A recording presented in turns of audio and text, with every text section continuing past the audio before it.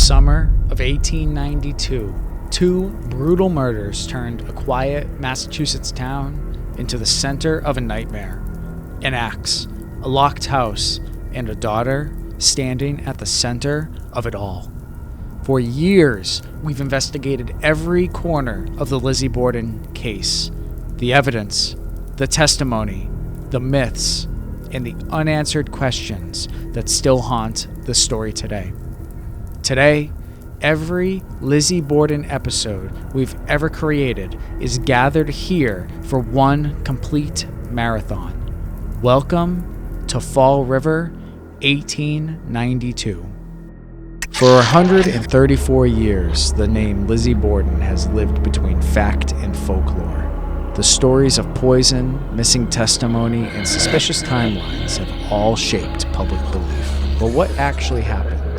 And was it simply rumor? Today, we examine the evidence and the truth behind one of history's most debated cases. Lizzie Borden, we're back. My favorite homegirl. What's going on, Rich?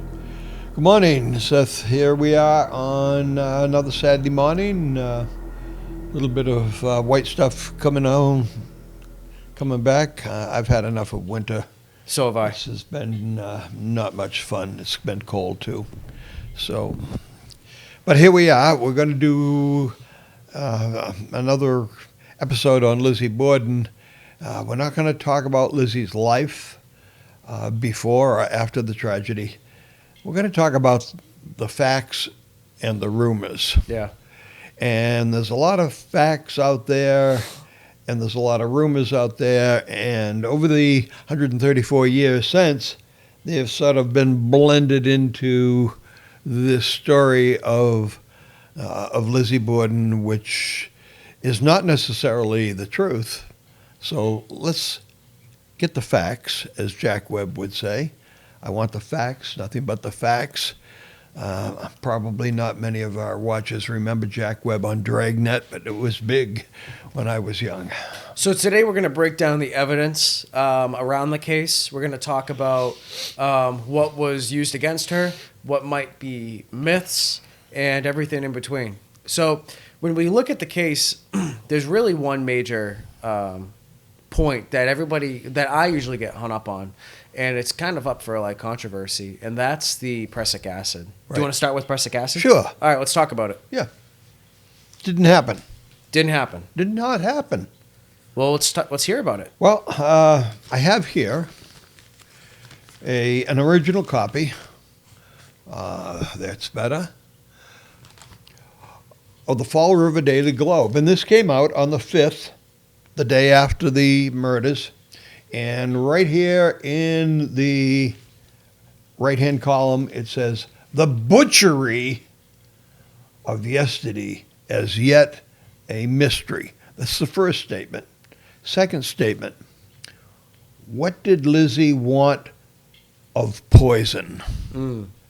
We've all heard the story about the prussic acid. Some lady came in to see our Smith pharmacy, which is not too far away from the Borden home, on Wednesday, the day before the tragedy. That would have been the 3rd of August, 1892, and attempted to buy 10 cents worth of prussic acid. Prussic acid is a poison, and the pharmacist clerk, not pharmacist, but the clerk, stated, "Do you have a prescription?" And the answer was given no, and therefore he refused to sell the prussic acid. The person who was attempting to buy the prussic acid said that they wanted it for a moth or bug infestation that was on a mink stole. So he did not know who this person was. The name of the pharmacist clerk was Eli Bentz, and he stated he didn't know who the person was. And his brother formerly was a Fall River PD police officer. And when the crime occurred on the 4th, he talked to his brother and said, there was a woman in here yesterday and tried to buy prussic acid. That's a poison, and I didn't sell. And he said, "Did you know who it was?" And Eli Benz said, no. Could you identify her? Well, maybe. So on the evening of the 4th, after the deaths, and Eli Benz told his brother this after he had heard about the double murder at on 2nd Street at the Borden home. And so he was brought by 2 police officers over to the Borden home. Now, this is on the evening of the 4th of August. No daylight savings time, so it's dark at 8 o'clock. And there's 3 women sitting across from the door where he comes in at the back door at the kitchen. And the kerosene lamp, because there was no electricity in that part of Fall River at that time. And they said, is that her, the one in the middle? Well, first of all, that's completely biasing somebody. Yeah, right. And he said, I don't know, could you have her speak? And so she did speak. And he said, well, that might be her. So this was on the day of the murders, evening, August 4th, 1892. Fast forward a week later, inquiry. Inquiry is whether or not a crime had been committed. This is the only time that Lizzie Borden testified, was at the inquiry. Right. Eli Benz, the pharmacist mate, came and they said somebody tried to buy prussic acid the day before the murders. Do you know who it was? And he then said, I knew that it was Andrew Borden's daughter. And as the hearings went on, it went to the preliminary hearing, and he seemed to know her more. And it went to the grand jury, and we don't know what was said at the grand jury. But by the time it got to court, and he was going to be a witness for the prosecution, he had known Lizzie Borden for 10 years. Yeah. She had visited another pharmacy that he formerly worked at. So the story just evolved, it became more elaborate. Well, it took on a life of its own. The owner of C.R. Smith Pharmacy loved the fact that his employee was in court. It was in the newspaper every day where he worked. Oh, yeah. And that was like free advertising. Absolutely. Next thing you know, other pharmacies in Fall River were saying, I think she may have come here to buy prussic acid as well. Eli Benz was put on the stand at Lizzie's trial in June of the following year, 1893, and stated his name, stated his address, stated what he did, and then Lizzie's attorney, a guy by the name of George Robinson, and we'll be talking about him today, he said he objected. And his reason for objecting was there was no poison involved in the death of these 2 people. That was confirmed by an autopsy when they removed the stomachs and sent them into Harvard University, and there was no poison indicated. And here you are bringing this up in court when somebody's on trial for murder, yet they did not murder anybody by poison. So the court said that you're absolutely right, and they wouldn't allow Eli Benz to testify. Wow. So after going through all of that, and this story has taken on a life of its own. First of all, Lizzie Borden was sick on the 3rd of August. We know that because of a testimony of Dr. Bowen, his wife, Phoebe Bowen. She had talked to Abby Borden, that would be the deceased Abby Borden, Lizzie's stepmother, on the afternoon of the 3rd, and she said, everybody in the house has been sick. we've been throwing, we've been vomiting. I don't know whether we've got bad food or poisoning or even Lizzie's been sick. And she told this, and Mrs. Bowen, the doctor's wife, testified to this in court, that Mrs. Borden had told her that Lizzie's been sick. In fact, that evening, Dr. Bowen's wife saw Lizzie going down the street and said to her husband, Dr. Bowen, "Gee, Lizzie must be feeling better. She's going out for a walk." And this was after 6 o'clock on the 3rd of August, 1892. So she didn't necessarily leave the house much during these times that she was ill. She didn't leave the house on the 3rd until 6 o'clock in the evening, according to witness Dr. Bowen's wife. And when did Eli Bentz say that she entered the store? At 10 a.m. in the morning on the 3rd.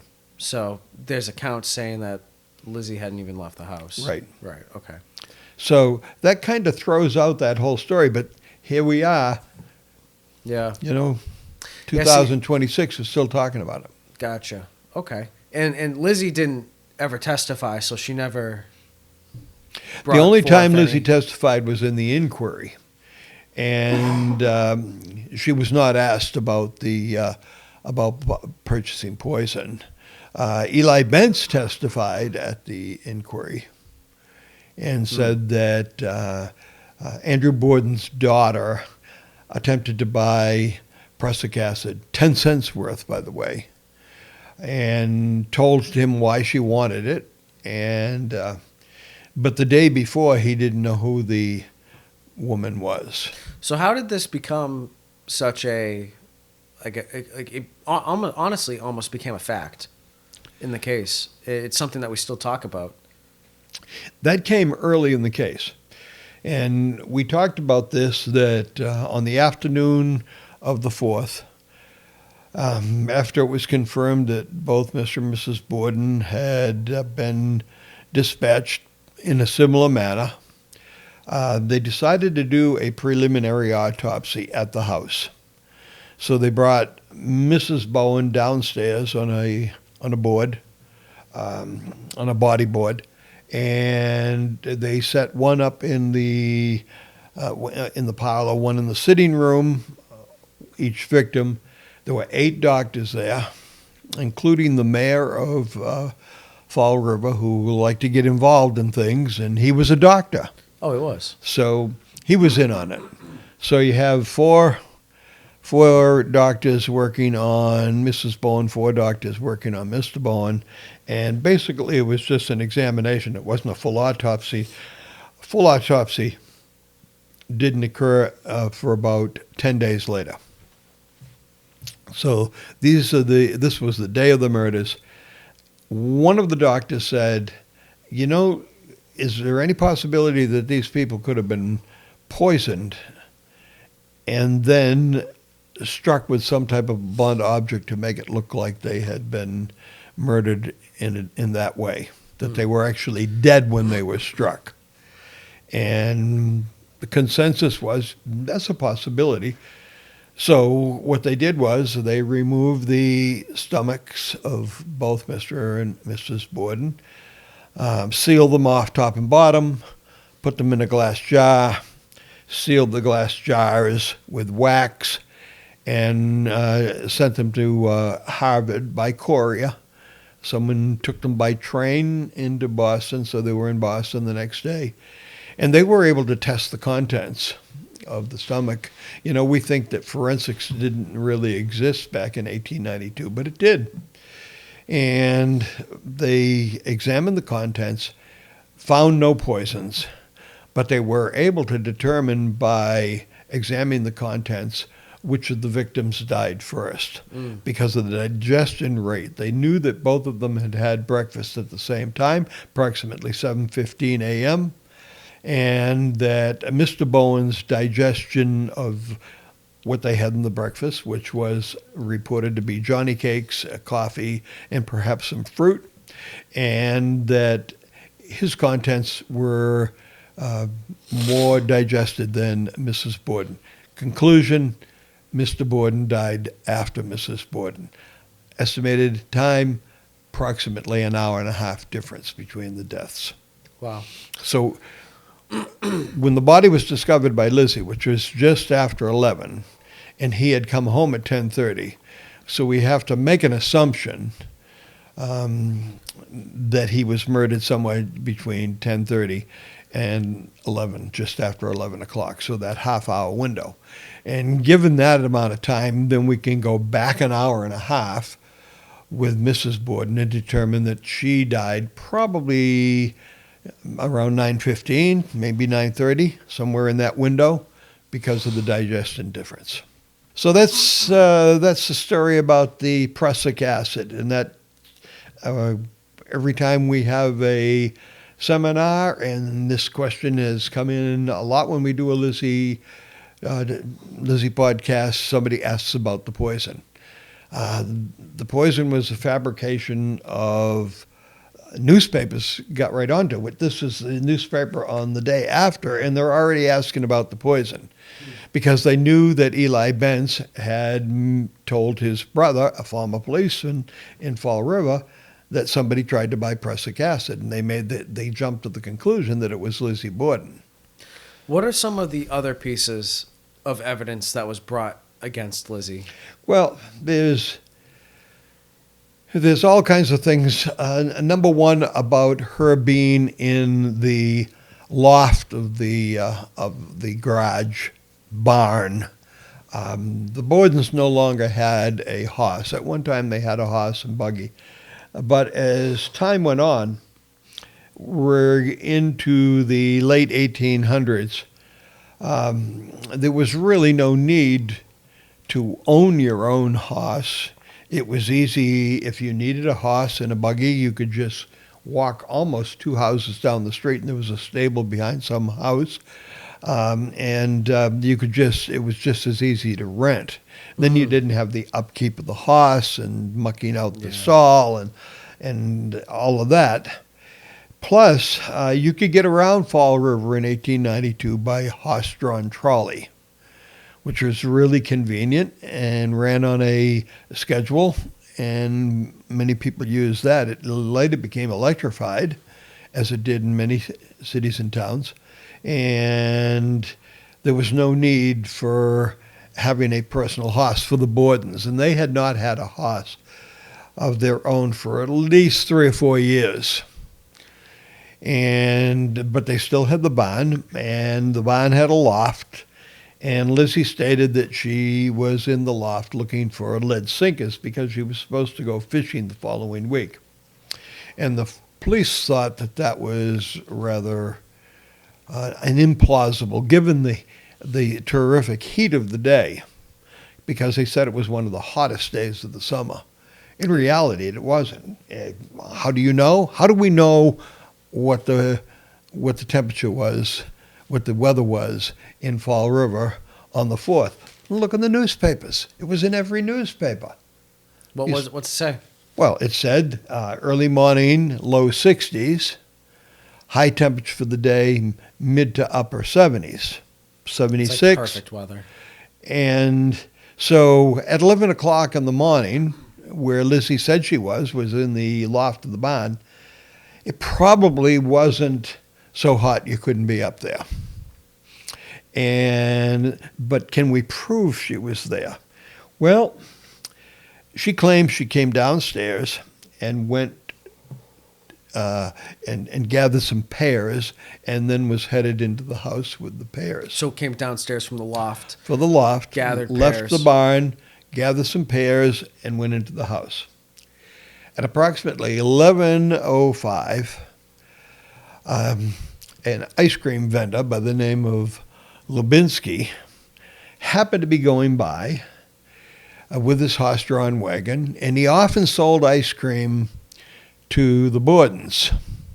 So he saw a woman coming out and headed for the side door, and at first he thought it was Bridget Sullivan, because that's who he usually dealt with when he sold them ice cream.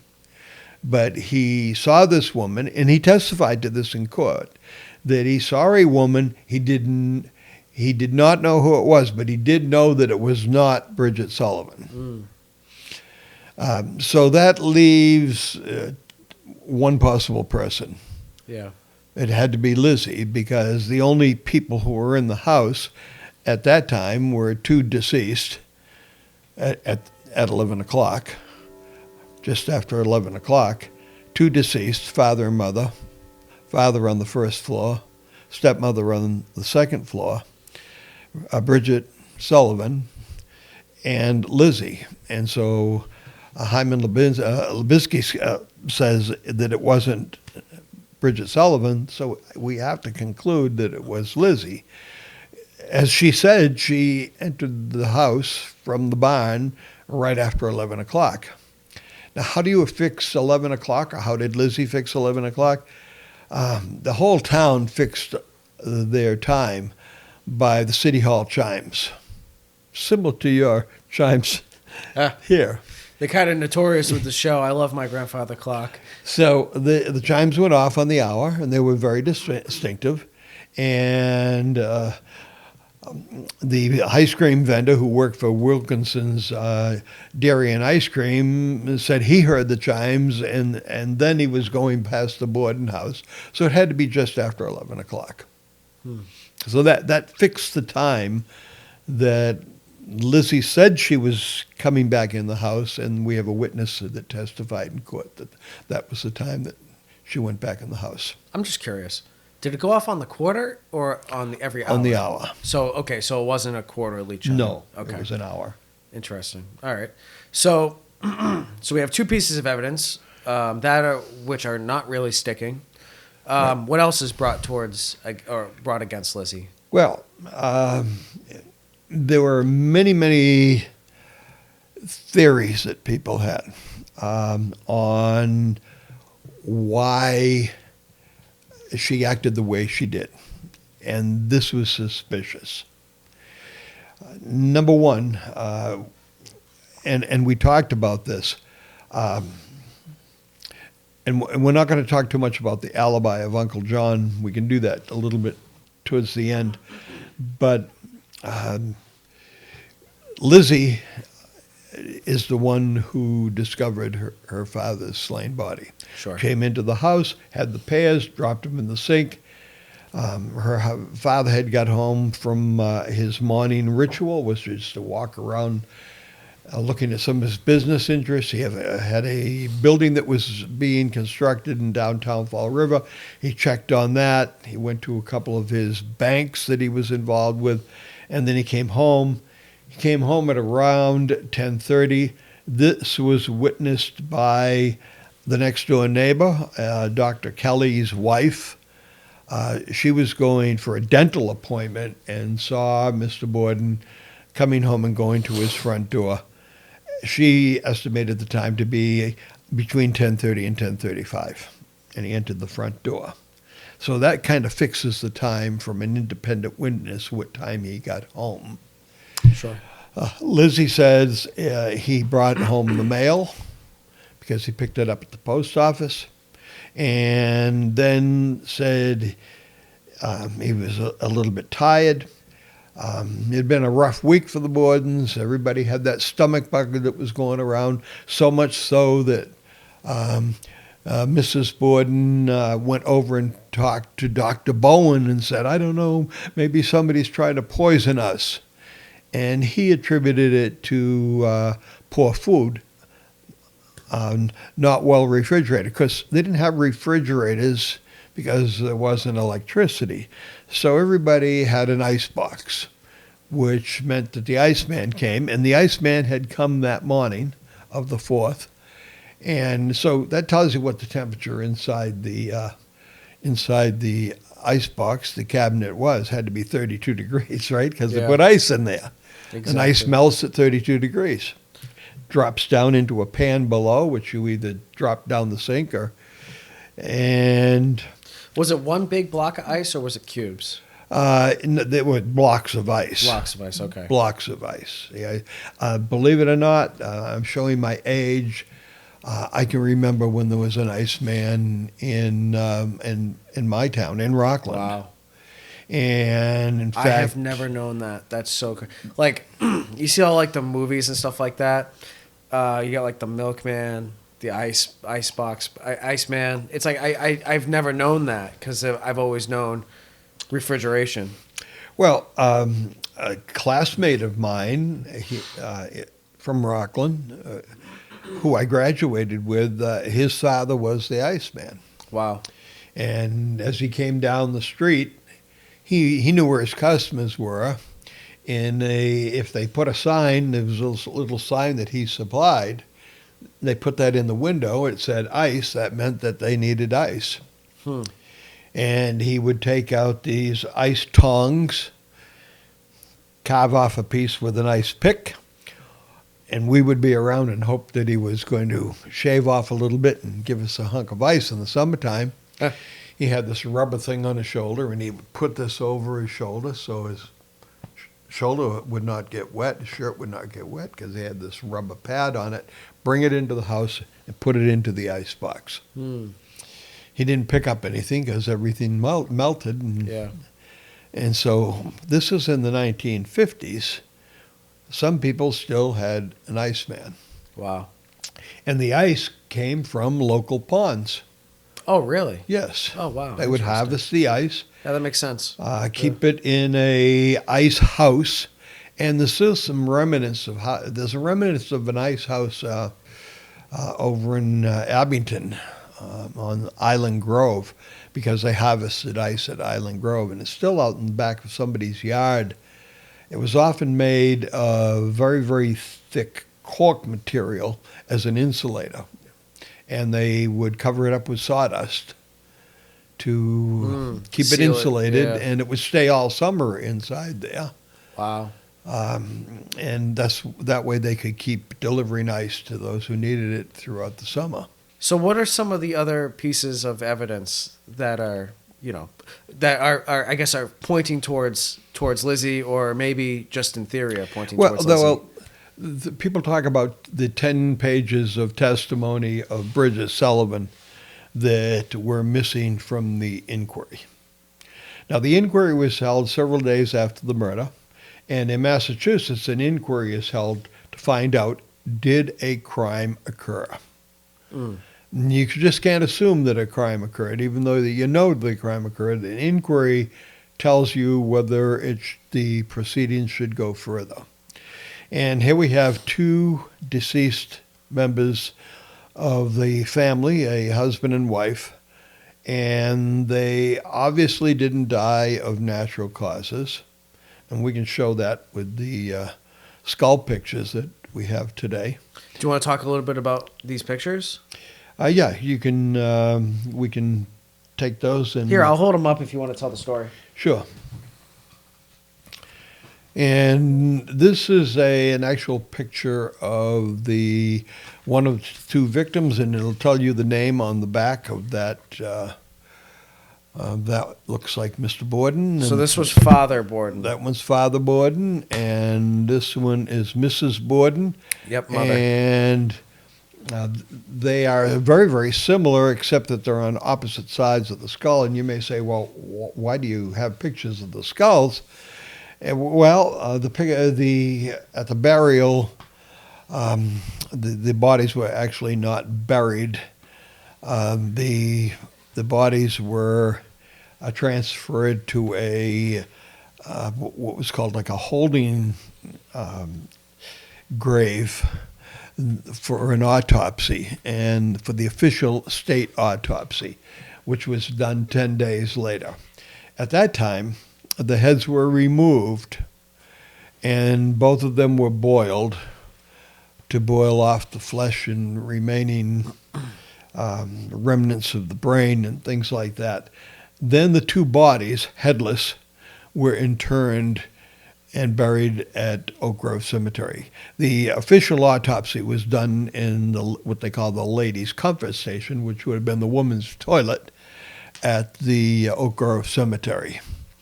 And that was done a week later by the medical examiner, and they retained the skulls and presented them as evidence in the trial. to show that an axe would fit inside those. Well, almost any blunt instrument would fit into those gaping wounds on the sides of Mr. and Mrs. Borden. These pictures are unique that I was just holding. Yes, those pictures came to me, and I think I told you a while back that I had purchased a book that had been offered for sale, and when I got that, there was a little note from the person that I bought the book off of, and he said, "These belong to my dad. These pictures were, my granddad, and these pictures were purchased around the 10th anniversary of the Borden tragedy."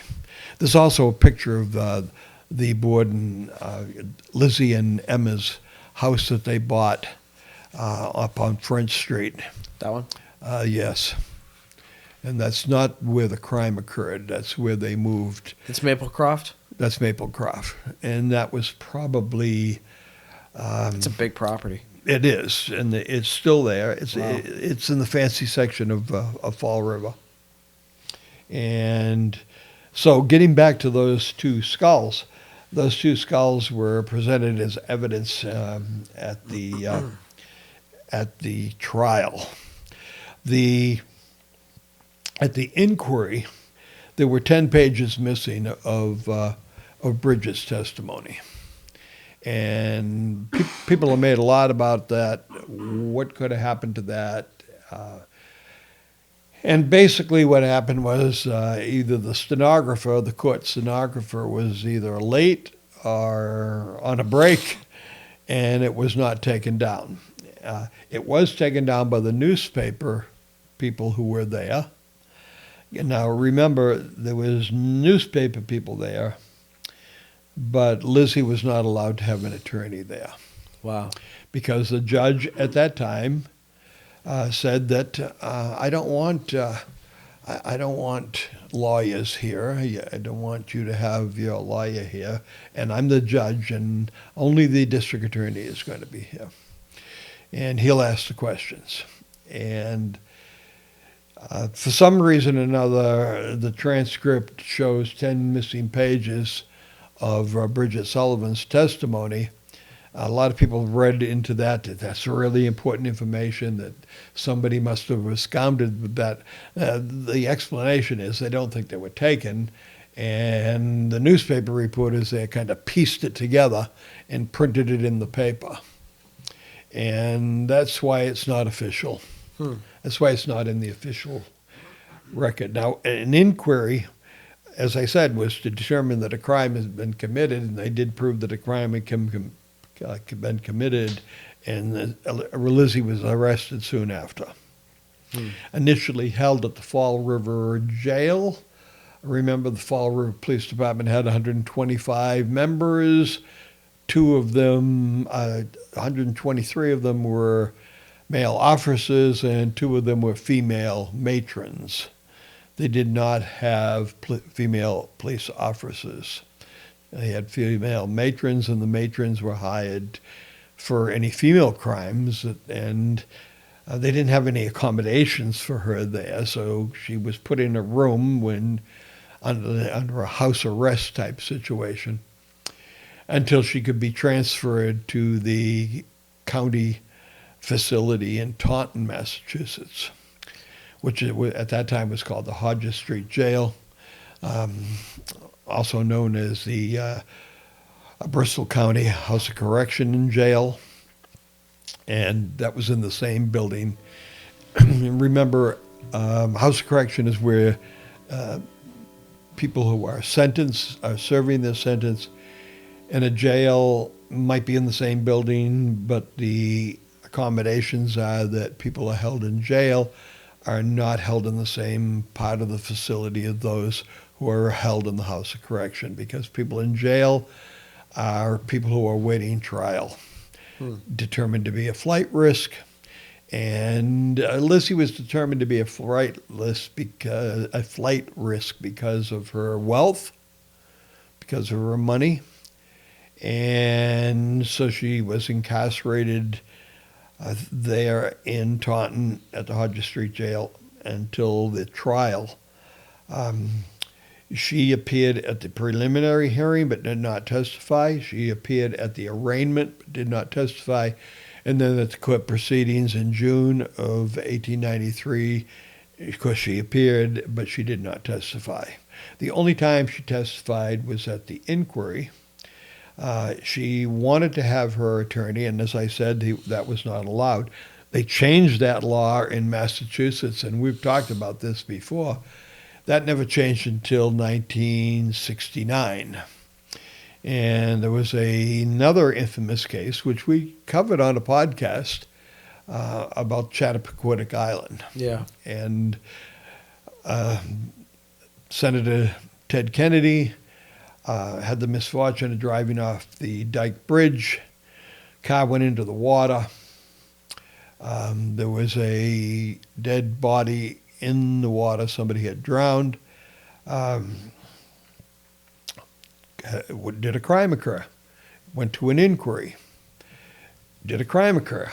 The judge said, well, there was a dead body in the back of the car, and you didn't report it for many hours afterwards. I determined that there probably was a crime committed. And Ted Kennedy says, I want my lawyer. He was a lawyer, and he wanted his law team. And the judge said, no, wait, this is Massachusetts. The judge has jurisdiction over an inquiry.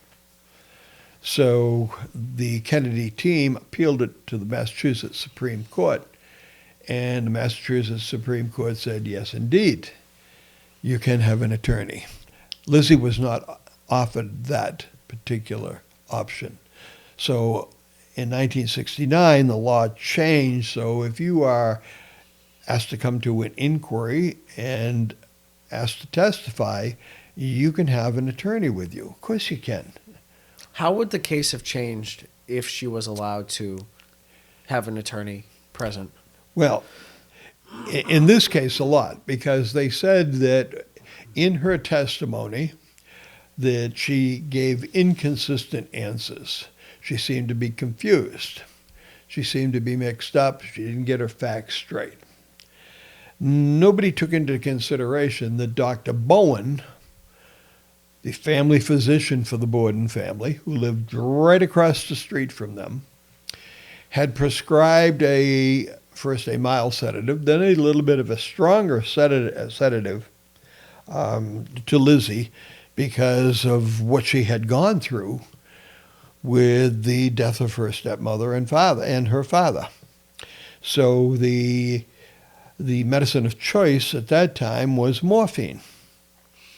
And back then, morphine was measured in grains. We don't measure medicines in grains anymore. We now measure them in grams or milligrams or something like that. But the dosage that he gave was 8 grains, which in today's nomenclature would be about the size of 1.5 aspirins.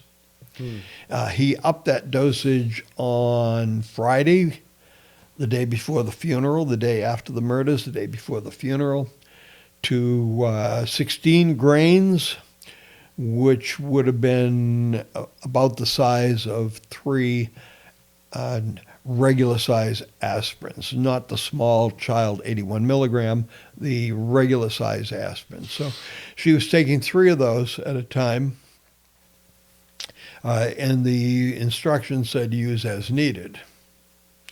So she took them over the weekend, and then when the inquiry came, she was still taking them.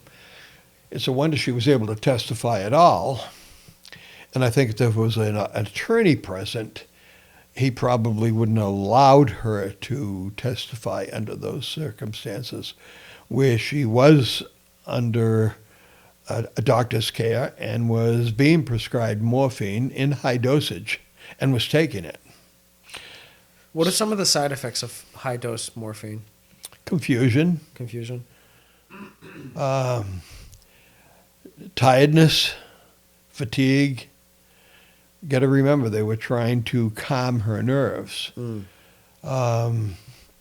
And in that dosage, it can make you almost comatose.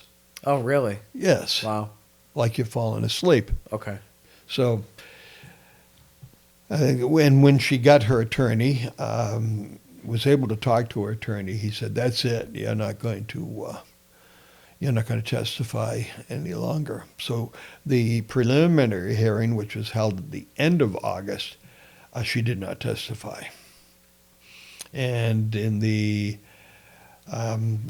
arraignment, there was no testifying in the arraignment. Arraignment just reads what you've been charged with, so notification of charge before the trial.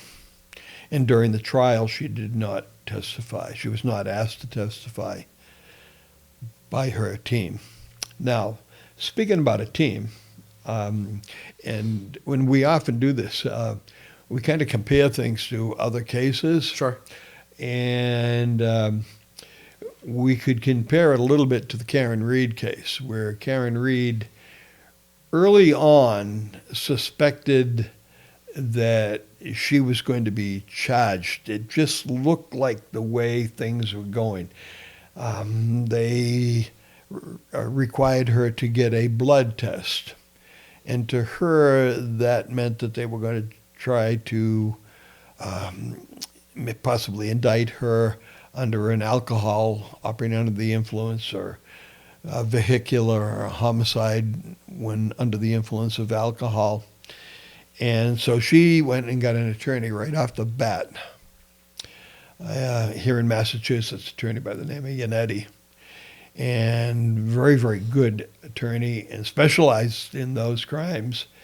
And she was criticized for that. Well, she mustn't be admitting that she was drinking because she got this hotshot lawyer that specializes in alcohol cases.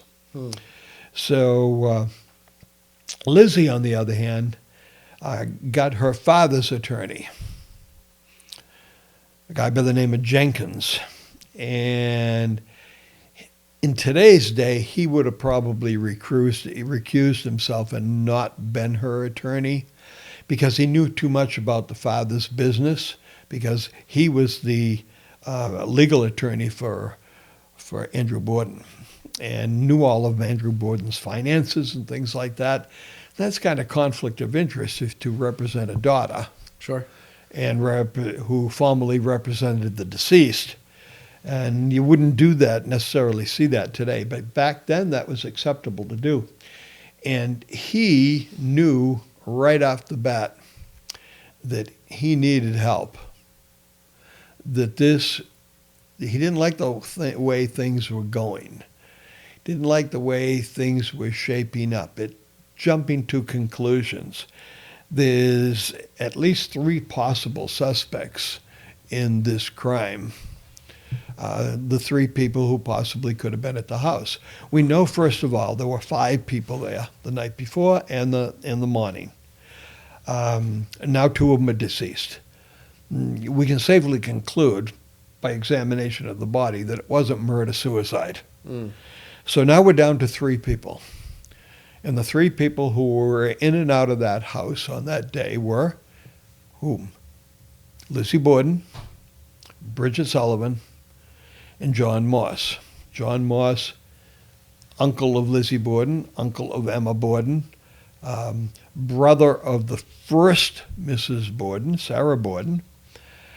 He and Mr. Borden had a business arrangement involving horses and cattle that were shipped from Iowa and shipped to Mr. Borden's farm in Swansea. This is just one of Mr. Borden's jobs.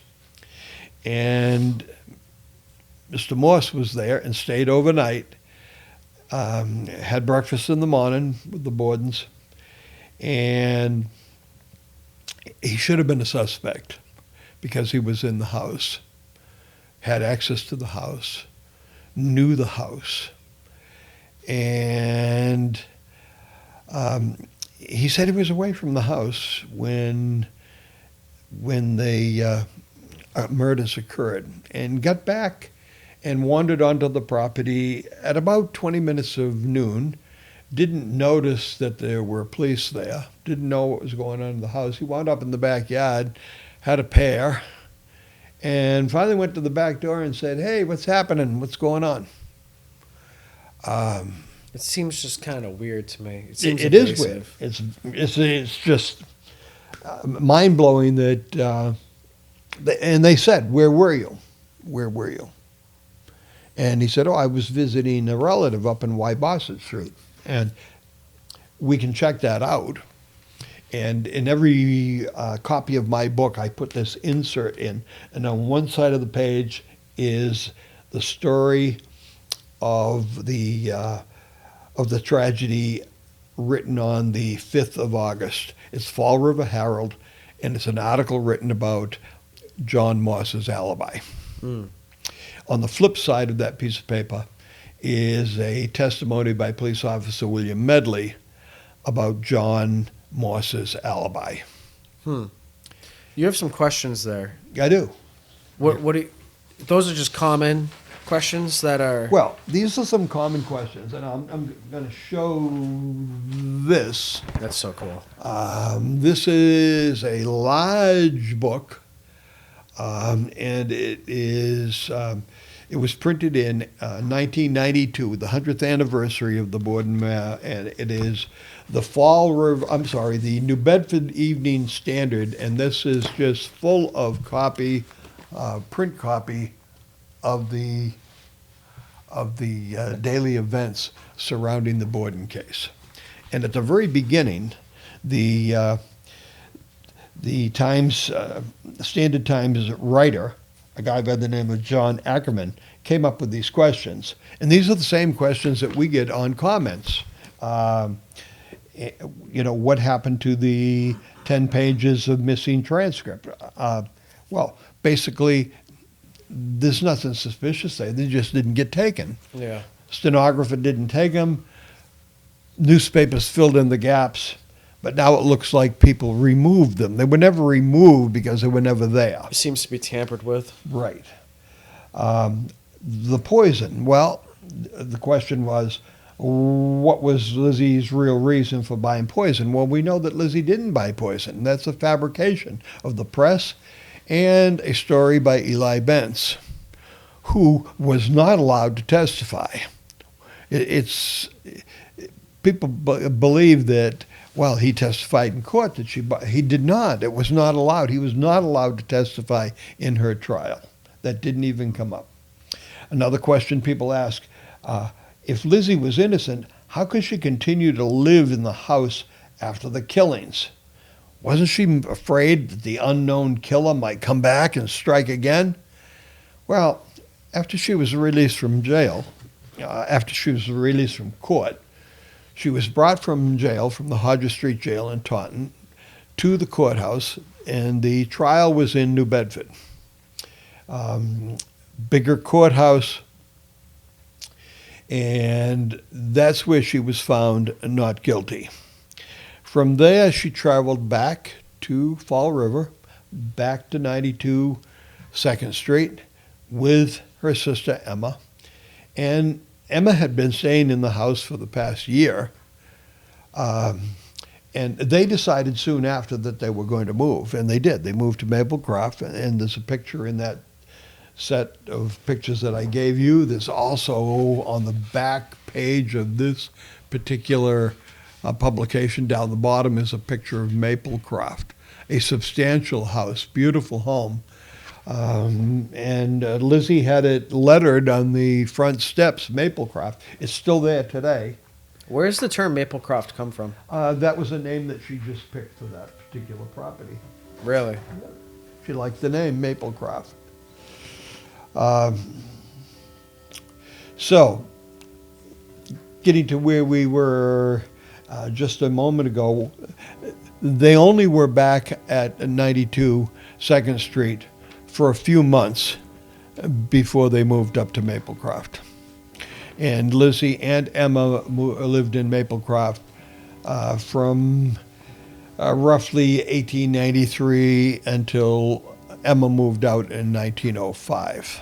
Oh, wow. So they lived together for a while. Yeah, they lived together for about 8 years. And what is the reason for Emma leaving? We don't know. But it was suspicious. Maybe she finally came to the conclusion that Lizzie was responsible for the death. Yeah. Lizzie balanced the books, and Emma got her share. She finally wound up in Newmarket, New Hampshire. She was still receiving funds from the estate because many of those businesses continued. Yeah. Lizzie managed the funds for the rental properties, which were numerous. In fact, they rented 92 2nd Street, where the murders occurred, Wow. for a few years until they disposed of that property. Wow. Lizzie continued to buy property, especially around the Maplecroft area. When a house had become available near her, she bought it. And so she had a sizable portfolio because Mr. Borden, when he passed away, had approximately $500,000 worth of property, and that's what his estate was. And that would be around $15 to $18 million in today's dollars. Wow. So we were talking about the attorneys, and Lizzie's attorney, a guy by the name of Jenkins, said right off, you know what, this thing is bigger than me, and I'm going to, let me get my notes here, and I'm going to need help. I'm going to need other attorneys. And so he decided he was going to hire somebody, or that Lizzie was going to hire somebody. And so he hired a guy by the name of George Robinson. Now, we've never heard of George Robinson. However, George Robinson was a big, heavy hitter in the world of attorneys. He's former governor of Massachusetts. There were 3 judges trying the Lizzie case. 2 of them had been appointed by Governor Robinson. So he was a good guy to have in this fight. And Attorney Yannetti for Karen Reed did exactly the same thing. Yeah. He knew that this was going to be a difficult case. He looked like, to him and others, that people were conspiring to make it look like Karen Reed was responsible for John O'Keefe's death by motor vehicle. And in this case, her attorney, Jenkins, said, she's being railroaded. Bridget Sullivan, prosecution for a witness for the prosecution. Uncle John, suspects, witness for the prosecution. And they were named witnesses for the prosecution early on, within days after the murders. So when they became witnesses of the prosecution, they were not asked tough questions. They weren't asked to defend themselves because Lizzie was on trial. And they teamed up, and now it is said that Lizzie and Emma paid Attorney Robinson $25,000 to represent her. And in today's dollars, in 2026 dollars, that would be somewhere between $800,000 and $850,000. So that's a sizable fee. He went and hired a helper, an attorney by the name of Melvin O. Adams. What's the O stand for? Ohio. Oh, really? Yes, Melvin Ohio Adams. And we probably not heard that name, and maybe a lot of our people who are watching the podcast have not heard that name. And he was a young guy, but he did a lot of legwork. He did a lot of digging. He did a lot of questioning people. especially in the early trial, in the early preliminary things that went on in the affidavit. He interviewed witnesses and things like that. And he was young, and he went places after that. He was appointed by Teddy Roosevelt, President Teddy Roosevelt, to be the federal prosecutor for the Boston area. And this would be a little bit later on in the early 1900s. So she had a dream team, like Karen Reed, like O.J., the best attorneys, and she needed it. Yeah. As did Karen Reed, and as did O.J. Yeah. No matter what your feelings are on that crime, the attorneys he had him acquitted. Mm. And the attorneys for Lizzie Borden had her acquitted. Now, another one of the questions that was asked by Mr. Ackerman is, did they purposely select jury members that were, they called them rustics, but that were rural in nature? And the answer to that is absolutely. They didn't pick anybody from Fall River. They didn't want anybody from Fall River to judge Lizzie for whatever reason. The press, for one thing, because the press was relentless. Business affairs with the father. Right, all of those things. So let me give you, first of all of the jury members were men. Why? Because women were not allowed to be jury members. That's just the law, not just in Massachusetts. It was the law of the whole country. And then over time, starting out west, remarkably enough, Colorado, Wyoming, places like that, where women started to get the vote, and then women were allowed to be on juries. But in 1892, only men. So let me tell you what where these people came from and who they were. And these are all men, 12 of them. George Clapp, he was from Somerset. Somerset's a little small town, not too far away from Fall River. He became the foreman of the jury. Frank Draper, he was from Taunton.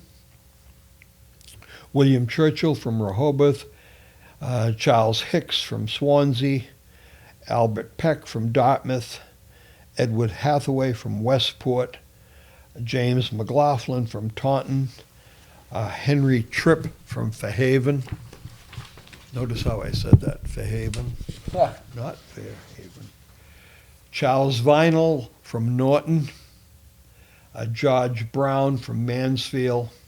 And William Cornell from Attleboro. So many of these guys were from smaller towns. Taunton was a larger city, but quite a distance away from Fall River. Not one juror was from Fall River. And they were simply dismissed as a jury was being brought in and they were to ask questions. You could kick as many off as you wanted. You could say, no, I don't. If for no reason, you didn't have to have a reason to say, no, I don't want him on the jury. And one of the things was that they did not want men from Fall River because of the association, not necessarily with Lizzie, but with Mr. Borden. Somebody had an axe to grind because they said he was a difficult businessman, whatever, Yes, didn't yeah. like the companies he ran. So when they brought these people in and they did a voyeur, and we've heard voyeur, V-O-I-R-D-I-R-E, voyeur. They did this during the Karen Reed trial. Some of the questions that they asked these potential jurors was, have you read accounts of the case in the newspapers? Have you formed or expressed an opinion to the guilt or innocence of the defendant? Would that opinion influence your verdict if sworn as a juror? And if any of them said yes to those, they said, well, dismissed, because the prosecution and the defense had the option of dismissing any potential juror. Can you convict upon circumstantial evidence alone? That was the question that was asked. And if they said yes to that, then they were dismissed. This whole case was all circumstantial evidence. There was no witness. There was no weapon. There was nothing that they could pin it on Lizzie. There was no blood on her. And so it was purely circumstantial. And they asked that question. Could you find someone guilty on circumstantial evidence? And if they said yes, then they dismissed them. Would the fact that the defendant is a woman affect your judgment in one direction or the other? Would you require clearer proof than if the accused were a man?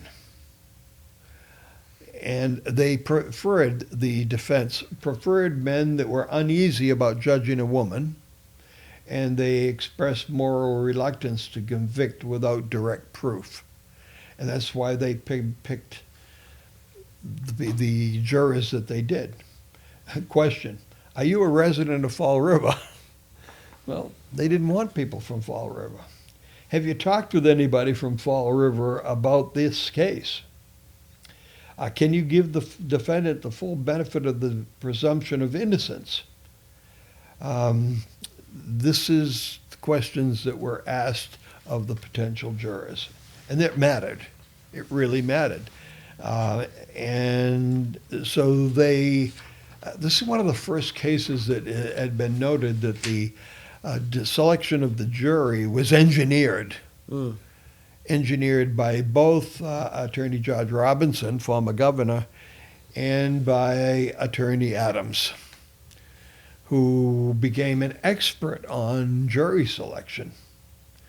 And I think you saw this in the Karen Reed case, in both trials, that the jury selection was engineered by both the prosecution and the defense. Yeah. By the defense to help the defendant, and it sure was here. So as I mentioned, the $25,000 that Attorney Robinson received would be between $800,000 and $850,000 today. Real big dough. There were in the trial. I looked this up and tried to get an indication online of how many witnesses there were, and it said there were not that many witnesses. And in my book, I numbered the witnesses for the defense and for the prosecution. And the defense witnesses, there were 30. And the witnesses for the prosecution, there were 51. So there were 81 witnesses. This is not including recalled witnesses. This is just called the number of witnesses that testified at the Lizzie Borden trial. So you had George Robinson, former governor of Massachusetts. He was the lead defense attorney. You had Andrew Jennings, who was Lizzie Borden's father's personal attorney. And then you had Melvin, Ohio Adams. And he was an associate attorney, but he did a lot of the work in the examination of evidence and bringing people into the court, jurors and jury selection. And he became, later on, a really high-powered an attorney. So, Mr. Robinson, Attorney Robinson, left after she was acquitted. Uncle John left after Lizzie was acquitted. Yeah, he dipped out. He went downstairs to collect his witness fee, and back then they paid you on mileage. And they said, how far did you travel to get here? He said, well, I came from Iowa. And they said, well, yeah, but you've been living over in New Bedford area, right near the courthouse in Westport. You've been back from Iowa for 3 years. He said, yeah, but I originally came back from Iowa. He said, well, I'm not going to pay you travel time from Iowa to here. That's crazy. Oh, my God. So he was just trying to gyp the system. So he went back to Iowa. There's rumor that he came back to Boston several times, and possibly New York. But he never came back to Fall River. Yeah, I don't blame him. He never retained any type of correspondence with Lizzie. He didn't have much correspondence with Lizzie before the crime. He did occasionally write back and forth between Emma and he. But you got to realize, Emma was almost 10 years older than Lizzie. Mm. So Emma remembered Uncle John. And Lizzie didn't until he came back to Fall River about 3 years before the murders and took up residence in Westport, worked for the Davis Meat Market in Fall River, and guess what he did for work? Butcher. He was a butcher. Yep. And that's, as you can see in those skulls that are in that photo set, that those people were butchered. Just as if similar to what an animal would be butchered. A blow to the head. Yeah. And What happened to the skulls? the skulls were returned, supposedly returned, and my understanding is that plaster copies were made of those and are on display at the Fall River Historical Society, not at the Lizzie Borden house, but at the Fall River Historical Society, which is on Rock Street, and they have a lot of artifacts of the Lizzie Borden case. And it's So were they buried with the bodies? they were buried later at the grave site. I don't think they were buried with the bodies. It's rumored that they were put in boxes and buried near the Oh, okay. caskets. Separate graves. Yeah, they Okay. didn't intern the two bodies, the two headless bodies, and then return the skull to the coffin casket of the deceased. They were just buried at the grave site. Wow. So that's sort of the evidence around. Yeah, and Lizzie and Emma died within 9 days of each other, one in New Hampshire. Lizzie passed away first in early June of 1927. And yes, it's 1927. It was about a week after Lindbergh flew the Atlantic. Yeah. And another case that we've been talking about recently. Yep. We got a lot of stuff coming up. We got some Lindbergh stuff coming up. We've got Zodiac is in the calendar for everybody who's been asking. We've got Evelyn Dick. We got 2 episodes on Evelyn Dick with a special guest coming on pretty soon. Right. We have, Which is confirmed. So we have Sarah Farr right. coming on. We have. I hope I'm pronouncing that correctly. And we have the Missy Bevers coming Yes. up in another 2 weeks. Yeah. With the psychologist Adam Curtis is going to be weighing in on what his observations are of the surveillance footage, which actually shows the potential killer of Missy Bevers. And that's coming up on 10-year anniversary. And if you look at the video, and we'll show that video because it's available, you're going to look and you're going to say, gee, they're going to be able to find out who that person is, because that person looks unique. That person walks unique. That person is, it's just... Yeah. But they've never been able to figure out who that person is in the photograph. They haven't even been able to determine whether the person was male or female. I've seen some pretty interesting stuff in my research, other YouTube channels, but I will share that when we get to the episode. Right. I've got my own conclusion. I think Rich has his own conclusion, and I'm excited to hear what Adam has to say about it. But give it a couple of weeks, guys, and that'll be out probably about a week for us or so, and we'll be filming that episode, so that'll be pretty good. And we've been talking about some other things, and what we decide on what cases to cover come from you. And we need our subscribers and our commenters to keep those cards and letters coming, keep those clues coming in. And we just reached a milestone this week. We reached the 14,000 subscriber level. Awesome. So thank you to everybody who's Yes. new to the channel. Stay tuned to episodes every single Sunday. So we'll be talking on Sunday nights for a coffee hour. Yep, every Sunday night I usually go live at 7 o'clock for a coffee hour. Come and hang out with me. If you guys have open, it's an open Q&A. Ask me anything. I'm usually on for an hour and a half, 2 hours. So that's it's been an interesting time. We're approaching the magic month of May, and you know what you promised on that.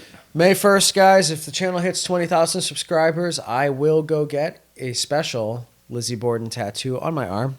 So it's up to you guys, 20,000 subscribers, and I'll live stream the event as well.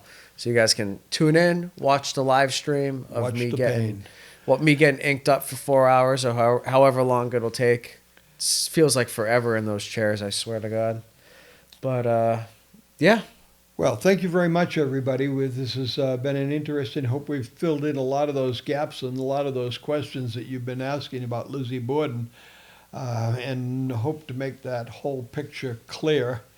If you've got any more questions about this case or others, please put them in the comments, and we will try to get things sorted out. All of Rich Little's books will be linked in the description below. You can purchase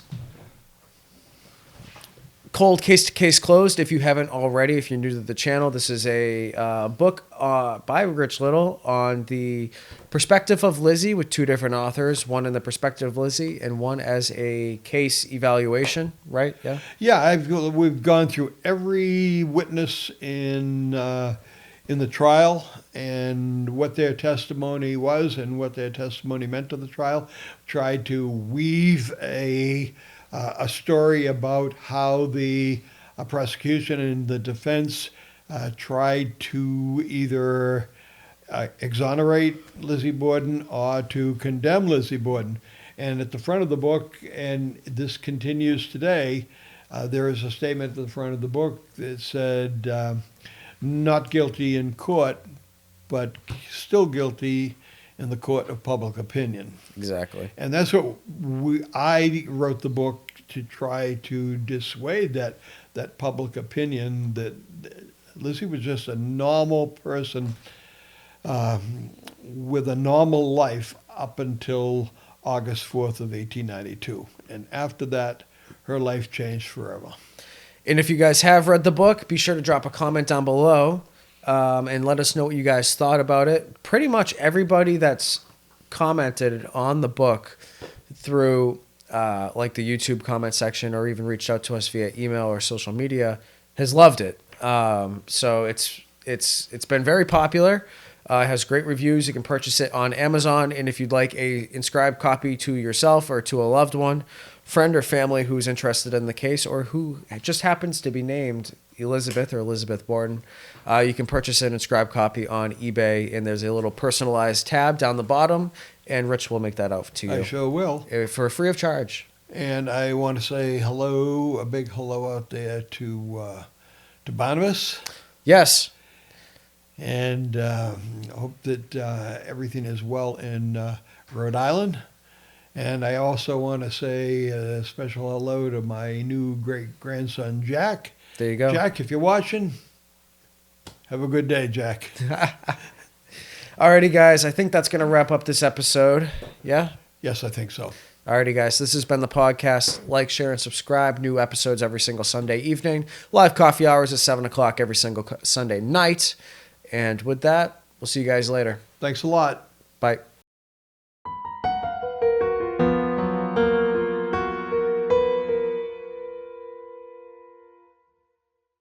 What's going on, guys? Welcome back to the Seth Rosczewski podcast. I am your host, Seth, and today we have another episode on Lizzie Borden. We did 3 previously, but now we are entering a 4th episode. I'm with my co-host, Rich. Rich, it's good to see you today. Good to see you on this Saturday morning. It's beautiful and a nice day here in the Boston area. Yes, very nice. It's like 80 outside today. Yeah, so that's what they it's a good say. surprise. And the Red Sox have clinched a spot in the postseason, which is got everybody all excited, and especially the crowd who likes to listen to stories of Lizzie Borden. Absolutely. Today we are joined by Cara Robertson, the author of The Trial of Lizzie Borden, and she's zooming in with us right now. So, Cara, thank you so much for coming in today and taking the time out of your day to zoom in and talk with us about the case.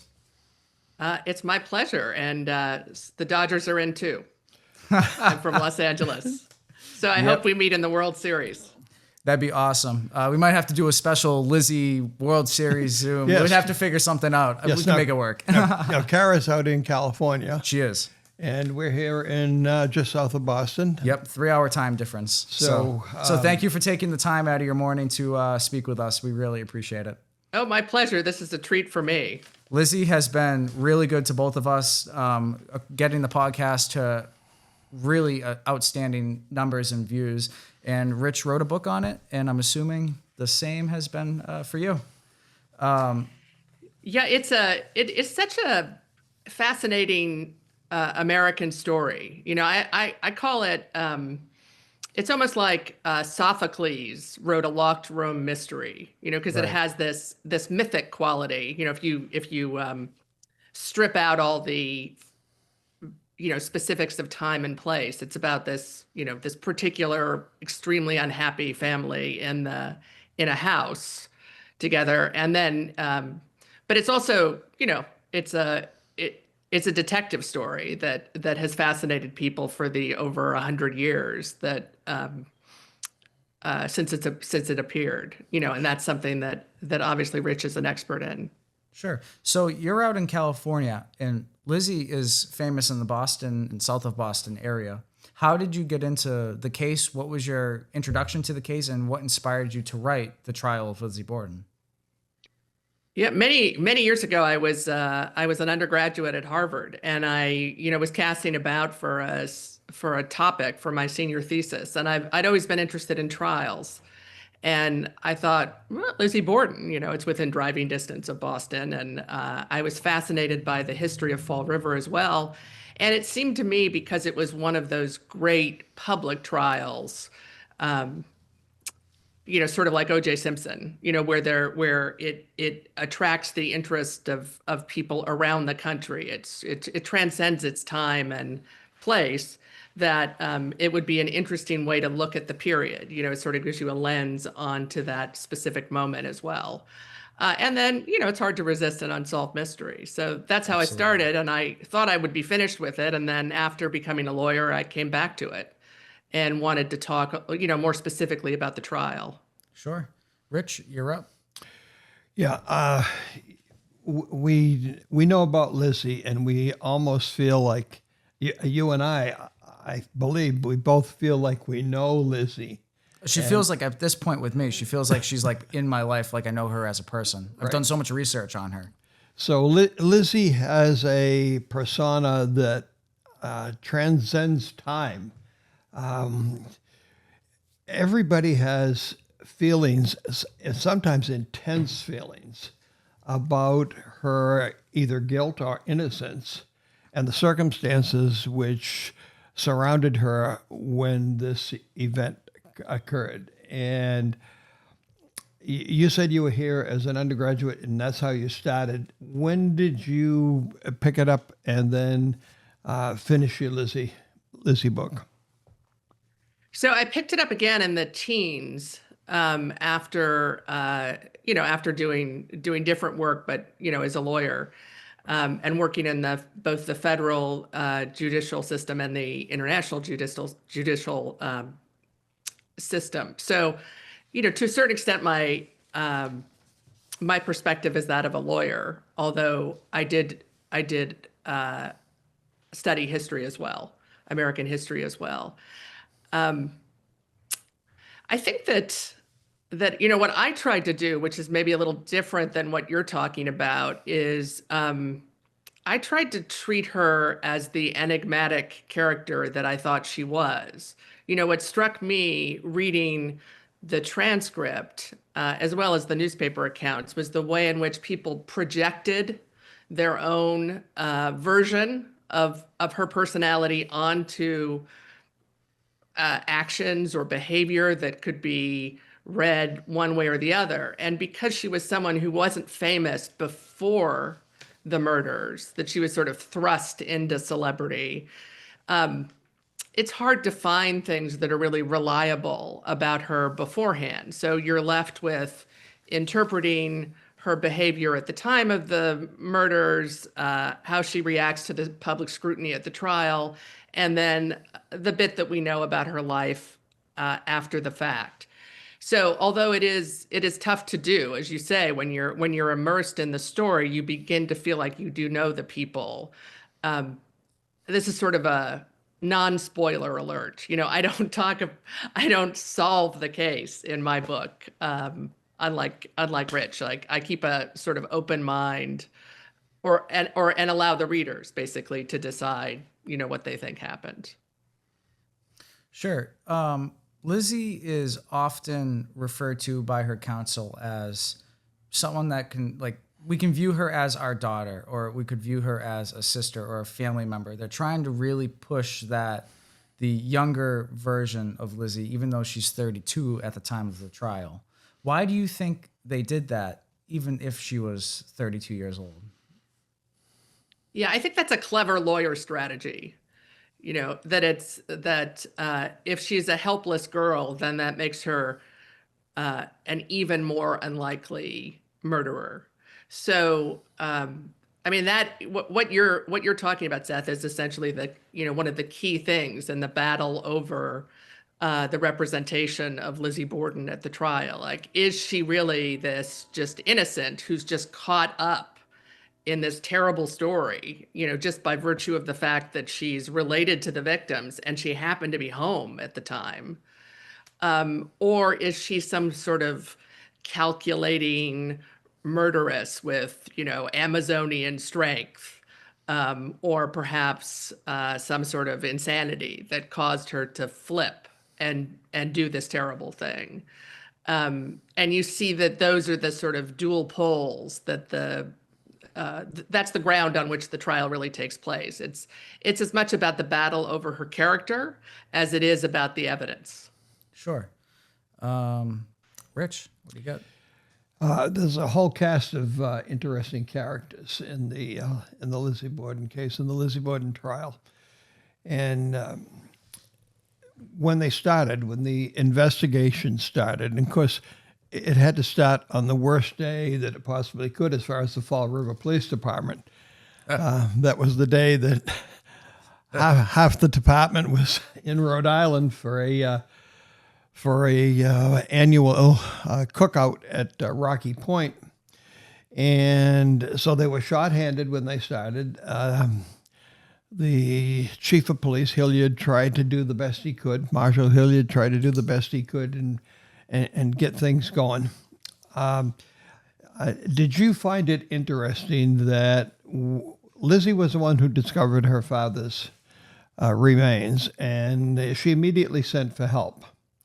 And she immediately had someone try to contact someone, and the police were notified, but not before the local newspapers were notified first, before the police department received their phone call. Because the Borden house did not have a phone, and businesses did have a phone, and that's how the police department was notified. But did you find that interesting that the press were on the scene almost before the police were on the scene. And that kind of contributed to the whole scenario of how this whole story built, depending on what reporter was reporting and what he reported. Yeah, Rich, I think that's a really good point. I mean, because you see from the beginning that this is set up to be a sensation, that they're aware that this is going to be a really big, important story. And I think, and perhaps you did as well, I found it really shocking the number of people just wandering through the crime scene on the morning of the discovery. I mean, that's why we have some firsthand accounts that aren't just from the police, because everybody and their second cousin seem to be able to walk in, and then you also have the added thing, the aspect of this, which is that early on everybody seems to want to be a detective as well. You have citizens trying who are friends of the Borden trying the door, looking in the closets, that sort of thing as well. So, I mean, if part of what you're getting at too is like, was this a really good investigation? It's hard to say that it was. I mean, I think they were a bit overwhelmed,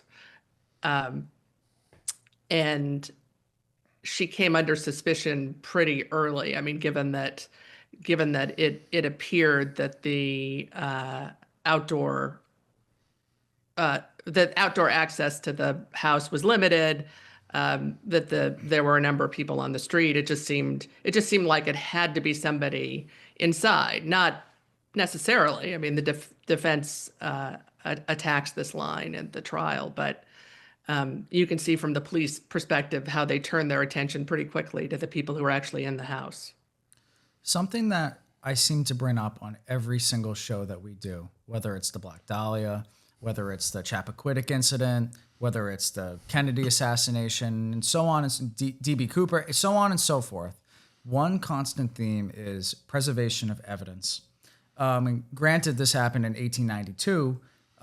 Could the preservation of evidence, had they been more forward-thinking, helped solve this case? And what evidence would we have needed to be preserved to solve this case with modern technology?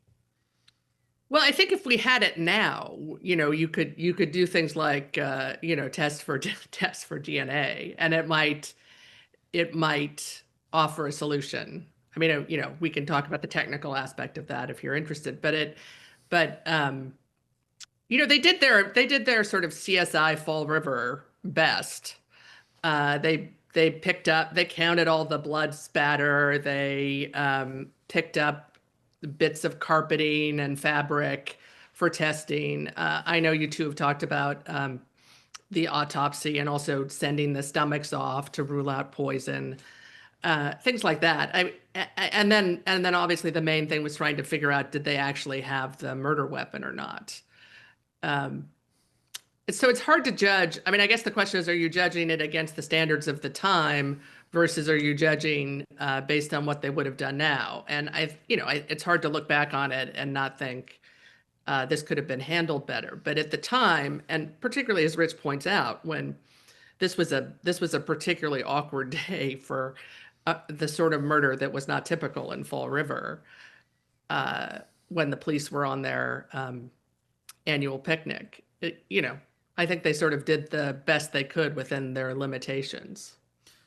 The defense seems to throw out the prussic acid argument, saying, well, it could be used for other things. It's not so much just medicine or poison.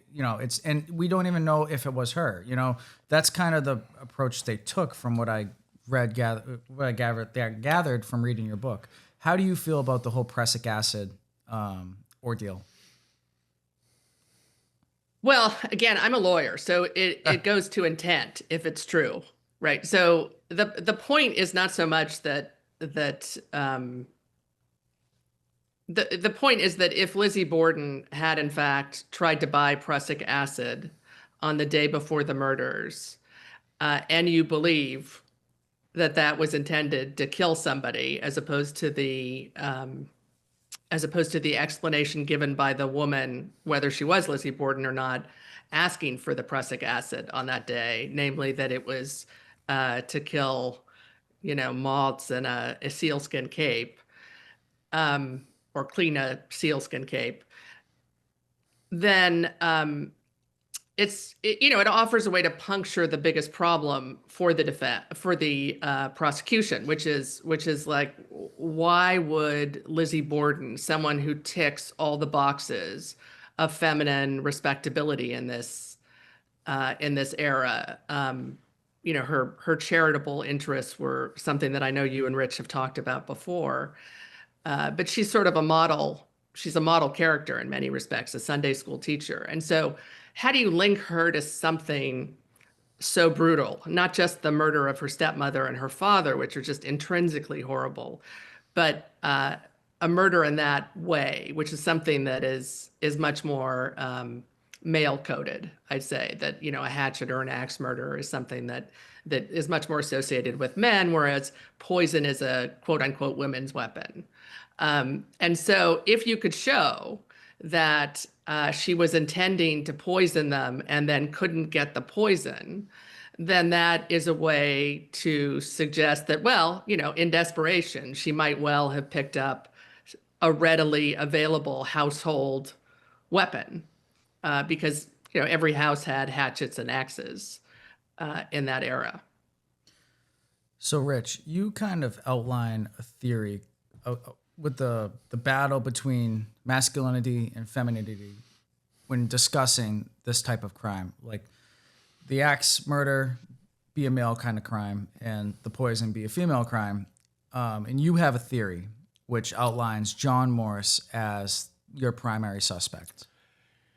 Well, the reason that John Morse came to me as a possible suspect, and the evidence that I used was two simple pieces of evidence, and I include that as a separate page that I insert in every book that goes out. One is the testimony written by Officer William Medley, who investigated Uncle John's alibi on the afternoon, early evening of the day of this crime, the 4th of August.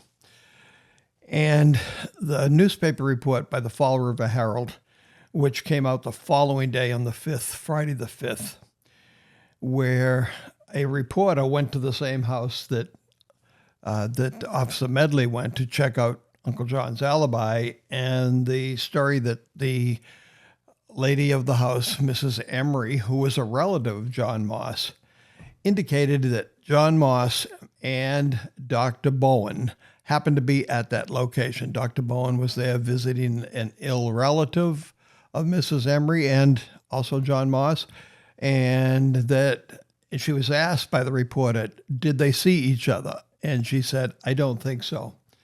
Well, the fact that they were there at the same time, and then the Dr. Bowen was back at the Borden residence at approximately 11:25 that afternoon, does not corroborate Uncle John's alibi. I think his alibi doesn't hold water. And unfortunately, I think that he was a witness for the prosecution early on, and they didn't ask him difficult questions.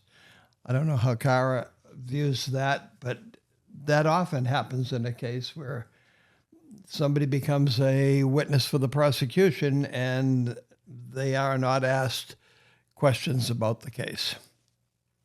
Yeah, I really like what Rich has done in terms of investigating John Morse's alibi, because he's the one in the story who has this alibi that's out of an Agatha Christie novel. It's just almost an invitation for further exploration. It's so perfect, right? With the remembering the cap number of the horse car driver, the priest, the whole story. I know you two have discussed it before, so I won't repeat it here. But so he seems to be in the clear, even though he is a kind of inherently suspicious character. I mean, he's the one who's come in from the outside. I mean, I would say that they, that it's still pretty tight. I mean, to make him the murderer, and I guess I'm a little more suspicious about the motivation. In other words, we know this is a family with a lot of tension, and we know there was this property dispute. And even though the Bordens were ill before the crime with what was colloquially called the summer complaint, because they excuse me, because they had some food that was probably a bit spoiled. And I know you two have discussed that. So once again, no need to go into the disgusting details. I should say, as a side note, there's a whole literature on the disgusting food at the Borden house. It seems to be like a subgenre of writing about the case. But anyway, back to Uncle John. So he's gone, and then so he seems to have this perfect alibi, and then he returns and behaves very suspiciously, which is that he goes into the yard and he's eating these pears, and he doesn't seem to notice that anything strange has happened in the house. And by this point, Lizzie's already discovered her father's body. So you would think he'd notice that there's somebody posted at the door, that there's some strange things. So there's a lot that's suspicious about him, and as and as you probably discussed, he had to be rescued from a mob who thought that he was really the likeliest killer. So maybe instead of treating you to further monologue on that, I should just pause. And I'm not sure if I answered the question, or if that's the route you want to go down. I mean, as I said, I think I'm probably a little more interested in the reasons the different people were suspected and then ruled out, and the way in which the lawyers chose to argue the case, because that shows you not just what they thought, and I from my own primary research, I would say that they believed the respective ones believed their stories. The prosecutors really thought she'd done it. I mean, even though they were quite reluctant to bring the case, and the defense lawyers believed she was innocent.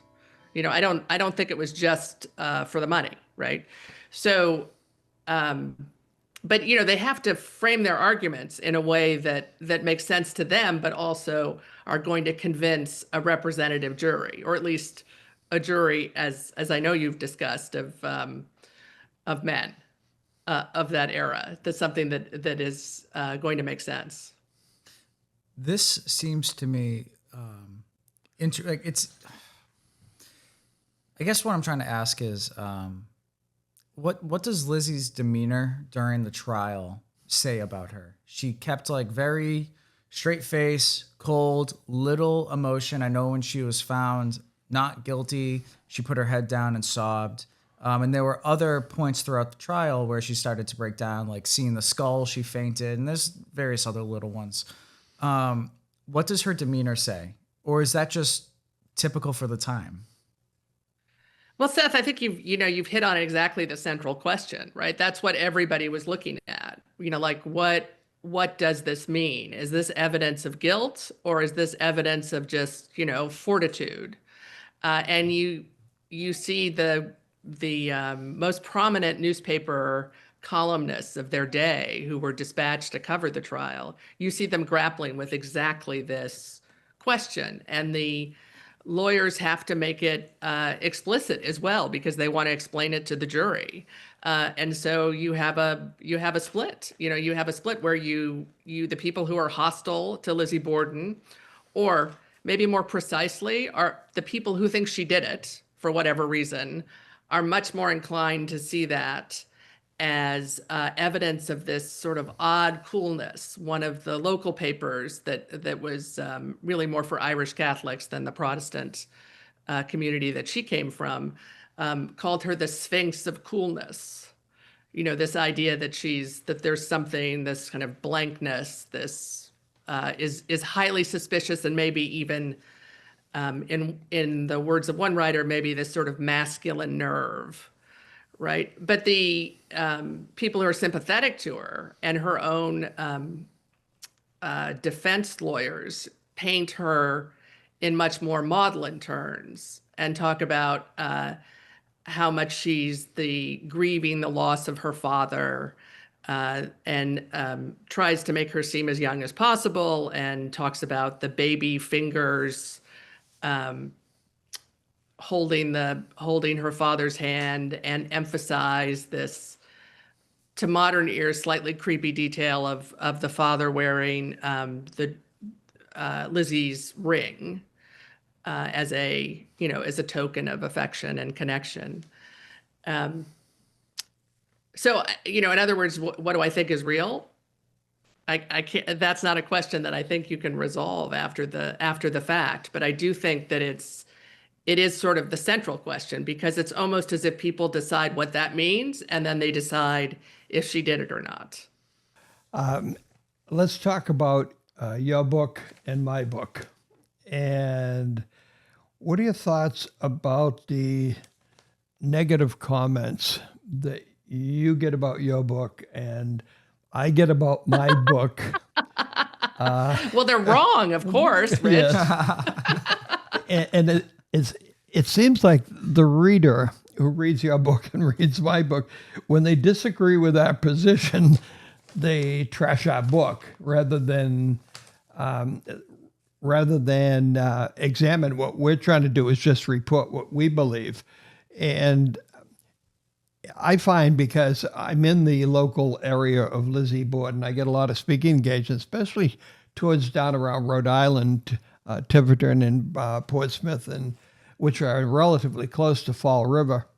And people get angry that I have defended her because they know she's guilty. And then there are others who they're cheering me because they agree with the fact that they know that she's innocent. Do you get that feeling from people who comment on your book, that there's real feelings about this case 133 years later?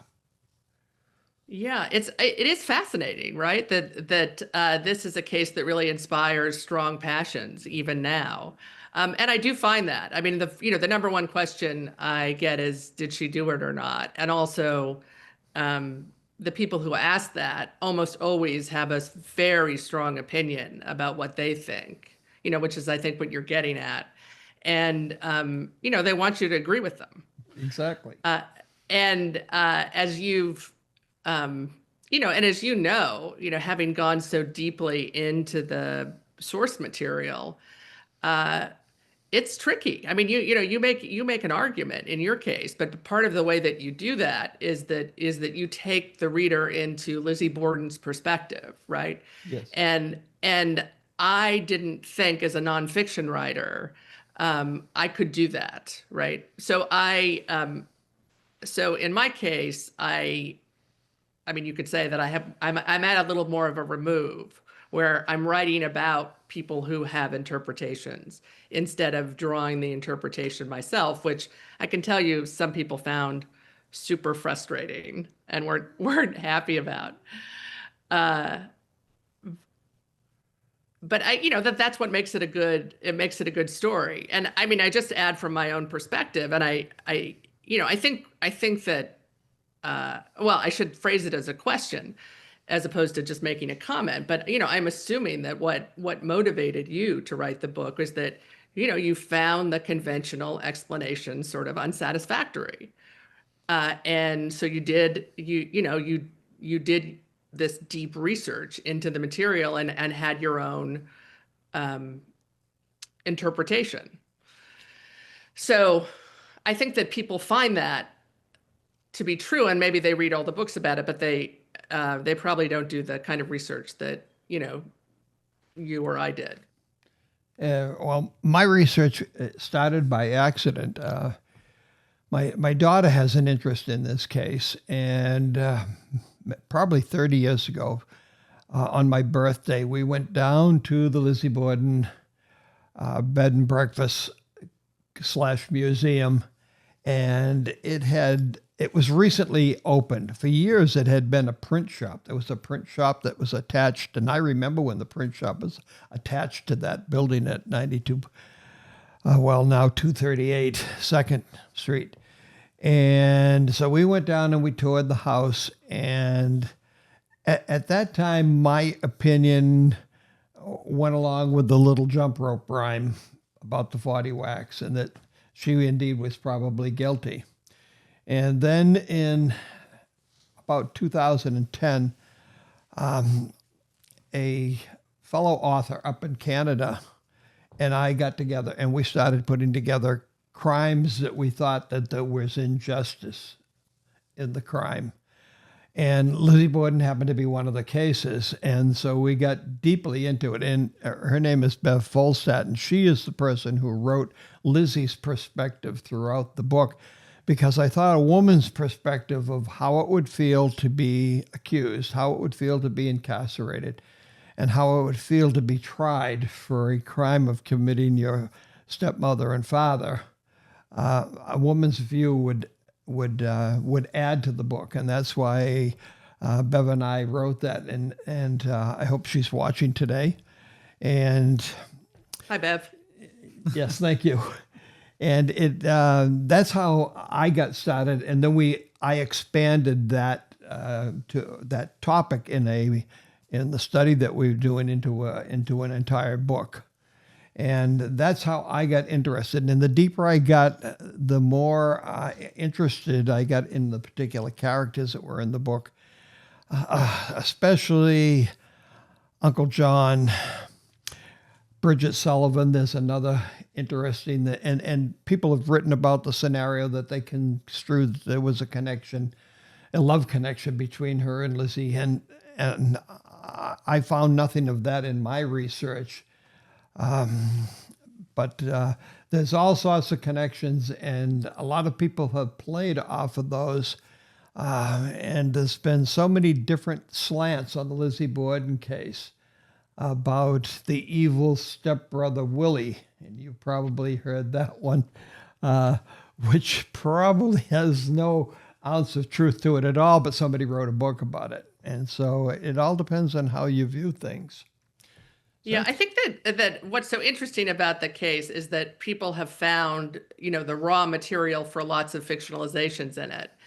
So that this is a case that's been retold not just as a true crime story, but it's been turned into novels and plays and operas and musicals. And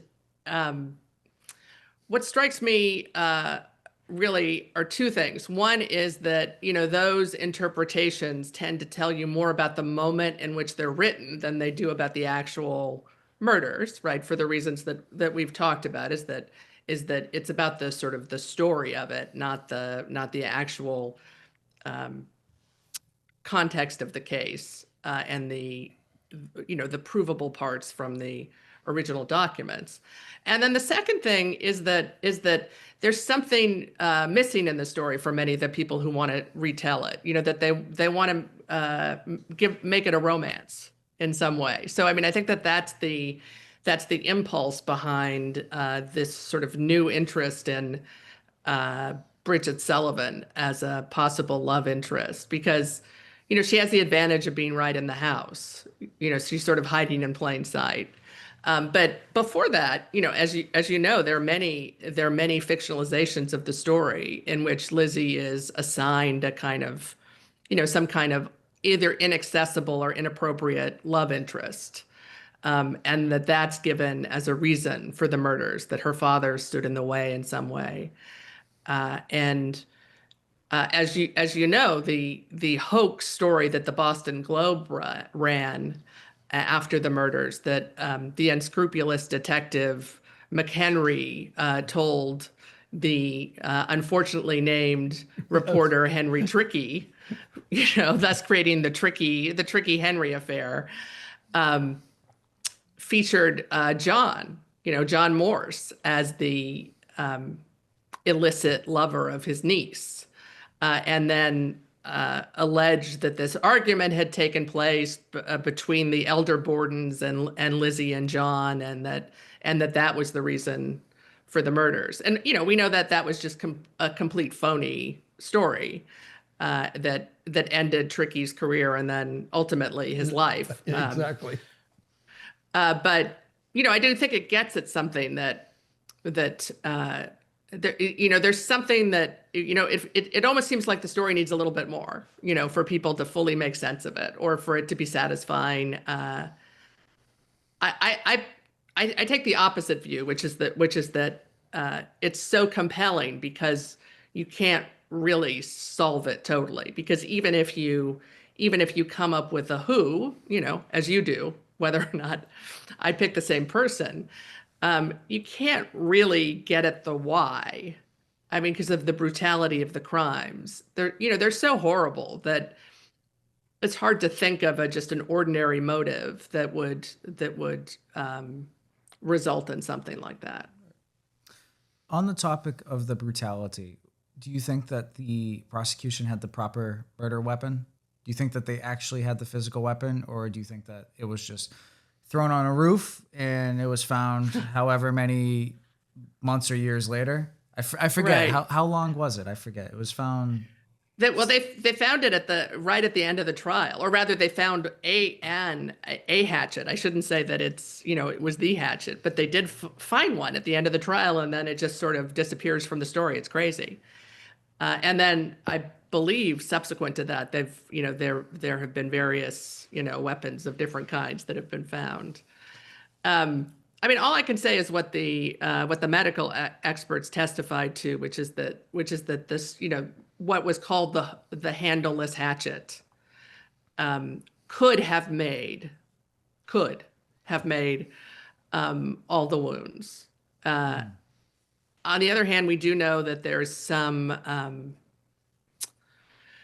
We know that there's some disagreement about that because the police had originally picked another weapon as the likely murder weapon, and they were clearly wrong about that.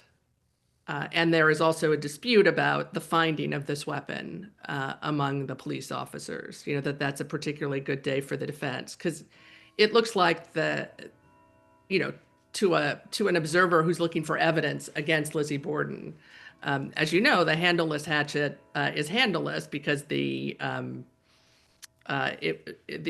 handle was broken off and was gone, and it had been put into the basement among other sort of disused implements and covered with, according to the police officer who testified to the discovery, covered with this sort of fine ash. As opposed to the dust that had covered the other unused or lesser used weaponry in the Borden household. But we also know that one of his fellow officers contradicted him. So that's a very long answer to say that, yeah, it seems like they got the right weapon, but like many things in the story, it's another thing we'll never really know. If this happened today, is it solvable? Yeah, I think so. One, because of just the scientific advances, so there were things that could be ruled in or out. You may know Bill James, if you're a baseball fan. He's the father of, I think they call it sabermetrics, but anyway, he's written a book about various kinds of popular crime, and unsurprisingly, he's got a numerical or statistical basis for determining guilt or innocence. And he strongly believes that Lizzie Borden didn't do it and that, forensics would have ruled her out right away. For me, the biggest barrier isn't that. The biggest barrier is the problem with seeing her as a real candidate for the murder. I mean, we know that the prosecution did think she did it, but they worked hard to look for insanity in the family and really couldn't find it. They looked for a way out because they really struggled with the idea of someone like Lizzie Borden, someone who, as I mentioned, ticks all the boxes of respectable femininity in that era. The idea of doing something so horrible in that manner. And, I think today, for better or for worse, I mean, we understand that women can do terrible things too. Sure. Rich? Yeah, I have one final quick question. Right around the time they were getting the jury together, selection, there was another axe murder in Fall River, a girl by the name of Bertha Manchester. And they immediately went into sequestering the jury after that. Do you think that Manchester murder, at the time of the jury selection, could have affected the decision of the jury that there was something else going on out there? Do you think that Yeah, would I be think possible? I think that's a good point. That what the jurors knew was that there had been this other axe murder, and this one fit the profile. I mean, they didn't know that it had been solved, but this was a mentally ill Portuguese immigrant who killed the daughter of a prosperous farmer with an axe over a dispute about wages. So that that's sort of the fantasy of nativists and everywhere. That's exactly the sort of murder that they might have been expecting, whereas contrasted with these elderly people allegedly killed by their own daughter, or at least by the man's daughter, just in their home for what seemed like incomprehensible motives. The jury deliberated for about 90 minutes. What does that say about the case? Because to me, a layperson, I work in TV. I'm not in the law at all. That shows to me that it was, written and it was closed, done quickly. Like, to me, it just shows that it wasn't really a discussion. Like, okay, she's not guilty. Here's the evidence. Yep, no one. Okay, all right, not guilty. How does that? I think that I mean, I think that's the way I read it too. That we know they were unanimous on the first ballot, and we know also that they sort of stayed in the room for longer, just out of respect for the prosecutor and to make it seem like they'd been reasonably deliberative. So that says to me that these were people who really never, at that point, or at least by that point, maybe I should say, just thought this really wasn't a case about reasonable doubt or whether or not it could be proved. It was more like this could not have happened the way that the prosecution said it did. In other words, this is not the sort of person who could have done this. So in a sense, I think it all goes back to your original question, which is who is Lizzie Borden? How do you interpret her? How do you interpret her demeanor? What do you make of her character? And I think it was just too threatening of an idea that someone like her, who had appeared before them, beautifully dressed, her hair, fixed between sessions, someone who just looked like one of their daughters or wives. The idea that she was accused of such a thing just seemed like this doesn't make any sense to us. Sure. Will this case ever get solved? Well, I don't think so, though. Obviously, Rich may disagree with me on that. But I think that part of the reason for its endurance is that it is an unsolved mystery, right? That there is a way in which that draws you in, because it really can never, once someone's been tried but then acquitted, it really can't be definitively solved. I mean, she has been convicted in rhyme, and that's what most people think. But we know that acquittals, are just a little more open-ended. We don't know whether, with more evidence, for example, had the poison evidence come in, had the evidence about her own shifting stories at the inquest come in, whether that would have changed things. What we do know is the same thing they knew at the time, is that there is a very tight timeline, and and a really upsetting murder or set of murders. And it's, I don't think anyone wants to think that a daughter would do that to her father and stepmother. Though, incidentally, the people seem to be able to understand the stepmother, which has always struck me as quite unfair, as she seems to be by far the nicest person in the story. Rich.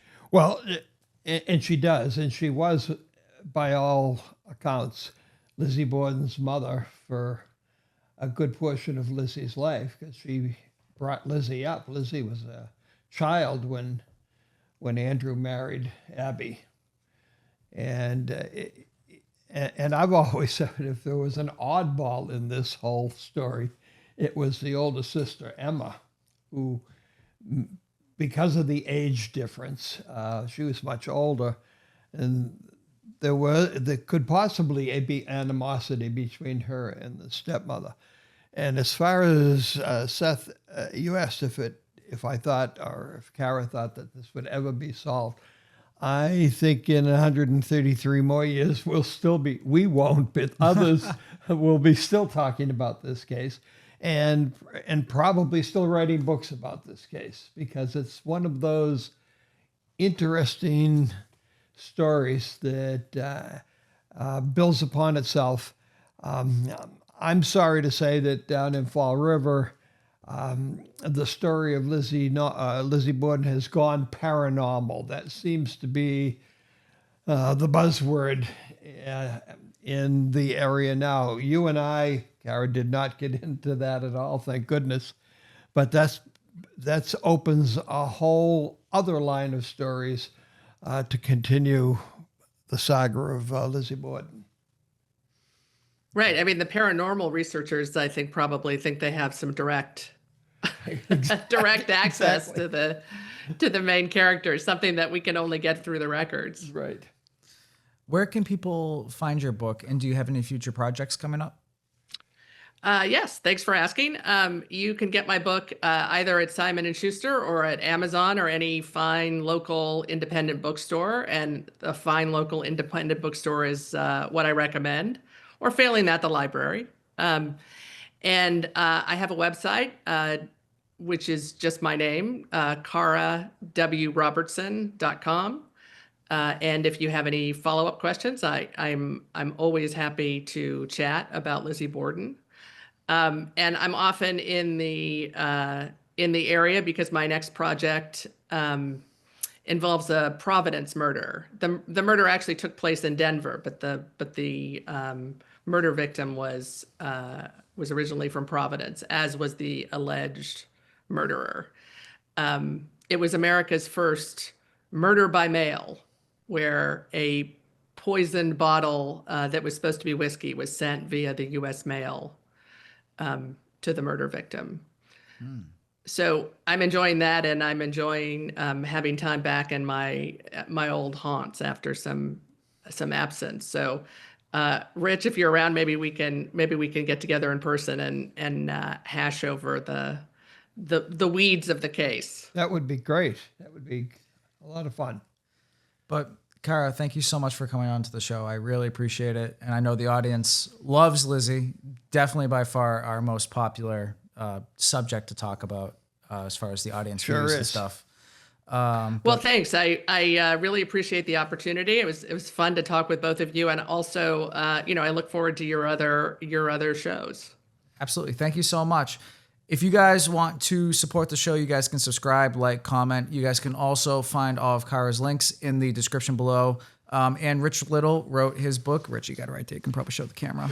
Cold Case to Case Closed by Rich and Bev. That will also be in the description below as well. You can shop those on Amazon, both on Amazon, if you'd like. And yeah, and Rich has got Cara's book right here as well. There we go. But thank you both for coming on to the show today and talking about Lizzie. Thank you, Cara. Thank you. Take care. All right. Be sure to like, share, and subscribe. I'll see you guys next week. Thank you. Bye. She was accused of one of the most brutal crimes in American history. But over a century later, new theories are challenging everything we thought we knew about Lizzie Borden. Was she truly the killer, or the perfect scapegoat in a house full of secrets? Lizzie Borden, we're back. Yes, it's a day after Halloween, and here we are on November 1st, and a little bit change of plans for several reasons, and we're going to do another little episode on Lizzie Borden. And the show that we were going to have, which is on the Night Stalker, is going to be aired in the near future. Very near future, yep, with Eli. Can't wait. I got a phone call with him yesterday, and he's super excited. He's got some behind-the-scenes info that hasn't been released to the public due to his reputation and connections with the Sheriff's Department. And congratulations to Eli for the release of his book. Yep. Very successful from what I hear. Very successful. About the Black Dahlia and Layla Welch, yeah. And how they possibly could have been slain by the same perpetrator. Yes. And a fascinating book. It came out this week, and he's traveling. Oh, he's traveling. He's traveling with some personal appearances in selling the book, and we wish him the best because absolutely he did a lot for our show when we had him on with the Black Dahlia case. Yeah. Yep. So it's Halloween weekend. I got to ask you, what's your favorite Halloween candy? Mine? Twix. Rich? Well, I'm I guess a bit unconventional. I like those little packages with the Welch's. No pun intended. No pun intended. No connection intended. But those little Welch fruit packs with the little, almost like gummy fruits in there. Yeah. Fruit snacks. Very good. Thank you. Fruit snacks. Yeah. All right. So today we're going to be reviewing some fan work. Yes. Someone by the name of Faye. Faye was actually in my live stream last night. So, Faye, thank you for the document, the essay. Yeah, the essay on the with a very interesting title. Yes. I thought this was a really get your attention title, especially with those who are familiar with the Lizzie Borden case. The Butcher and His Canary. There we go. So I'm going to kind of hand it over to you because you're the Lizzie expert. You've written the book. You know her. So personally. Yeah. Not that old, Seth. I'm sorry. I had people in the chat yesterday asking if you were alive when Lizzie was alive. Ooh. Trying to nail down the... And we've had a lot of guests. For those people who may have not seen it last week, we sent out a challenge to you to find out, this is a math problem, and we flashed the camera and said, how old am I? And then flashed the camera on you and said, how old is Seth? And we want to find the difference between our two ages. What's the winner of the challenge get? Well, the winner of the challenge is going to get a copy of the Lizzie Borden book, or if they already have the Lizzie Borden book, we'll give them a copy of my football book, and it'll be personalized. Or if you don't want to personalize, I can just sign my name, and then you can re-gift it. Yep. Or resell it. And not just the football book. You got the Bradford book too? I do have a Bradford book if somebody would rather have that. Right.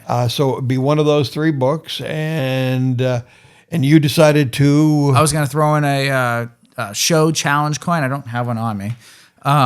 But yeah, just a typical challenge coin that says guest of honor. Faye, I'm going to mail you out a challenge coin. So I'll be in your email at some point because you gave us the material for this episode. So thank you very much.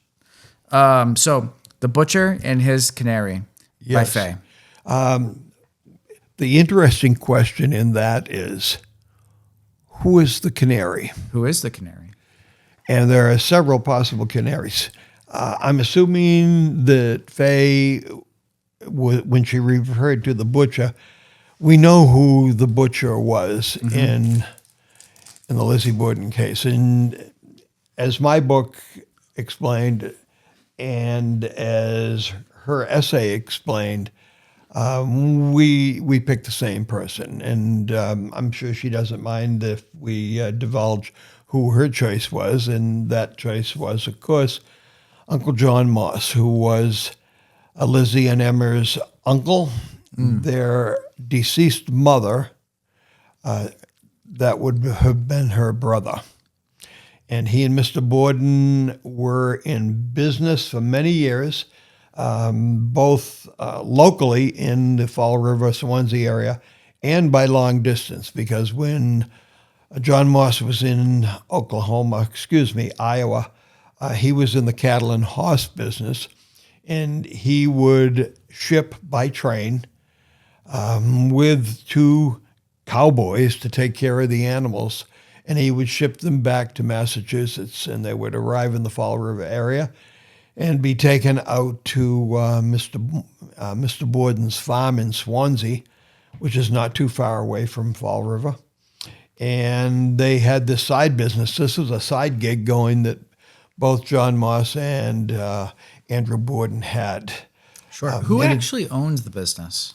Or was it dual? Mr. Borden owned the farm. Okay. But John ran the selection of animals out in Iowa, and the hiring of people both out there to bring them, because when you shipped animals at that time, you had to send somebody along to take care of them, right?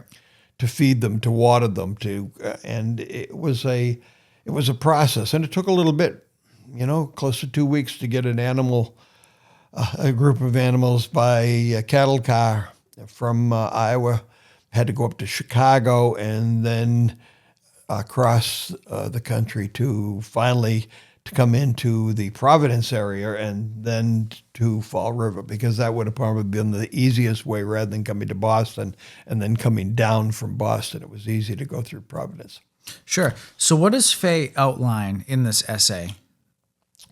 Well, first of all, she's got some interesting points that, and I never heard anybody or read any report that someone referred to the Borden sisters as spoiled. Were they?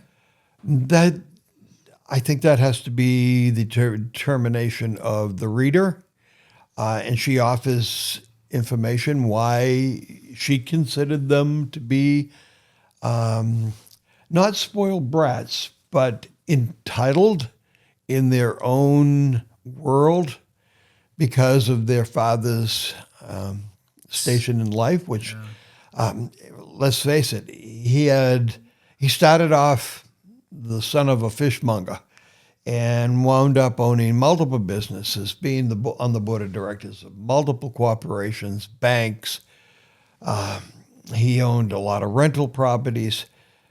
And at the time of his passing, and we discussed this earlier, at the time of his passing his net worth in today's dollars would probably be somewhere between $13 and $18 million. Wow. Yeah. So self-made. In dollars of 1892, it was perhaps somewhere in the order of $500,000 to $600,000. A lot of spending power at that point. Which even in today's dollars, that's a lot of money. That is a lot of money, yeah. So Faye brought out that she had an interesting point about the sisters. She hints to the point where the sisters may have known that something was going to happen, and Uncle John was the facilitator of it. And one of the comments that she made, one of the quotes that she made was, Emma wasn't present on the day of the killings, but that doesn't mean that she didn't know about it. Right.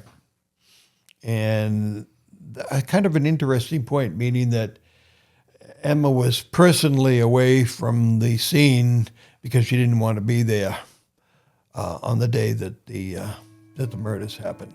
Right. So I don't know. I just have a problem with that in general, because that now you're involving so many people. Now you're involving Lizzie, who could immediately change sides. You're involving Emma, who could immediately change sides. And to me, it's a recipe for disaster. I don't know if I'm going to commit a crime, knowing what I know, I don't think I'm going to inform anybody of it. I think I'm just going to do it. Well, Kind of like D.B. Cooper, man. He just did it. Didn't talk about it. yes, but a lot of the crimes that we've been presenting on our podcast have been conspiracies mentioned with so many of them. There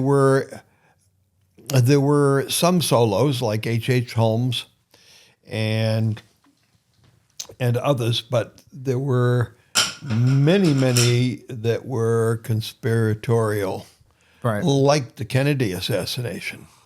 You know, for years, the Warren Commission report said that he was the sole gunman, but now we hear stories of the past that maybe he wasn't even a gunman. Maybe he Was a was patsy. what he said he was, a patsy. I was answering some questions on my live stream last night about JFK and the dual gunman theory, magic bullet type of stuff, which was pretty interesting. It's that whole story is a interesting story, and what Faye brought out in her paper was that, and in the way I believe she looked at it, and reading her document, the way I think she was stating her case was that several people had something to gain with the death of Mr. and Mrs. Borden and the order of their Time of death, yeah. of their death. In other words, if Mr. Borden had been slain first, then legally, even though his wife might have been slain second, legally the power of the estate would have gone to her family upon his death if he died first. Really? Under Massachusetts law at the time, it would have gone to her family. And then that would have lessened the importance of Lizzie and Emma's position.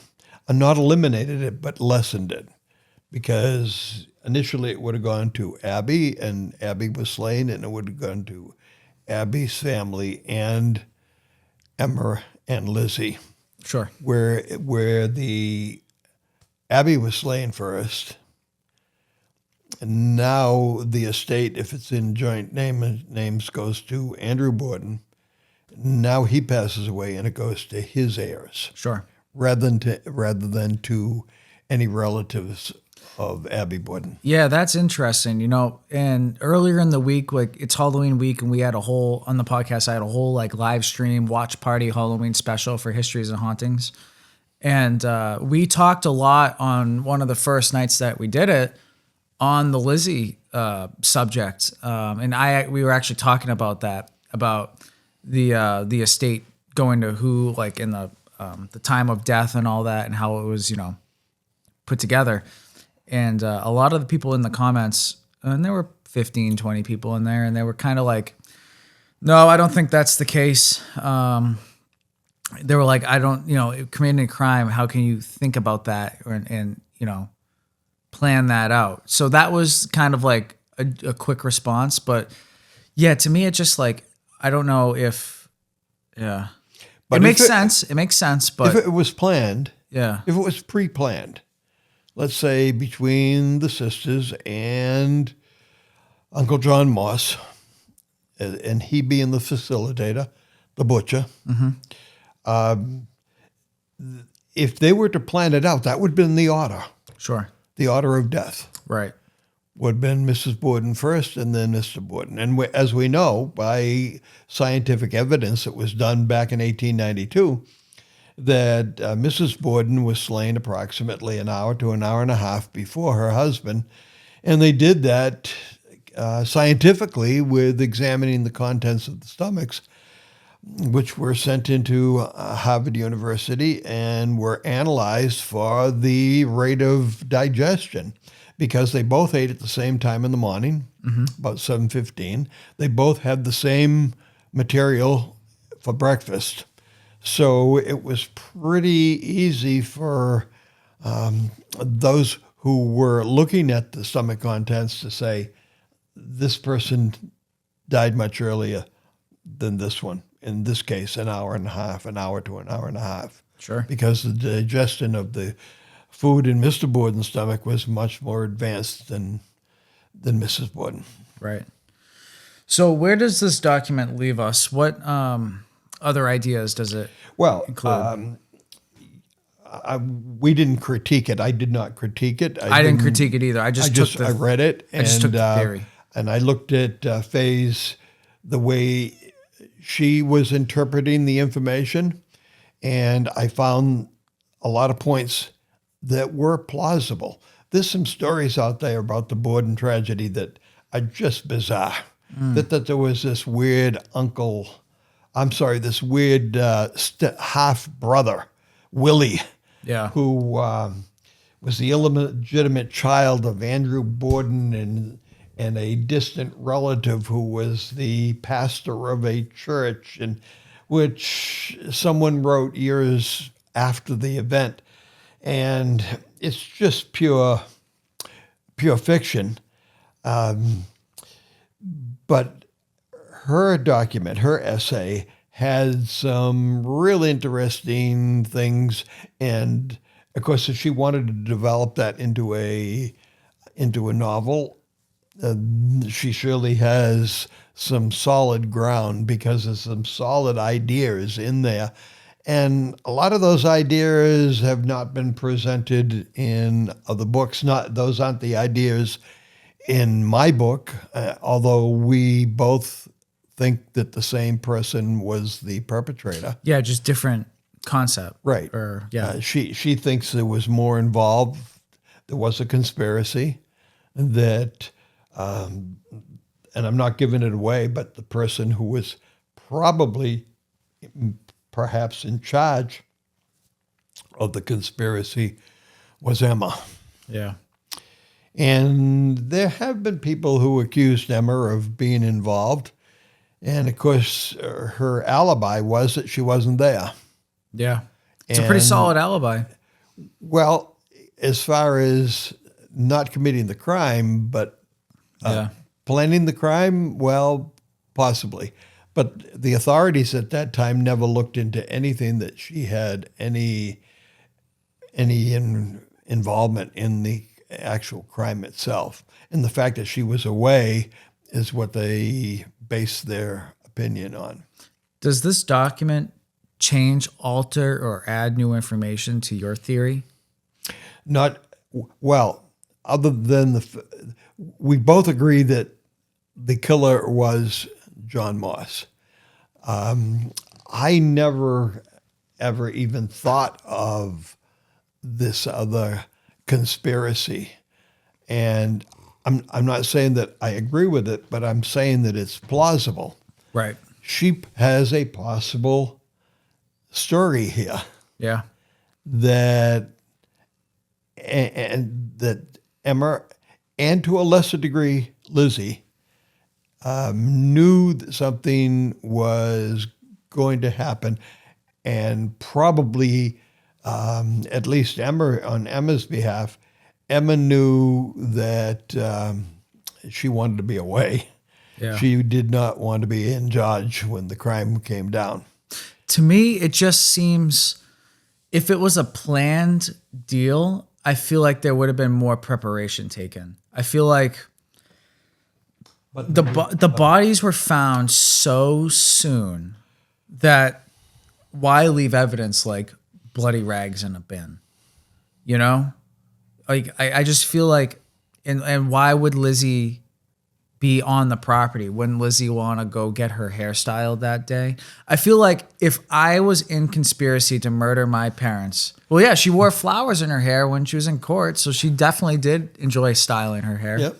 But like, if I had a conspiracy to do some type of crime with my brother, I'd make sure that the crime was done, but then we both had an alibi to be out of there, so that you could blame it on someone like an immigrant. That Fall River was heavily an immigration town at that age, and there would have been other scapegoats. But the fact that Lizzie was still on the property, yeah, I have some questions about that. just like, why is she on the property? You mean if she knew that this was all going down? She knew that this would have been. I would have made sure that if she didn't really have to deal with anything, but she had to find it, why not go get your hair styled and then plan it like, okay, I'm going to come home after getting my hair done and find the corpse. Yeah. Why would I be in the house doing stuff, or send Bridget on a task to do something outside, or she was doing something outside, but send her to do something like an errand or something like that. Like, I feel like if it was going to happen, where John already had an alibi, they could have blamed it on an immigrant or some outside force. That to me is my Yankee Dan or Mike the soldier or like that. To me, that's my issue with it, is that there was too many people on the property, and Lizzie put herself as if this is the case, Lizzie painted a giant target on her back for really no apparent reason. Right. Well, that's Faye's story, and we want to say thank you, Faye, for sending that in to us. We really appreciate it. I love getting stuff like this. It was an interesting read. I read it this morning and a bit of last night, and very, very good. This is the second version of it. She sent us the first version. Yes, and this is expanded, and I was reading it before I left school yesterday, and I downloaded it and printed it so we could have a copy to critique, and she has some interesting ideas. Yeah, no, I want to say thank you. Like, I really, this type of stuff is like super awesome and special. I love getting this type of stuff. If anybody else out there has an idea of any of the cases that we present here on our podcast, please let us know. Let us know what you think. Let us know your feeling. Eli sent a whole book. Yes, exactly. And Eli sent a whole ass book.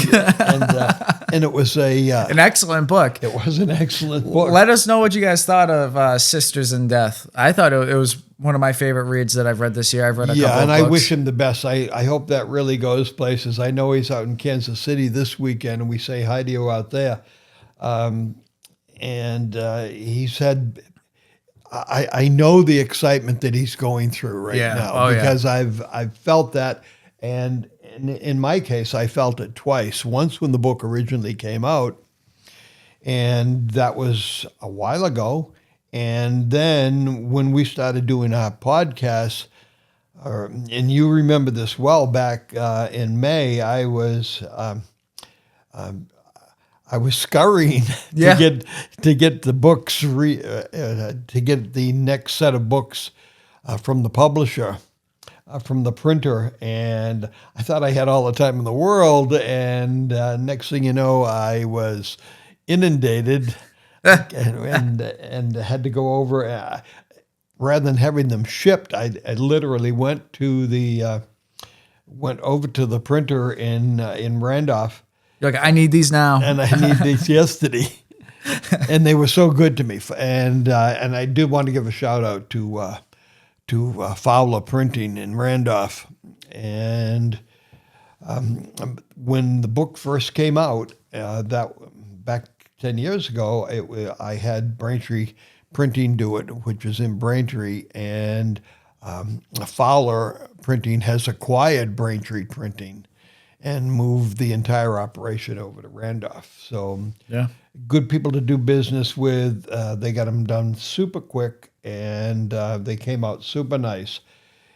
And so if anybody else has got any ideas on the two Kennedy stories we did, both Chappaquiddick and the assassination, or... I know Eric is like heavy in on the magic bullet theory. I know that's one of the things that he dove into, Eric Eulis. Maybe I can facilitate some type of episode with him on the magic bullet and hear what he has to say. He brings facts to the table, you know, and he spends his time doing his research. He does his due diligence, and I appreciate that. So that was a bit of a half episode, but we're gonna expand a little bit on Lizzie because we have her here. So what was Lizzie's life like after the trial, after the services? It's 3 years have gone by. What is she doing? Where is she? What's happening with her? She was just a normal person before August 4th of 1892. And after that, it changed her entire life. For 1 year, almost a full year, she was incarcerated, and then the trial. And she appeared in court at the inquest, at the preliminary hearing, not at the grand jury, because the grand jury was looking at evidence to whether or not there was enough facts to bring her to trial. And then she was at the trial. She did not testify at her trial, and that was probably a smart thing on her attorney's part to not have her testify. There was no need to have her testify because the Commonwealth did not prove its case. And we saw that in the Trial of Lizzie Borden, Cara's book. yes, and we also saw that in the Karen Reed case, that her attorneys had decided that it was in their best interest if their client did not take the stand, because there was no need for the client to take the stand because the Commonwealth did not prove its case. Because if you do take the stand, then you must face the questions of the prosecutor. And so in Lizzie's case, she was released in June of 1893, went back to 92 2nd Street where the crime occurred, but soon after moved to what everybody in the Fall River, or as we say around here, Fall Reeve, called the Hill. And the Hill in Fall River is a set of hills that is away from the downtown area. And many of your merchants, many of your bankers, many of your mill owners had homes on the Hill. And in fact, Andrew and a relative by the name of Richard Borden were in negotiations for a piece of land on the Hill that they were going to subdivide and build large homes on.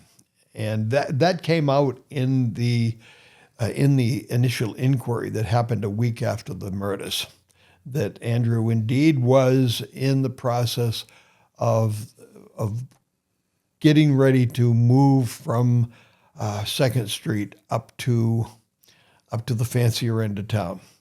So Lizzie and Emma, with their money that they received from the death of their father and the properties that went along with that, bought a house on a French Road. And Lizzie named it Maplecroft. And the front steps have embossed right across the front in cement, Maplecroft, and that's still there today. So that they moved soon after the trial. Lizzie traveled before the tragedy, had gone on the grand tour of Europe, all the major capitals of Europe, left in June, didn't get back till November.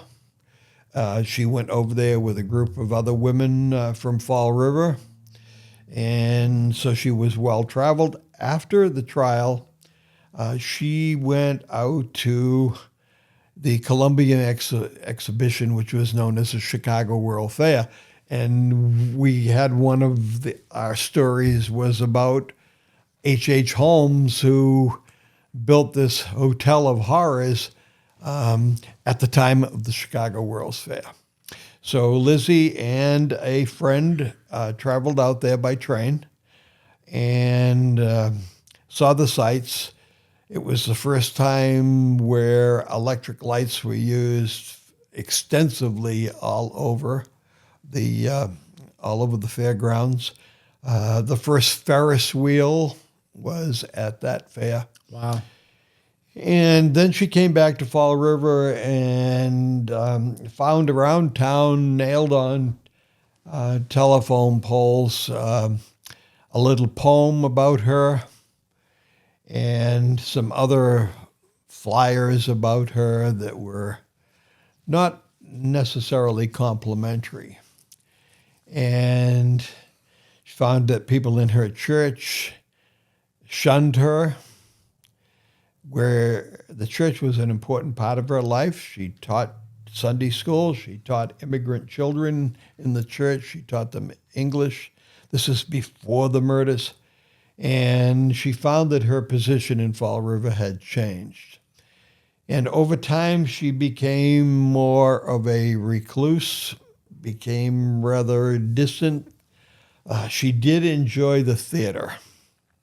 Oh, she did. She did, and traveled to see plays and musicals and things like that, and became friendly with them. And unfortunately, at that time, those people who were actors were assumed to be bad actors. That it was not the group you wanted to hang around with. A lot of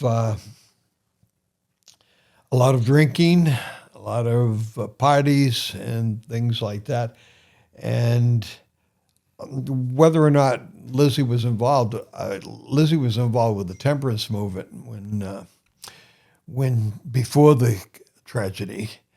And so it's kind of interesting that she became friendly with them, and one in particular that she became friendly with was an actress who became a silent film actress by the name of Nance O'Neill. Right. And Nance O'Neill and her had some common interests in animal rights. And Lizzie had dogs at that time after Boston Terriers, right? Right. And Nance O'Neill also was had dogs. Now, Nance was married, and her husband was also in show business. And there was an actor, singer, a personality on the vaudeville circuit who was also in movies and was in one of the very first talkie movies. Called The Jazz Singer, and his name was Al Jolson. And Al Jolson and Nance O'Neill's husband weren't friends. There was animosity between them, and in Al Jolson's vaudeville show, which he performed all over the United States at the major cities, he inferred that Nance O'Neill's husband, he inferred that Nance O'Neill might be lesbian, and he said it as a joke because he wanted to get back at Nance O'Neill's husband. And this got picked up in the paper, and with a little bit of investigation, they found that Nance O'Neill and Lizzie Borden were friends. And Lizzie was never married. And Lizzie was never married, and she was in her mid-30s, and that was one of the reasons why she was a suspect for murder. And now the fact that she's not married and she is friends with an actress, and they made the conclusion, and it was in print, that possibly Lizzie was interested in that alternative lifestyle of a French marriage, is how it was described, which would be. Do you think that's the case? Like, do you think that Lizzie was some form of bisexual? No. I don't know that there's no. I get the feeling from her that she was asexual, did not have a sexual drive. We it's too bad that she didn't take down her own notes in a diary, because we could get so much from that now. Could you imagine if someone's going through the house, like the house that she lived in, one of the properties, and they discover in a hidden. Wouldn't that be nice? Can you imagine the book on that? If someone discovered like books, like a diary of everything, and it just outlines everything. Oh my God! Well, we know that. We know the books are being written today. In fact, we're going to have somebody on our show next week, and I'll put up. I'll tell you right now, Stephanie has probably the best artwork I've seen. I love that artwork right there. It's beautiful. Caroline, can you Are you on that camera? Yeah, look at that artwork. That's great. And then, she wrote 2 books. Yes, and the second one does not have a fancy cover, but it has, and it's the same size. These are about the same size as my Lizzie Borden book, and as far as dimensions go. And so she has these 2 books that are out. These are both recent publications. I believe one of them is dated October of 2025, which would have been last month. Yeah. And so she's going to be on our show next week. Yeah. And talk about her ideas. This one with the artwork of Lizzie's image on the front is, I love the title. Yeah. The House That Shut Her In. Yeah. And the house over the years has become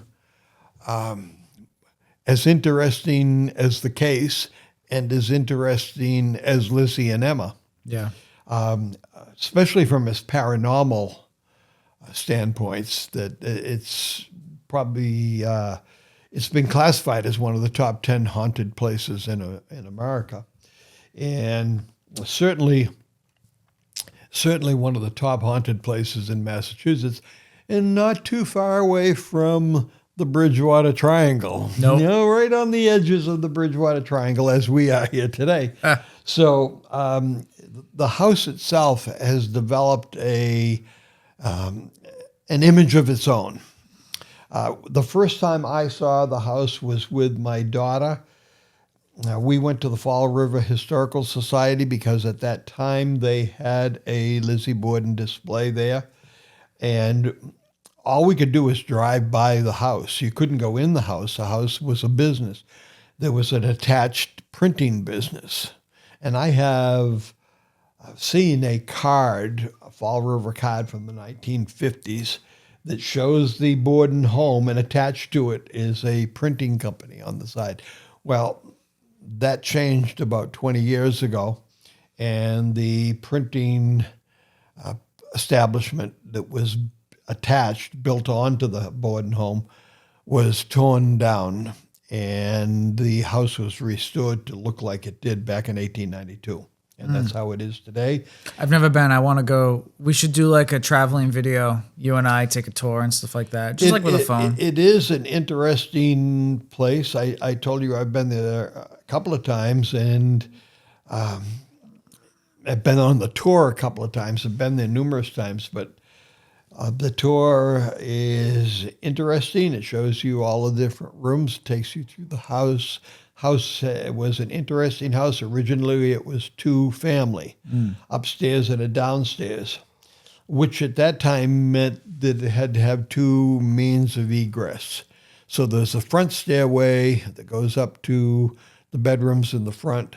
There is a rear stairway that goes up to the bedroom on the back and goes up to the 3rd floor attic, which is where Bridget Sullivan. Notice I didn't say Bridget Monahan this time. Hey, we all make mistakes. Well, I got as many comments on that as you did about the chamber pot, but that's another story for another day. And so there's 2 means of egress to go upstairs and downstairs, and the front of the house and the back of the house were connected by a doorway that had locks on both sides. So Lizzie and Emma's bedroom and a guest bedroom were on the front of the house. Mr. and Mrs. Borden's suite was in the back of the house. A door connected those 2 parts, but it was locked on both sides. So people did not go from front to back on the 2nd floor. Right. So I would love to do like a tour of the house. I've never seen it. I've always wanted to go. Parking's tight down there. Take an Uber. And what's interesting about the location now is how close it was to Main Street. You look across the street now, where at that time is where Dr. Bowen lived, and there's a courthouse there. Yeah. And next door where Mrs. Churchill lived, which at one time was the mayor's residence, is not a high-rise, but probably 6-story building for senior citizens. And that's in the next lot where the mayor's residence used to be. So Lizzie's house on 2nd is about the only house that's located in that area. Right. Other things have been built up around it. I'm sure that at one time somebody would have thought, well, gee, it'd be best thing to tear this down and put something else. And fortunately, it was saved because it is a piece of Fall River history. Now, Fall River is an interesting town. Mill town, 130 mills operating, textile mills operating. It's in the part of Massachusetts, which we call the South Coast, not to be confused where we live, which is called the South Shore. There are two different locations in Massachusetts. The South Shore and North Shore indicate your proximity towards Boston. You're either north of Boston along the water or you're south of Boston along the water. And we are on the South Shore. We're not that close to the water, probably 12 to 15 miles away from salt water from where you go. Now, Fall River, which as you enter the city by car, it gives you the illusion that it's an inland, that you're inland, but in reality, it's salt water. Yeah. It's a saltwater port. And that's why it was so important and a mill city at that time, is because they had shipping by boat out of Fall River. And it's, in fact, there's a naval display down there. That's where the USS Massachusetts is berthed. They have several other ships there that you can tour. And that's not too far away from Lizzie Borden's house. So Fall River was a mill town. Next town down the line, which was New Bedford, was a fishing town, still is. And those are all in Bristol County. And that area is called the South Coast. Where we are, which is in Plymouth County, is the South Shore. Yes. So upcoming episodes on the podcast, we got Stephanie Blakemore and her 2 Lizzie books. That'll be next week. Next week. If you guys want to basically follow along, I'll have her links in the description below, so you can check her out. Those books were cheap. I think I bought four books, so 2 copies of each. It was like $15. Yeah, and they're available on Amazon. So I got 4 books for $15. So it was like, I think it was like $3, $4 a book. This is the first something. one, and this is the next one, and this is what they look like. Yeah. And so those will be linked below. Rich, do you want to talk about your book? Sure. Case closed? Yeah. This is a Lizzie book. This is my Lizzie book, and it's done very well. And I want to thank all of you that have reached out and purchased the book. It's both available on Amazon and on eBay. And when I saw one on eBay, it's easier for me to get personal, and because there's a spot on eBay what you would like written and to whom you'd like it presented. So, and the prices are approximately the same. Right. So that's available. We got Richard Ramirez coming up, the Night Stalker, with Eli Frankel, who will be joining us on that particular one. We don't have a date set on that yet. That'll probably be the weekend following Stephanie Blakemore. I just got to nail down some times. Eli, very busy guy, and plus he's on the other coast, so there is a 3-hour time difference. Sometimes I think about texting him, and it's like 10 o'clock here, and I'm like, it's like 7 a.m. for him. No, I can't do that.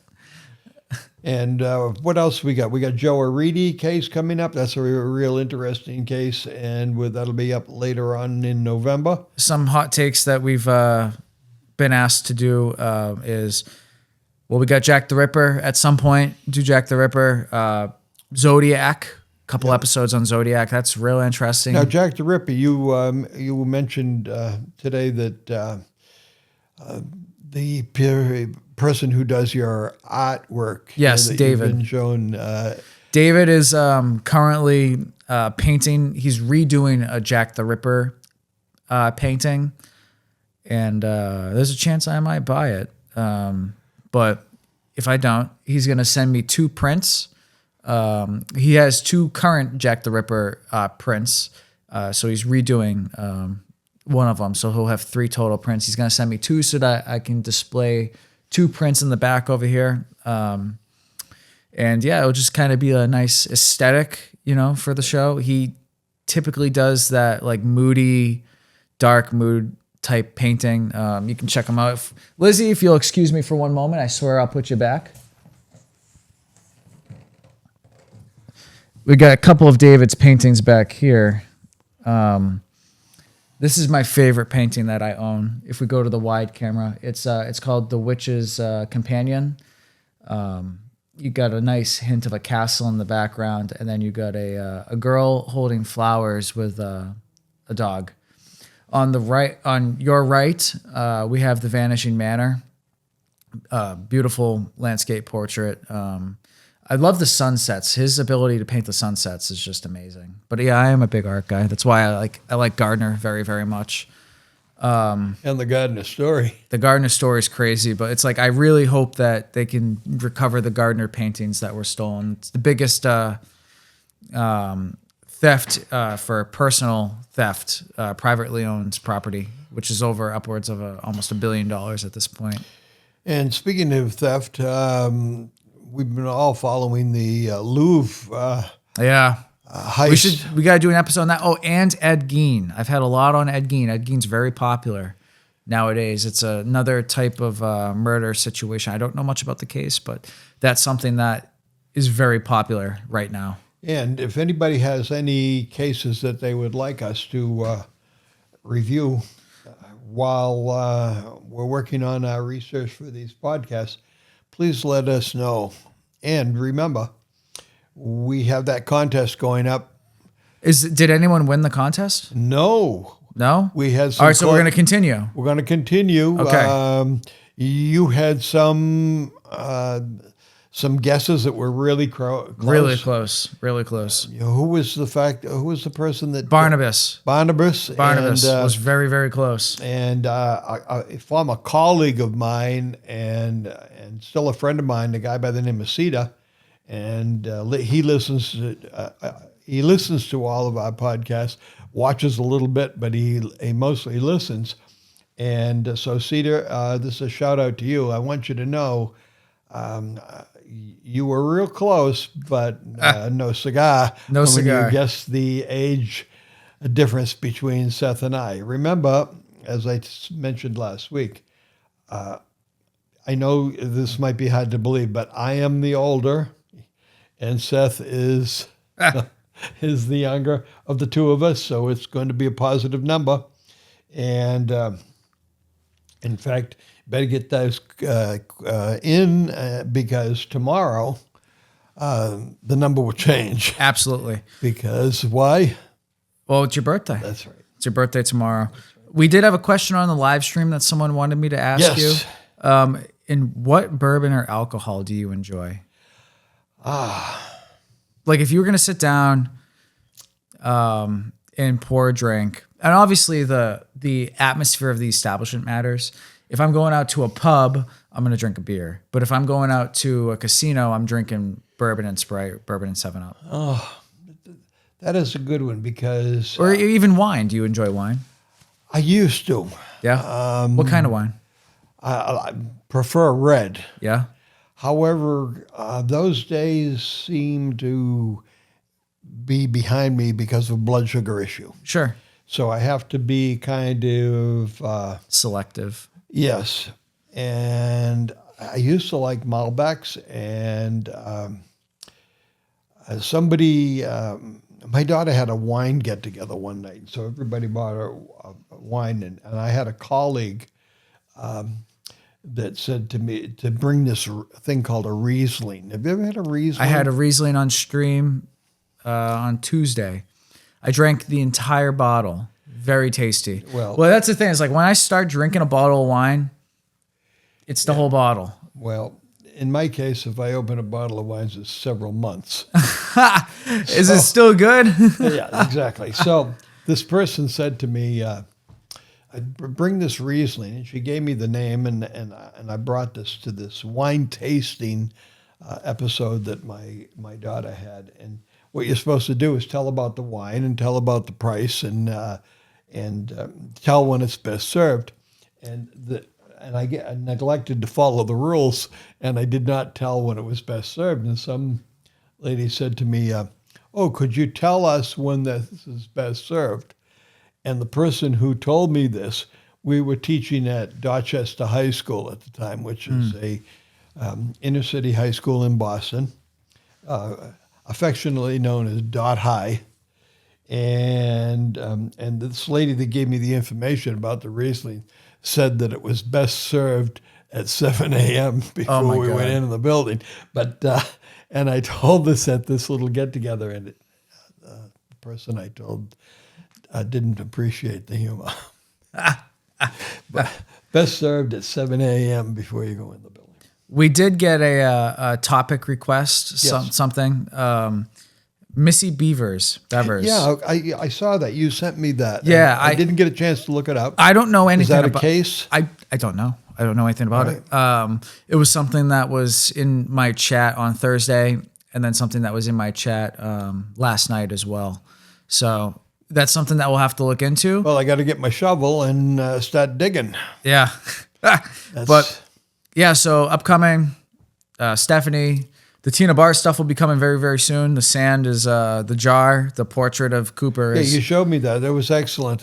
You showed me the photograph of it. That was really Erica excellent. did such a great job. idea. Yeah, she was dealing with like an ocular issue. So hopefully that gets sorted out very soon. But she was eventually able to finish up the portrait, and it came out very nice. So yeah, so whenever I'm ready to go with the Tina Bar stuff and the clear coat dries on that jar, we'll be ready to go. So that'll be out for you guys in the next week or so. Make sure to tune in for that.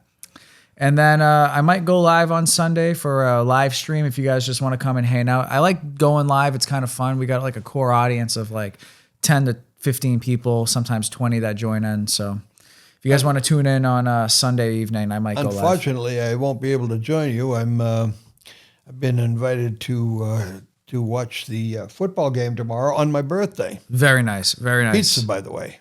What's that? Pizza. Pizza. Can't go wrong with pizza. But that's going to wrap it up for today. Make sure you tune in next week for Stephanie Blakemore, Dual Books. Amazon links in the description below if you guys want to follow along and read the books. It's kind of like Lizzie Borden poetry.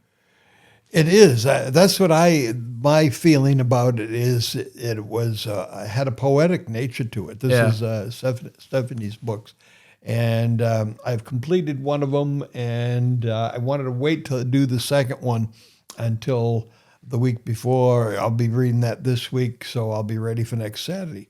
And thank you very much, everybody, for joining us, as you always do. Thank you, everybody. Thank you, Faye, for supplying us with your theory. If you guys have any other theories and want to write us a letter, you guys can send an email to the email in the description below.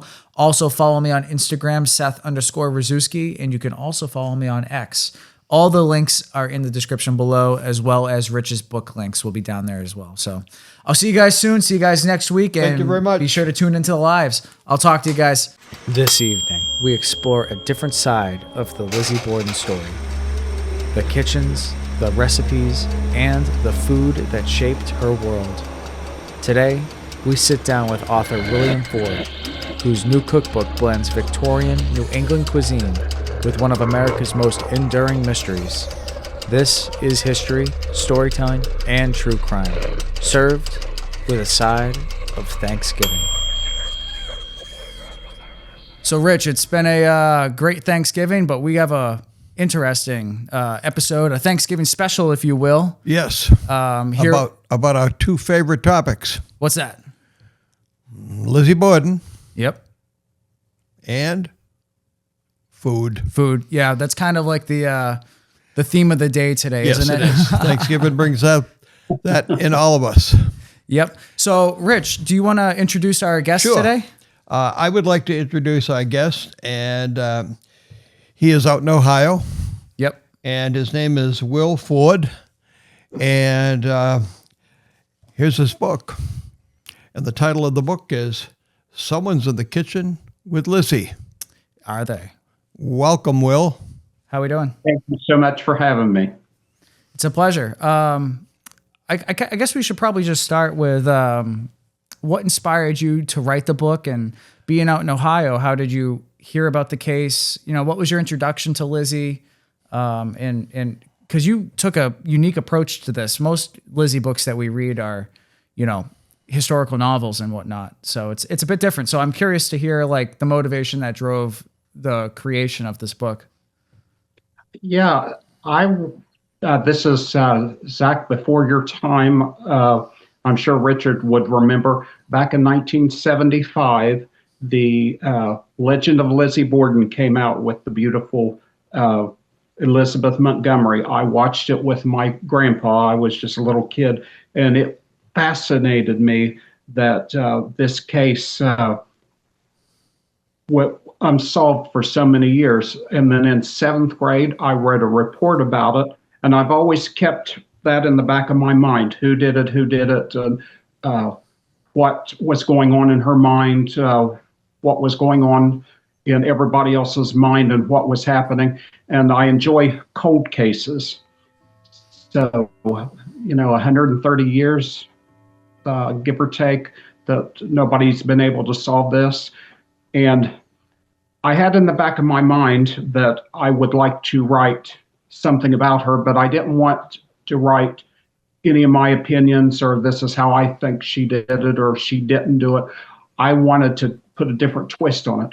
So I took my interest in the Borden case, my interest in history, and my love for cooking and the culinary arts, and I combined them. And this is the book. This was about a year in the making, but enjoyed every step of it. Absolutely. Now, you mentioned your love for the culinary arts. Are you a chef by trade, or how's that work? I am not. I like to say that I am a cooking enthusiast, and I'm not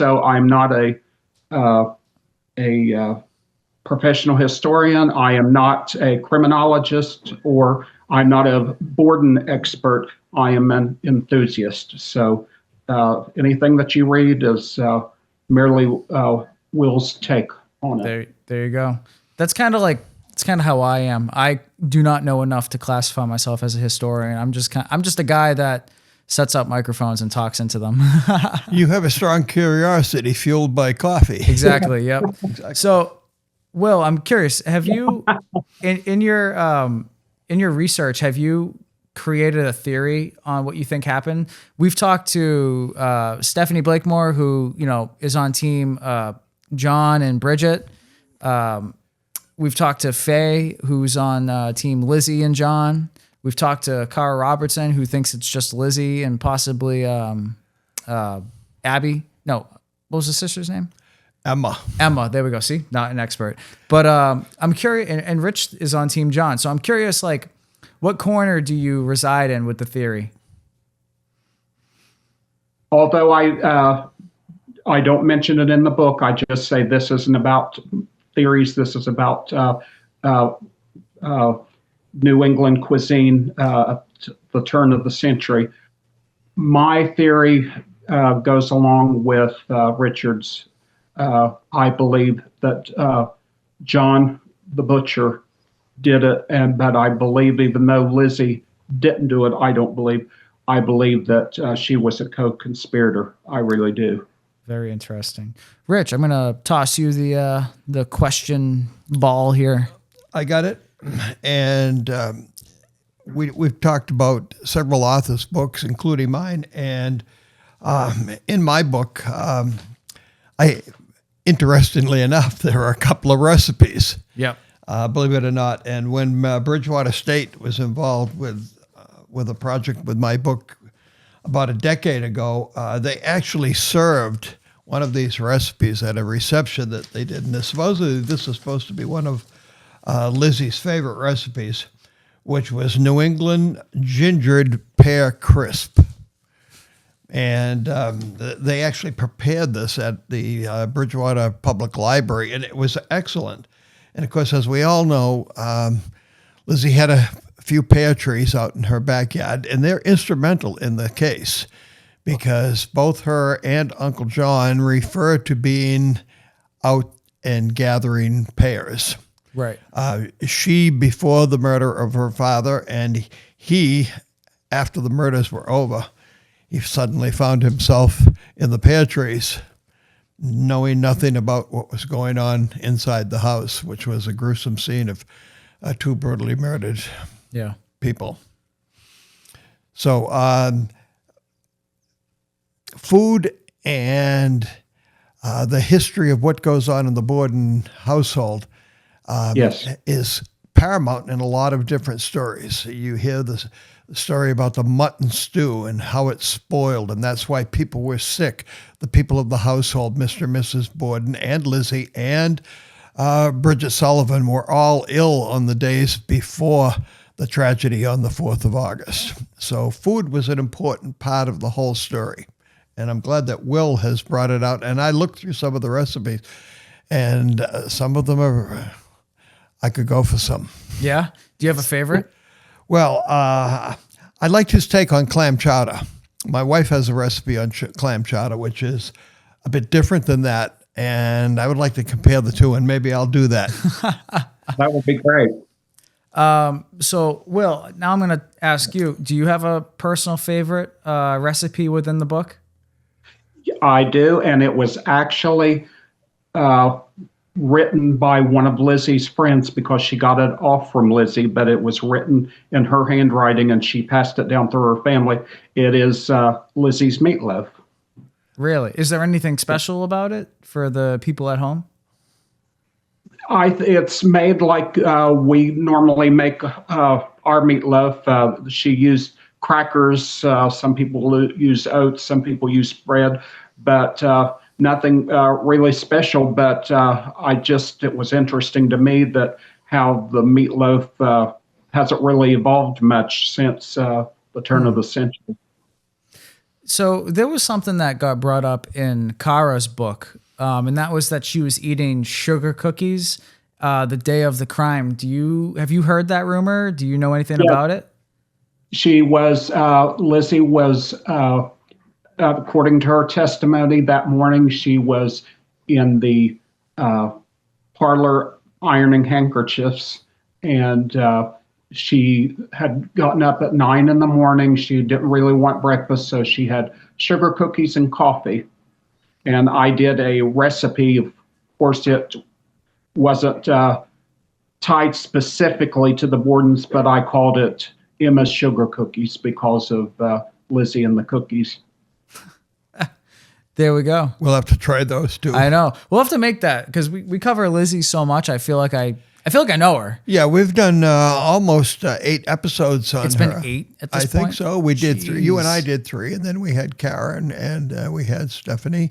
And we've had Will. So at least 6 or 7. 6, yeah. Wow, interesting. Do you have a question for Will? I do. Did you personally make and try all the recipes that you had in your book? I didn't. The offal, I just had to, all those innards, I just couldn't do it.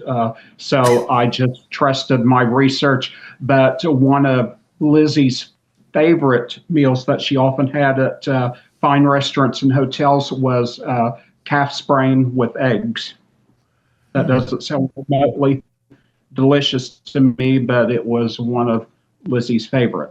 And I also thought it was interesting that chop suey, it has a big part to do with Fall River because of the chop suey sandwich. And when I read along the timelines, the Bordens probably enjoyed some chop suey that was made right there in their hometown by Chinese immigrants. Wow. Huh. Yeah, chop suey sandwiches are big in Fall River. They are? Or Fall River, as they say. Sandwiches? Yes. I've always just had like American chop suey as like a dish, not like a sandwich. Oh, no. It's interesting. Huh. Okay, yep. Here we go. Sorry, I went out of my head for a second. Rich, you told me a story about how when Lizzie was incarcerated at Taunton State. Yeah, she was incarcerated at the Bristol House of Correction and jail.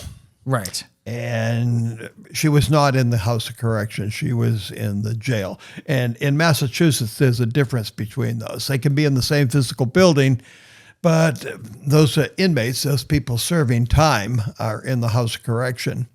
And the jail is a place for people that are being held waiting trial, not being able to post bail, escape risk, or something like that. And she was incarcerated in jail for approximately 10 months before her trial the following June in 1893.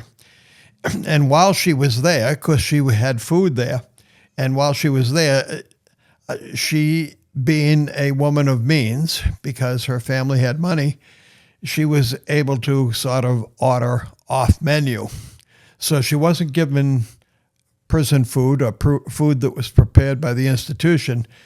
She was allowed to obtain food from local establishments in Taunton, and the Hodges Street Jail, that was what that institution was also called because it was on Hodges Street, is only about a block and a half from downtown Taunton. It's not there any longer because House of Correction has moved to another location, a newer location. But in 1892, that was the only location in Bristol County that could house women. They had a women's wing where several people who were incarcerated were being held there. And Lizzie was in jail awaiting trial. At that time, she became friendly with both the warden and the warden's wife, and continued conversations with the warden's wife after she was acquitted.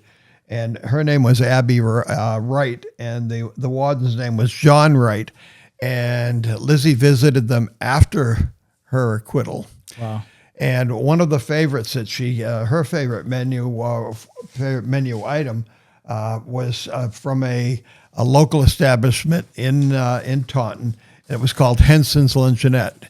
And almost every town in this area, and we're not too far from Taunton, had luncheonettes at one time where people could run in, get something to eat during the midday, and then have their main meal later at night. And one of her favorite meals, one of her favorite desserts was Indian pudding. And she got that at Henson's Luncheonette, and it came over in a little lunch pail and came to the warden's residence, and the warden's wife would say, Lizzie, your lunch is here.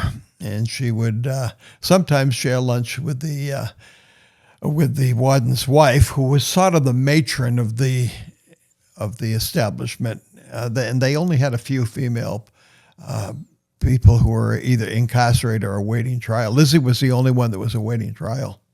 Very cool. Only female that was awaiting trial. Huh. So, Will, are any of those recipes in the book? Did you know about this going into this? And I'm just curious, like, how do you, I did. I'm sorry? Well, again, I had to do, it was about a year's worth of research. I'm familiar with what Rich was saying about her catering meals that came in. You know, let's look at this. She was in jail or prison, as you will, about as well as Martha Stewart was. She was a woman of means. People knew her, and she wasn't really suffering, so she liked her good food. And her creature comforts, and she got them. And that's why people say, well, how do you know what Lizzie Borden liked and what she ate? Because we have people talking about being with her and testifying, and the fact that she said, I'm not going to have this slop, I'm going to get from my favorite restaurant. She was a foodie.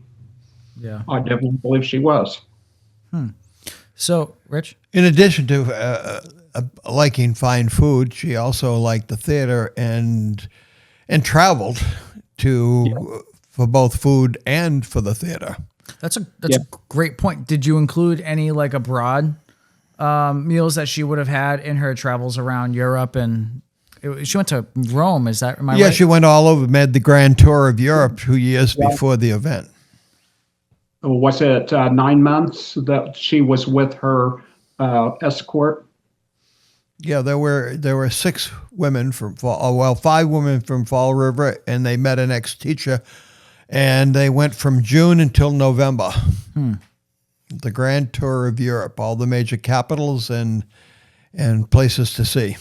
So were any of the abroad foods inside the book itself?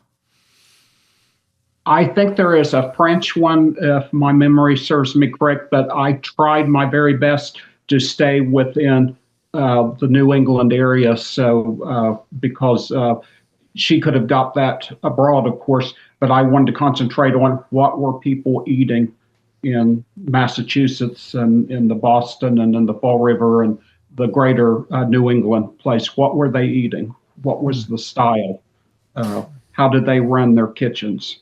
So how did traditional Victorian era homes in the late 1890s run their kitchens? Obviously, like it's not how I run my kitchen right now. I have advanced refrigeration where they were relying on ice and it was a lot of work.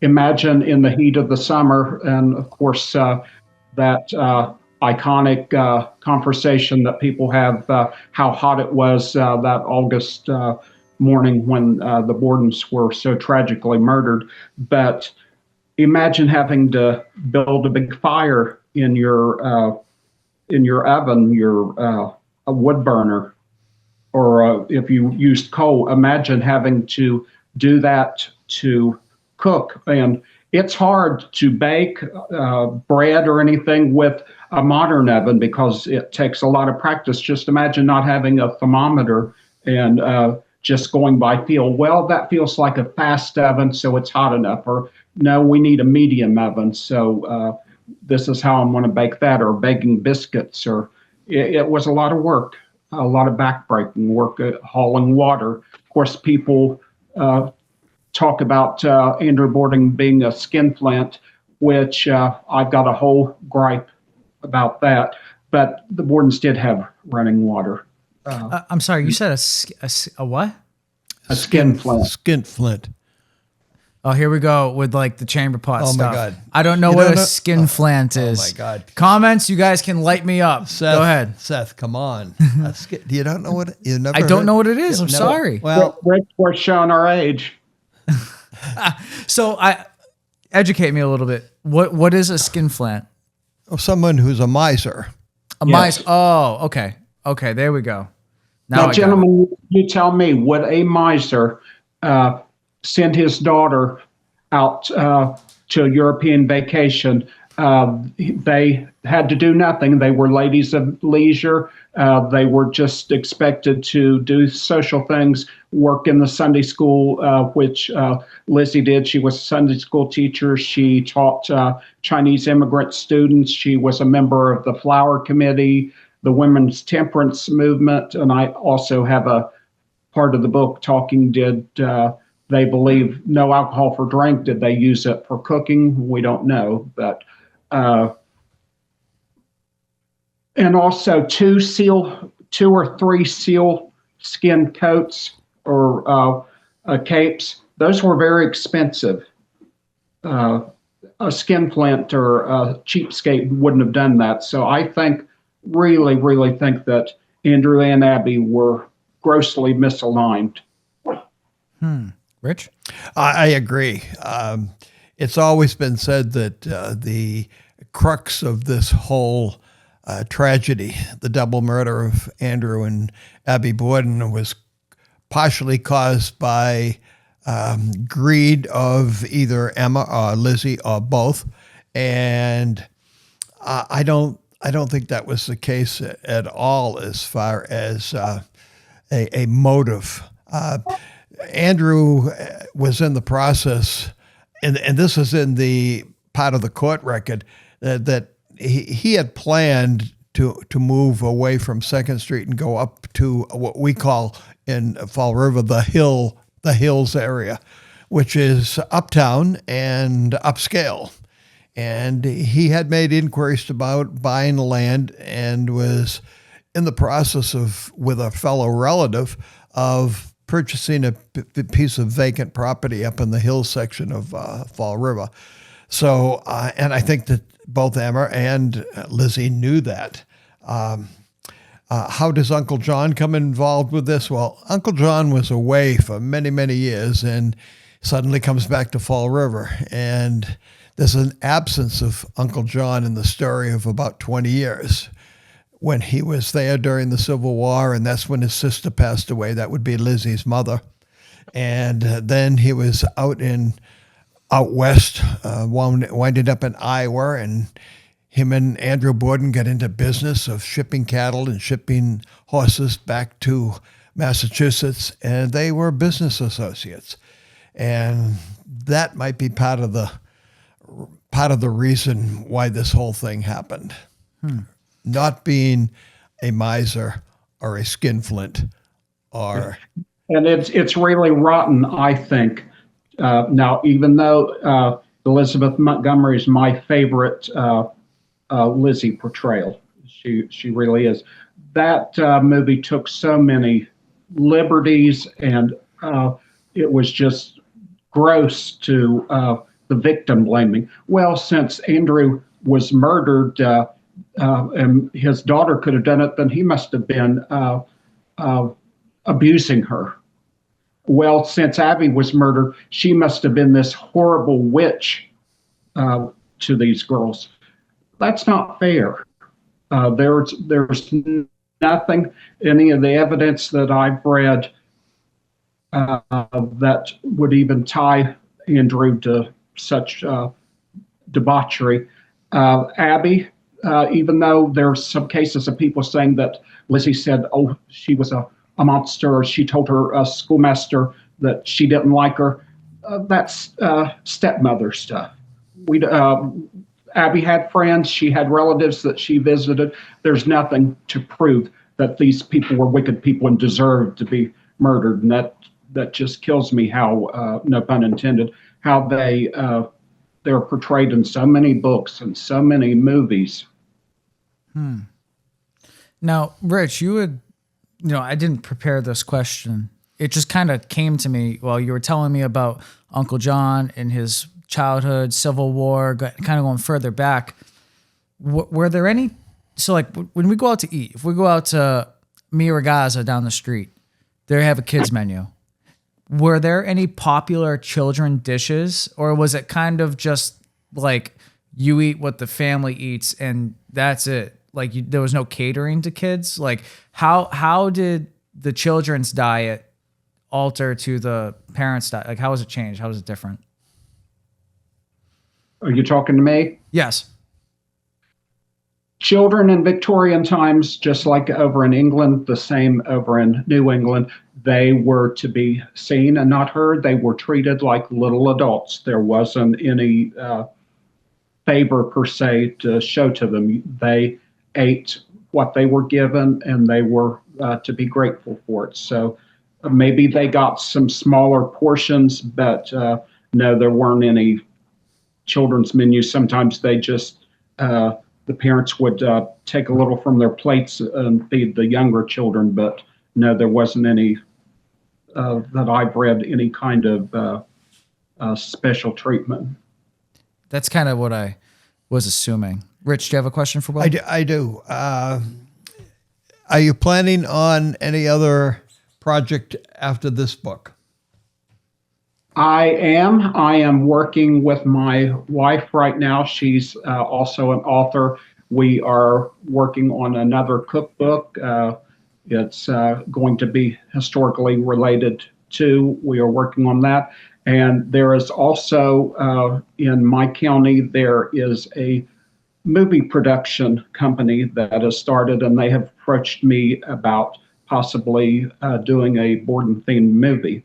We used one of the local Victorian mansions to do I don't know if you got a chance to go through some of our photography, but to do some filming there. But all that's in the works, and I'm excited about it. That is so cool. You know, my next question was going to be about the comic book type photography. It was funny, like when we were initially messaging, I was driving. I was texting at stoplights and texting at red lights and stop signs. No. I was driving to the gym and I was trying to like work and drive, do multitasking while I was listening to Anthony Amore's audiobook. I was doing multiple things at once. And I kind of skipped over the fact in my brain that it was a cooking book at first. And I didn't know, or I didn't remember that it was a cooking book until I had gotten the book. And I was under the impression, maybe I misread, that it was a comic book. So I was like, oh, he used real like life people and photographs to make a comic book. That's really cool. And then when I got the cooking book, I was like, I got to go back and reread these messages.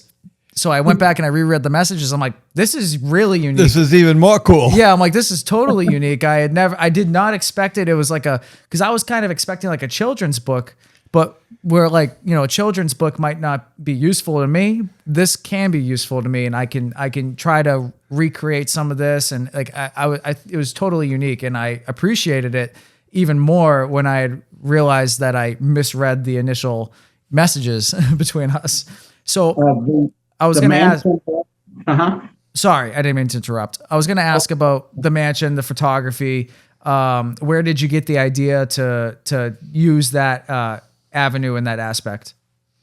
Some of our dear family friends, Susan and Donald Morgan, own and restored the Haslett Mansion in Wellston, Ohio. It was owned by a very rich gentleman at the turn of the century, and they restored it, and we took pictures. Of course, the Bordens didn't live in a mansion, but they have the Haslett Mansion with some original furniture, and we took some pictures in the ballroom, and Lizzie eating a peach out in the barn there that they have, and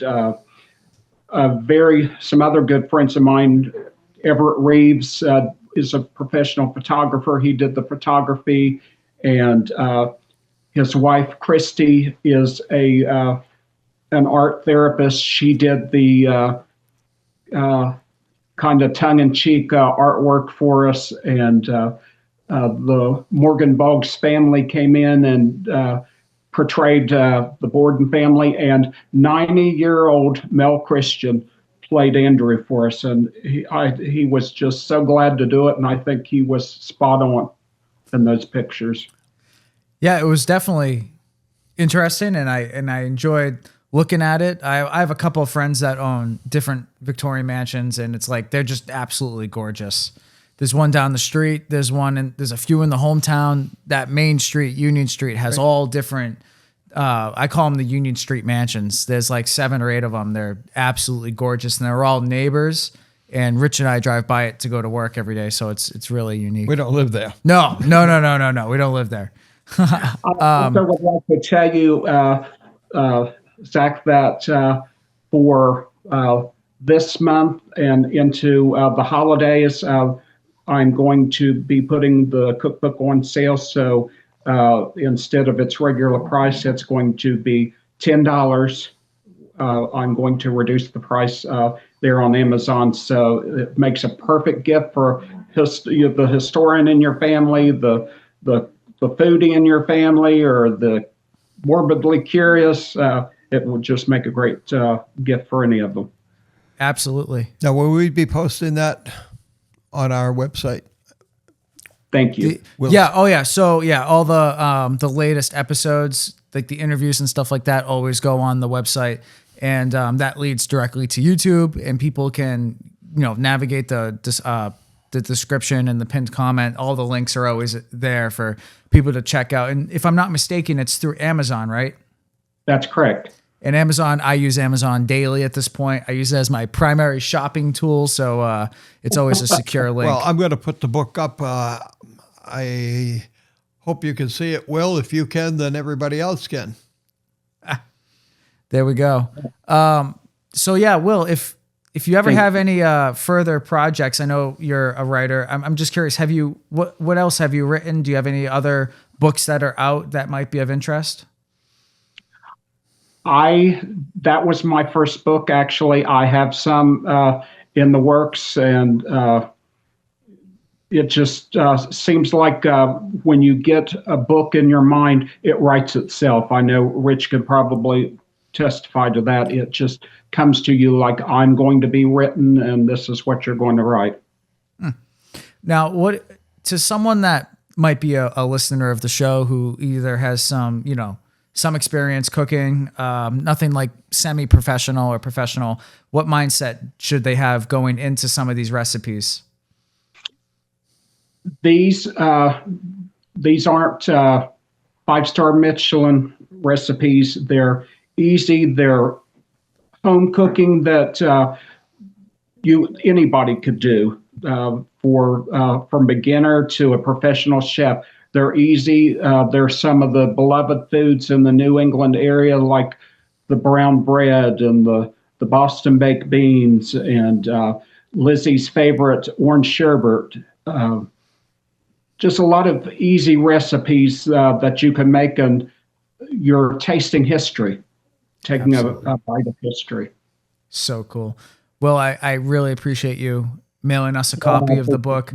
And Caroline and I, the girlfriend, have been talking. We're probably gonna do like a behind the scenes episode. I'm in the process of drafting like a behind the scenes YouTube channel. And her and I are gonna try to make some of the recipes, make a video on it and stuff like that. So I'll be absolutely sure to give you credit, links, and stuff like that in the description, and send some traffic your way. I think it'd be a really fun part. I appreciate it so much. Yeah, I again, thank you for reaching out to us. Rich. Yeah, it was a lot of fun, and I want to thank you, Will, for being with us today on Thanksgiving, and we wish you and your family a happy Thanksgiving, and all of our viewers who are faithfully watching us and feeding us your comments. We got some interesting shows coming up in the future, and I want to wish everybody who follows us a very happy Thanksgiving. And so our upcoming episode, the one on Saturday, is going to be with author Anthony Amore. That should be an interesting. I'm very excited for that episode. About the Rembrandt heist at the Massachusetts Museum of Fine Arts. Yep, and his personal history with Miles Connor, his journey meeting him, and the conclusion of how that whole case went down. It was truly fascinating, a great read. So that'll be taking place on Saturday, and that will be out on Sunday for you guys at 9 a.m. every Sunday morning, 9 a.m.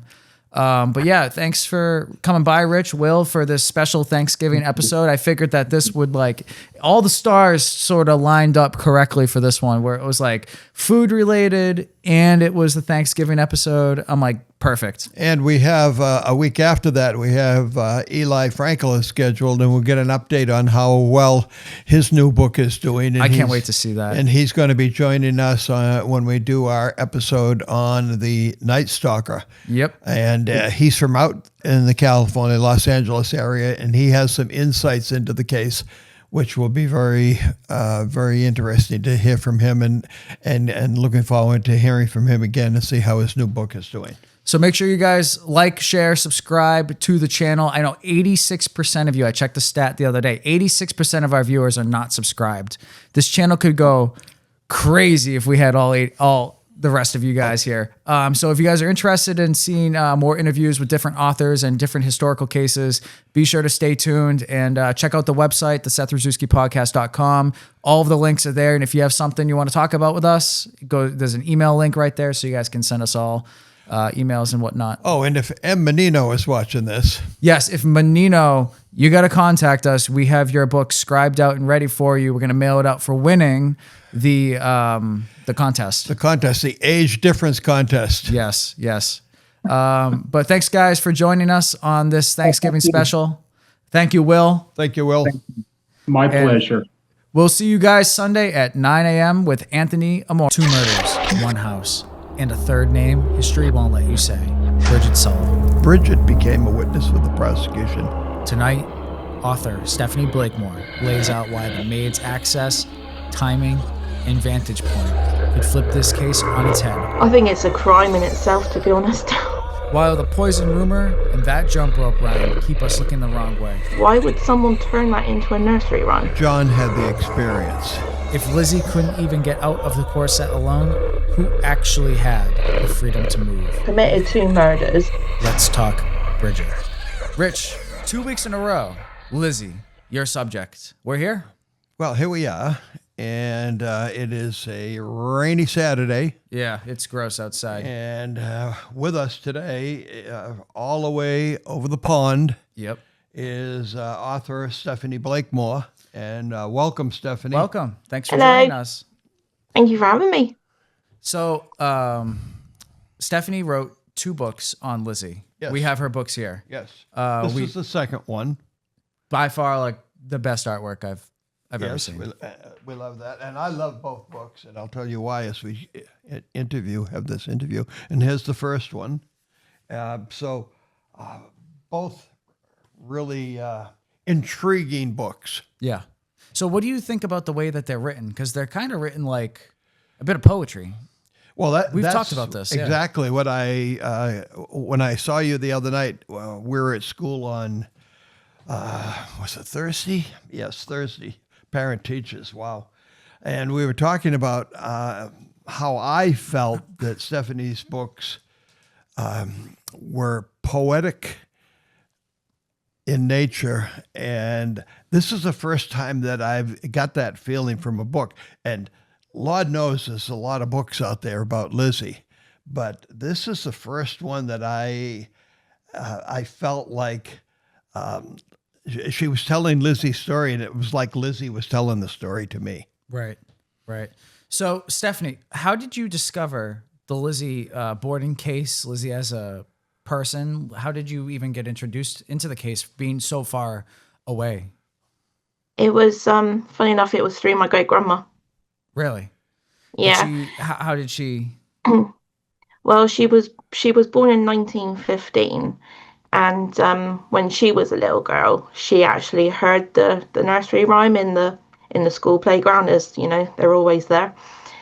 And I'd actually told her that I'd actually heard it in the playground, and because she was born earlier in the 1900s, I just said to her, I said, Grandma, I said, what in the world is this nursery rhyme? I said, because it just sounds really unusual. And she said to me, she went, Steph, it's about a Victorian lady in the 1890s who was accused of murdering her parents.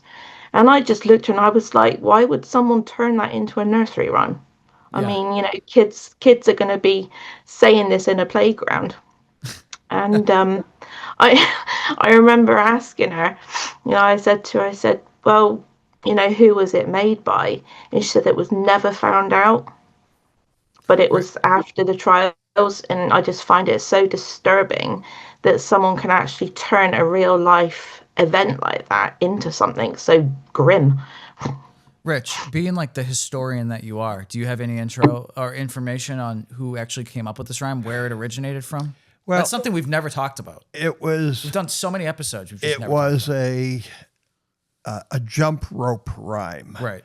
And when kids of that area, the Victorian era, were jumping rope, you don't see anybody jumping rope. Not unless it's forced by gym class. That's exactly right. But that was a popular diversion when you were young in that era. And so there were other songs and rhymes that went along with jumping rope. And this one caught on because of the publicity, the circus that was created by this case. And it was a circus. And basically that was created by the media, at that time newspapers, who sent people from all over the world, all over the United States. There were reporters that were in Fall River for the trial in June of 1893, and that is about the time that rhyme came out, and it often was in poster form, where they would print it out on a piece of paper and tack it on a telephone pole all over Fall River. And Lizzie particularly noticed it when she got back from the Chicago World's Fair, the Columbian Exposition. She was hanging out with our friend H.H. Holmes. No. Yeah. And it was shown to her, and because she was disgusted by it, and the rhyme is totally wrong. They got the number of counts wrong. It was not her mother. It was her stepmother. There was not 40 whacks. It wasn't 41. And it wasn't an axe. It couldn't have been an axe because an axe is on a long handle, but it fit the rhyme. Right. And there are students that I have in class now who know that rhyme.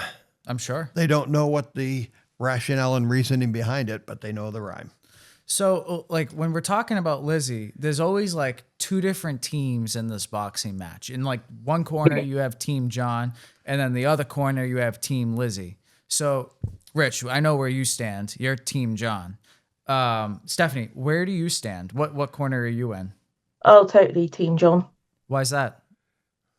He's just got guilty planted all over his face. He sure does. So, how do you feel he, I guess, fits that narrative? What evidence is backing up that claim?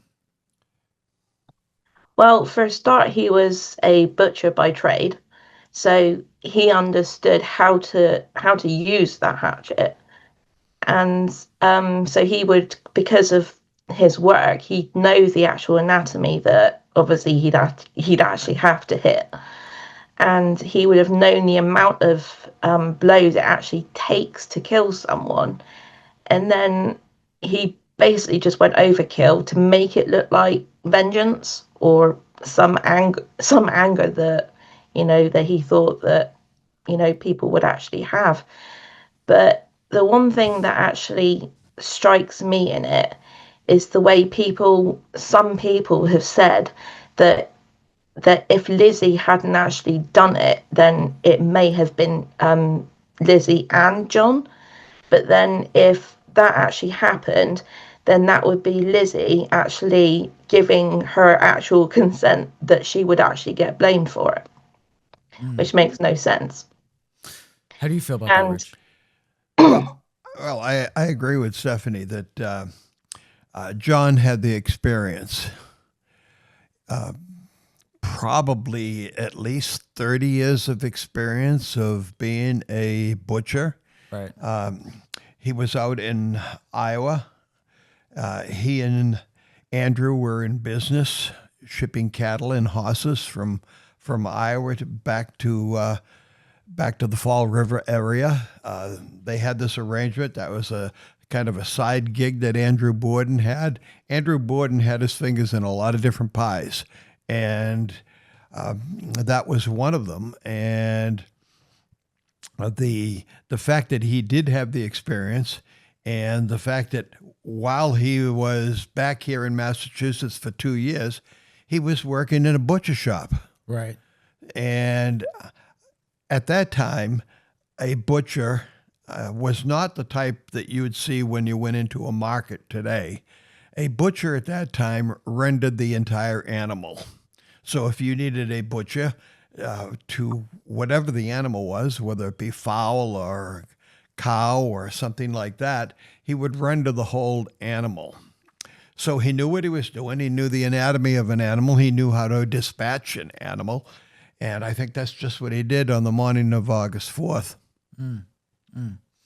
So, Stephanie, something that's often come up in our conversations and a lot in the trial, we talked a lot about it with Cara Robertson, author of Trial of Lizzie Borden, is the prussic acid and the claim that Lizzie attempted to purchase prussic acid. From my research, I haven't seen any strong evidence stating that it absolutely was her. And she never came out and accepted the fact that it was her who tried to purchase it. Do you agree with that? Or like, do you feel it was her that went to try to purchase the prussic acid? And how does that tie into the case at all?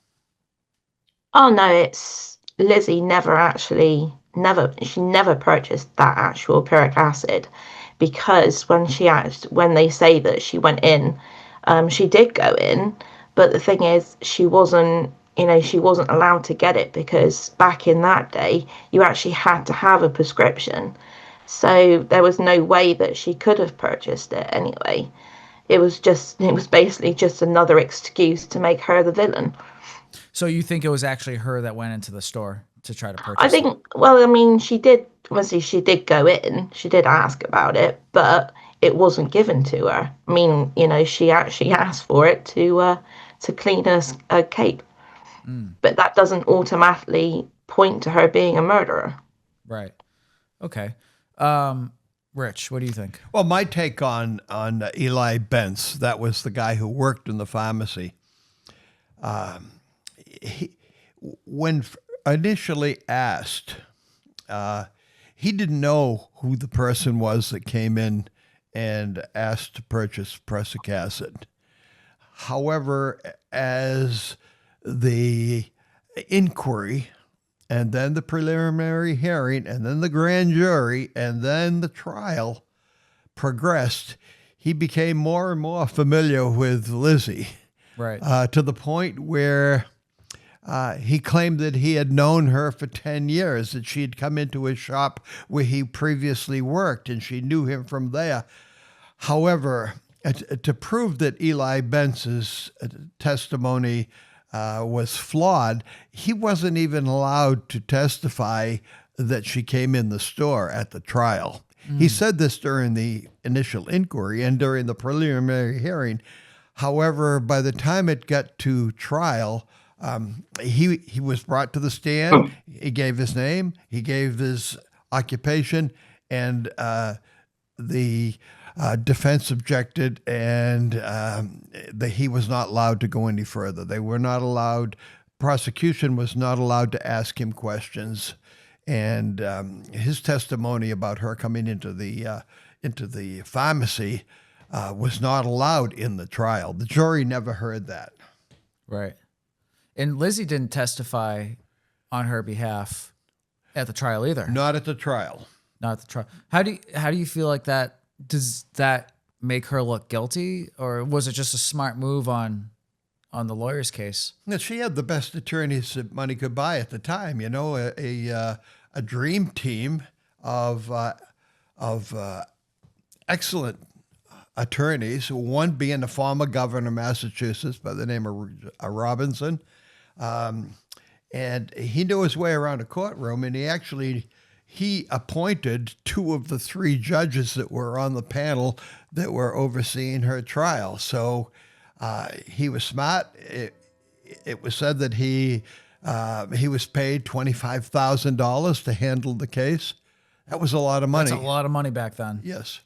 Because Mr. Borden, he died with, what was it, $67 in his pocket? $67.50. $67.50, and that equated to almost $3,000, right? Right. I'm really rough on this. And some chewing tobacco. Okay, cool.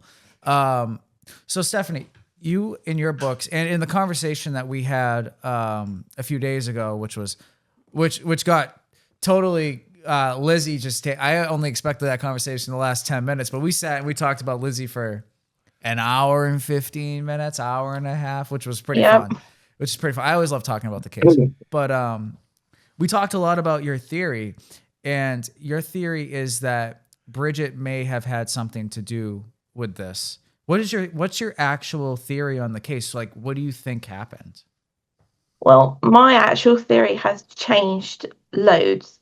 At first, I actually believed that it was Emma and John who played a part. But yeah, then it seemed more, in a way, I mean, I can't say obvious because obviously it's never been proven, but in my opinion, I think Bridget had more, kind of like more, well, how can I say it? a reason? It seems more that it would come across as her because she did have more of a motive to do it. And she didn't really like the Bordens at all, not from the way they actually treated her. And plus she was on the lookout, so she easily had access to where Lizzie was and direct contact to where John would have been. Right. So you think it was something that they just kind of planned together, and it was like a signal given or something? Yeah, I think John actually paid her off. I think it's just odd because straight afterwards, you go back to her life after the trial, she ends up in this massive house. So, and it just doesn't seem right. I mean, of course, people are then going to turn around and say, well, why didn't Lizzie do that? It could have been Lizzie that did it, but I just don't think it was. Rich, what do you think? Well, there's always been a rumor around Fall River, and talking with people who have been interested in this case even before me. There's a group of people who think that there was a relationship between John Moss and Bridget Sullivan, or Maggie, as the Borden sisters called her. I don't know if that's true. It was said that there was a guest bedroom on the third floor, and that's where Bridget's room was located, is on the third floor, the attic portion of the house at 92 2nd Street. But on the night that, or the evening that John came to the house on the 3rd of August, he was instructed by Mrs. Borden that he would be staying on the 2nd floor, which is where Emma and Lizzie's bedroom is also located. There was a guest room, which was also used as a sewing room, and that's where he slept the night of the 3rd.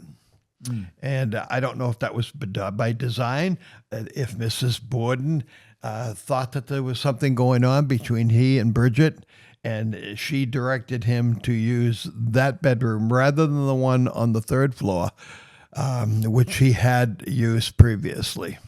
Now, we spoke, I think it was really only in the first episode, about there was an argument or a dispute amongst Andrew, Abby, and John the night prior to the murder. So what would that be, August 5th?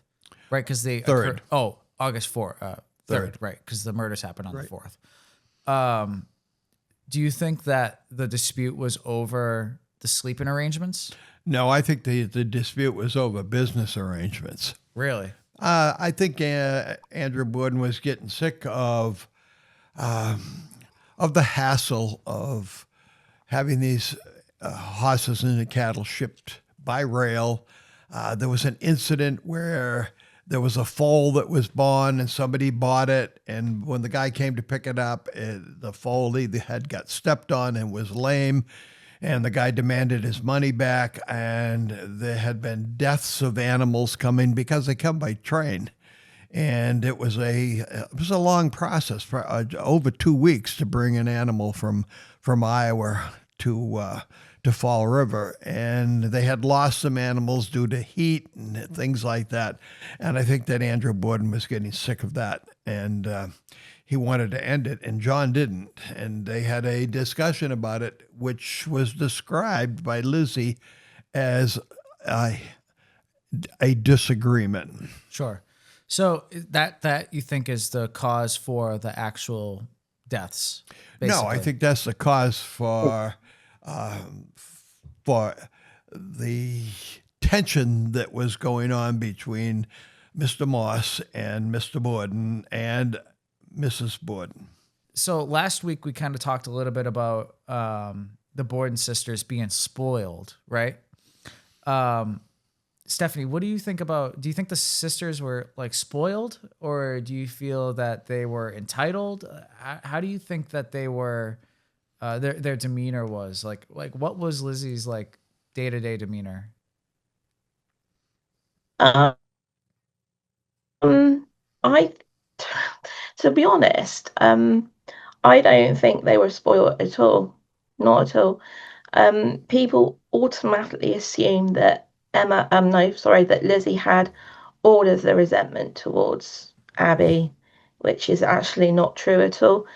Emma was the one that resented Abby a hell of a lot more. And I also think that Emma had an issue with Lizzie as well, because obviously with Lizzie being the youngest, maybe she was a bit of a girl, a bit of a daddy's girl.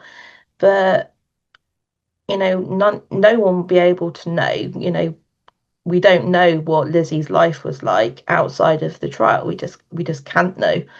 So what inspired you to write these two books? And are you looking at writing a third book on the case? No, I won't go past 2 books. I wasn't even going to write 2. I was only leaning towards 1. But what got my attention and to write the second one is because with the first one it was more about more explaining who they were. The second book went on more to explain what their role was in the actual trials and stuff.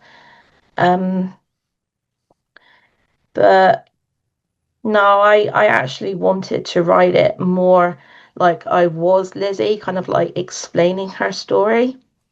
That's why it sounded more poetry-like, because I didn't want people to just constantly concentrate on the trial. I wanted people to realise that, Lizzie was human just like everybody else.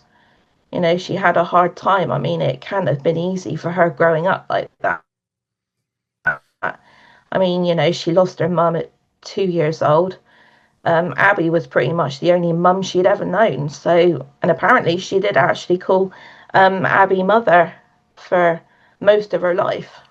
It was only until that horrible, the actual fact that Andrew had actually bought that house for Abby's family. And you see, I understand why Emma and Lizzie had that issue with them. I mean, they were his daughters, and suddenly their father is buying a complete property for someone that's not them. I mean, personally, I'd have the resentment as well, but just because she had that frustration, that doesn't automatically result to her wanting to kill her parents. Yeah. So Rich, you kind of took a similar approach with your book. So you kind of got more into like the historical type of fact-based writing, and then Bev wrote the my story section, the viewpoint through Lizzie. Yeah, she was the voice of Lizzie throughout the book, and her writing and mine were separated by segments that had Lizzie's initials after it, and I don't know if Stephanie knows, I had a co-author who I have never met. We've talked by phone.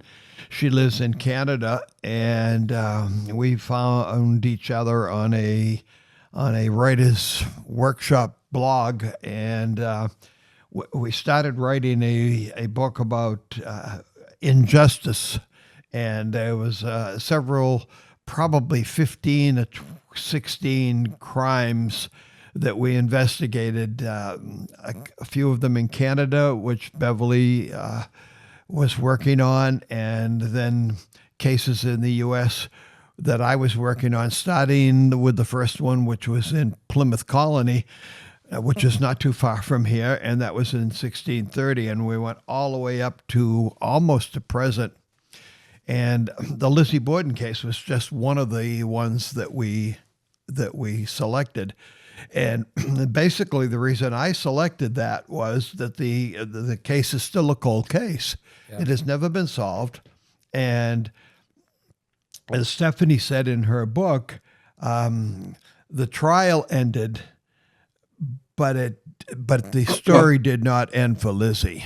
Right. In fact, that was almost the beginning of her story, was when the trial ended, because although she was found not guilty, in the court of public opinion, everybody not everyone, many made the assumption, well, it had to be her. It couldn't have been anybody else. And the proud person that she was, she would not leave Fall River. And she just stayed there. And much to the chagrin of those people who continued to sing that poem and saddled her with the mantle of somebody who was suspected of killing her stepmother and father. Sure. There's a question that I've never asked either of you that I can't wait to hear the answer to. And that is, if you could sit down and talk to Lizzie, what would be like the first or like the main question that you'd ask her if did you do it was off the table? Like, you couldn't ask her if she did it or not. Like, and I'll start with Steph. The first thing I'd actually ask her is, what was it like to be her during the trial? Yeah. Because we all talk about the trial, but we don't talk about Lizzie as a person, the fact that she went through all that. You know, the way that she was looked at, you know, even though, you know, there's no possible chance of her actually being the one that actually did it. I mean, it's like I was saying to Seth, it's, if you actually look at the way women were treated back then, I mean, women were expected to, you know, faint on cue. I mean, if Lizzie was, you know, if because it just literally logically doesn't make sense that Lizzie would have done it. I mean, people refuse to look at the actual practicality of it all, and I mean, we're talking about brutal attacks. I mean, not one but two, and if Lizzie had done that, you know, it would have been a lot. And knowing what women were like back in that day, and for example, the things that they wore, I mean, not to mention the fact that they had to wear like 6 or 7 layers of clothes. So that's why the whole idea of people saying that she did it naked, it just doesn't sit right. Because, you know, the fact of everything she had to wear, there is absolutely no way that she would have gotten out of those clothes, committed 2 murders, got back in that actual amount of time. It's literally logically doesn't make sense. That's And something that I never thought about. I think people actually forget that all the corsets and everything, they actually had whalebone in them. There is no way on her own that Lizzie was able to get out of that and get back in it. The only way it could have been done was if Bridget helped her. And I mean, if people are saying that Lizzie was the one that killed them, then basically Lizzie would have to turn around to Bridget and say, look, I can't get out of my corset and my clothes. Can you help me? I've got to go and kill my parents, and then you need to help me get changed. It's just silly. Rich, what do you think? Well, if I had the opportunity to talk to her, I guess my question would be, I would like to have her perspective of what the heck happened, because she was a witness to all of this, either directly or indirectly. I would like to know what she thought happened and who she thought was responsible. And I'm wondering if she came to the same conclusion that Stephanie and I did, that there was someone who had both the opportunity and the experience to be able to carry out those 2 crimes and have a alibi that doesn't hold water. And the only reason that Uncle John was not pursued by the Fall River Police Department was soon after they talked with him, he became a witness for the prosecution. And as soon as he became a witness of the prosecution, and as soon as Bridget became a witness for the prosecution, they weren't asked any tough questions. Right. You know, the police did not ask them any questions. They said, well, as a witness for the prosecution, we'll be having you come to court and testify. So they didn't have to come up with any plausible reason of where they were and what happened, because that was never asked. Stephanie, what do you think about John's alibi, the ironclad, rock solid alibi? What do you think about it? Like, because like to me, it's too perfect. If you asked me where I was yesterday at 6:15, I'd be like, well, I think I was at Veterans Memorial Stadium in the press box, but I can't say for sure. But he was like down to the minute. I was here. I ate these pears at this time. I did that. I saw this trolley driver. What do you think about his alibi? And is it ironclad? It was all rehearsed. Like you said, it was just perfect. There is no way anyone could have actually remembered the amount of stuff that he actually remembered. Not to mention the fact that the trip where he went to go and visit his relatives, the actual time of the destination was about an hour, and for some reason it took him about 25 to 30 minutes to get back, even though he was actually using the exact same distance. So it does actually just work out like he was rehearsing it. And he used the same means of travel to get back. So yeah, there's a missing half hour. Yeah, well, apparently, it did actually take him around an hour to get there, because he was by the horse-drawn carriage, and he took the exact same route, and it took him less than the time it actually took him to get there. It really just doesn't make sense. It doesn't make sense, and what doesn't make sense is. He said he was at his relative's house, and the relative stated to a reporter from the Fall River Herald that Dr. Bowen, yes, that Dr. Bowen, the one that is central in this whole case, Dr. Bowen was at that same residence because there was a niece there who was ill. And when asked by the reporter, did Mr. Moss and Dr. Bowen, did they see each other? She said, no, I think one was leaving as the other arrived. And yet Dr. Bowen was back at the residence of the Bordens at 92 2nd Street at approximately 11:25. And they both couldn't have been... They may have been at Wybosset Street at the same time, but it wasn't when Uncle John said it was. It was much earlier than that. Interesting. Because Dr. Bowen had to travel back to his residence, which was across the street from the Borden house, and he immediately was summoned to go over to the Borden house, and it was approximately 11:20 to 11:25. So, Steph, you have some like super strong passion about what the fate of 92 2nd Street should be.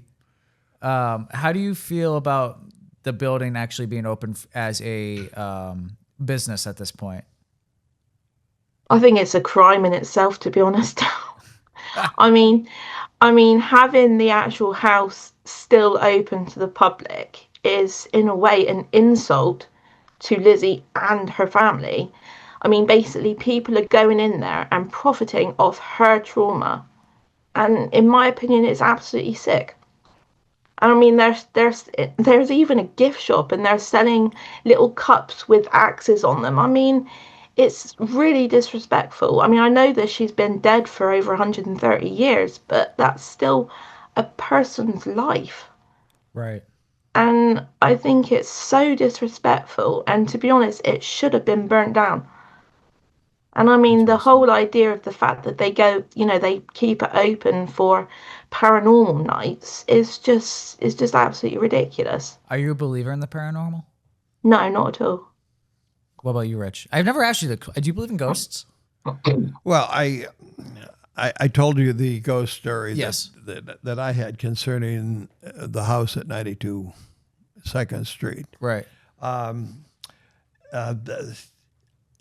At one time, 92 2nd Street was just a house on a street with an attached printing shop. And the printing shop actually operated out of the house and out of this addition that was put on the side. And that the first time I saw the Borden house, that's how it appeared, with a print shop attached to the right side.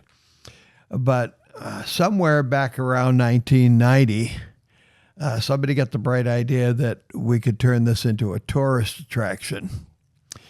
And that's what they did. Now, the barn that is there, which is the gift shop, is not the original. The original barn was torn down back in the 1920s, and yes, they looked through the remnants of that for the hatchet. They did. When they tore the original barn down. And then they put this one up, which they say looks similar to the original from photographs. And they made it into a gift shop. And I'll have to admit, I did profit from that because they sold my book there for years. However, when this property was sold a few years ago for $2 million, by the way, and turned it into a paranormal situation, the people who purchased the house, the corporation that purchased the house, said, well, we don't want to sell books anymore. And it wasn't just my book. There were other authors that had their books that they sold there. And to me, the whole situation there has developed around this paranormal situation now as a tourist attraction. And that property is not the only one that this corporation owns. They own other places of interest across the United States that have paranormal, quote unquote, paranormal activity. Maybe they own Tina Barr? No. No, I'm kidding. Tina Barr, Stephanie, is a D.B. Cooper reference. I'm not sure if you looked into the case at all, but it's a don't worry about it. It's all good. No, I'm all Lizzie Borden. Sorry. Yeah. Yeah. It's I like the fact that they're preserving the house as a piece of Fall River history, and I don't have $2 million to purchase it, so I can't. What I say doesn't really matter. But I like the fact that they're preserving it. I don't like the fact that they're pushing the Lizzie Borden title. Something that you and I talked about on the phone the other day was that they should call it the Borden House or something like that. They're calling it the Lizzie Borden House. They're targeting Lizzie to make a profit. And I'm not entirely sure that I agree with that. And I feel like Lizzie was guilty by media and guilty by capitalism in a whole. Just it was a good way to make money. It was a way to sell papers. It was a way to generate income and money, and she fell victim to it. And unfortunately, her strong will to never leave the city really forced her. It forced her to be in the house that shut her in. Basically, the title of your book, which Rich loves, by the way. Yes, it is. And you know what? That title that you picked, The House That Shut Her In, interestingly enough, that title goes for both of her homes, 92 2nd Street, and also Maplecroft, which is up on French Road, which I understand is now open for tour. No. It is the house that shut her in. Both of those homes shut her in. And the fact that Emma bailed, and we'll never know why Emma bailed out of Maplecroft. A lot of people kind of said, well, she really finally came to the conclusion that Lizzie killed the parents, and therefore that's why she moved out. I don't think that's the reason at all. I think there were some other reasons. She did not like the fact that Lizzie was associated with people from the theater, and Lizzie was interested in that, and the fact that she was friendly with Nance O'Neill and other actors. I think that went against Emma's what Emma thought was proper, and of course you got to figure. Emma was pushing 50 years old at that time when she moved out. So I would also like to ask Lizzie, why do you think Emma left Maplecroft in 1905? So, Stephanie, did you mention? You said you seem to like have like a little like a no on the house isn't open. What do you know so far? Well, I actually heard that it was open for paranormal nights, but apparently it's actually closed. That it's actually now privately owned and someone actually just lives there. Maplecroft. Yeah, Interesting. because I know it definitely used to be open for paranormal nights and everything, but it wasn't long ago that I actually found out that they've actually closed it off and it's not open anymore. Wow. Maybe this podcast can get a special. Well, we'll have to investigate that because it's not that far away. It's not. You know, I've never been to the Lizzie house. Stephanie, have you ever been to the Lizzie house? No. Would you ever go? No, I wouldn't step one foot in that house because, you know, I feel I've actually got the respect for the lady that basically had her life taken from her, and how I wouldn't feel happy if, you know, if I found out that someone was profiting off my pain. I mean, this is a real person's life. Yeah. Yeah, it's just, I don't know. I would like to see it presented in a different manner, you know? Well, I don't think you're going to see that because No, it they've will gone never down happen. that road, and it's turned into a cash cow for somebody now. And Yeah. it's a corporation that owns it. It's not like it's individually owned or it's owned by any of the Bordens or any relative. It's not. It's owned by a large corporation who's tried to turn it into a profit-making situation. And I agree with Stephanie. There is any reverence towards Lizzie and towards the Bordens, Mr. and Mrs. Borden. Any reverence that they deserve has just been wiped out because of commercialism. Stephanie, what do you think about the hatchet that was found on the roof during the trials? Like at the next door house. Did you hear about that? No, I didn't hear about that. So apparently there was I talked to Cara about it because I sort of learned it through her book. I also learned that Lizzie was enjoying sugar cookies, which I forgot to buy. Whenever we do Lizzie things, I like to do with sugar cookies on the table. It kind of like makes it more fun, I guess, if you will.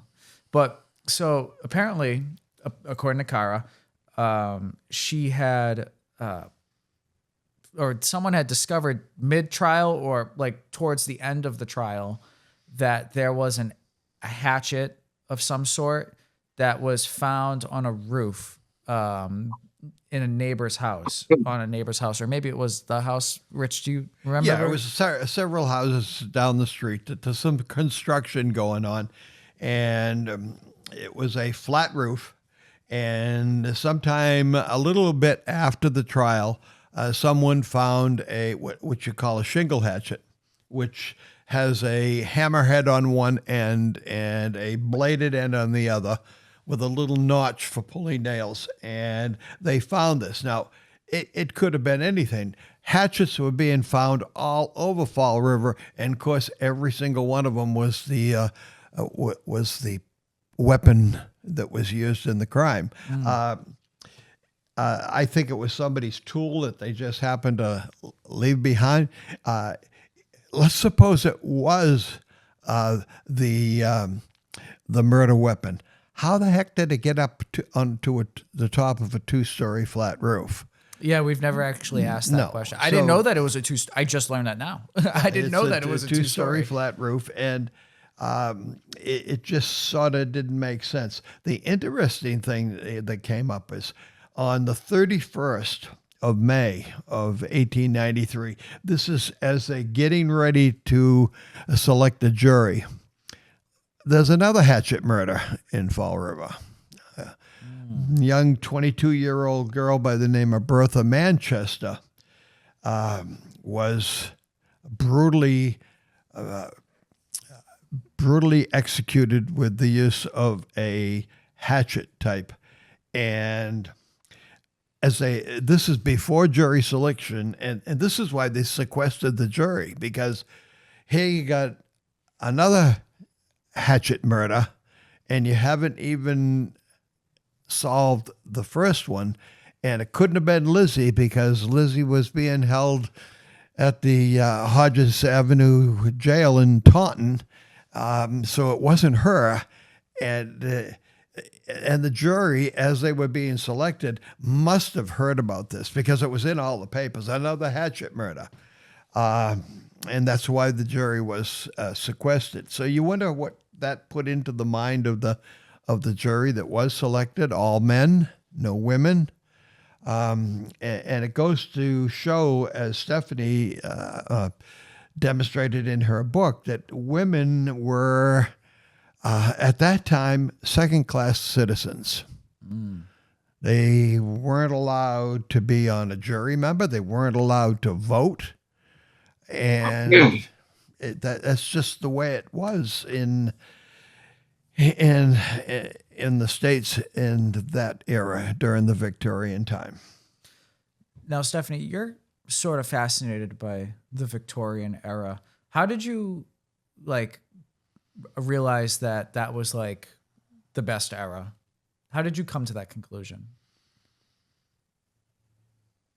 Well, that's a funny story, actually. When I actually first really liked the Victorian era, I was about 7 years old, and it actually started off going to a theme park near where I live that actually had a Victorian village in it. So you could actually walk through they actually built a proper place, and you could walk through it, and you could see all the different shops and what they wore. I remember always asking why we weren't wearing those types of clothes today. And my mother just basically just ignored it and just said, Steph, you don't want to go there. But yeah, I think even though obviously those times were absolutely horrendous, when you think about it, some of it was pretty beautiful. I mean, the way they dressed was lovely, but then you kind of change your mind when you figure out, how they were made and the actual purpose of them. But yeah, that time really just hit something in me, that it just, apart from everything else, it just seemed like a really nice time. Was the Victorian era different in the UK than in the United States? Was it like the style? Was it different at all? Or No, it was pretty much the same. Really? Okay. Yeah. Interesting. What inspired you to write these two books, and what are some of your other books that you've written or are working on, or any other cases that you're looking into? Well, what got me to actually write the books is the actual case has always been a fascination for me. Ever since I was little, I've always loved solving mysteries and everything like that. But I think because in a way I actually felt myself like I actually wanted to step inside Lizzie's world and actually let people know that Lizzie was human and there was more to her than this crime and the villain that they made her out to be.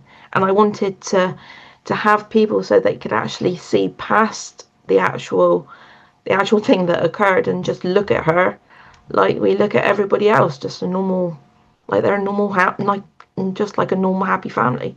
I wanted to tell Stephanie personally, in reading both of these books, that first of all, congratulations on the publication of both your books, and also I wanted to say, and perhaps I mentioned it a bit before, but what you've done for Lizzie, to me, is explain things in a totally different different way than a lot of other authors, including myself. My book is totally different from yours. Yours has more feeling.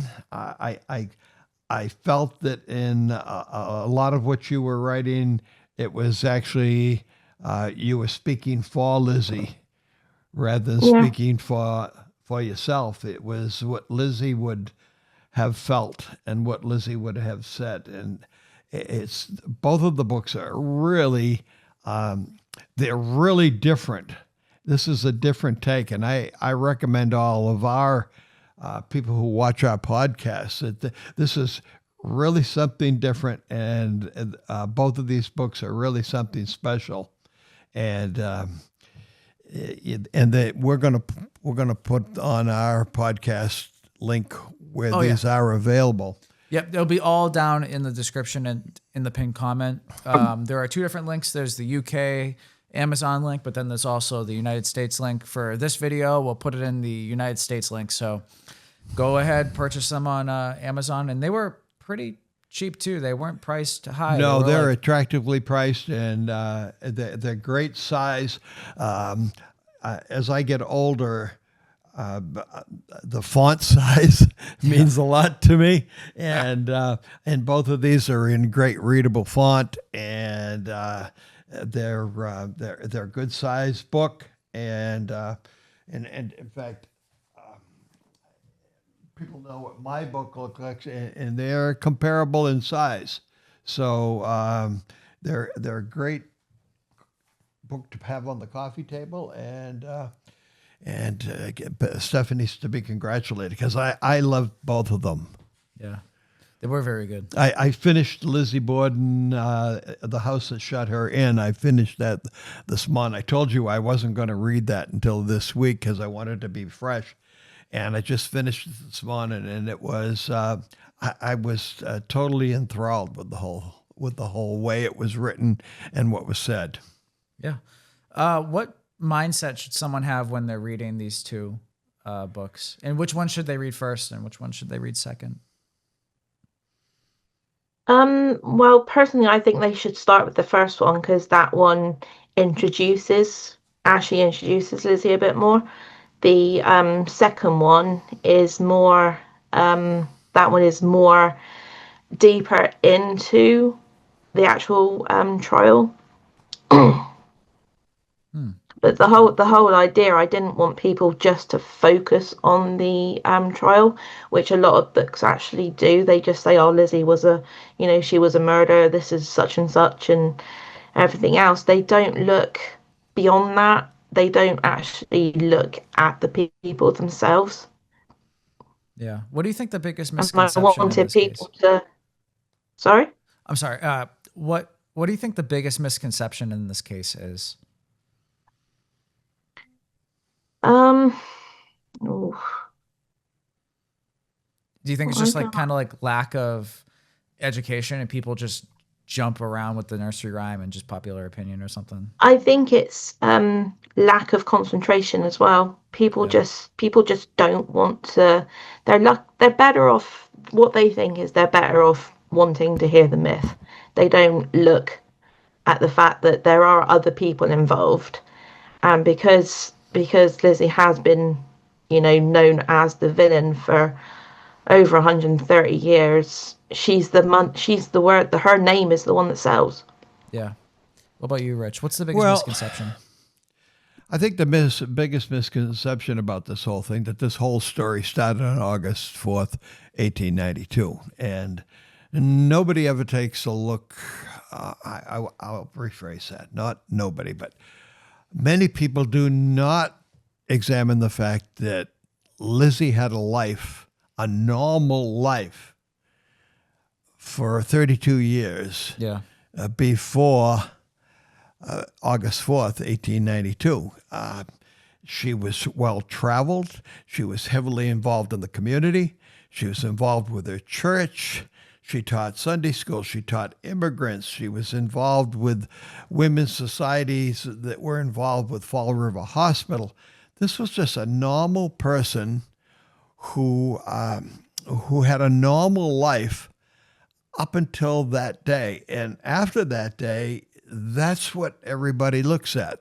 What happened the day of the murders and what happened after that. And nobody goes to say, well, what was it all about beforehand? And there's been a few books written that tell about her community and what things were doing before the murders. But for the most part, most people just look at what happened after. Yeah. She kind of like took after her father a little bit in some ways. Like he was on the board of trustee for several banks, right? And he had his hands in a lot of different businesses and whatnot, and he was busy. And I feel like she kind of took a role model to him. Well, And her she middle was- name was Andrew. Yeah. Named after Andrew Jackson. or Andrew, her father, and then her father was named after Andrew Jackson, which is kind of funny. But like, you know, and then she gets involved in church. She starts working with the animal shelters. She's a bit of a teacher to Sunday school, right? Well, Sunday school, and she also taught, for the church, she taught immigrant children. She was teaching them English. So she had all her hands in, you know, all these different pies. As Yeah, you she said was it. she's involved in the community. And then her father's doing the same thing. So to me, it shows like, you know, she looked at her father as a role model. She grew up on a get involved type of lifestyle, and you know, and then she gave her class ring to her father, which I guess shows that, you know, she adores her father and cares. Well, about him. I always said if there was an oddball, an odd character in that whole family, it was Emma. And Emma had reason to be maybe angry at Mrs. Borden, because when Mrs. Borden, the new Mrs. Borden, Abby, entered the family, Emma was a young adolescent, and she took that situation differently than Lizzie would. Like a bit more Lizzie personal. was a child. Yeah, she was like what, 3? Well, she was about nine and a half years younger than Emma, and so she was almost about 5 years old when Mr. Borden remarried. Okay. How do you feel about Emma being like a bit of not, I guess problem child's a bit of a bad phrase, but someone who would have been a bit more upset with the situation? Well, in a way, I can understand, really. I mean, Emma herself was extremely young, and you know, she basically didn't have the childhood she deserved.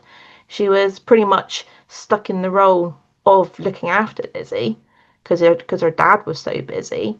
So it must have been difficult for Emma as well. Yeah. And I think that's one thing people actually do forget, because of course they're too focused on Lizzie. They don't actually see the older girl that basically did sacrifice her own childhood to look after her sister. I made a Facebook post, and I mentioned the word scapegoat on my Facebook post, and you had made a comment about it. Was Lizzie the true scapegoat? Yeah. You think so? Like, without a doubt? Oh, without a doubt. Yeah. But I think that's going to probably start to wrap this episode up a little bit. Yeah, you know? well, I want to thank Stephanie for spending this time with us on Saturday.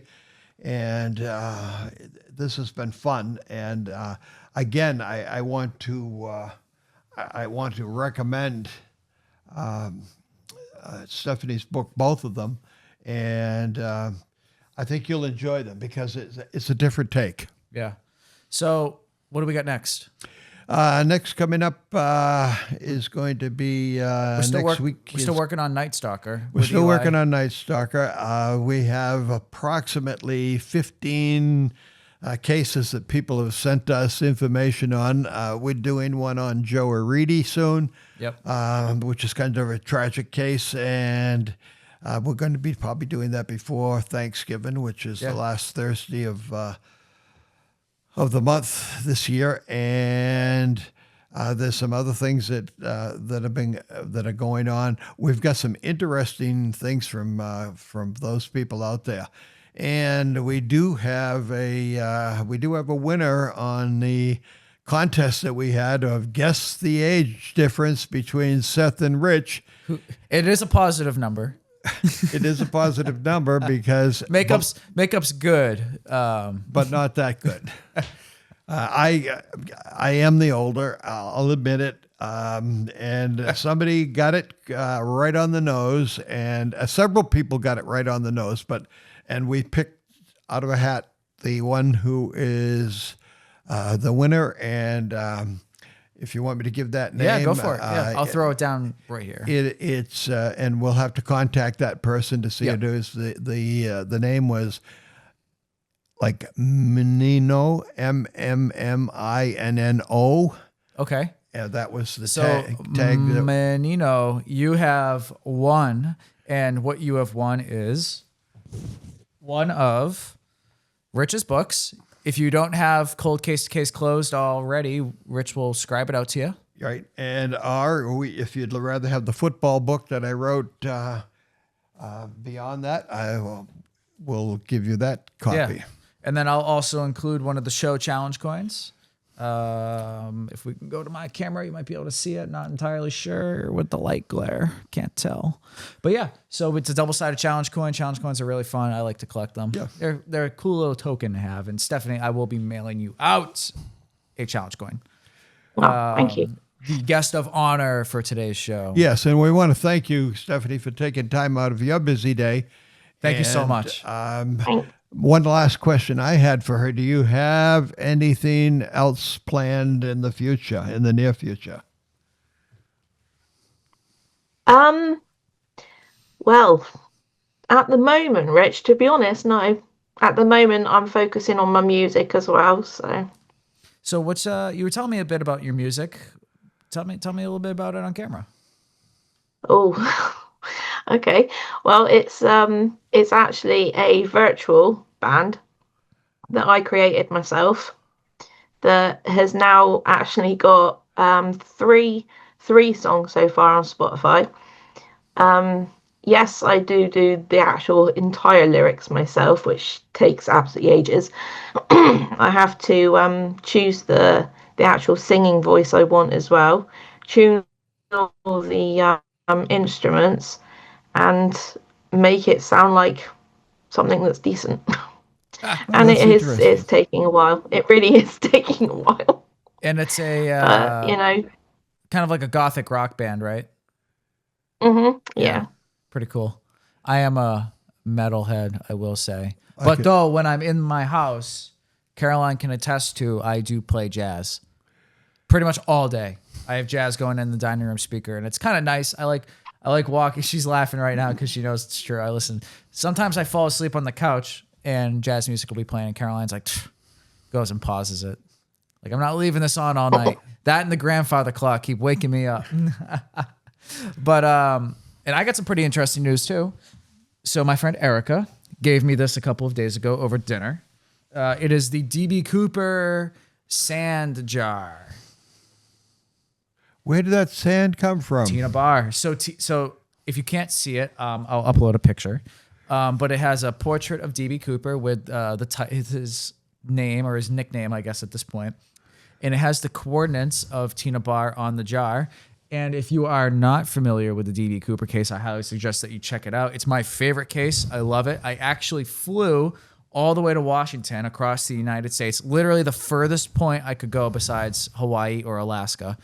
And you brought back some of their sand. And I brought back some of their sand from Tina Bar, from the money find spot. Real quick, if you don't know the case, a man in 1971 hijacked an airplane, demanded $200,000 and 4 parachutes, dropped the rear stairs to the aircraft, and disappeared in the night. It was a rainy, cold night in the middle of... it was Thanksgiving Eve, actually, so It's coming up. Maybe I'll release the video on Thanksgiving Eve. From 10,000 feet. From 10,000 feet. He jumped, and 9 years later, a big old, not bag, but a section of money, $6,000 in United States $20 bills, was discovered on the side of a beach called, I say beach lightly. It's kind of like a little sand patch on the side of the Columbian River. And $6,000 was discovered by a 9-year-old kid. and that was 15 miles away from where the FBI thought he jumped, and nothing has ever been found. No parachutes, no money was ever spent, no banks ever found it, nothing, zero. And they know that because they recorded the bill serial numbers. I said they did. They said they did. Yeah, That's we're not entirely my sure. theory. It could be. So I grabbed some sand from the money find spot, and I have it right here. And if you guys like the show, Rich donated a Tina Barr special, the Lizzie Borden book. I know the cases don't really have anything to do with each other, but it's the Tina Barr special. We're going to roll with it. It is what it is. So if you'd like, you can purchase the sand and the copy of the Lizzie book and a challenge coin. It'll all be on an eBay link, and that will go live in a few weeks or so once the video's out. Thanksgiving. Right around Thanksgiving. So that video will go live, and there will be like a little bit of auction. If it goes for $5, it goes for $5. It is what it is. But be sure to be on the lookout for that video. I cannot wait. I'll do a watch party. We'll watch it, check it out, because it's a lot of fun. It'll be about 45 minutes to an hour. Just about kind of the length of these podcasts. So I'm super excited for those. What's going on, guys? Editing Seth here. We made a little bit of an error. The DB Cooper Tina Barr investigation is going to go live next Sunday, not on the Sunday of Thanksgiving. We changed our mind. Rich had a prior commitment, so in order to keep an episode out and keep episodes coming, we're going to release that episode next week. I'm also going to be going live today. So if today is Sunday and you're watching it, Sunday the 9th. If you're watching it on November 9th, right now in the premiere, I will be going live tonight on a coffee hour. So be sure to hang out with me, join the chat, and talk with us. It'll be a lot of fun. I don't really have any super prepared material to go over, but we're just going to have some fun and talk with the chat. The link for the sand, if you guys want to auction or participate in the auction, maybe it goes for $5, maybe $10. I don't know what it's going to cost, but you are going to get a free book, one of Rich's books, the Cold Case Closed. You'll get the sand, and you will get a challenge coin. Actually, I'll show you. I'll show you the challenge coin. Right here, around my challenge coin collection. Boom! Check that out. Yeah, look at that, guest of honor. So you guys will get the challenge coin, which will be a lot of fun. And anybody who watches my live streams would know I talk about my French Victorian mirror. That's it. You guys got that. Cool. Sweet. So thanks, and let's get back to this video. Well, again, thank you to Stephanie for spending this time with us. Thanks for taking the time out of your schedule and being here with us. My busy day. And good luck with your music. Yes. Good luck with your music. I listened to it. There will be links down below in the description. Make sure you follow the Instagram account, the Spotify account, and check out her books. They're, they are really interesting. They are good. They are different and they are interesting. And if you're a Lizzie fan, they're a good collection piece to have. Exactly. And to read them. Yes. And they're not terribly long. And I will actually put in a very embarrassing thing. I'm going to say it, but when I was writing the second one, I got so emotional. It was utterly ridiculous. I could feel that. When I read it, I could feel that. I could feel the emotion that went into it. And as a fellow author, your heart and soul literally goes into what you're writing, and that's what makes it so interesting. Yeah. So and again, thank you. Yes, I think that's going to wrap it up for today's episode. I want to thank everybody for watching today's episode. It was a blast. Yes, we'll be waiting for your comments, and we'll be waiting for your suggestions for more cases. The correct age difference? 56 years. 56 years, yes. Yes, so Seth I'm is 20. 56 years older than I. No, I'm sorry. I'm 26, Rich. Yes. You're 26. And you are, you just turned. I'm just older than 26. Yes, okay. I won't display it, but yeah. No, you do can the math. say it. Okay. Rich just turned 83. Happy birthday last Sunday. Thank we had you some so people in the much. chat. Thank you. And I also want to thank Faye Dalton for writing me a nice letter and sending me a book to read. So I'll be doing a coffee hour on that book pretty soon. Well, thank you very much. And thank you, everybody, for tuning in. Yes. Alrighty, guys. I'll see you guys next week. So, Rich, we're back in the living room studio type situation we got going on here. What's happening? Who are we covering today? Well, we have we got an interesting character. We've talked a lot about this guy in all of our Lizzie Borden episodes that we've had. we never have done a deep dive on John Vindicum Moss, Right. better known as Uncle Uncle John. John. Uncle John. Uncle John was uncle to Lizzie and Emma in the Lizzie Borden case. But we've made a lot of claims about John, and I feel like we should give him his own biography and break down the case itself. Right. Or break down who he was as a person, get the background info, because, on the outside it might seem like, you don't know much about him, and he sort of just pops into scene. Yes, and you look at his portrait and you say, wow, that's interesting. Yeah, right? I wonder what he does for a living. And that's part of the story. It is part of the story. So can you take me back to John's early years, Sure. growing up?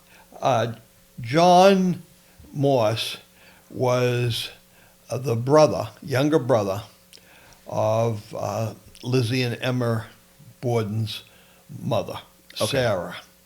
Her name was Sarah Moss before she got married, Sarah Borden.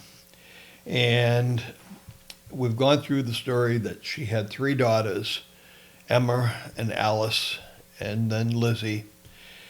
And Alice, the middle daughter, passed away when she was about 2 years old, which was not uncommon back then for childhood diseases to take a child.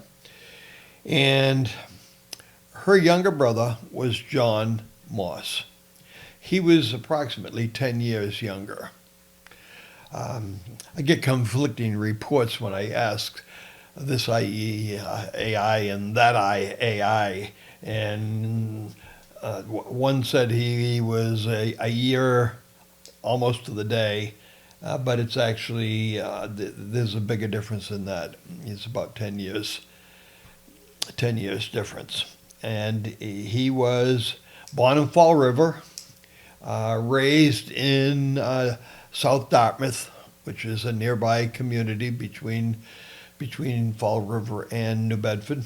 And he was her younger brother. And as he got older, he came to work for Mr. Borden. And we all know that Mr. Borden was in a business called Borden and Almy, and they made furniture. They also made caskets and coffins and things like that because it was a wood product. And in his early days, in his 20s, he worked for Mr. Borden. Mm. And suddenly, he was gone in the middle of this 1860s. And at 29 years old, he suddenly quit his job with Mr. Borden. They still remain close. I saw reports that said that John Moss was the only friend that Mr. Borden ever had. Oh, really? I don't know if that's true or not, but Mr. Borden seemed like he knew everybody. Mr. Borden was the coolest guy in town, from what I've seen. and he paid for it. Yeah. Oh, yeah. I'm sure he did. He did. You know, he was called a skinflint, somebody who was cheap, and I don't see that.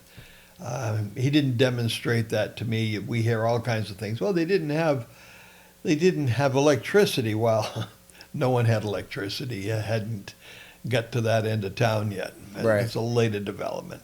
So back to John quits the He Borden quits and working Almy. for Borden and Almy and decides to go out west. Where out And, west? He first of all to Illinois, and later to Iowa. And Interesting. he wound up getting into first in a little bit of farming, but he wound up getting into the cattle and horse business. He was a horse breeder and supplied cattle.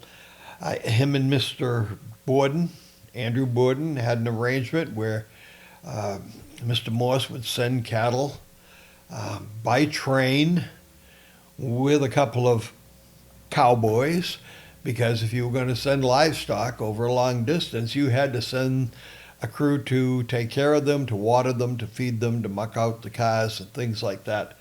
And so They did this for years. So why did he move out west randomly? There's the question. What was going on in the middle of the 1860s? Well, I know my history. Well, 1860s was the American Civil War. Yes, it was. And in the middle of the Civil War, the early parts of the Civil War, there was a new conscription law passed for the draft, that they were drafting males between the ages of 20 and 43 into the U.S. military.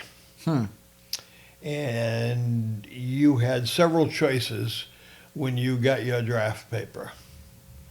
You could either get drafted and they would put you into a unit for training. You could join.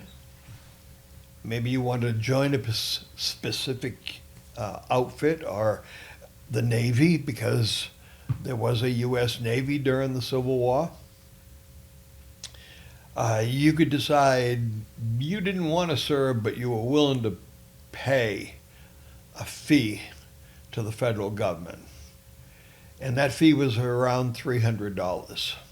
Which I looked this up earlier while we were prepping for it. It's about $7,000 in current day standards. So a sizable amount of money. I would so pay $7,000 to not get shot at. So If I had to, I would. But I would so pay $7,000. And that was one. And then there was a cheaper way of getting out of it. And that was to hire somebody to take your place. Where I can't believe that actually worked. That's crazy. And so you'd get somebody, you'd pay them, and the starting prices at the beginning of the war was $150. But as the casualties mounted, people decided, I'm not going to do that for $150. And there are records on file that some people received between $1,000 and $1,500 to go in somebody else's place. Wow. And that was legal to do that. Wow. The only problem is when they started paying these higher amounts, the guy would join an outfit and he'd be with them a month, and all of a sudden he'd go AWOL. And then he would go back to the subscription agent, actually a person that did that, and say, hi, you look familiar. No, I've never been here before. I'm Sam Jones. Gee, you look like a guy that was here a couple of months ago. And he would join again and get another subscription fee for joining. Oh, wow, that's crazy. And they were called bounty jumpers. Huh. And the federal government was actually looking for people who were bounty jumpers. They would join an outfit and be with them a month, and all of a sudden they'd get up some morning and they'd go out of town. That's crazy. So what did John do? John gets this draft We don't know notice. what John did. So we knew he got out of Dodge. Well, let me rephrase that. We knew he got out of Fall River. Sure. And he did it in a hurry. And it was approximately right around the same time that his sister, that would be Cara Borden, Lizzie and Emma's mother, birth mother, passed away. She passed away. Lizzie was about between 2 and 3 years old, and a lingering illness of a few months. When we examined what they put down for reason of death, it was given as uterine congestion, which could have been, under today's standards, as bladder cancer or something like that. So she did not have it easy. She had the 2 children, had lost a child, and so by the time that she passed away, and this is also in the middle of the Civil War, Mr. Borden was left with an almost adolescent child, Emma, who was 12 years old, and a toddler who is between 2 and 3 years old. That would be Lizzie. It's weird to me to think of Lizzie as like a toddler. It's Right. just like a weird thought to me. Like Exactly. you get like the pictures and stuff. It's just to me. It's just I can't imagine it. But So Uncle John, my theory, or I theorize that he got out of Fall River because he wanted to get to a less populated place and wait things out and hope the Civil War ended. Yeah. And while he was there, he got in business and remained in touch with Mr. Borden. Occasionally came back to Fall River. They said he had a boat down in New Bedford, small boat that he liked to go fishing. Yeah. So he was back and forth often, sometimes almost on a yearly basis for a few weeks. And while he was doing that, he and Mr. Borden were in business together. Interesting. Doing the cattle. Doing the work. cattle and the horses. Mr. Borden had a farm in Swansea, Yep. which is on the other side of Mount Hope Bay. And the reason that brought Mr. Morse to the Borden house the day before the tragedy was that they were talking about business at this farm. Sure. So he's doing all the cattle work. What's his? That's his early 20s or his mid 20s, right? Well, he was 29 when he left 29. Fall River, so now he's into his 30s. He spent 25 years out there. So what is he doing 30s and stuff like that? What's going on while he's in his 30s? Well, first he started a little bit of farming in Illinois and decided to move on to Iowa. Went out to Hastings, Iowa, which is in the far west end of Iowa. Not too far away from Cedar Rapids and not too far away from Villisca, which is another place that we talked about in a previous case. And also in an upcoming case, we're going to have an author. The Villisca axe murders. Yes. Crazy case. But And we're going to talk about that, how so close. We're gonna go over that whole... a little less than 10 miles away. Yeah, less than 10 miles away, another axe murder happens. But Yes. but we're going to talk about that. Hang on, guys. So, Rich, So John's in his 30s. he's in his 30s. He starts a cattle ranch and horse ranch, and he's selling horses and cattle in Iowa. In addition to that, he's got a deal going with Mr. Borden where he's shipping them east by rail, up through Chicago and then across. And they had a farm. He had a farm in Swansea, a large farm. And that was one of Mr. Borden's businesses. In addition to being in the furniture business, in addition to being director of several mills, in addition to being president of several banks.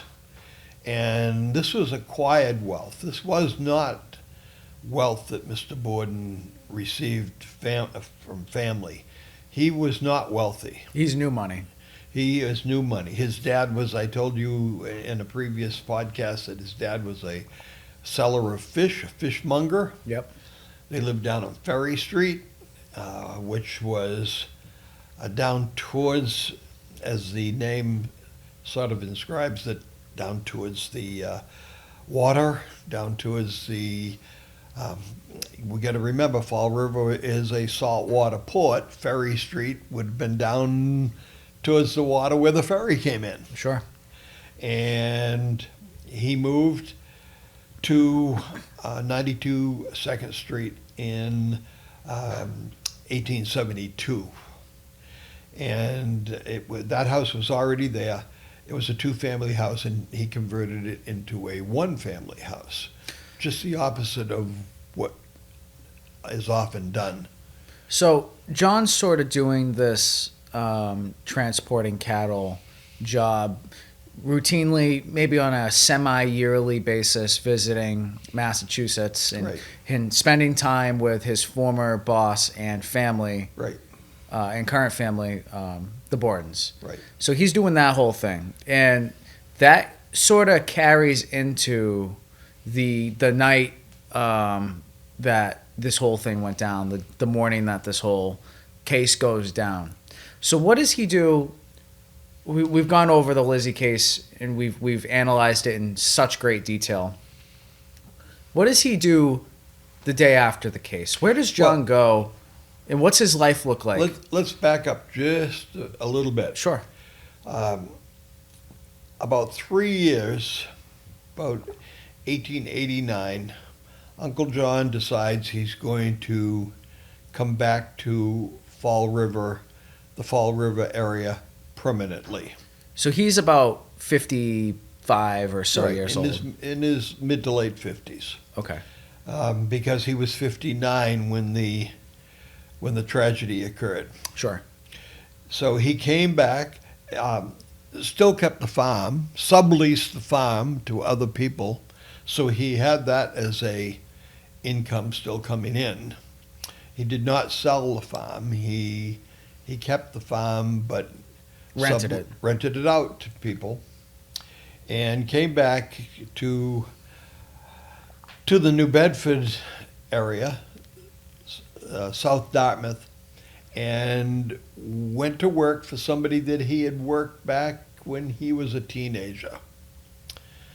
And this particular gentleman had a meat market in New Bedford, and Uncle John lived with the Davis family that owned the Davis meat market, and he had been living with them for approximately 3 years and working at the Davis meat company, meat market. Sure.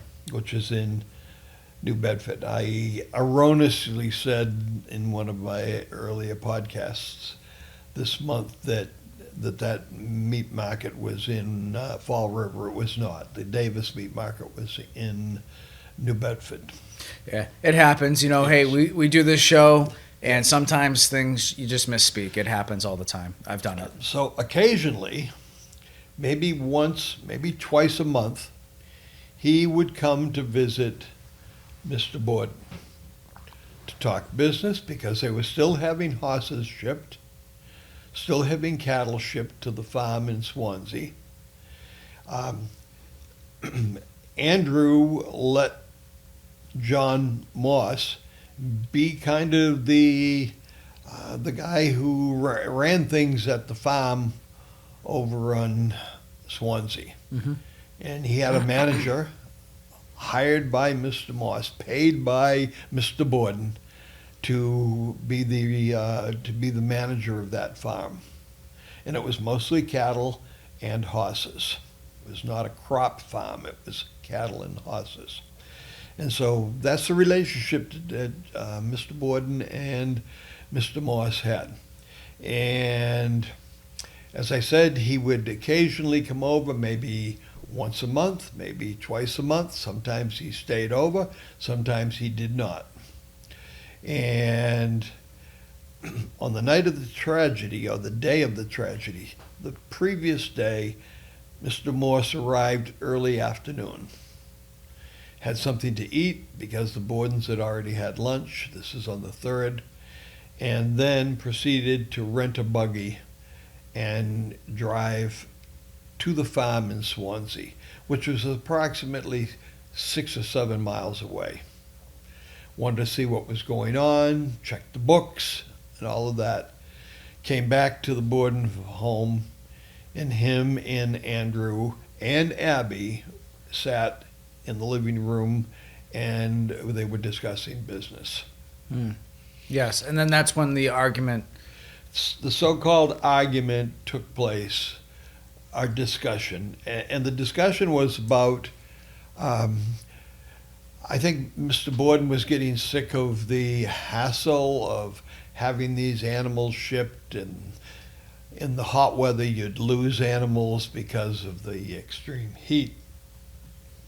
They had a deal where one of the horses had a foal. Somebody bought it, and when the guy came to pick it up, after the horse had gotten large enough to be weaned from the mother, came to pick it up, and the foal had a limp. Sure. Evidently might have got stepped on by the mother horse, stepped on by another horse, and it had a limp. And the guy said, I paid you the money for that horse, and it didn't have a limp. And he wanted his money back, which he did get his money back. And Mr. Borden was getting sick of the hassle. That was one of the hassles, but the fact that they were losing product hot summer, especially when they shipped them in the summer, they were losing animals. Especially, like, Andrew has his hands in all different businesses. He's known all around Massachusetts. He's the guy. And for him, it might not be as lucrative as his time is more valuable than putting it into this. Right. But for John, it might be his main source of income or one of his main sources of income. So it's just like, you could make $50,000, but to, Andrew, it's not that much or whatever. I'm just making up numbers here, but. Well, he did not want the aggravation. Andrew Borden did not want the aggravation. John Moss's position was that aggravation goes along with it. To me, it doesn't seem like an industry that Andrew would want to be in. Andrew seemed to be more in financial with the banks and stuff like that, sitting on boards and stuff. And he also seemed to be more in product creation, as in the Almy company, Borden and Almy, creating these wooden funeral products. To me, it seems like shipping cattle, and it doesn't necessarily seem like something he'd have his hands in. Well, I think he enjoyed having his hands in it early. Yeah. Because it was a source of income. But as you said, Mr. Borden had kind of outgrown that. Yeah. He's now president of several banks, heavily involved in several mills, big stockholder in several mills.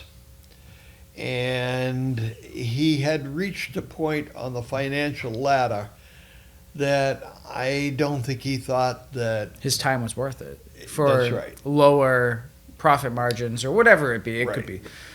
So this whole thing goes down in August, and now they have this trial coming up. Where is John at? Like, where is he staying with the trial? What's his movements look like? Okay, he spent the evening of August 3rd, this is the night before the murders, at the Borden house. Yes. And he was placed in the upstairs guest bedroom, also known as the sewing room. And that would be using the front stairway. This formerly was a two-family house, which Andrew Borden converted to a single-family house.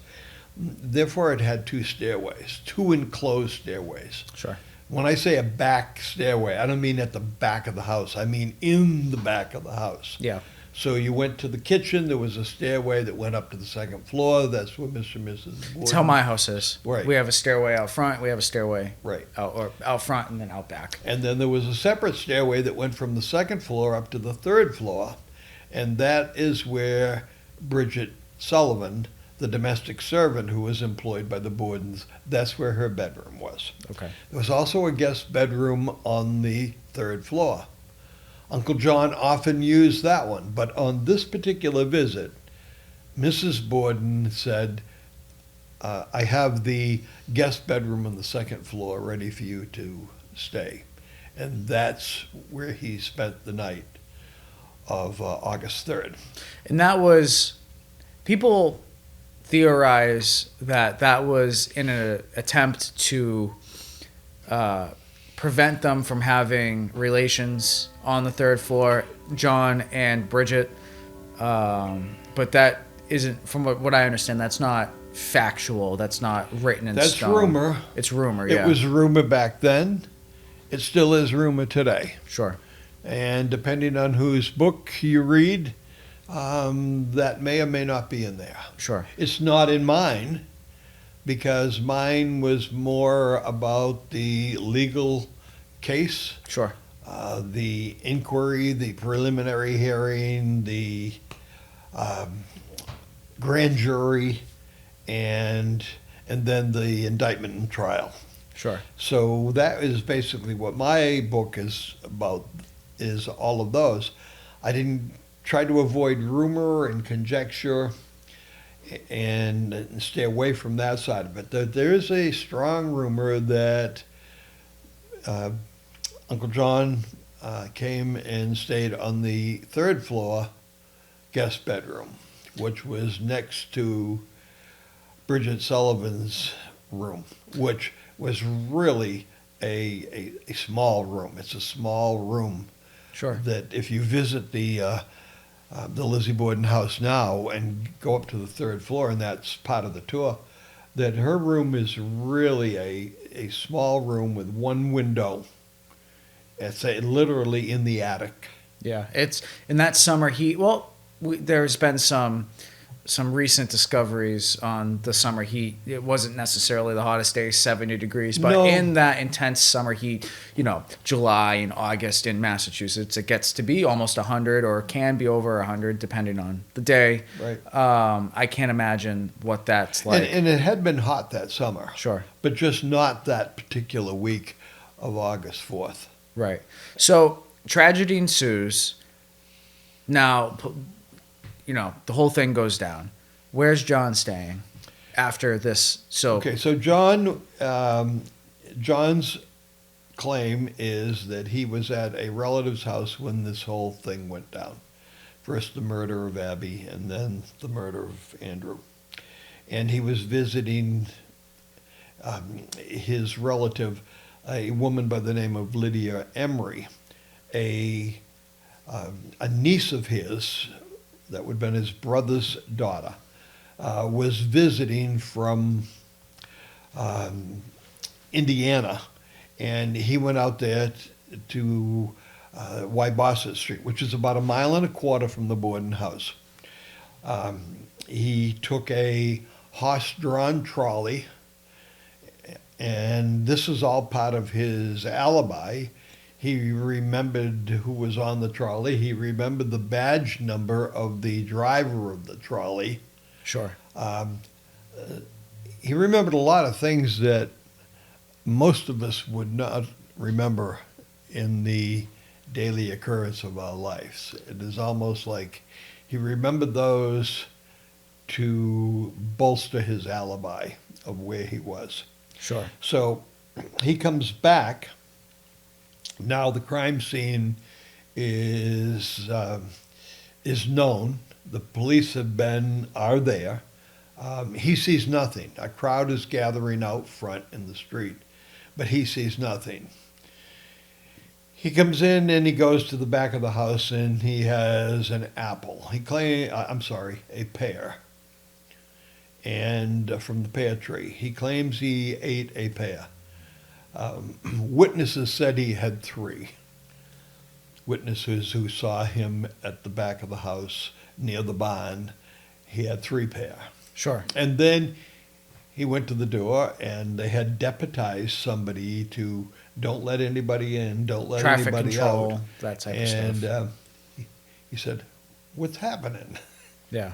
A guy by the name of Sawyer was deputized by the police to don't let anybody in, don't let anybody out. So where's he go? So he identifies himself and he goes in and views Mr. Borden's body and then Mrs. Borden's body upstairs in the room where he had slept the night before, Right. which was on the 2nd floor. The guest's The room guest bedroom. / sewing room. Right. Right. And so now this whole thing, the police arrive, and we know the story about the police, that they were short-handed that day, Yep. that half of them were on a excursion to Rocky Point, Rhode Island, an annual excursion. They left by steamer early that morning, and so he was short-handed. The chief, and he wasn't called the chief of police, he was called the chief marshal, a gentleman by the last name of Hilliard. He was short-handed, and he managed to get his guys there, and they all arrived somewhere between. First one arrived at about 25 past 11. Knocked at the door. Who was there? Dr. Bowen, the Borden's doctor, neighbor from across the street. and who also happened to be, coincidentally enough, at Wybosset Street, because John Moss's niece from Indiana was ill, and they had asked for a doctor, and Dr. Bowen happened to be the same Dr. Bowen, happened to be at both locations. But Right. but you can't be at both locations at the same time.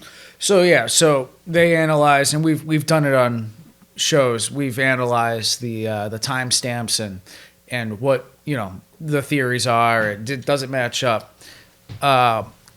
Something that I don't know that maybe you do is you can't really, from what I imagine, does he stay in the house with Lizzie? He does. A few days later and stuff like that. Well, he stayed the night of the murder, the 4th. And who else is sleeping in the property? Now, by that time, Emma had returned from Fairhaven, And is Lizzie staying there as well? and Lizzie is staying there as well. I can't even imagine the tension inside of that house. Can you imagine that? I can't. What about Bridget? Interesting scenario. Bridget decides at 3 o'clock on the afternoon of the murders, she wants out of there. She's out. I'm gone. I'm gone. She goes up to her room on the 3rd floor. She packs up her gear in her trunk, and she has assistants moving. Guess who helped her move? I'm going to have to imagine it's John. Uncle John. Yeah. So there seemed to be more of a That is such a relationship between the two than was initially reported or initially thought. So he helped her move. We really don't know where she went that evening, but she did not ever come back to 92 2nd Street. That's like such a weird. I can't imagine that if put your shoes in Lizzie and John, put yourself in Lizzie's shoes and then in John's shoes in just a moment. I can't imagine if I'm Lizzie, and I know Emma's was not responsible for this. I can't imagine now staying in the house with someone that possibly just murdered 2 people. And same with John, because if John didn't do it and Lizzie did, I can't imagine being John and going, I'm going to sleep in this house with Lizzie, who just murdered 2 people. Like, I can't imagine the tension for the other person. That's crazy. I can't even.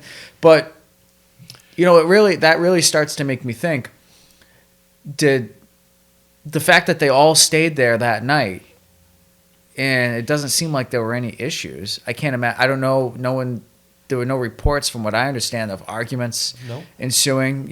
Was there any testifying from Dr. Bowen saying that night or the following nights there were arguments heard from across the street? No, but he did prescribe morphine, a sedative to Lizzie, and we talked about that a while back. That 8 grains, and it's about 2 tablet-sized aspirin. If you up it, and he doubled it to 16 grains, and that grain is just what you think, like a barley grain. Yeah. The weight of a barley grain. That's how they measured medicine back then. At that time. Yeah. We do it now in grams, milligrams, things like that, metrically. But so he gave her a prescription for 8 grains of morphine, and then he upped that, and it was in a tablet form. And then he upped that to 16, use as needed. Well, 16 is almost enough to really. I just set you can't, back. I can't wrap my head around John or Lizzie or even Emma. Okay, here's the thing. When I was younger, and I'm going to try to put myself in Lizzie and Emma's shoes. When I was younger, my only blood sibling is my brother Shane, who many of you have met on the coffee hour. We've talked live on the phone and stuff like that, and we've asked questions. It's fun. But there's a special bond between Shane and I. So, and I know, when we were younger as kids, if my mom was acting crazy and whatever, we'd go in the other room. Shane, am I crazy, or is mom? And Shane would be like, no, mom's just being ridiculous, right? Like we would have like that type of rapport. I can't imagine that Lizzie and Emma didn't have a similar type of rapport.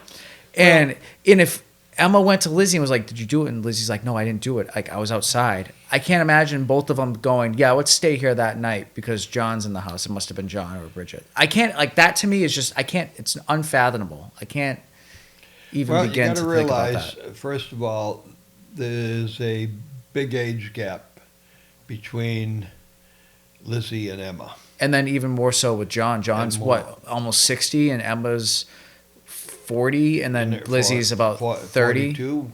Yeah. Emma was about 42, and John was about 59.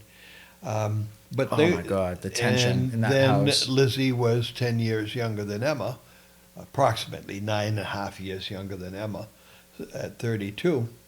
So it must have been an uncomfortable situation, but it didn't end that night. As I told you, they did what they call the initial autopsy, which And then was just they had an the inquest and all examination. that stuff. So they did that in the sitting room and in the parlor, and one victim in each, 4 doctors, including the mayor of Fall River, a guy by the name of Coughlin, who happened to be a doctor, so he was in on this. A medical doctor or like medical a doctor. medical okay. Yep.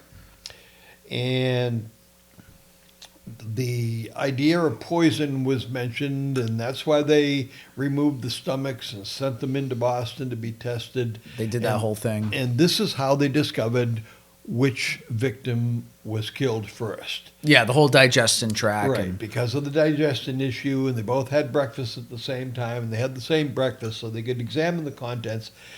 And it was estimated by experts at Harvard University that Mr. Borden died approximately an hour to an hour and a half after Mrs. Borden. So she was killed first.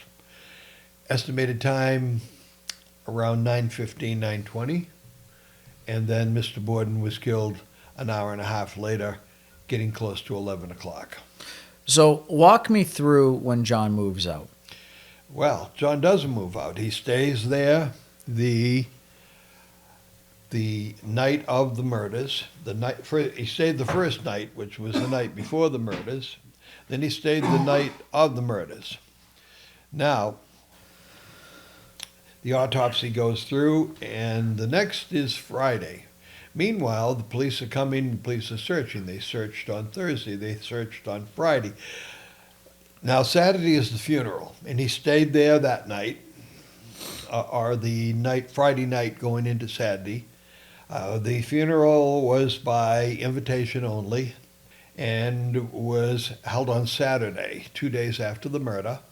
Uncle John was still there, and the wake and service of the funeral was done at 92 2nd Street, because that's what funerals were not done in a funeral home at that time. They were done in the home. In the home of the deceased. Right. Sure. And these were done at the Borden residence, both open casket, if you can believe that. Wow. And Did John, Emma, Lizzie, and Bridget, did any of them, or did all of them, or a select number of them attend the service? we do not know if Bridget attended. We know that Bridget moved out on Thursday, the day of the murders, as the autopsies were about to be done. Sure. And so she moved out. Uncle John helped her move. We don't know of her whereabouts until a little bit later on in the story. So John moves out. He moves back to the Midwest, I'm assuming? Now, John is there the night of the funerals, stays over again until Sunday. And Sunday, the marshal, chief head of the police department, and the mayor come to the Borden residence. And Emma is there, and Lizzie is there, and Uncle John is there. That's on Sunday. And the marshal tells Lizzie that she is the prime suspect for the murder of Mr. and Mrs. Borden. And John stayed there that night. That Now, was did Lizzie Sunday get night. apprehended? Not at that time. Not at that time. Okay. She was under what I would call, she was advised to stay in the house. So she was under a form of recommended and suggested house arrest. Exactly. By who? Who made that recommendation? By the chief of police and the mayor, And the mayor. who also was in on the autopsy. Now, was this something that could have been informed, or not informed, I'm sorry, could have been enforced on her, like if they saw her out grocery shopping? They kind of advised her under the circumstances because the crowds were still gathered around the Borden home. In fact, the police had to escort Mr. Morse from downtown back to the Borden residence because there was a crowd surrounding him, and he was being tailed by a policeman. Yeah. And the police officer feared for his safety and escorted him back to the Borden residence because he was a suspect. Wow. And he moved out the following, after that Sunday night, he moved back to Westport, South Dartmouth area. Also in Massachusetts Yes, as well. not too far from New Bedford, and then continued to work at the Davis Meat Market. Okay. First thing that was, we had an inquiry. He testified at the inquiry. That was the only time that Lizzie testified in all of this. And Uncle John became a witness for the prosecution, as did Bridget. So they were not asked any difficult questions. They were not asked, where were you? They were asked, where was Lizzie? Because the prosecution was prosecuting Lizzie. They weren't prosecuting John. They were witnesses. And his testimony didn't really hurt Lizzie. He just gave the facts as he saw them. He didn't see any tension in the family. That's one of the questions that he was asked. Do you see tension within the family? Do you think there was growing resentment between Lizzie and her mother or Lizzie and her father? And he said he saw nothing of that. Oh, wow. So even John described that relationship, Right. that there's low. No. Where is that? Where did that get written down? Is that in the newspaper? Is that in a police report? That's in the inquiry report. The inquiry report, And that was okay. done at a courthouse, small courthouse that was above the police station.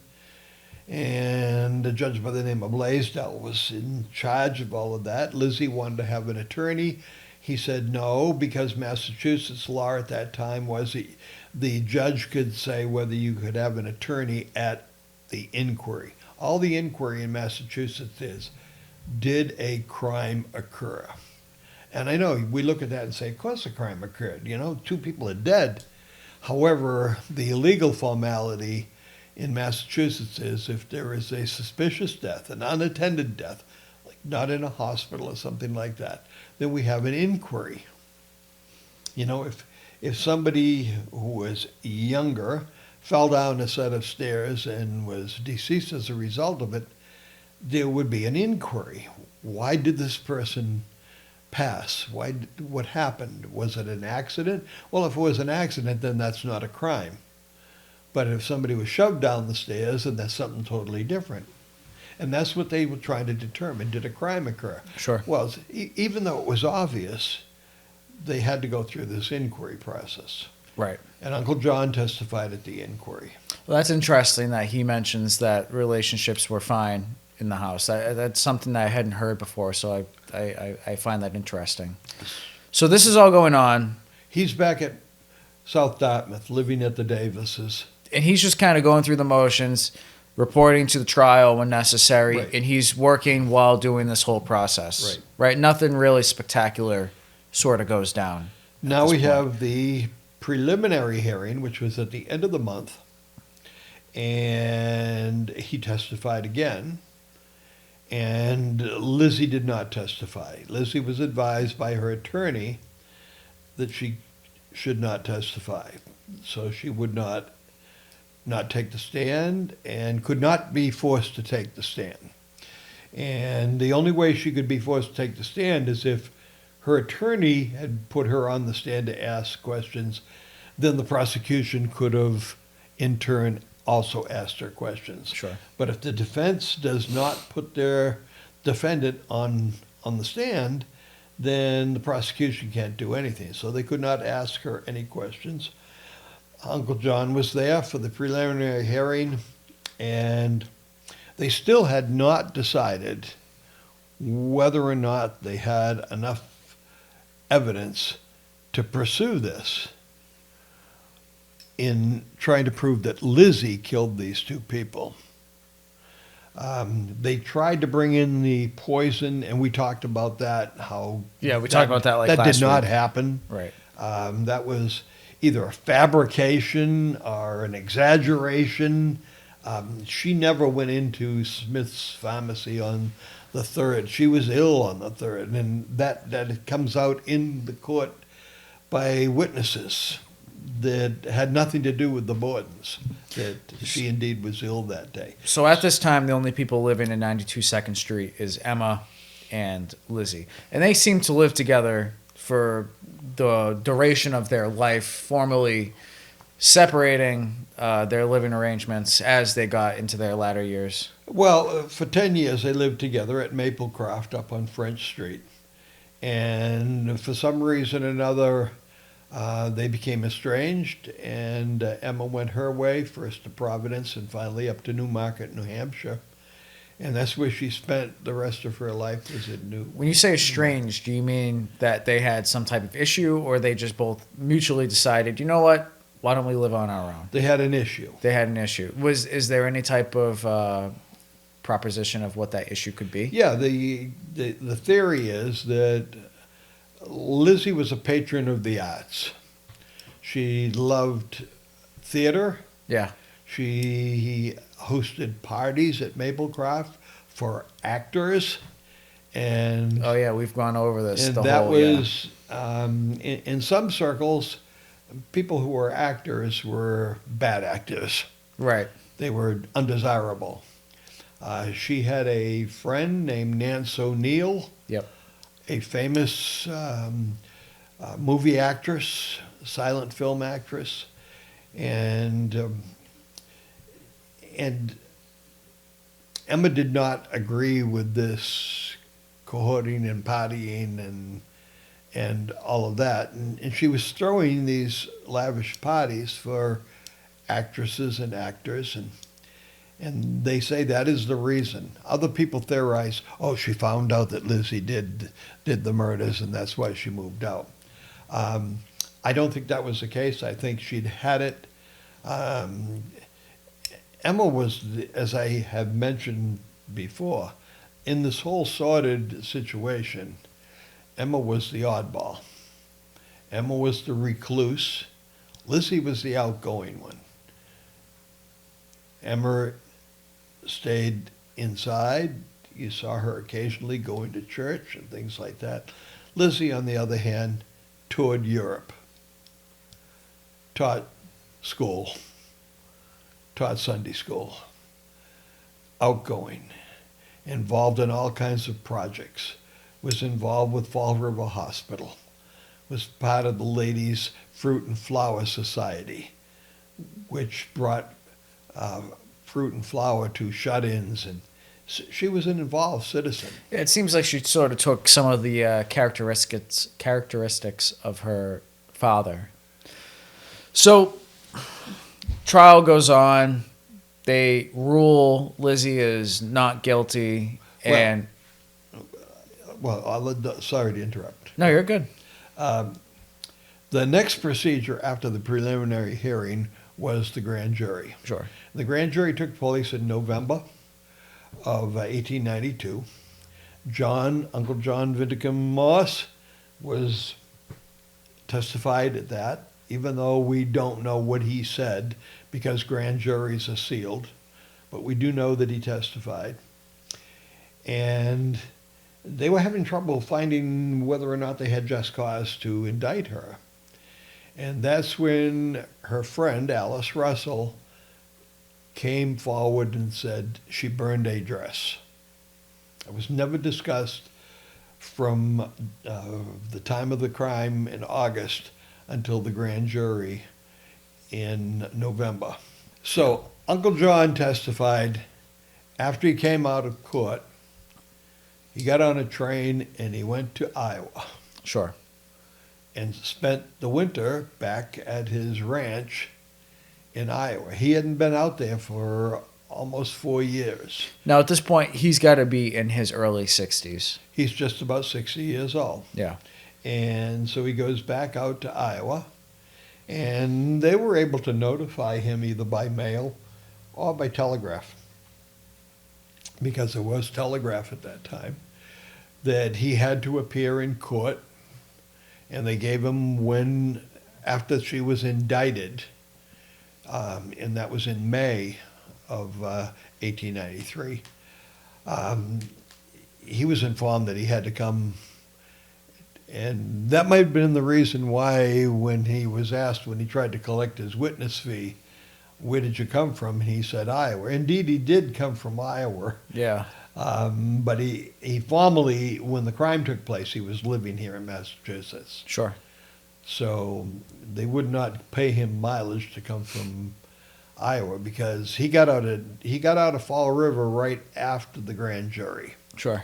and came back for the trial, testified at the trial, almost the same exact questions that he was asked at the preliminary and at the inquiry, and there was no tension in the family. And he left after the trial and went back to Hastings, Iowa.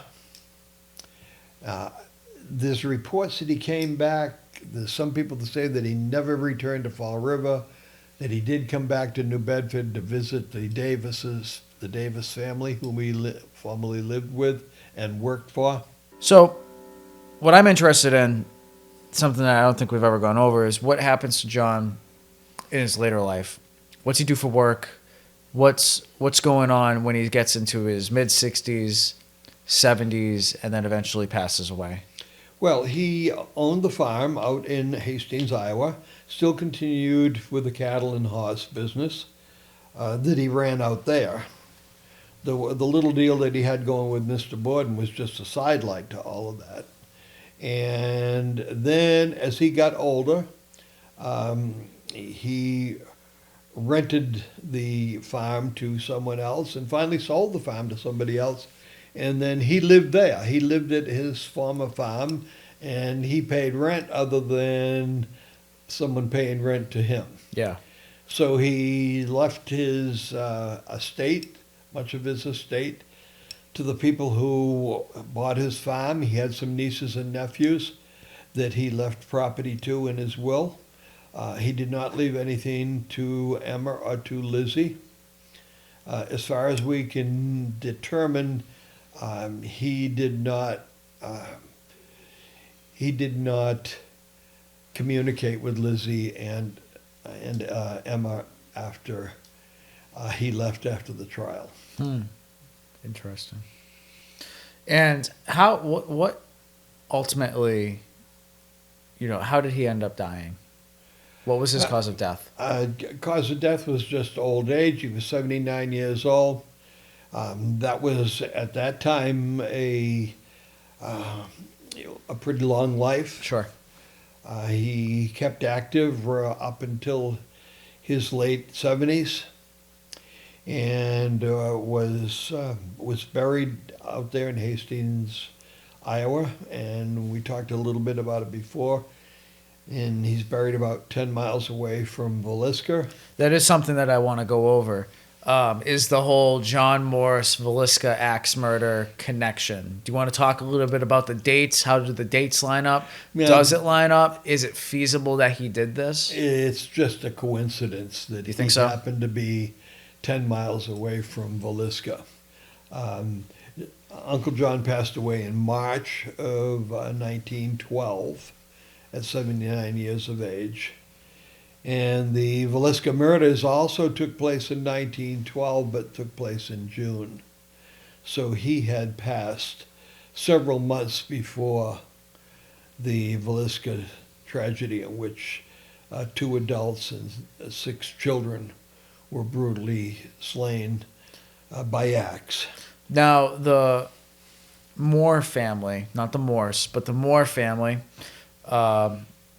who were the victims of the Villisca axe murders, were into the farming industry. And it's a theory that John Morse actually did business with the Moore family. That's a distinct possibility. You know, we don't have any receipts or anything else like that.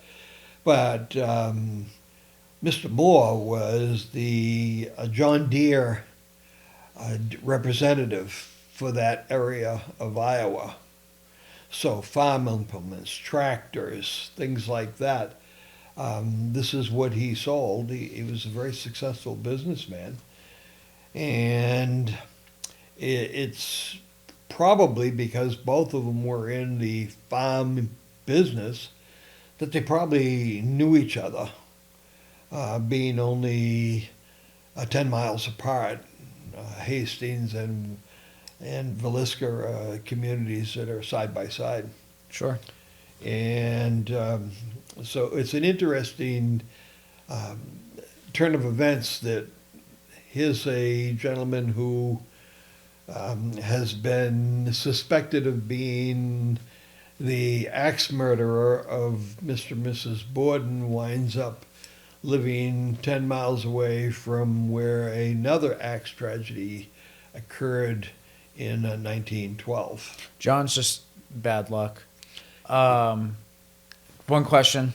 If you could ask John Morse one question, what would it be? If you could ask him one thing about the case, about Lizzie, about whatever, what would you ask John?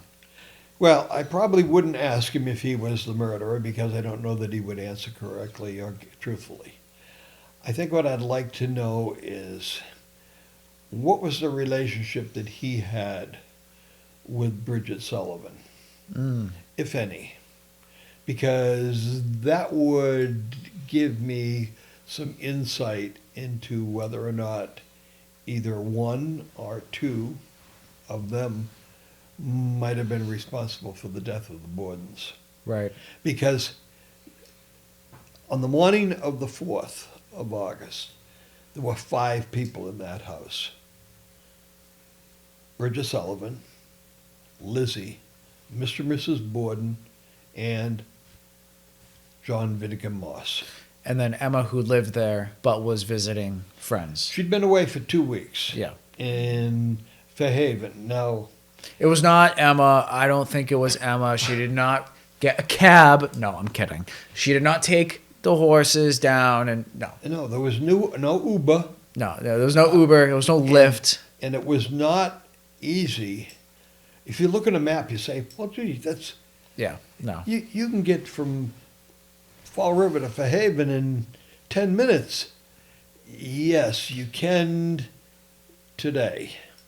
However, remember, in 1892, there were only several means of transportation. Sure. You could walk, you could take a horse and buggy, or you could take a train.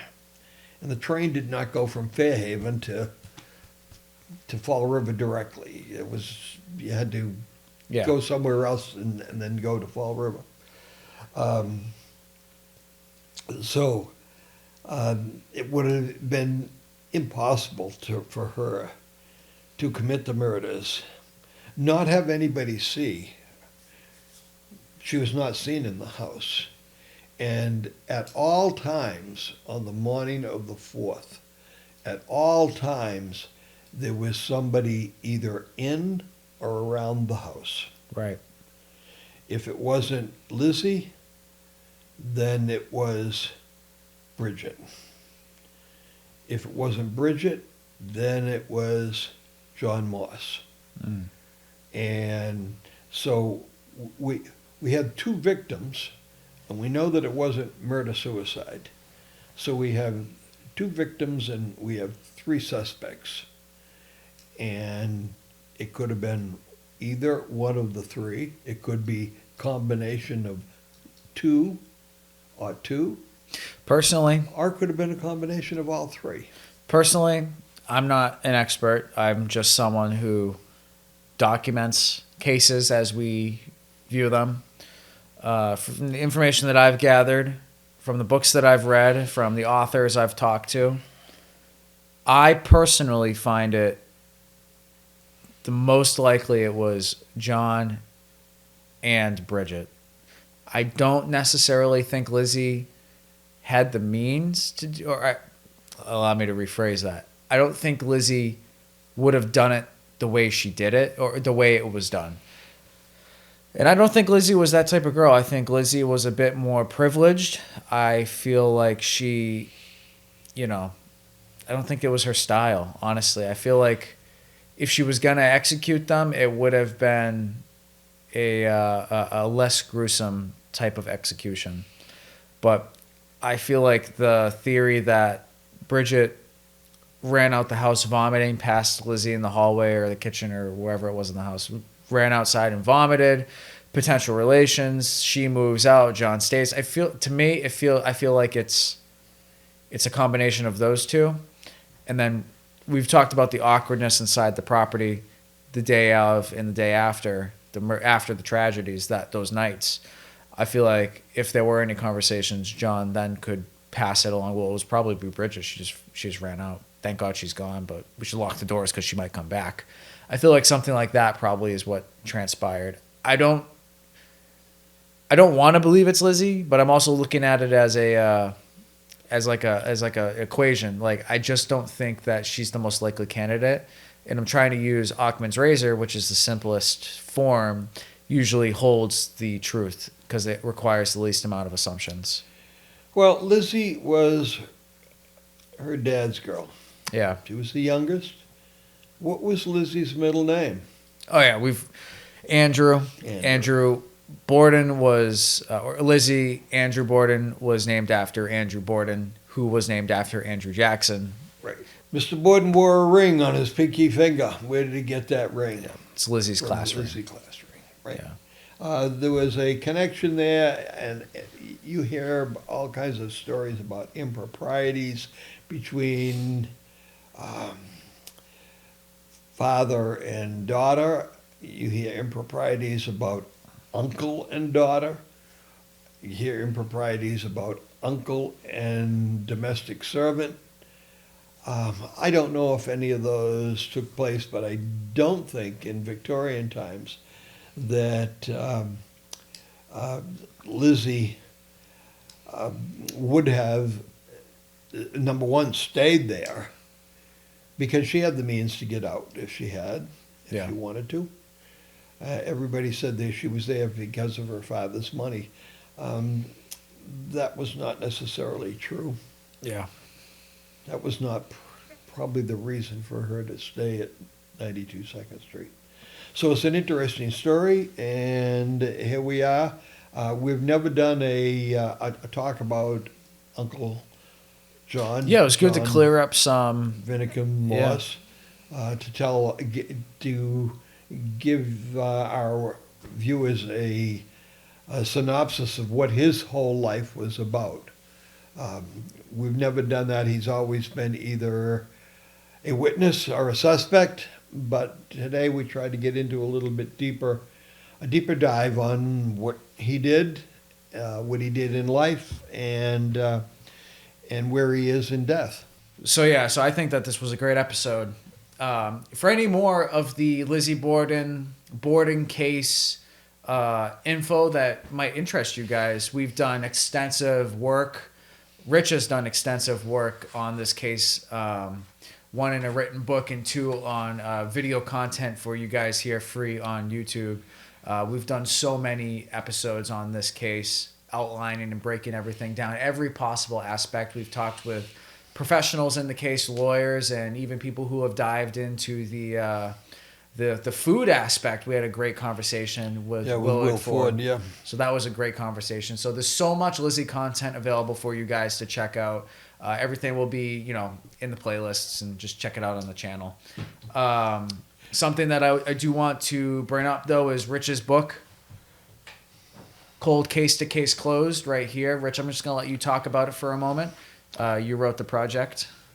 Yes, this is not new. I did this with a co-author, Beverly Folstadt. She's up in Alberta, Canada, and we wrote this book. It was a spin-off for another project we were working called The Injustice of It All. And it's been out a while, and it's available both on Amazon and eBay if you'd like it inscribed to someone. eBay is an easier way to go. All of Rich Little's links will be in the description below, so hit the icon and it'll bring you to the appropriate links where you can purchase it. eBay for an inscribed copy, Amazon for a regular copy. And if you guys want to follow the channel and stay up to date with the cases that we're going to be going over, the interviews that we'll be conducting with future guests, we are now discussing the books and the projects that we have booked for the show, and we have quite a few.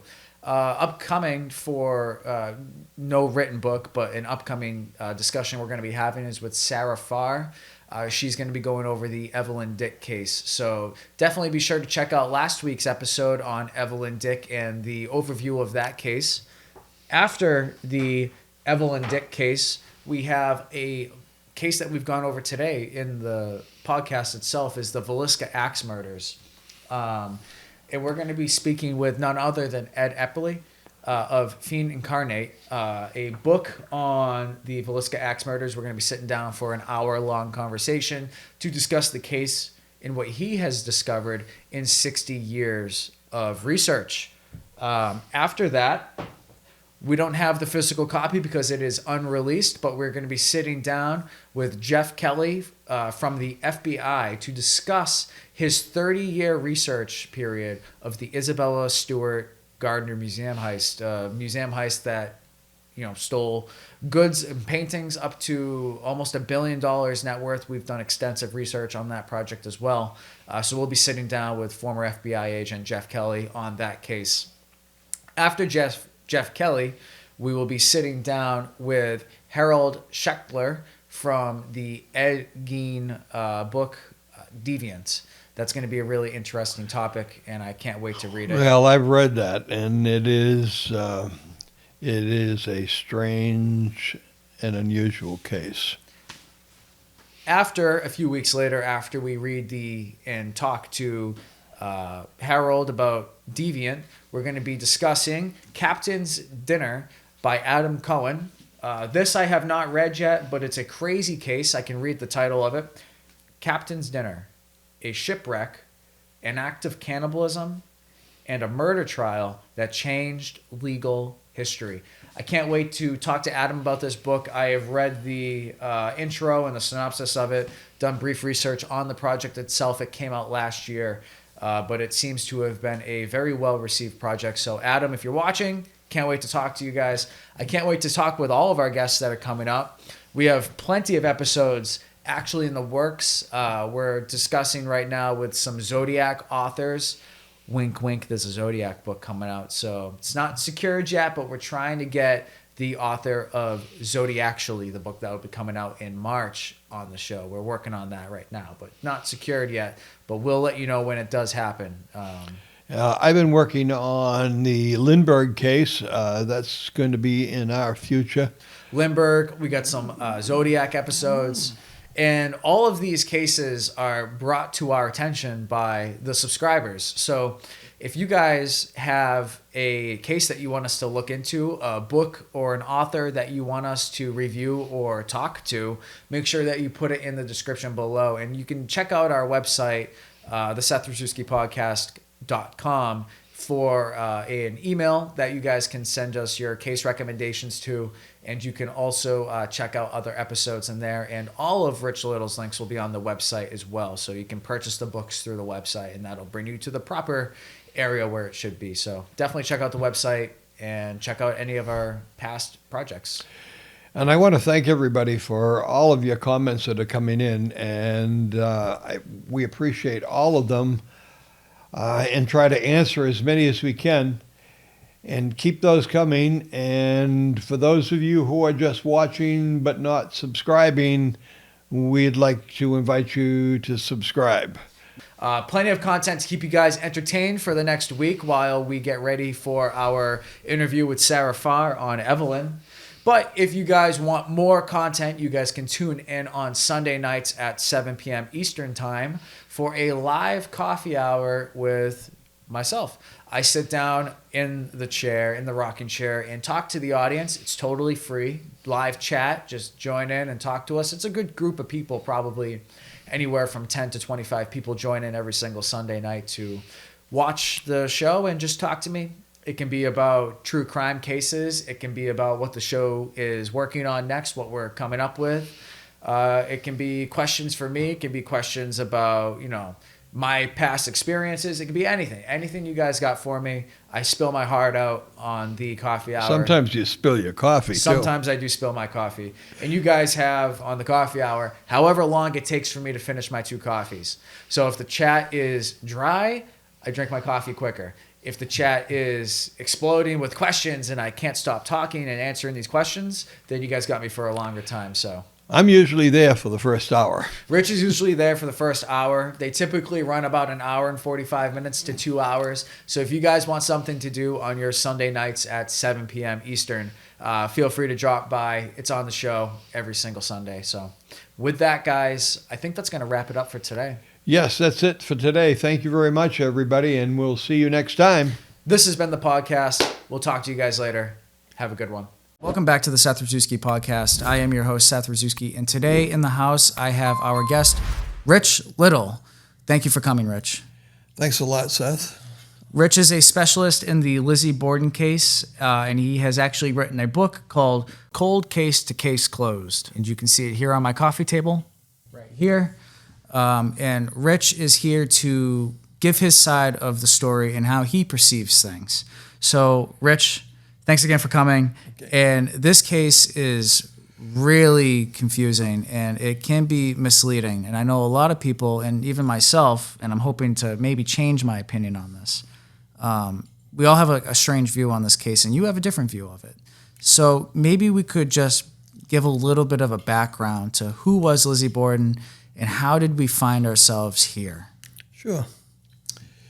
Well, Lizzie Borden lived in Fall River, not too far from here, 35 miles south of here, with her sister, Emma, her father, and her stepmother. Her mother passed away when she was a child of natural causes, and Mr. Borden remarried Mrs. Borden, and they lived on 2nd Street, which is almost one street over from downtown Fall River. And they lived a ideal or idyllic life. He was in business. He was very wealthy in the standards of 1892. Probably worth in today's dollars somewhere between $13 and $18 million at his passing. Owned multiple properties, was involved in multiple businesses, was chairman and offices on several mills, because Fall River was a mill town at that time with about over 110 mills, mostly fabric. And he was also the director and on the board of directors of banks, several banks. So he was very wealthy and very well-to-do, had properties, rental properties throughout downtown Fall River. And they lived on 2nd Street. Many people describe it as kind of not the fanciest end of town, and it wasn't, but it was not, as some authors have portrayed, a dumpy end of town. Their next door neighbor was a doctor. On the other side was the former resident of the mayor of Fall River. So Fall River at that time was about the same population that it is today, about 100,000 people, a little bit less, maybe 95 to 100,000 people in 1892. It was a big city. It was one of Massachusetts' biggest cities. And in August of 1892, everything changed on August 4th, Thursday. It had been a warm summer. Lizzie's sister, Emma, was away from the premises. She was staying with friends in Fairhaven. That's how they say it down there, Fairhaven, rather than Fairhaven. And so the people in the house, the occupants in the house, were Lizzie, her stepmother, her father, and a domestic servant that they hired whose primary job was to take care of the first floor and do all of the cooking. The second floor, which is where the bedrooms were, the bedrooms, care of the bedrooms, making of the beds, all of that was the occupant of that room took care of that. So Lizzie took care of her own room. Her stepmother and dad took care of their suite, which was towards the back of the house. Her sister Emma had a separate bedroom, which she took care of. There was also a guest room on the second floor.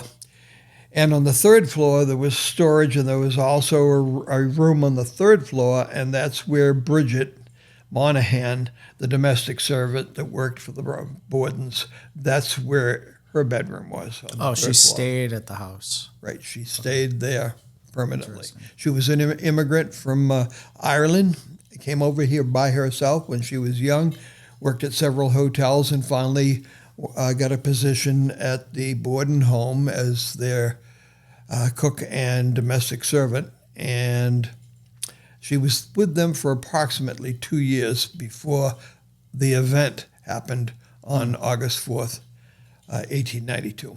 Now, I've heard that the house, the living situation wasn't ideal.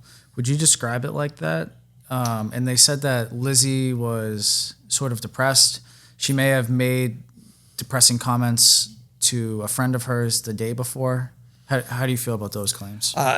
Those rumors are out there.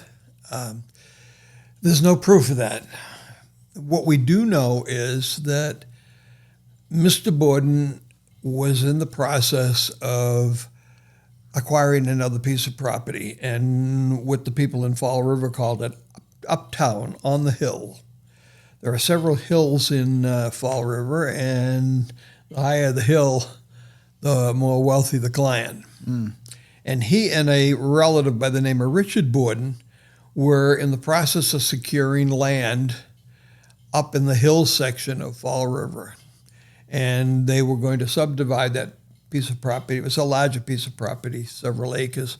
They were going to subdivide that and each build a home on that.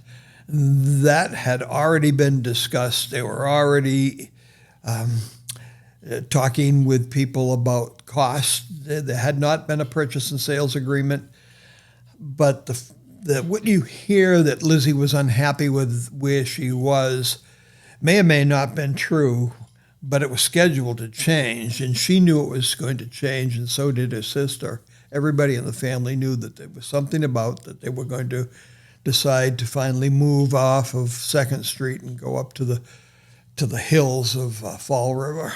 Interesting. Which is about probably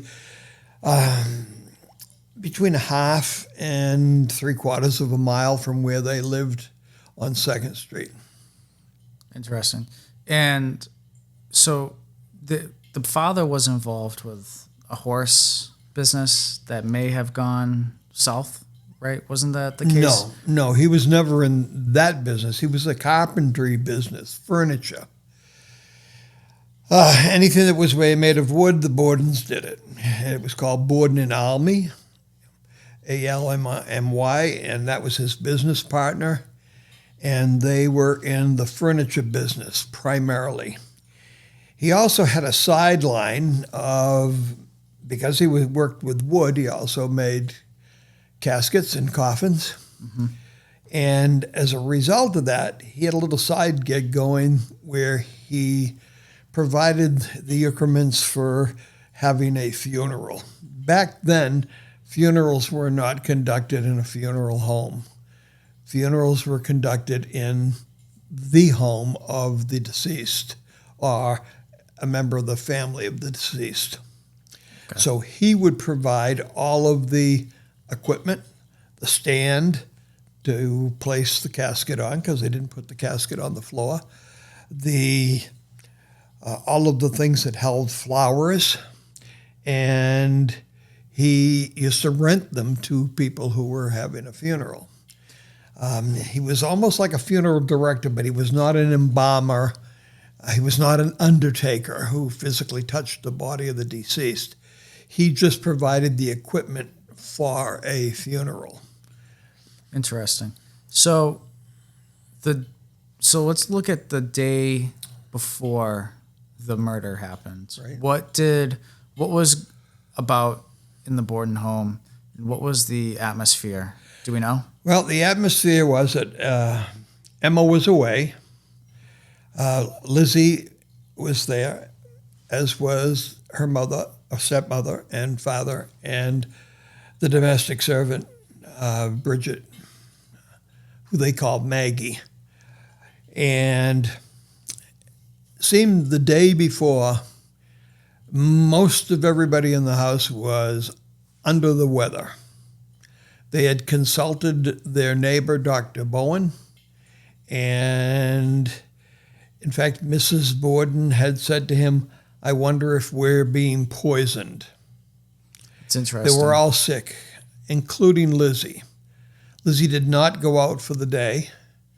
It was intestinal, similar to that virus that's been going around our parts the last 6 or 7 weeks or a few months, where people have a stomach virus and are under the weather. And that's the type of virus it was. The doctor attributed it to lack of refrigeration, because no one had refrigerators then. Everything was done with an ice box. And the temperature in the ice box never got any colder than 32 degrees, and sometimes warmer than that. Spoilage of meats and vegetables and things like that was common back then. And the associated ailments and diseases that went along with spoiled food was there. So that's what Dr. Bowen attributed their illness. But everybody in the family, everybody in that household seemed to come down with it one way or another. It affected Mr. and Mrs. Borden first, and then Lizzie the next day, which was Wednesday the 3rd. So everybody was rather under the weather. So the servant was there, the public, Yep. or not public, Domestic servant. domestic servant, yep, was there, and then the uncle was there, right? Well, no. The uncle did not arrive until late afternoon on the 3rd, Wednesday the 3rd. Okay. He and Mr. Borden were in business together. They had a couple of side business going. He was originally from Fall River. He was the brother of the first Mrs. Borden, the one who passed away. Okay. He moved out west not too long after his sister passed away, in late 1860s, after the Civil War. First to Illinois, Indiana, then wound up in Iowa, and was out there until either late 1889, early 1890. So he spent approximately 20-some odd years out west. What business did they do together? They were in the cattle and horse business. That's what I was referring So to. he I would... knew that there was something with them. So he would raise or purchase cattle and horses and have them shipped east by rail. And when you did that, let's say you had 24 cattle or a dozen horses and you want to ship them, you had to have somebody come with them. Mm-hmm. So he would hire 2 locals, which everybody in Fall River referred to as the cowboys, and they would come east on the train to take care of those animals. make sure they had food, make sure that they had water. And they brought them to a farm in Swansea, Mass, that Mr. Borden owned. And John Moss, the uncle, came to visit on the afternoon of the 3rd, Wednesday the 3rd, to discuss business with the cattle and horse business. And there was a little bit of a dispute. He had a horse that came east and gave birth to a foal on the way, and the horse and the foal wound up in Fall River, and they were literally walked to Swansea to the farm, and someone came and bought the foal and came back several days later to purchase the foal, to finish paying for the foal and pick it up. And the small horse, the foal, had developed a limp. And the gentleman who bought the horse said, "Hey, I bought the horse and it was not limping. I don't want that horse. I want my money returned." Mr. Borden was rather frugal. I've heard that. Some people would say maybe very frugal. And he and John Moss kind of into a discussion on the evening of the 4th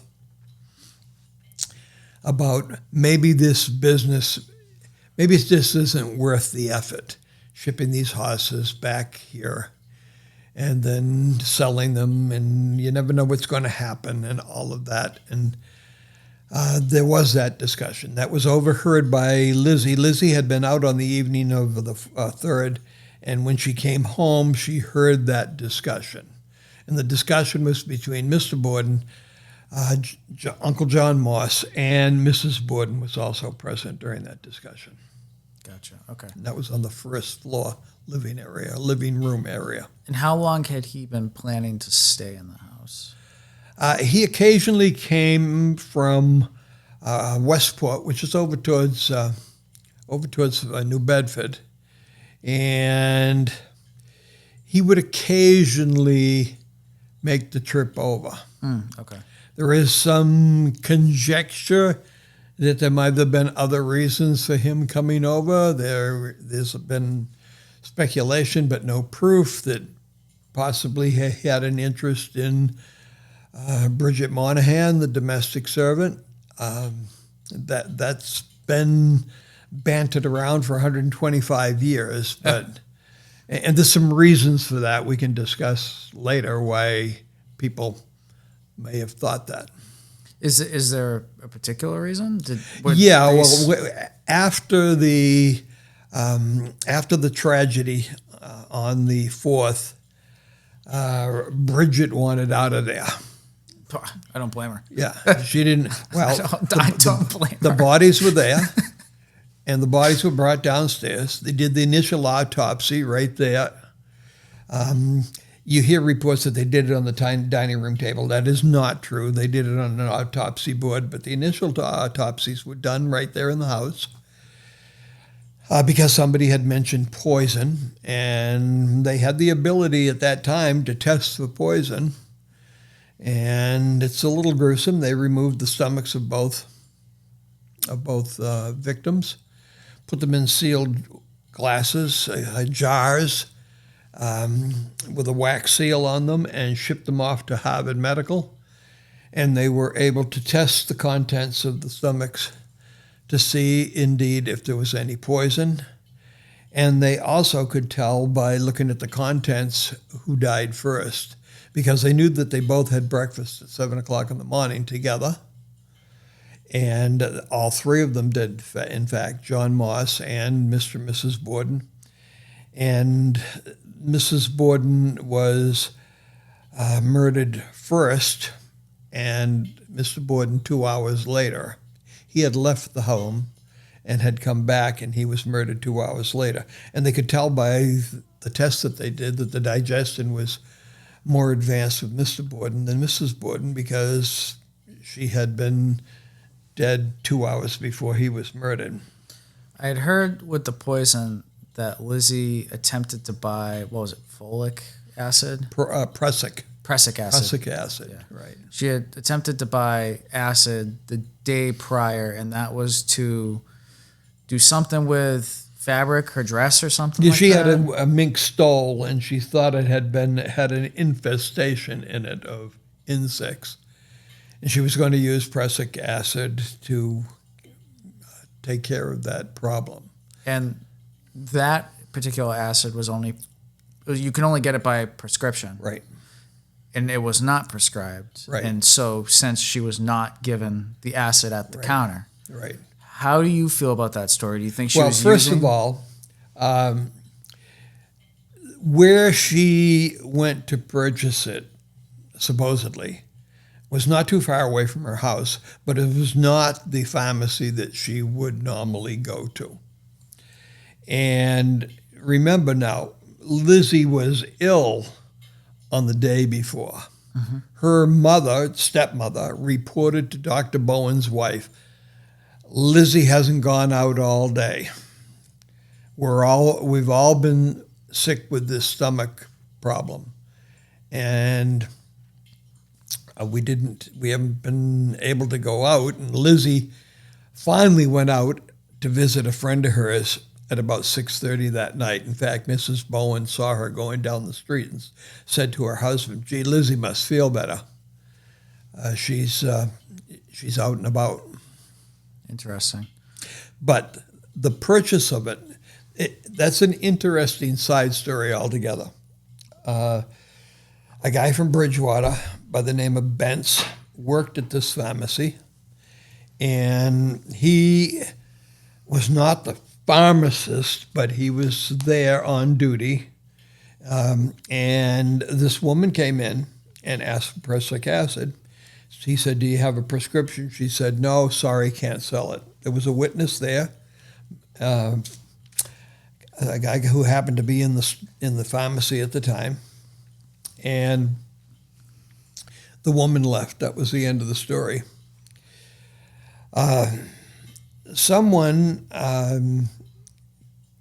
this Mr. Bentz, knew somebody that was on the Fall River Police Department, and when the tragedy occurred the next day, he called this person he knew that was on the Fall River Police Department and said, "A woman came to my store, my pharmacy, yesterday and tried to buy prussic acid." So they told the two people that were the detectives on the case, and they went down to the pharmacy and talked to him. And they asked him, "Do you know who this person was?" He said, "No." "Had you ever seen her before?" "No. But she didn't have a prescription, so I didn't sell it to her. Here's what she wanted to do with it," and all of that. And that was the end of the story. And they came back later and said, "Do you think you could identify this person if you saw her?" And he said, "Maybe." So they took him over to the Borden home. All of the people involved were sitting in the kitchen. 8 o'clock at night, August 4th. It's getting dark because that was before daylight savings time. So at 8 o'clock, it would be like it is 9 o'clock around here these times on August 4th. Mm-hmm. It was getting dark in the house. They had kerosene lamps. They did not have electricity in that home. Do they have plumbing? They did have indoor plumbing. See, I've heard counts saying Mr. Borden was so frugal that he didn't have plumbing, which is interesting because I know your theory of what Lizzie was doing during the murder, but we'll unpack that later. But it's a fact he did not have plumbing. They did have plumbing. Oh, they did have plumbing. They did have city water. And up until 15 years before, they had what we would call an outhouse or a privy, and that was attached to the garage. that was unused in 1892. They had what they call, especially in Europe, a water closet, which is where the toilet was located. So the toilet was in the basement. Okay. Running water was put into that part of Fall River in 1872. So 20 years before the event, they got running water. So when you get running water, you can have sinks and toilets and things like that. And the toilet, as in many cases, was put in the cellar. So if you needed to use the toilet, you went downstairs to use the toilet. If you needed to use the toilet during the night, they used chamber pots. Interesting. Okay. And I'll insert a picture of chamber pots because I don't know what that is, but I'll do a little bit more research. Yeah. Well, a chamber pot is usually kept underneath the bed, and if you needed to go during the middle of the night, rather than traveling to the cellar, which in Bridget Monahan's case could have been 3 stories down, Yep. you would use your chamber pot. And then the next day, you would get rid of the contents of the chamber pot. The typical thing was to take them outside and dump them. Interesting. And mostly chamber pots were used for liquid waste rather than solid waste. So they would use a chamber pot for urinating. Yes. So back to the pharmacist. Did he end up identifying? So he went to the house. He looked around.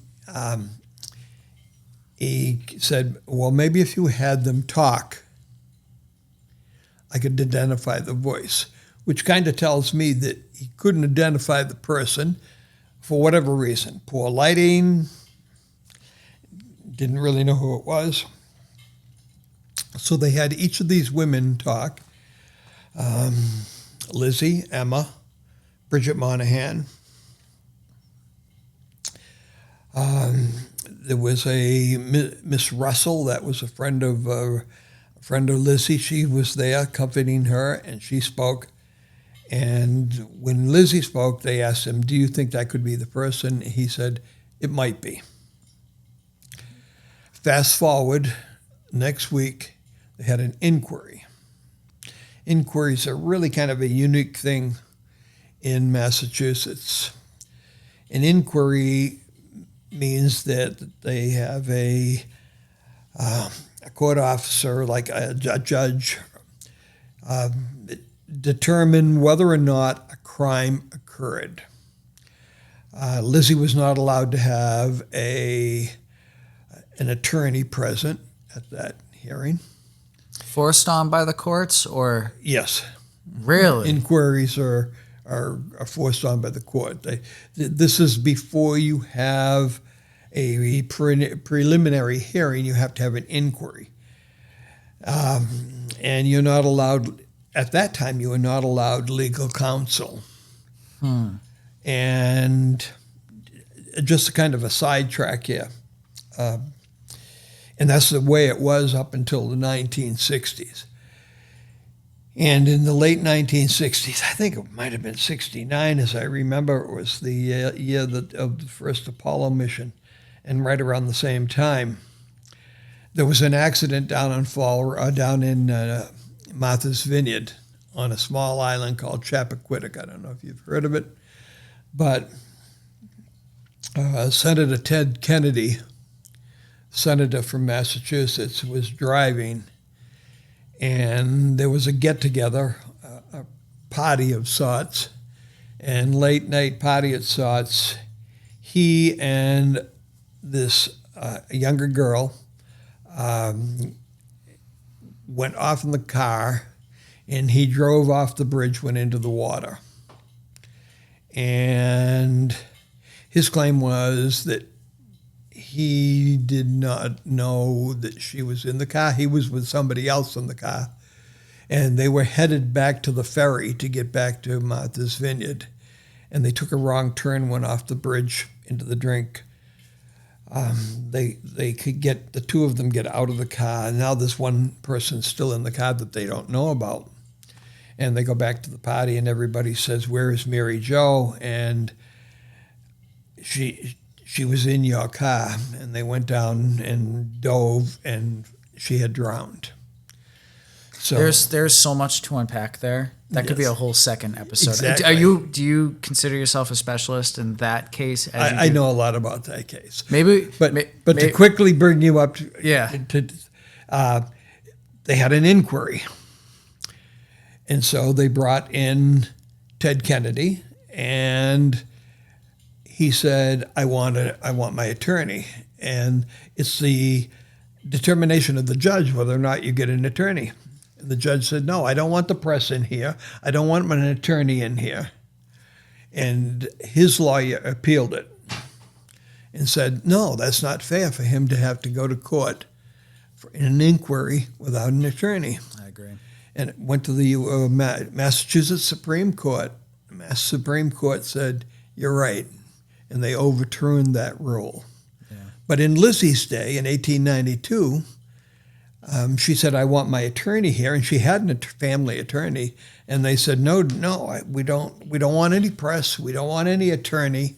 So the only one that questioned her was the district attorney, the DA. And he's an officer of the court. Yeah. And she had no legal counsel. Recipe for disaster. So interesting. So that's... Did she confess to attempting? No, she always proclaimed she was innocent. She had nothing to do with it. She wasn't there. She didn't know who did it. I'm talking about the poison. Did she agree that she... No, she did not buy any poison, is her theory. She never went to that drugstore. Oh, so she just flat out... She flat out denied that.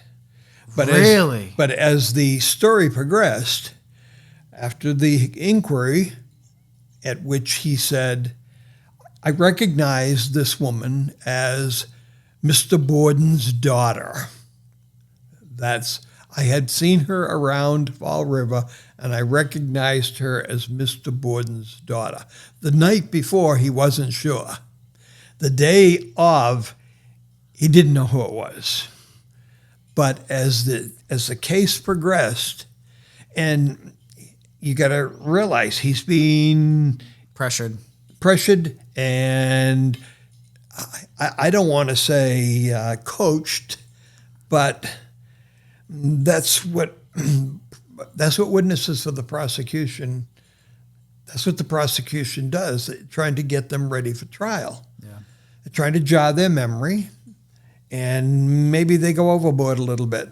Interesting. But by the time it got to her trial, 10 months later, he positively identified, had known her for 10 years. Mr. Benz had known her for 10 years. And I believe he thought he did. Oh, you believe him? I believe he thought he wasn't trying to fabricate the story, but he became part of the story. He became part of this whole disaster. Right. The guy that he worked for was thrilled. Every time he turned around, what did you see in the paper? Oh, Mr. Bentz, employed by C.R. Smith Pharmacy. Next thing you know, you had other pharmacies saying, she came here too. Oh, really? Because they wanted to get... They want the publicity. They want the publicity. And the because back then, the newspaper was the social media of the day. It's so crazy. What we have on our phones today was done in the newspapers back then. Mm-hmm. So... It's so crazy. So here we are. It's the 4th, and up until that time, Lizzie had a really just normal life. She went to Durfee High School. There's conjecture whether she graduated or not. She did have a class ring. Her father wore the class ring on his small finger. The class ring went missing during this Why was he wearing her ring? because she wanted him to wear the ring. She wanted him. Yes. So was she like a daddy's girl? Yes, Oh, she like adored her father. yes.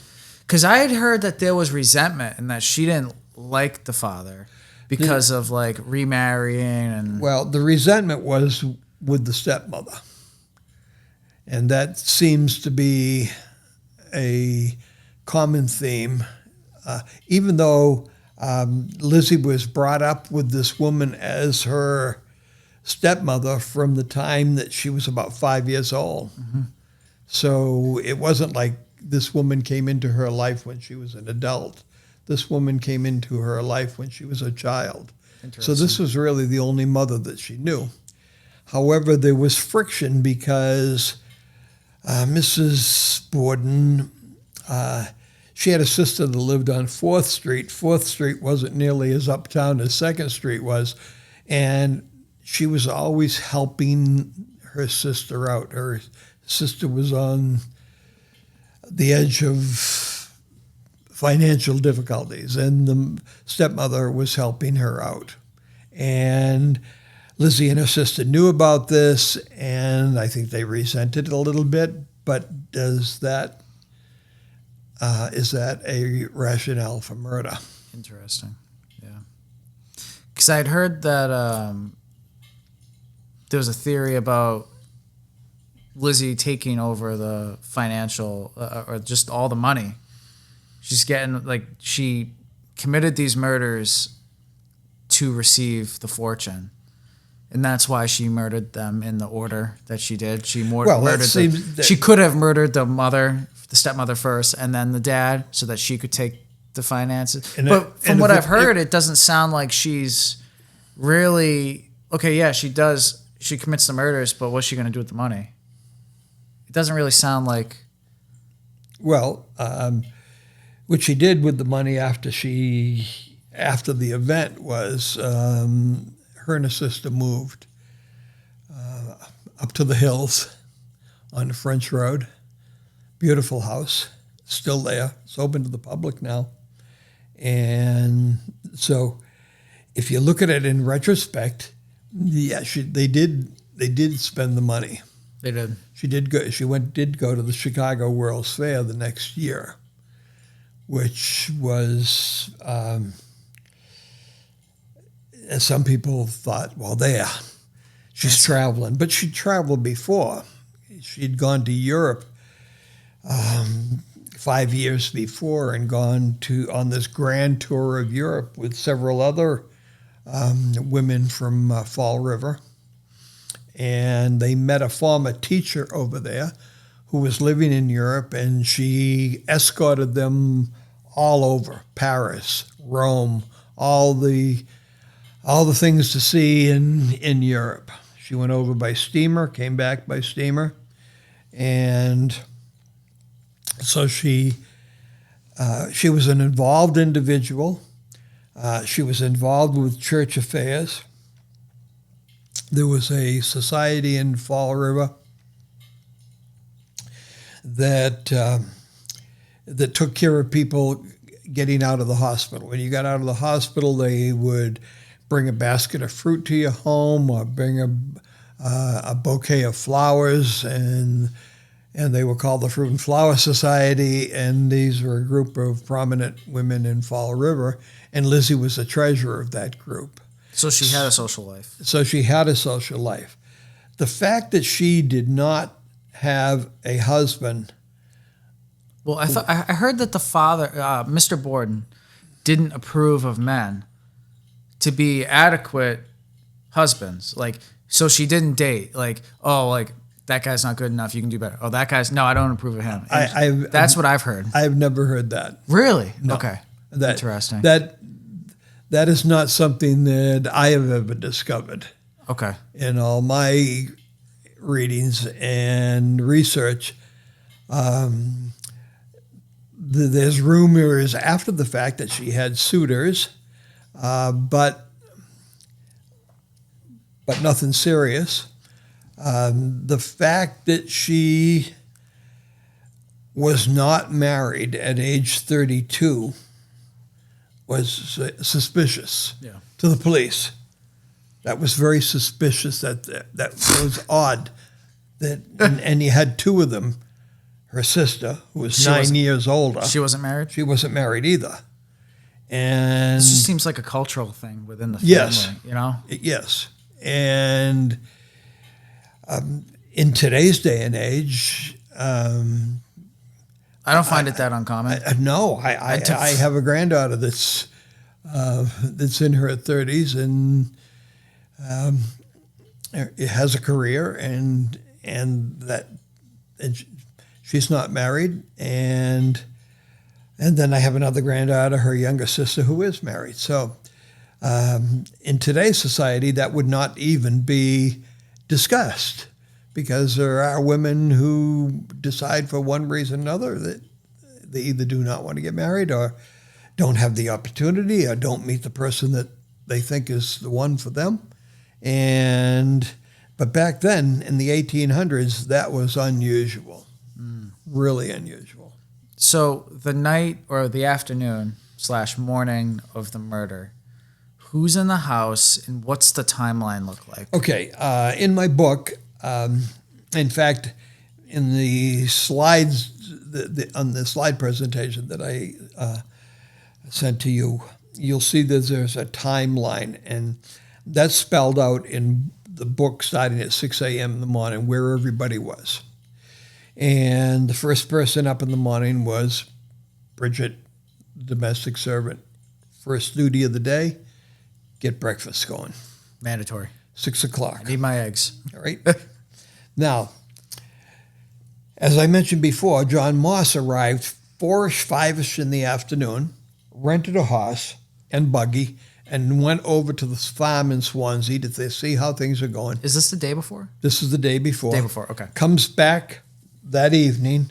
They invite him for supper, and he stays the evening, stays the night. The guest room on the second The floor? guest room on the second floor. Okay. Lizzie's bedroom would have been on the second floor.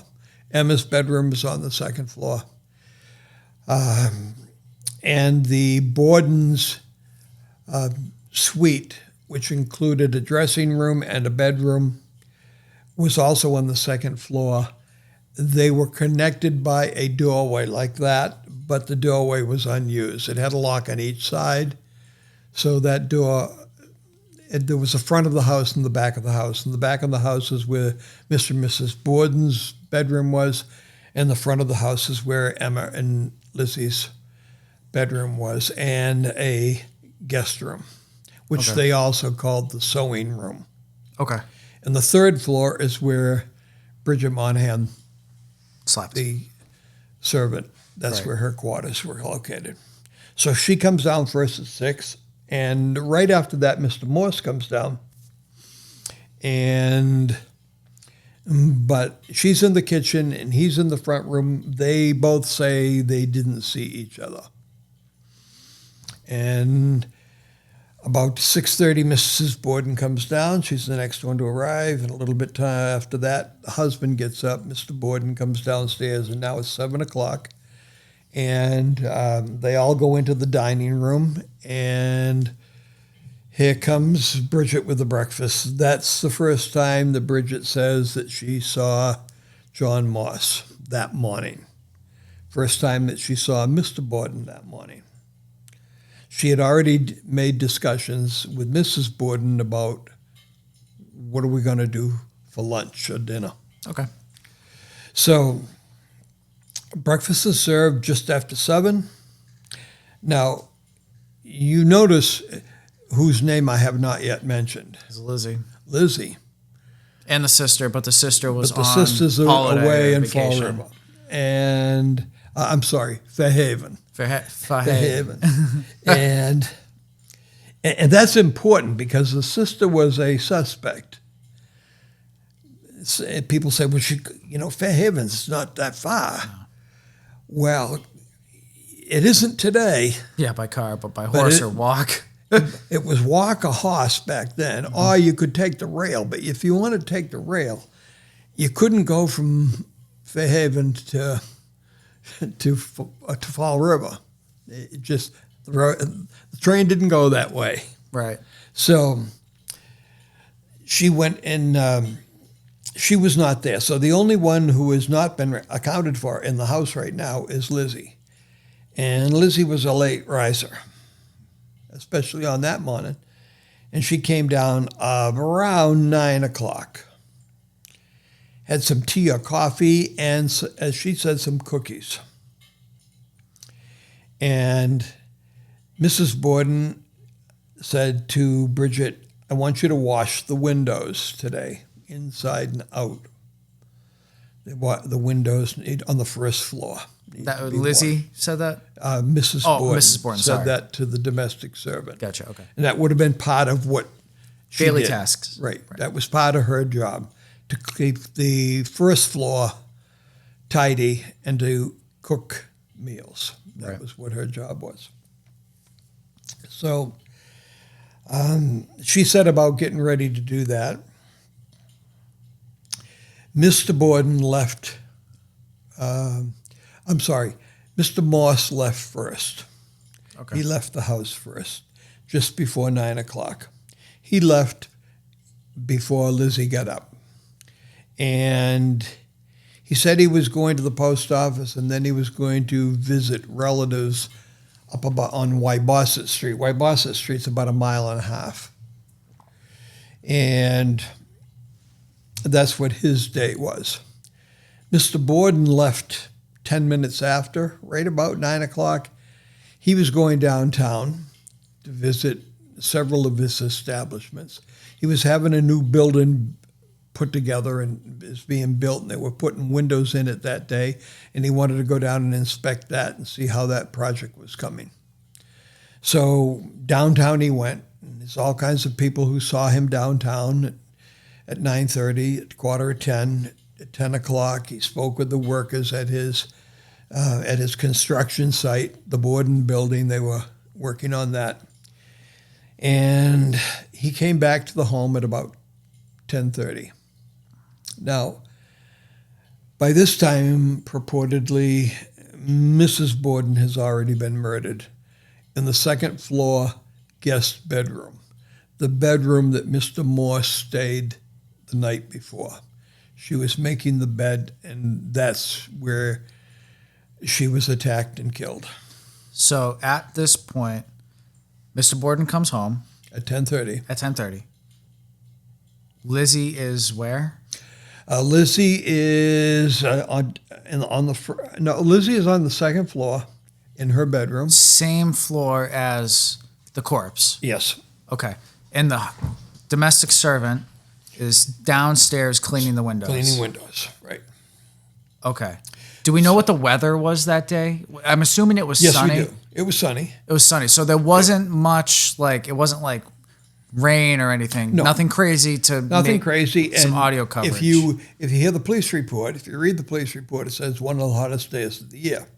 But if you take the newspaper of that day, which I have a copy, it says that it was cool in the morning, mid-60s, went up to the low 70s during the day. This is as reported by the Coast Guard station in Fall River. And that's right in the newspaper what the weather was. So it was just average day. Average summer day. Okay. And then John Morse at 10:30 on August 4th. Is that what the day the murders happened? Yes. August 4th, 10:30. Where is John? He says he's at his relative's house up on Wybosset Street. Okay. And that's important. Right. Because that's his alibi. Yeah, because there was like a haircut or something that happened. Well, we'll get to that. We'll unpack that in a second. So he's okay. up there visiting a relative. He had a cousin that lived up there, and she had a guest from Illinois, Indiana area that was a relative of John's. So he went up to see this younger niece and his cousin, Mrs. Emery, on Wybosset Street. So that's his alibi. Went to the post office first, mailed a card, and then went up to Wybosset Street. Do we have a time on that? Somewhere around 9:15, 9:20. Now, He didn't walk. He didn't take a horse. He didn't ride a horse. He walked. He didn't walk. But back then, they had a new form of transportation in Fall River, and it was a trolley, horse-drawn, Okay. later to be electrified, but horse-drawn. So the horse-drawn trolley, and this is important because this is part of his alibi, took him up to Wybosset, and it was on rails. The train was on rails, and the horse pulled the rail car. Interesting. And passengers would get on and get off as needed. He would stop and pick up passengers, let people off. And when he got up to Wybosset Street, Uncle John Moss got off and walked down to his relative's house. Okay.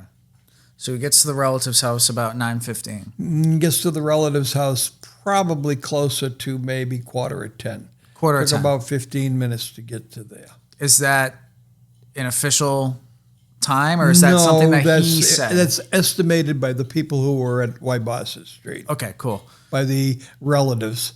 They testified that he got there somewhere around 9:45. So we have a half hour. We have this half hour before the father gets home, right?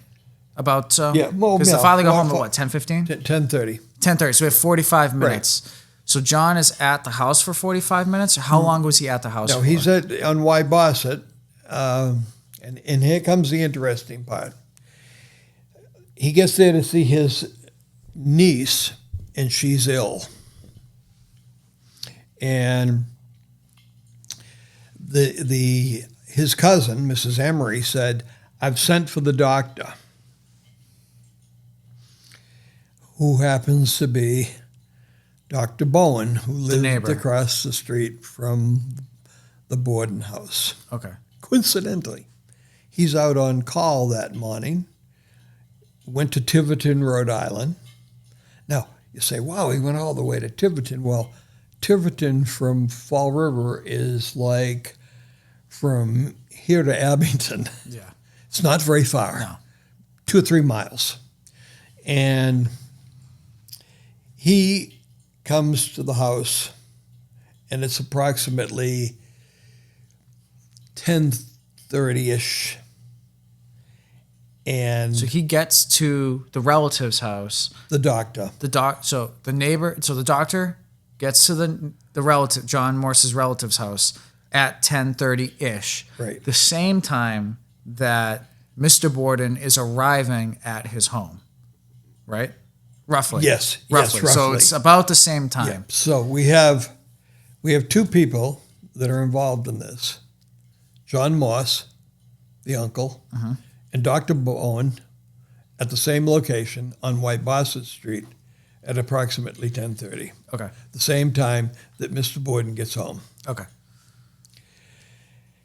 And the police asked Mrs. Emery, who was here this morning? That Mrs. Emery is the relative. Is the cousin. The cousin. Okay. Mr. all right. Moss's cousin. She says, well, Uncle John Moss was here. Well, there's his alibi. He used her for an alibi. And she said, and Dr. Bowen came because my niece is here and she's not feeling well, and Dr. Bowen came. Now, these interviews were conducted on the afternoon of the 4th. Okay. And the police officer said, oh, so Mr. Moss and Dr. Bowen were here at the same time? She says, approximately. Okay, so he writes that down, and he leaves. The police officer leaves. Officer Medley, he leaves. Knock at the door. Guess who's at the door? Fall River Herald, Gotcha. reporter. Yep. What the cops want? Well, they're looking for a story, right? Right. This is a big story in Fall River. 2 people have been brutally murdered now. Oh yeah. And he said, what did he want? She says, well, they wanted to know who was here, and I told him my cousin, John Moss, was here, and Dr. Bowen was here. And the reporter said, and he put this in the paper the very next day, did they see each other? She says, no, I think Mr. Borden was leaving just as Mr. Morse was leaving just as Dr. Bowen arrived. I don't know if they passed each other, but I don't think they were in the house at the same time. And he said, and what time was that? And she said, it was around 11:30. Well, if you believe that story, then his alibi is legit. But the problem is, he goes back to the Borden residence and goes out back and grabs a pear off the pear tree. He sees nothing going on. Now, the body's already been discovered, one of them anyways. Who goes back to the Borden residence? Mr. Morse. Mr. Morse goes back to the Borden residence. So per the alibi of the reporter, he gets back to the Borden residence around 11:30. Well, 20 minutes off. He takes the trolley back. Gotcha, okay. He's so precise about his alibi that he even remembered the badge number of the trolley driver. It's crazy. Yes. That's insane, but okay. But he did. Oh, it's trolley driver number 53. Well, you can see what he was trying to do. He was trying to build his alibi. Right.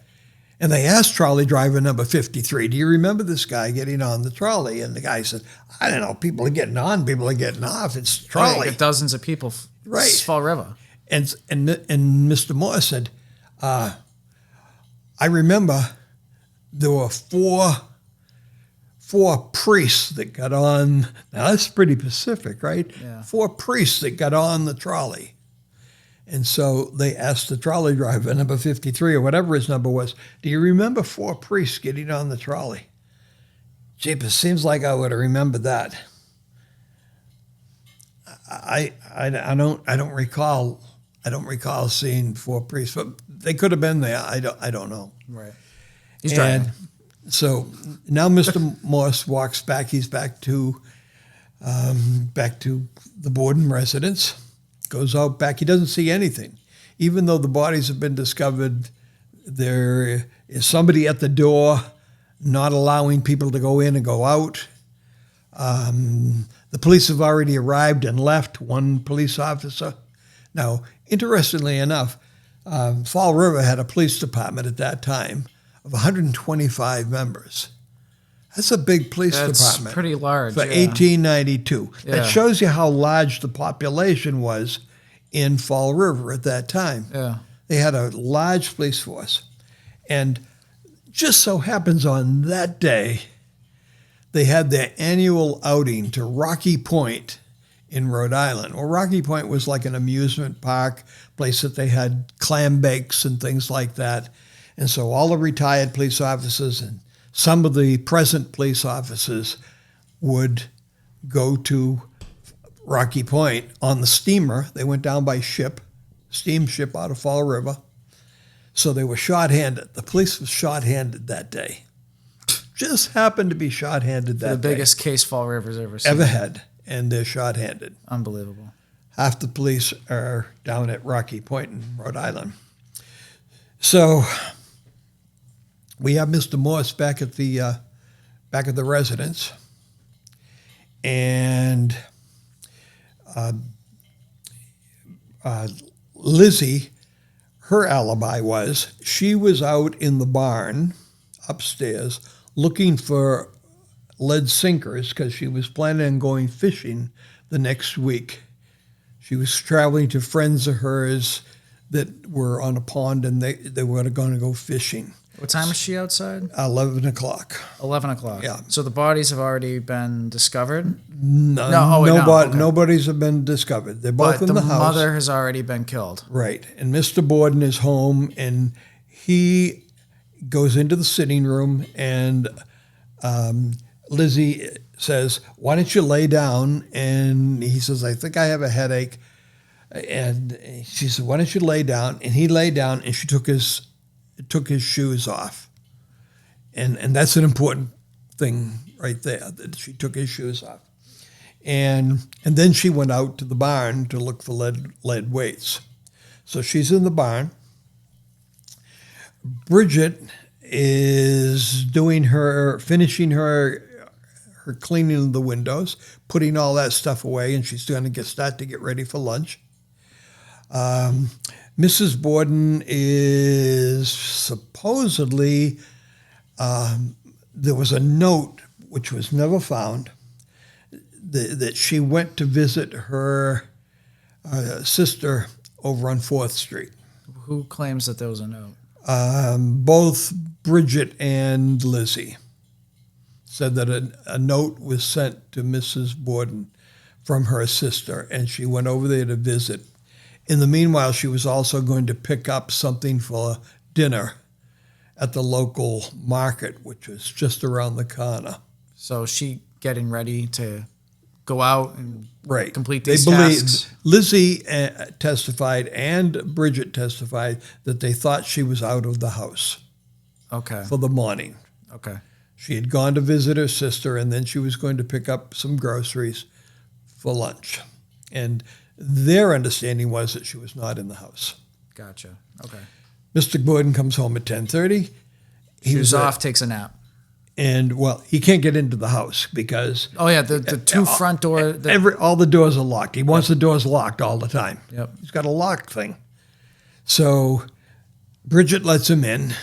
He goes to the sitting room, and Lizzie comes down, and she says, is there any mail? He had picked up the mail at the post office, and he says, I'm kind of tired, and I got a headache. And she said, why don't you sit down? And he lays down on the couch, and she removes his shoes, and she goes out to look for lead sinkers. Bridget's finishing up and doing her thing. And now comes the interesting part. Lizzie gets through, comes downstairs from the loft in the garage barn, and goes in the house, and she brings in pears. She's got her apron. She brings some pears in, and she puts them on the sink counter so she can wash them off, because they tell me pears are ripe when they land on the ground. That's when you know that a pear is ripe. If it's still on the tree, it's as hard as a rock. So she picked them up off the ground and put them in the sink, wanted to clean them up. And so she went to check to see how her father was doing. And when she did that, she discovered him laying on the couch, a bloody mess. And that was relatively... The reports that I had seen say that he was still warm to the touch and he was still oozing blood. He was, at 11 o'clock. At 11 o'clock. That's why I showed you that clock with 11 o'clock on it, because that's the important time. So... Life changes. Yes. So she said, Bridget, or Maggie, because that's what they called her. Maggie, something's happened to Father. So where is Maggie? Maggie's up in her room on the 3rd floor. Just laid down for a bit. Now she's going to get ready, breakfast ready, but she went up to... You mean lunch? Right, lunch, right. Lunch ready. Noontime meal. Yep. Which they sometimes call dinner. Yep. And then they called late night supper. So it's kind of confusing. So I might have to adopt that. I find that funny. That confuse people. So she yells up, Bridget, something's happened to Father. Bridget comes down. I don't know if she viewed the body or not. She said, go get Dr. Bowen. That's the neighbor across the street. Yep. But we know where he is, don't we? Yeah, he's on call at the relative house, That's John exactly Morris's right. cousins. That's exactly right. And Mrs. Bowen, the wife of the physician, says, oh, he's out on calls this morning. He should be back soon. I'll send him right over when he gets here. So Bridget runs back to the house and says, he's not there. She says, go get Alice Russell. That's my friend that lives down on the corner there, actually on Borden Street. Oh, interesting. There's a Borden Street there. And so Bridget puts her stole on. So what does that tell us? I don't even know Well- what a stole is. well- I'm assuming it's like a dress or an apron or Well, something. a thing over her shoulders to keep her warm. like a shawl. Like a shawl. Okay, I got you. Puts a shawl on. And it kind of tells us that it wasn't 80 or 90 degrees out. It might have been high 60s, mid 60s. So she put her shawl on and went down to get this would be Lizzie's friend, her best friend, Down on Borden Street down on Borden Street. for some help. Alice Russell. And meanwhile, the lady next door, who is the former mayor's daughter, looks over and says, Lizzie, what's the matter? What's the matter? She says, something's happened to Father.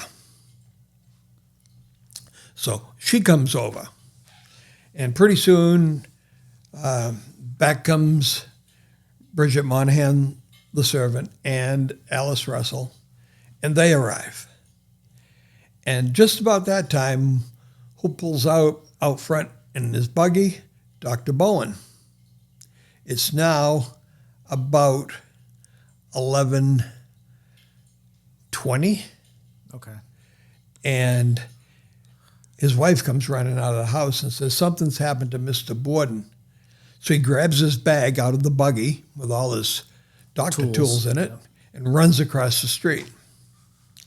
And says, what happened? And Lizzie says, my dad is in there and he's Who knows? he's bleeding. And he goes in and takes a pulse, checks his carotid artery. He's absolute mess. And he knows that there is nothing done. He checks his clock. It's 11:25. Meanwhile, the next door neighbor, the daughter of the former mayor, she runs down the street, goes to a local livery stable out in back of somebody's house, and there's a few people there. And one guy named Cunningham, who was a local distributor of newspapers and a wannabe reporter, he hears this story that something's happened to Mr. Borden, and somehow it comes up that he was stabbed. So Cunningham says, this is a story. Yeah, let's get on top of it. Let's get on top of this right away. So where are you going to go? Well, some people had phones, some people did not. The livery stable did not have a phone, neither did the Bordens. But he knew that the paint store down at the end of the street, at the corner of 2nd Street and Borden Street, did have a phone. So he ran down there. Now, meanwhile, John Moss is in the backyard eating pears. He hasn't been in the house. He has not been in the supposedly. house. Okay. And the guy running down to the paint store goes in and says, can I use your phone? And the guy says, sure. So who are you going to call if you're Mr. Cunningham? Who? You'd think you'd call the police, right? Right. That's my first thing. Well, that was his 4th call. Oh, that. So his first 3 calls were to the local newspapers, the Herald, the Fall River Herald, and 2 others. And then he called the police. So the chief of police answers the phone. Yeah. He's got it. He ain't got anybody there. Yeah. Everybody's gone to Rocky Point. And the only other person there is the booking officer. Now, a booking officer stays in there and they bring a prisoner in. He books him, does all the information, and does the lockup and all of that. He sends the booking officer over to the Borden house. It's about a quarter of a mile, maybe from here to Duvall's pharmacy. Yeah. Right? No further than that. So he says he ran, but he was 54 years old and he was on the portly side. So he got over there. And the first thing he did when he got there, before he went in, was check his watch, because he wanted to be able to have a time to report when he arrived. And he jotted that time down, and I think the time might have been 11:32 or something like that. He goes in, and who does he see? Mr. Borden and Dr. Bowen. And Dr. Bowen has somebody get a sheet to cover Mr. Borden because they don't want to preserve the crime scene for one thing, and they don't want to shock anybody else who happens to see It's this. jarring. And so here we are. We have the doctor there. We have the police officer there. So the police officer says, I got to go back to the station and tell the chief. No walkie-talkies, no phones, nothing like that. So he runs back to tell the police, and the chief has other police officers start to arrive. And as he's leaving, the police officer's leaving, he deputizes somebody who he knew was standing there and said, don't let anybody in or out. I want this crime scene secured until I can get help. And the only one he allowed to leave was Dr. Bowen. Mm-hmm. And Dr. Bowen went to the local telegraph office to send Emma a telegram in Fairhaven. Something has happened. Come home quick. And we know what time he was there because the telegraph operator put the time down at 11:37. Right. So this whole scene is created. How do they start assembling suspects, and who do you believe is a suspect and why? Well, the police suspected everybody. Right. Rightfully so. Yeah. Yes. Anybody who was a minority. It sounds familiar, doesn't it? It does, yeah. There was a diversified population. Yeah, because the initial suspect was an outsider. Yes. But then they kind of quickly figured out that wasn't the case. The doors were locked, and too many things weren't pointing in that direction. So then they assembled. They thought there was the Frenchmen, the cowboys, the ones that Uncle John Morse had hired to bring the cattle, and the horse with the lame leg. Mm-hmm. The Swede, there was one Swede. They suspected him. And any local vagrant, hobo, people with a alcohol or drug problem. There were a couple of soldiers from the Civil War who had a reputation for violence. One of them was called Yankee Dan. Bring him in, let's talk to him. And pretty soon they discounted that these people did have alibis and they were somewhere else. So very quickly, about noontime, they said it had to be somebody here in the house. Who was here in the house? It was Bridget, and that would be the domestic servant, and it was Lizzie. Those are the only two people at the house. And Lizzie was doing the pears, and they'd been upstairs in her room laying down, and Lizzie was out in the garage, out in the barn looking for lead sinkers. Right. And then John is relative's house. Is still at the relative's house, so he says he left there at about 20 past, but we know he can't be there because Dr. Bowen said he never saw him. And Dr. Bowen arrived there at about 10:30. At 10:30, and he said that he was there till 11:20? Yes. So obviously he wasn't. There's that 50 minutes that's unaccounted for. Now, back then, they did not have clocks on the wall. There might have been a mantle clock in somebody's house, but the time in Fall River was followed closely by the chimes. They had special chimes in Fall River that chimed the hour. Yeah, like a grandfather clock. Right, and they were located at City Hall. So everybody in town knew what time it was by the chimes going off. Right. And Bridget said she heard the chimes at 11. So did Lizzie. And I don't know if they heard them up on Wybosset Street, but they did say that Mr. Bowen, Dr. Bowen, and Mr. John, Uncle John Morse, were there at about the same time, but the reporter said in the paper they didn't see each other.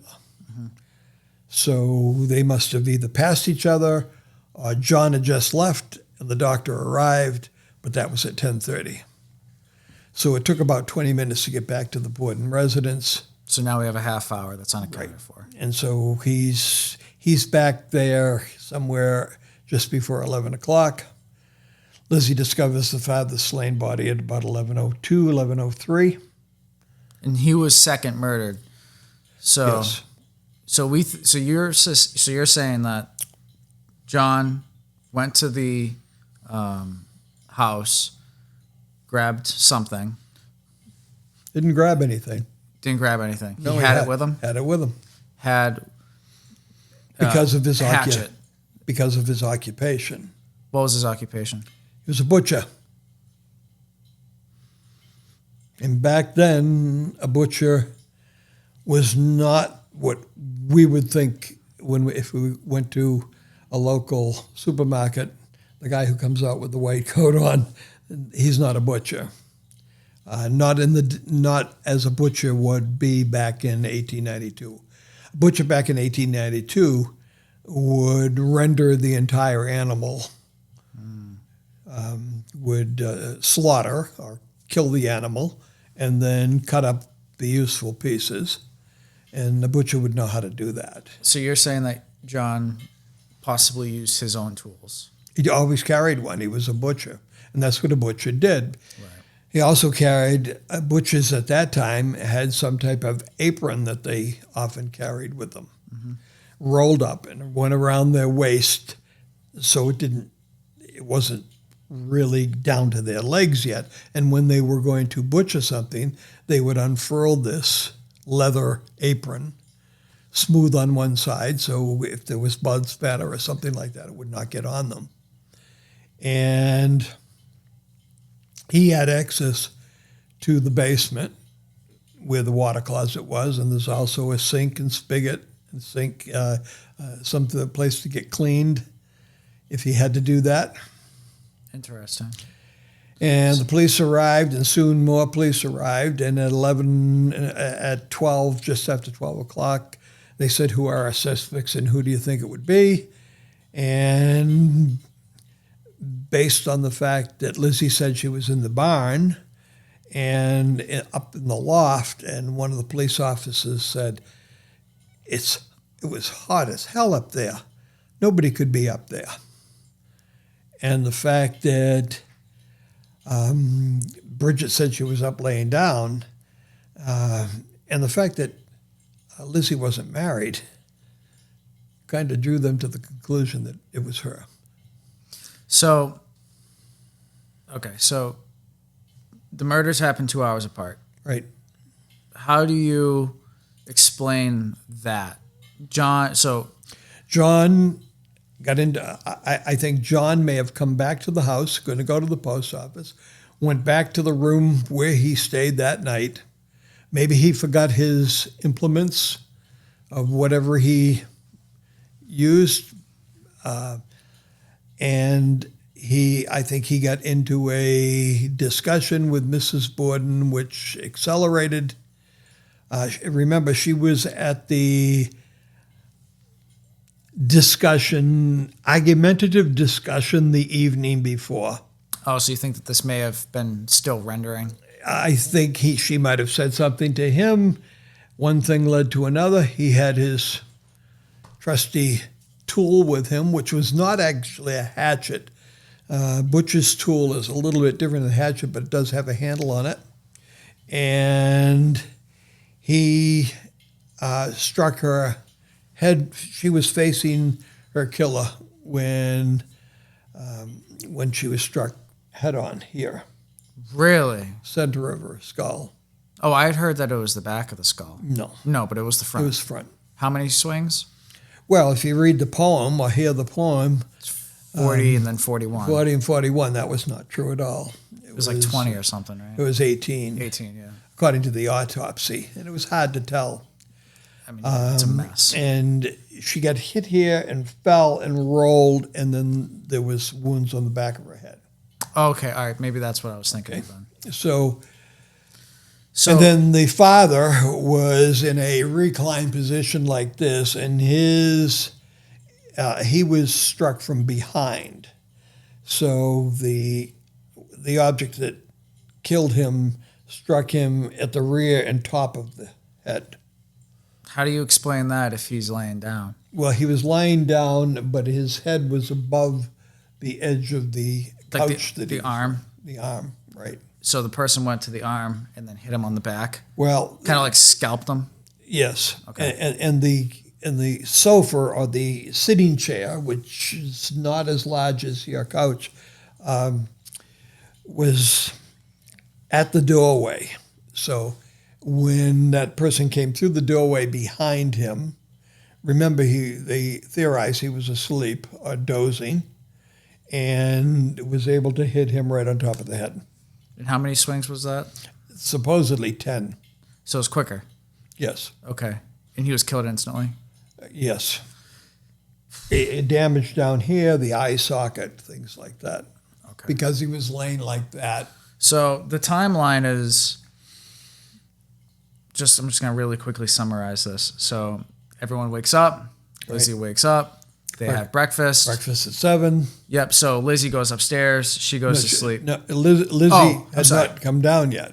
Lizzie was sleeping from the night before. Okay. So they had breakfast. Everyone left. Lizzie wakes up simultaneously. Comes The down. servant is cleaning the windows. Right. The mother supposedly left. but she's actually upstairs cleaning. She's actually upstairs cleaning. Lizzie dad went is to the already out. toilet. Lizzie's gone to the toilet, downstairs. down in the cellar. Okay. Bridget is getting the equipment to wash the windows. Yep. And then the father's already out of the The house. father left first. He's downtown. Uncle John has returned. This is my theory. Uncle John has returned, goes upstairs, gets into a confrontation with the stepmother, and dispatches her. How did no one hear that? If it's not a rainy or windy day, if you're having an argument with someone, Second and then floor. Lizzie's in the toilet down in the basement, in the cellar, so it's like rock wall. and Bridget is somewhere around the house or outside getting ready to wash the windows. Okay. I don't think she uttered a word when she was struck. You think it was just like a boom and then Boom, down? and down she went. So I can't. I think that Bridget might have been in the house and knew that something had happened, because as Lizzie climbed the cellar stairs to come up, Bridget went running by her out the side door and started vomiting out alongside of the house. So then that just introduces a whole new set of questions. And why did she wait 2 hours to say something? Lizzie? No, Bridget. She was vomiting, right? Right. So Bridget never said anything. so why did claimed she just keep to herself then? Like, you see evidence of a murder. I don't think she saw evidence of a murder. I think Uncle John told her. Why, though? Well, I think she was downstairs. Do you think they had a sexual relationship? Well, that has been a theory.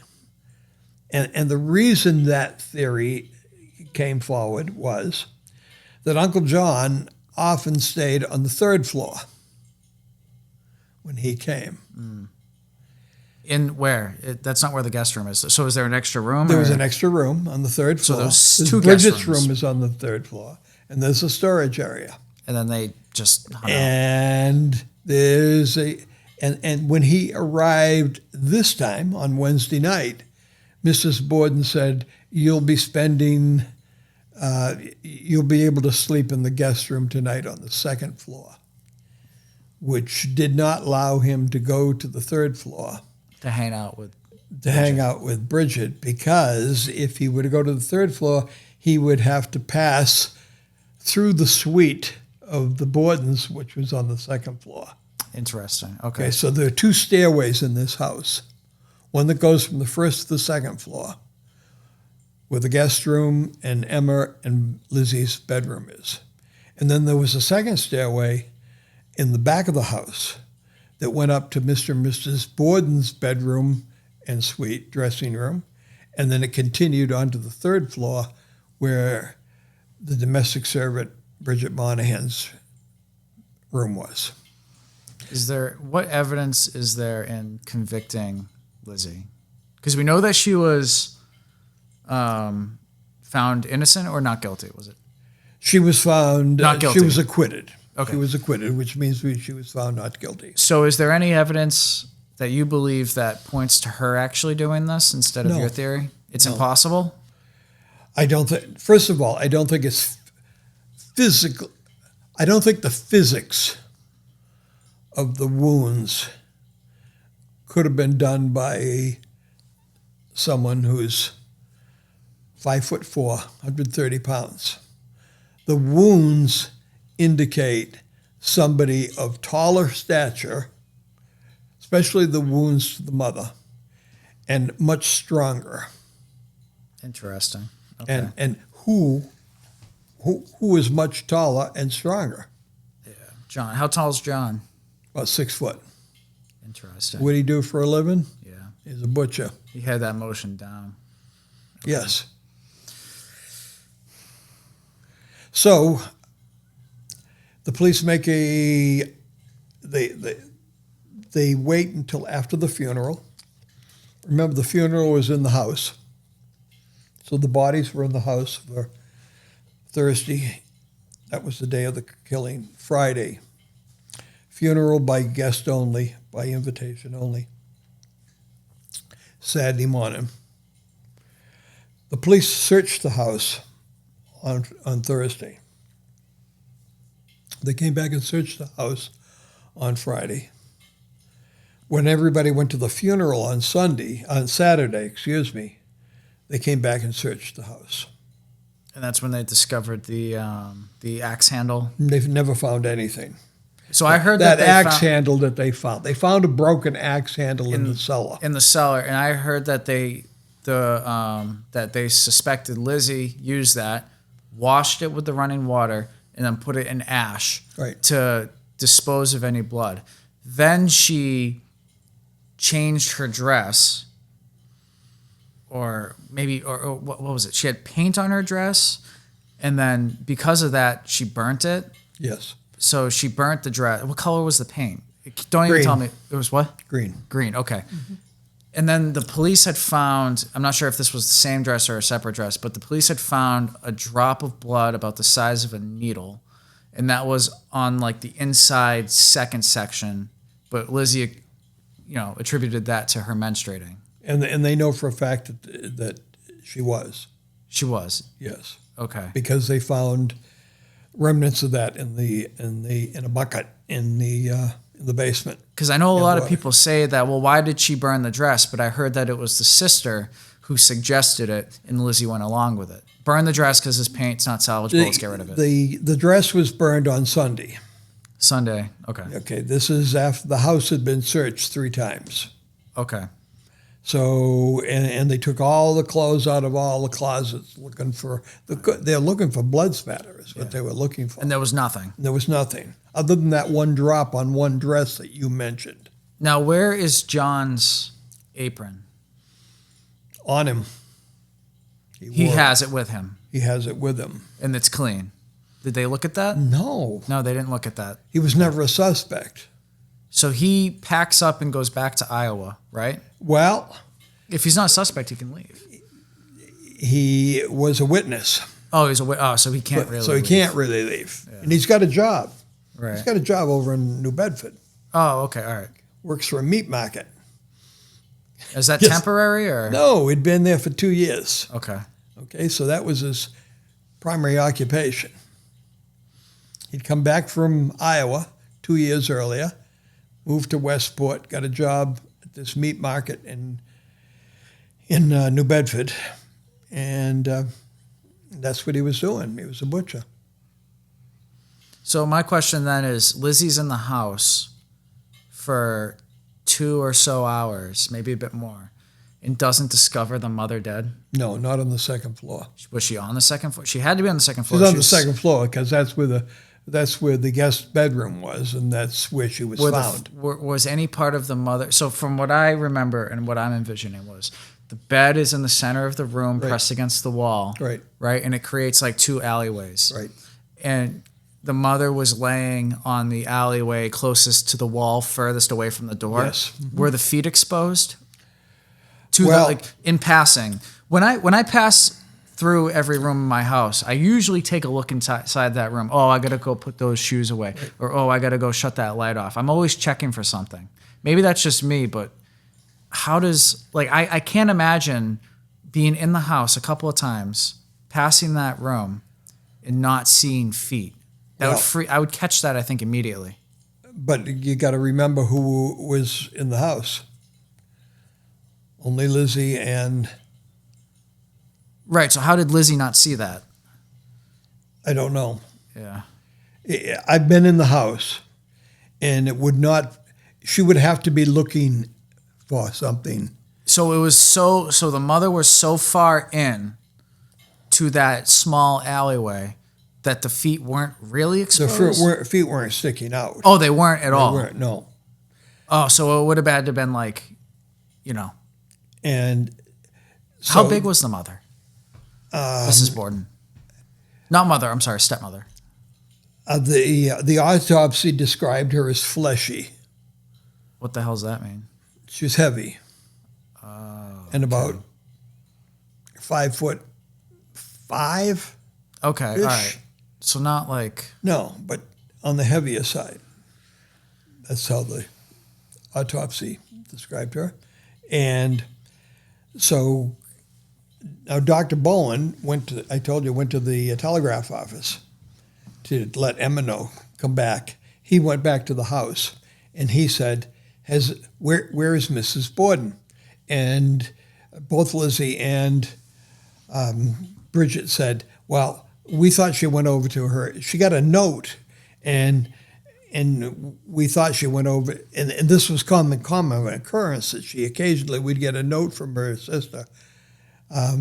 Gee, can you stop over? Well, that to Lizzie and to Emma meant that she probably needed a little cash. Yeah. But they assumed that she was at her sister's house. And so Dr. Bowen says, well, maybe we should look around and see what's going on. And Alice Russell, that's Lizzie's friend, and the lady next door, the mayor's daughter, the ex-mayor's daughter, climbed the front stairway that went up to the guest room and to Emma and Lizzie's bedroom. And as they got to the top of the stairs, they could look into that room, and it appeared to them that there was something on the other side of the bed. So it was kind of sticking out? They could see something under the bed, and it looked like something on the floor. Now, what's the pool of blood situation? I can imagine that you get so much blood flow in your brain that there's got to be a giant pool of blood. And let's be honest, like back in the day, people weren't building houses sober, so the house structure, I'm assuming, was kind of crooked. So I just find it strange that the blood didn't create a big mess and run places. And it may have, but a lot of it went under the bed. Okay. And so they think they see something. They run downstairs and say, we think there's a body in the guest bedroom. And Dr. Bowen runs up there. And discovers it. And goes around the bed.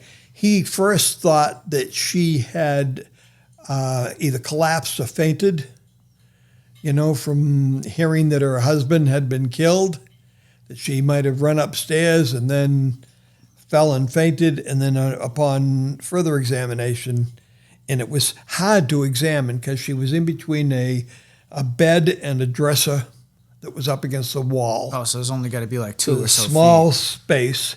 And so he had to kind of straddle, and then he could see the wounds at the top of her head. And it's got to be dark in there because they didn't have electric. Right. Okay. Well, it was the daytime, right? Do we know if the curtains were drawn? The curtains were not drawn. There were curtains, but like this, but not drawn. Okay. All right. And if they were drawn, they were only done halfway. Gotcha. Okay. The curtains downstairs were up because Bridget had washed the windows. Right. Okay. So there we are. We have 2 dead bodies, and the police department quickly comes to the conclusion that it must be Lizzie. They don't arrest her. They search the property 3 times. Meanwhile, the Borden sisters decide they want somebody other than the police department to be in on this. And they hired the Pinkerton Detective Agency, which back then was a big deal. Right. Pinkertons were a big deal. I don't know if Pinkertons were the bodyguards for President Lincoln. Okay. All right. Cool. Okay. So they don't have a good track history. I guess, yes. They were also responsibility for the Homestead Massacre in Pennsylvania at the Carnegie Steelworks. Those were Pinkertons as well. They were a big independent detective agency. And right off the bat, the 2 sisters they got their lawyer. They lie it up right off the bat. There's got to be a family lawyer. Right. With that estate. So they must have that contact. Yes. I've heard people say that, well, Lizzie always deferred to counsel and Lizzie didn't say this and she didn't take the stand in her trial. So I don't find it unrealistic that she didn't make a comment or really give much of an opinion and just immediately went right to counsel. I find that, that's would be normal. That would be my, Well, when they started off with the inquest at the very beginning, and they did not allow her to have a lawyer. Right. And she said she wanted one. She was unhappy with that and lawyered up soon after that. I'm sure. And her lawyer, now there's some parallels between this case and the Karen Reed case. Karen Reed went and got an attorney right off the bat. Do you, how do you feel about the Karen Reed case? Are you well versed in it? I am. Ooh. Maybe we got 2 more episodes with you, Rich. I'd love to talk about Senator and I'd love to also talk about Karen Reed. So maybe we can, maybe in the future we can drop your comments down below. We can talk about the Karen Reed trial because that's starting up again. Yes. So I've been following it this week. It's an interesting case. That would be a good video for me to do. I'd like to talk about that. But back to Lizzie. Yes. So Lizzie gets her lawyer, and the lawyer said, you know what? You really need a better lawyer than me. You really need more than one lawyer. Right. And so she got a lawyer by the name of Robinson, former governor of Massachusetts. The rumor is that she paid $25,000 for his services back in 1892. And he was an attorney. In addition to being former governor of Massachusetts, he was also an attorney. And he'd handled high-profile cases. And she's got the money to... And she had the money to do it. Yeah, because of the wealth and the... Yes. And it took the jury, all men, 12 men. Why? Women were not allowed to be jury members. I heard that didn't happen until the 60s. Right. That women were allowed to jury.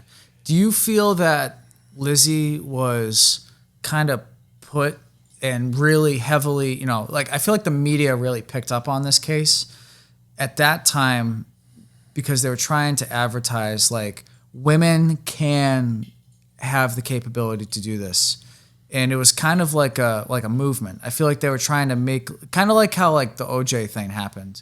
Try to with the whole BLM and whatever. But I feel that the media really got behind Lizzie and went, it's Lizzie because she's a woman and and women are just as strong. Well, and they kind of played it like that, and it was great There selling was papers. there was a lot of things that went against her as far as possibility of committing the crime. One was that silly jump roping rhyme that you hear. Yeah. Lizzie Borden had an axe, gave her mother 40 whacks. When she saw what she had done, gave her father 41. That was a jump roping rhyme. And So every kid wholesome. in Tarnation, studying in Fall River, was using that. Yeah. Well, none of it's true. Number one, it wasn't even her mother. Number two, it wasn't 40 and 41. Those are just rhymes. Right. And if she'd have moved out of Fall River after this was all over, it would have gone away. But she didn't. She loved Fall River. That's where she was born. That was who she was brought up. That's where all of her acquaintances were. And she wouldn't leave. And that came back to haunt her. I'm sure. Because People said, she won't leave. If she'd have left town, they'd have forgot about it. But she didn't. And her and her sister stayed together until 1905. Did either of them marry? Neither of them ever married.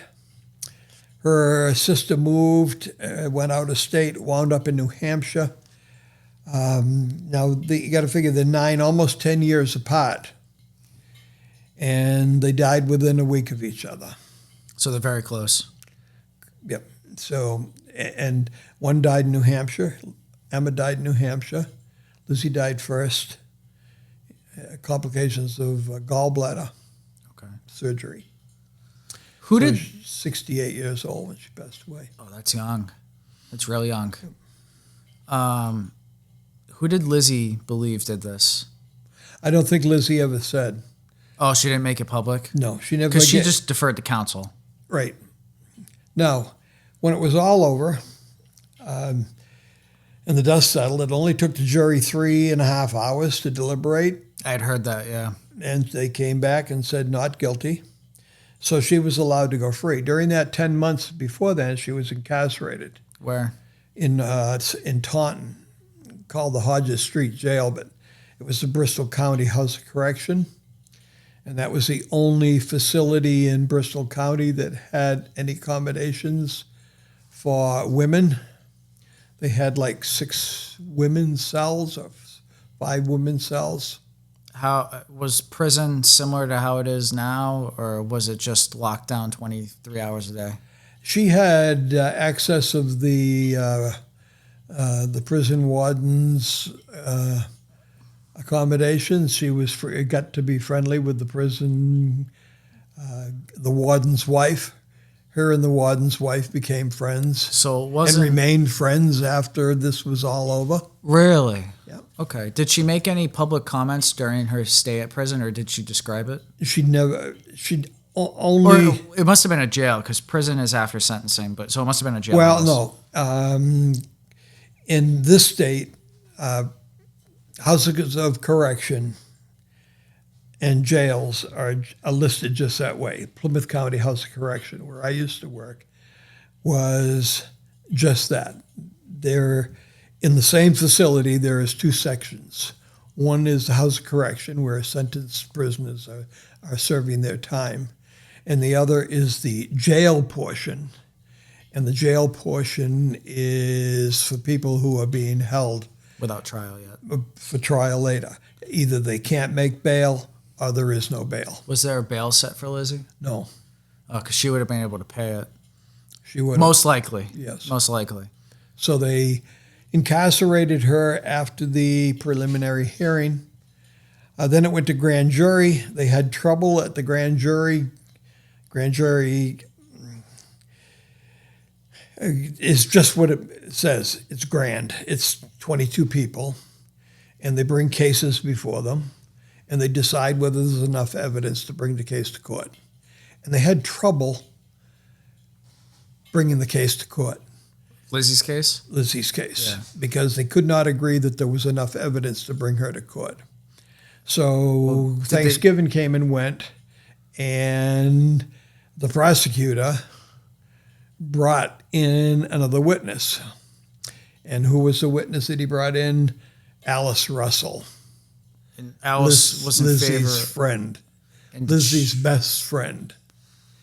And they had her testify. What did you see on Sunday when you were at her house on Sunday during the day? And she testified, Lizzie came down with this dress and said, this is a dress that I got paint all over when they were painting the house. They recently had the house painted, and Lizzie was in charge of the colors, and the guys who painted the house testified, she's a pain in the butt. She was in their business all the time, even to the point where she didn't like the color they put on. That's not the color that I asked for, and she made him paint it over. And the guy, when asked in court, is there any chance she could have got any paint on the dress? And the guy says, it's a wonder she wasn't covered with paint. She was in our business so much. So here's this painted dress that gets thrown in the stove. Remember, stove is going all the time. Yeah, to heat the house. Well, but it's the middle of summer, though. Middle of summer, but you need it for cooking.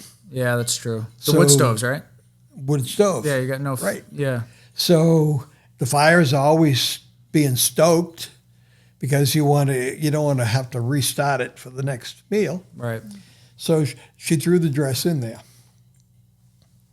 Armed with that, the grand jury said, well, there's probable cause to say that she may have disposed of the dress to cover the evidence.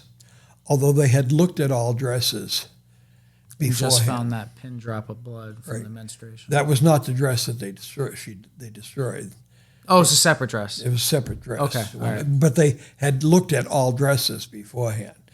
They were asked, did it have, did you see any with paint on it? And they either didn't see it or didn't note it. It wasn't a big deal to them. They were only looking for blood. It should have been a massive amount of blood. You would imagine. Two murders. Two murders. Unless she changed in between. If she changed in between, there should have been two bloody dresses. Yeah, so... There's a movie that was back in the 1970s with Elizabeth Montgomery, and they discounted her getting covered with blood on a dress by indicating that she may have murdered them both while in the nude. Therefore, she would only have to wash herself off and there wouldn't be any blood on dresses. How do you feel about that theory? Far-fetched. You think so? Yeah. Yeah, well, they would have been able to check like the tubs and stuff like that. Were they dry? Well, there were no or- tubs. So how would they wash themselves? Either in a what they called a hip bath, which was a copper type of situation that you'd bring out and you'd fill it with hot water off the stove. Interesting. Okay. And that was portable. You'd tow it in and pull it in and pull it out. You could carry it in, and then you had to bail the water out of it. So your final... My final conclusion is that Uncle John Moss was responsible for both of them. I'm not sure whether he did something to the clock up at Wybosset Street, but the fact that he and Dr. Bowen were reported in the Herald, in the Fall River Herald, the day after the murder, and I have a copy of the paper. Is it original? It is original. Oh, that's cool. Yeah. How many of them are there? I'm not sure, but I got to look that up. I'm curious. mine was sent to me. I had bought a book on eBay, a Lizzie Borden book. Mm-hmm. And the person who sold me the book sent the book, and he said, these belong to a relative of mine. I thought they might be useful to you.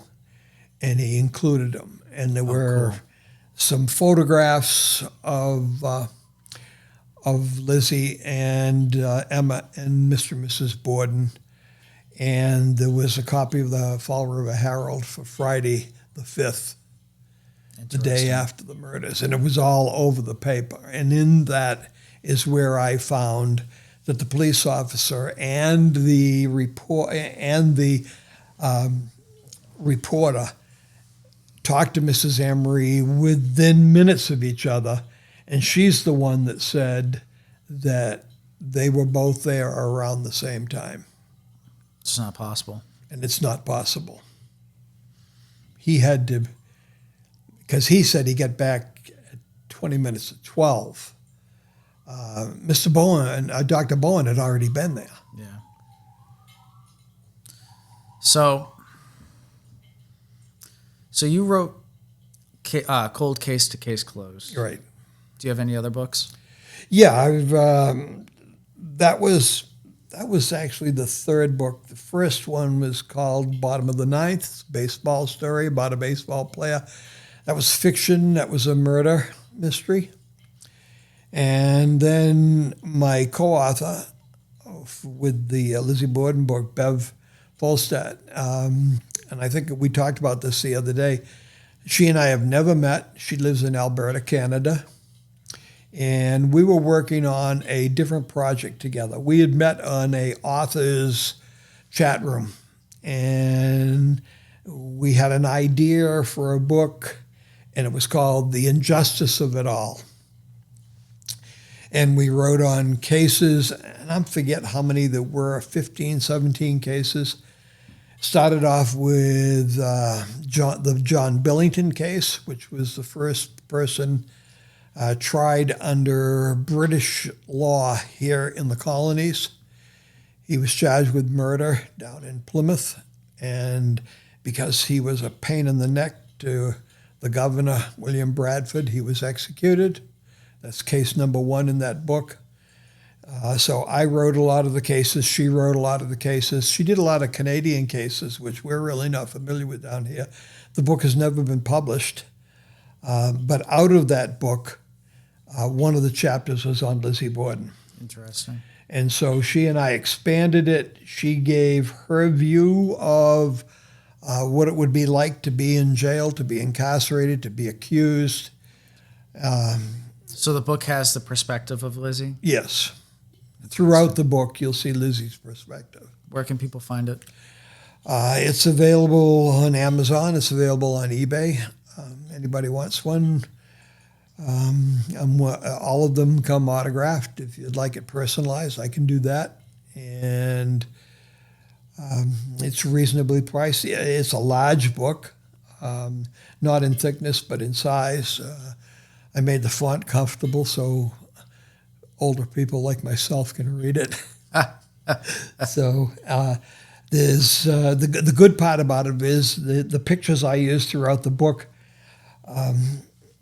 They're beyond the public domain pictures, so I don't have to pay for any rights to use them. The next book that came after that was called Ones and Twos, and that's a nonfiction book on the number 1, number 2 draft picks for the NFL for the last 50 years.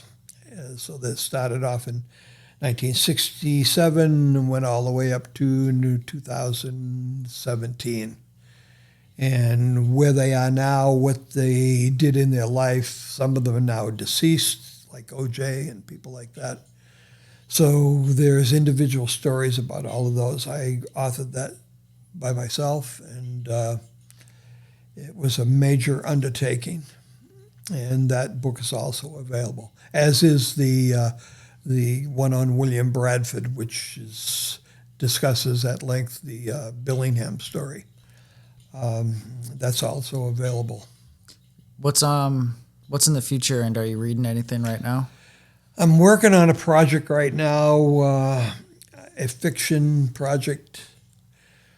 I keep saying I'm halfway done, and then I write a little more, and I'm halfway done, and I guess I'll be halfway done. I've been working on that now for 3 years.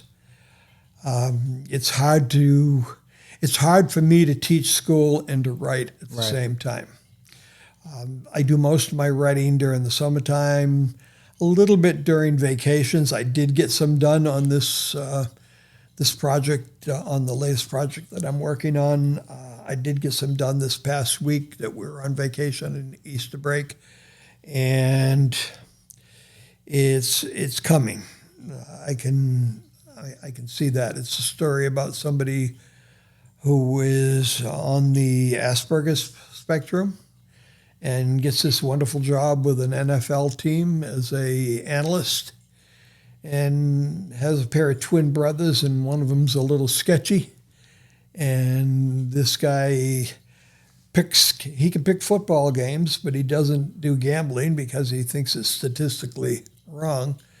But his brother uses the information that he gives him for a business that he starts in advising people who to pick for football games. Interesting. And it turns into a murder mystery. And Ooh. it's that's where we are, about halfway through that right now. Interesting. Well, Rich, I want to thank you so much for coming by today. Great. And I'm sure I'll have you on again to discuss. I do want to talk about the Karen Reed case. Yes, it's an interesting case. Yeah. Thank you very much, Rich. And next week on the Seth Rosczewski podcast, I have rock and roll icon from Massachusetts, Lenny Lashley, coming on next Sunday. I will leave a link in the description down below for Rich's book on Amazon. I am about halfway through it, and it's very good. It looks at the case, and it looks at the perspective of Lizzie Borden. I highly recommend it. And, well, I think that's going to wrap it up, It's Rich. a wrap. Thank you very much, Seth. Thank you, guys. Have a good one. Welcome back to the Seth Rosczewski podcast today. And in the house today, I have a very special guest, someone who you have seen before, especially if you watched the Lizzie Borden special part 1. Today, I'm very excited to bring back the Lizzie Borden case. And we're going to be diving into the history of the family, the Borden family, and what their lives looked like at the very beginning. So it's my pleasure to introduce Rich Little. Rich Little is an author of the Cold Case to Case Closed book right here displayed on the mantle. It's a story about Lizzie Borden's life and really just her story. And before I start, I always get questions in the comments asking me what coffee I'm drinking. And right now I'm drinking Starbucks Roast. But if any of you coffee gurus want to send me your coffee or get me to drink your coffee on camera, just hit me up. Email will be in the description below. But right now, I really want to dive into the Lizzie Borden case. So, Rich, what brought us to the case, and what did the family look like? What was the family history? Can we describe the people that we see here on the mantle and who these people are? What the history of the family is? Well, everything we're going to talk about today happened before August 4th, 1892, because Lizzie Borden had two different lives. Before the tragedy and after. And before the tragedy, we don't know too much about her, but it's there if you take the time and hunt the records. I'm a digger, and that's what I do. And as far as research, when I do research a book, so much of my time is spent researching and finding information about families and the characters in the book. And that's what I did on the Borden case. And originally the Borden family came out of France, immigrated back in the 1700s.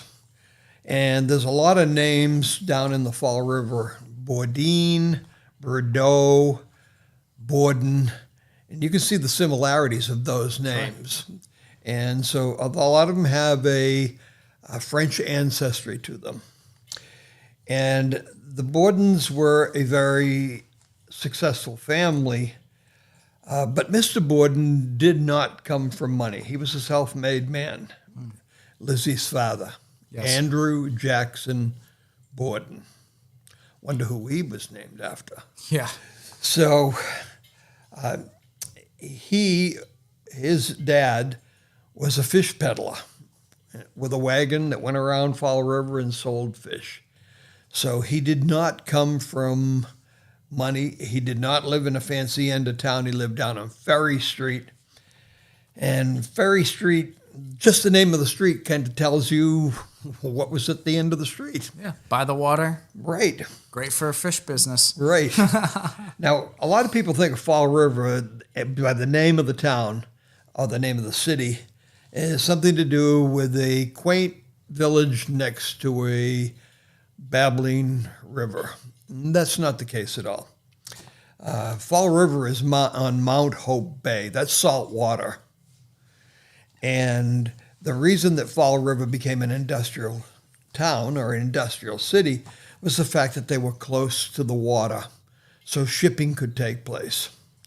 And because shipping was there, and shipping, it was possible to bring ships into Fall River Harbor, they could export the products made in the mills out of Fall River by ship.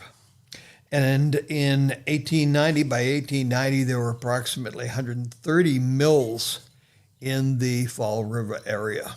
A lot of them are still there. A lot of them are made into apartment lofts. A lot of them have been repurposed into other things. There are very few mills that actually make cloth in Fall River. There's a couple that still do it, but not too many. Right. So Mr. Borden and Mrs. Borden, they were married. He was 23, she was 22, and they were married on Christmas Day, not Christmas Eve, but Christmas Day, and that was back in 1845. It's a hell of a day to get married. Yes. So they got married, and they had 3 children. Emma, as shown in the picture on the left, was the first daughter. And she was born in 1851, so that's approximately, they were married about 6 years. And they lived where Mr. Borden, on the same street where Mr. Borden lived when he was a youth, not the same exact house, but on that particular street. They lived at 92 Ferry Street. Not the fanciest end of town. And they had 3 children.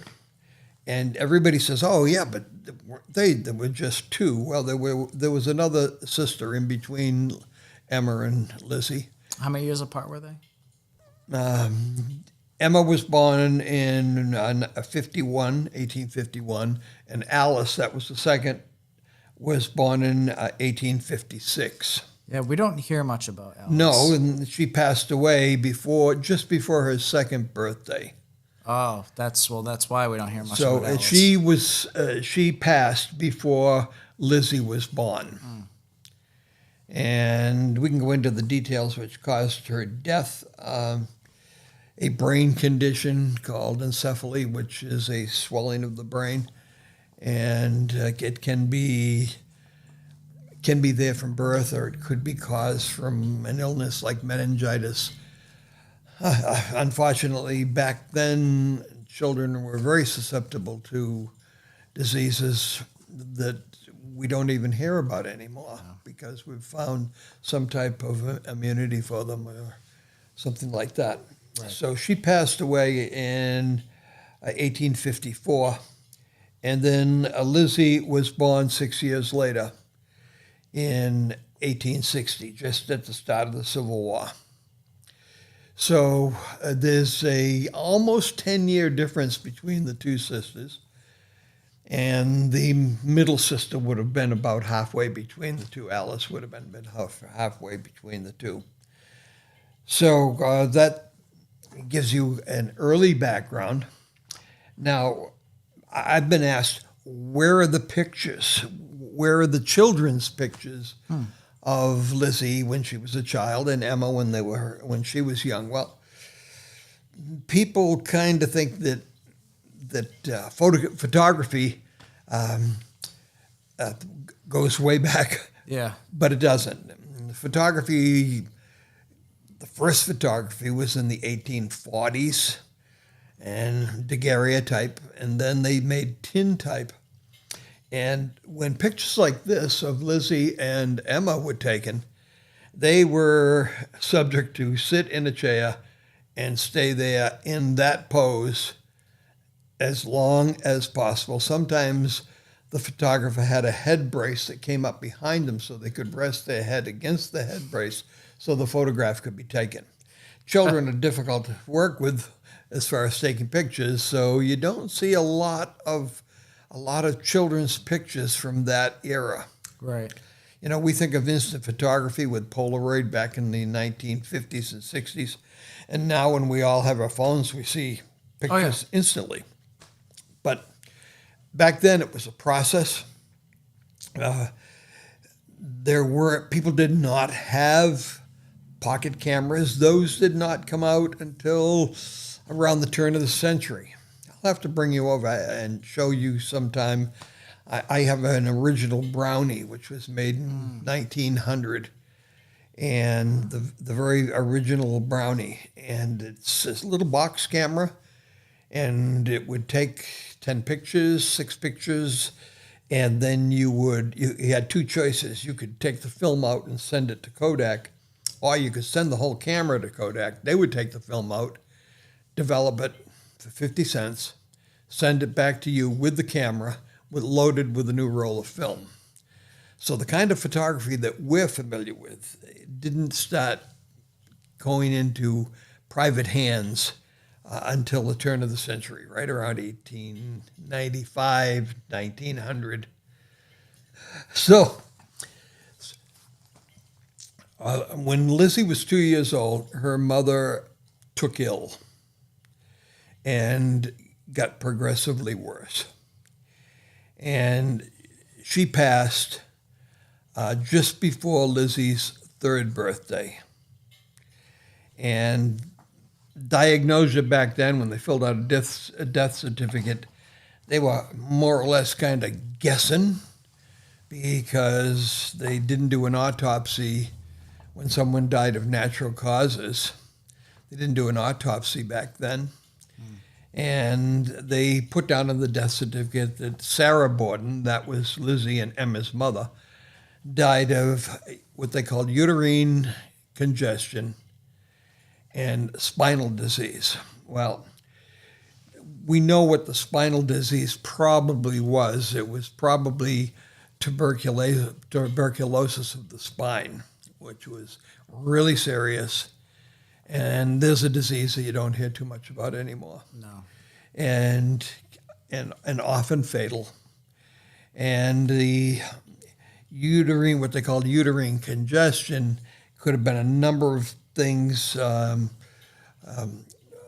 female parts problems, and between the two, she succumbed to those two ailments just before Lizzie was 3 years old. So 2 years after Cara Borden's death, when Lizzie was, again, almost to her birthday, almost to her 5th birthday, Mr. Borden remarried. And he married Abby Gray. And she was known as a spinster. Now, we had the discussion about that chamber pot, but we won't get into that now. But Hold your comments. But a spinster was somebody who was 30 years old, female who was 30 years old, who was not married. And she was not married, and she and Mr. Borden got married, and she was the only mother that Lizzie ever knew, really. Her other mother passed when she was not even 3 years old.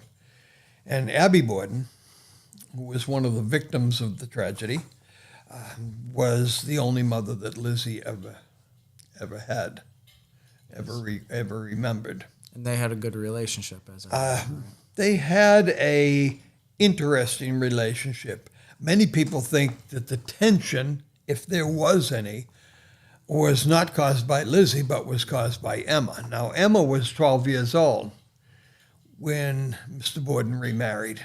Mm-hmm. That's a different dynamics in a family altogether. Oh, yeah, totally. So you've got young adult, pre-adolescent, who had been the woman of the house for the past at least 2 years. Yeah. Maybe 3 because the mother was ill. And all of a sudden there's another woman in the house. So the dynamics of the family changed when Mr. Borden remarried.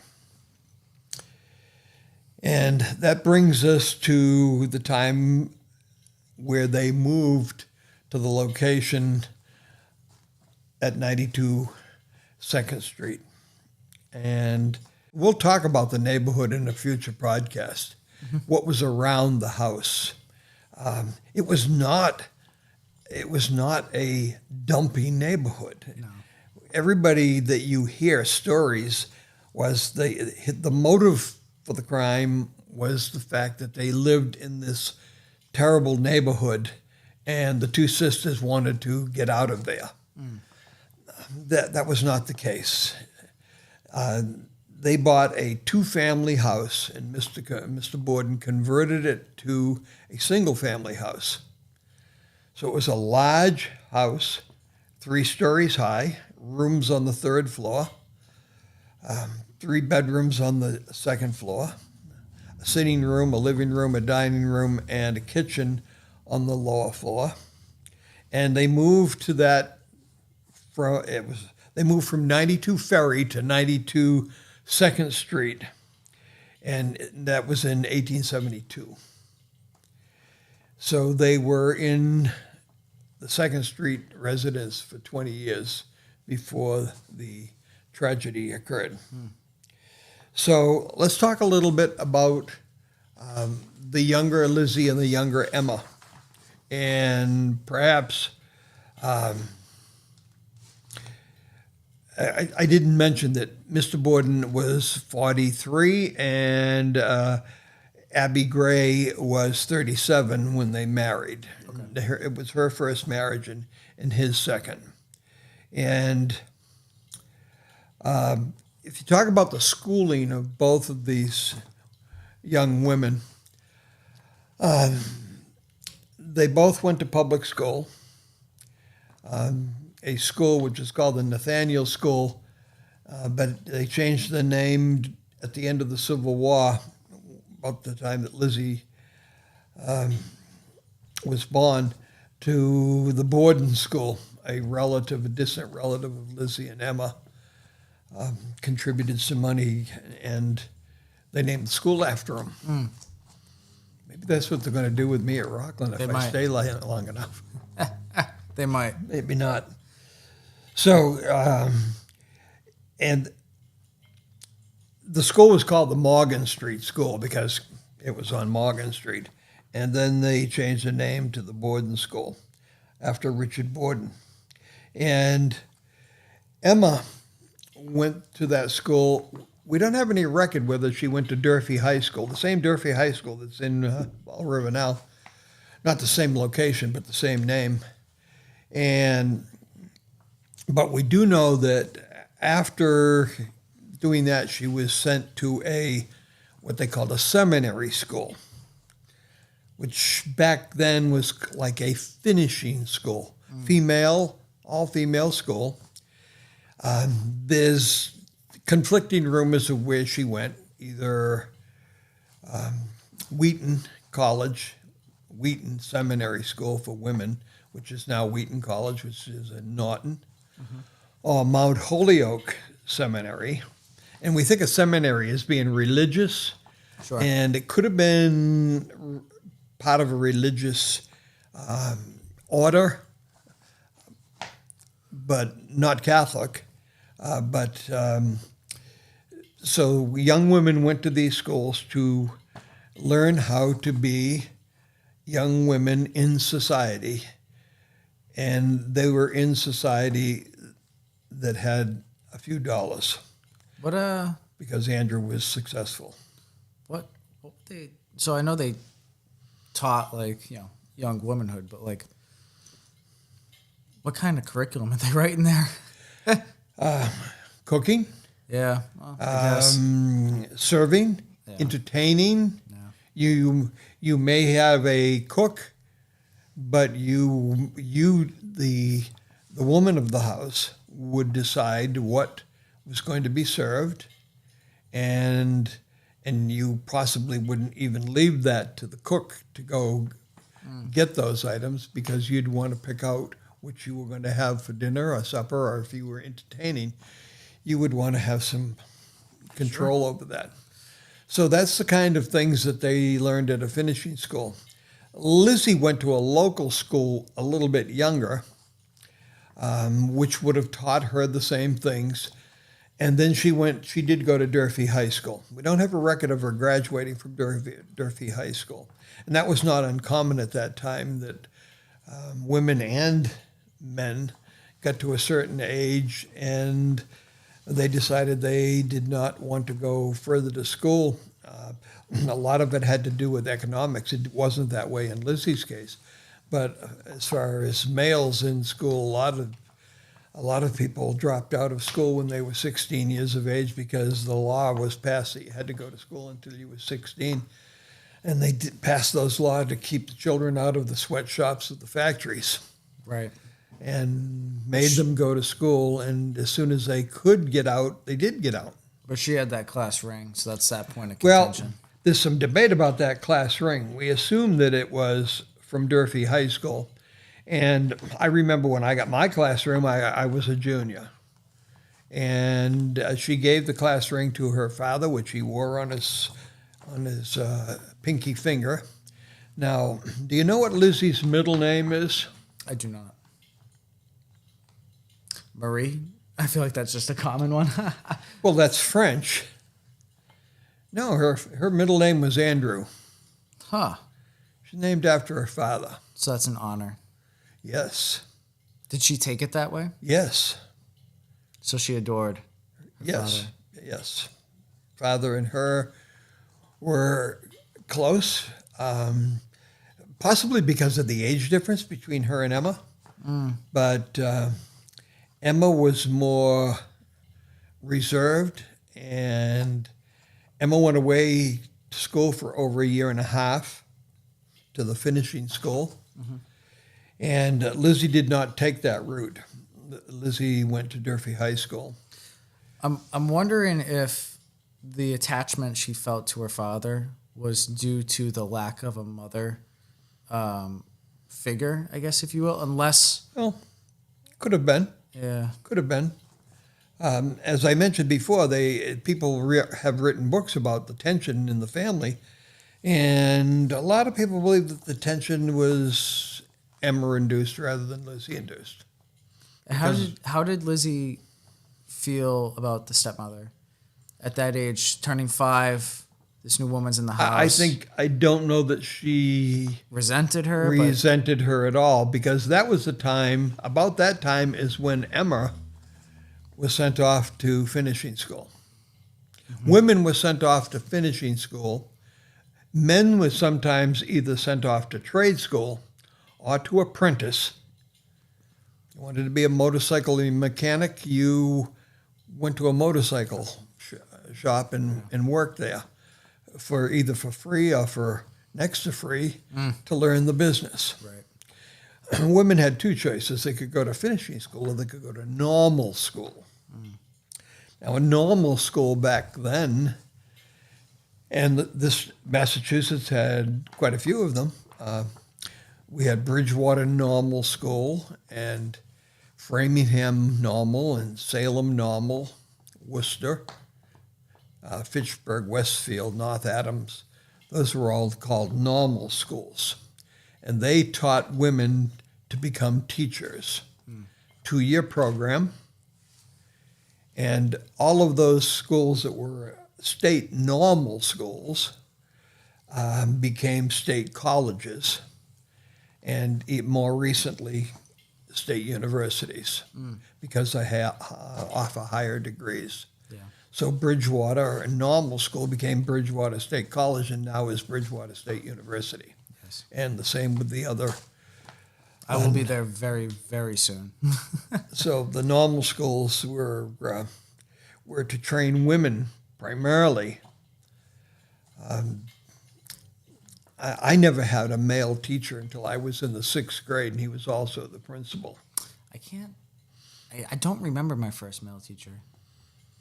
And then when I get into middle school, what they call middle school now, they called it junior high when I went to school, there were several male teachers in that environment, and more male teachers as you got into high school. But in elementary school, all female teachers except for the principal. Yeah. So you were talking about how she was honored to have her father's name as her middle name. Right. And where does that bring us to?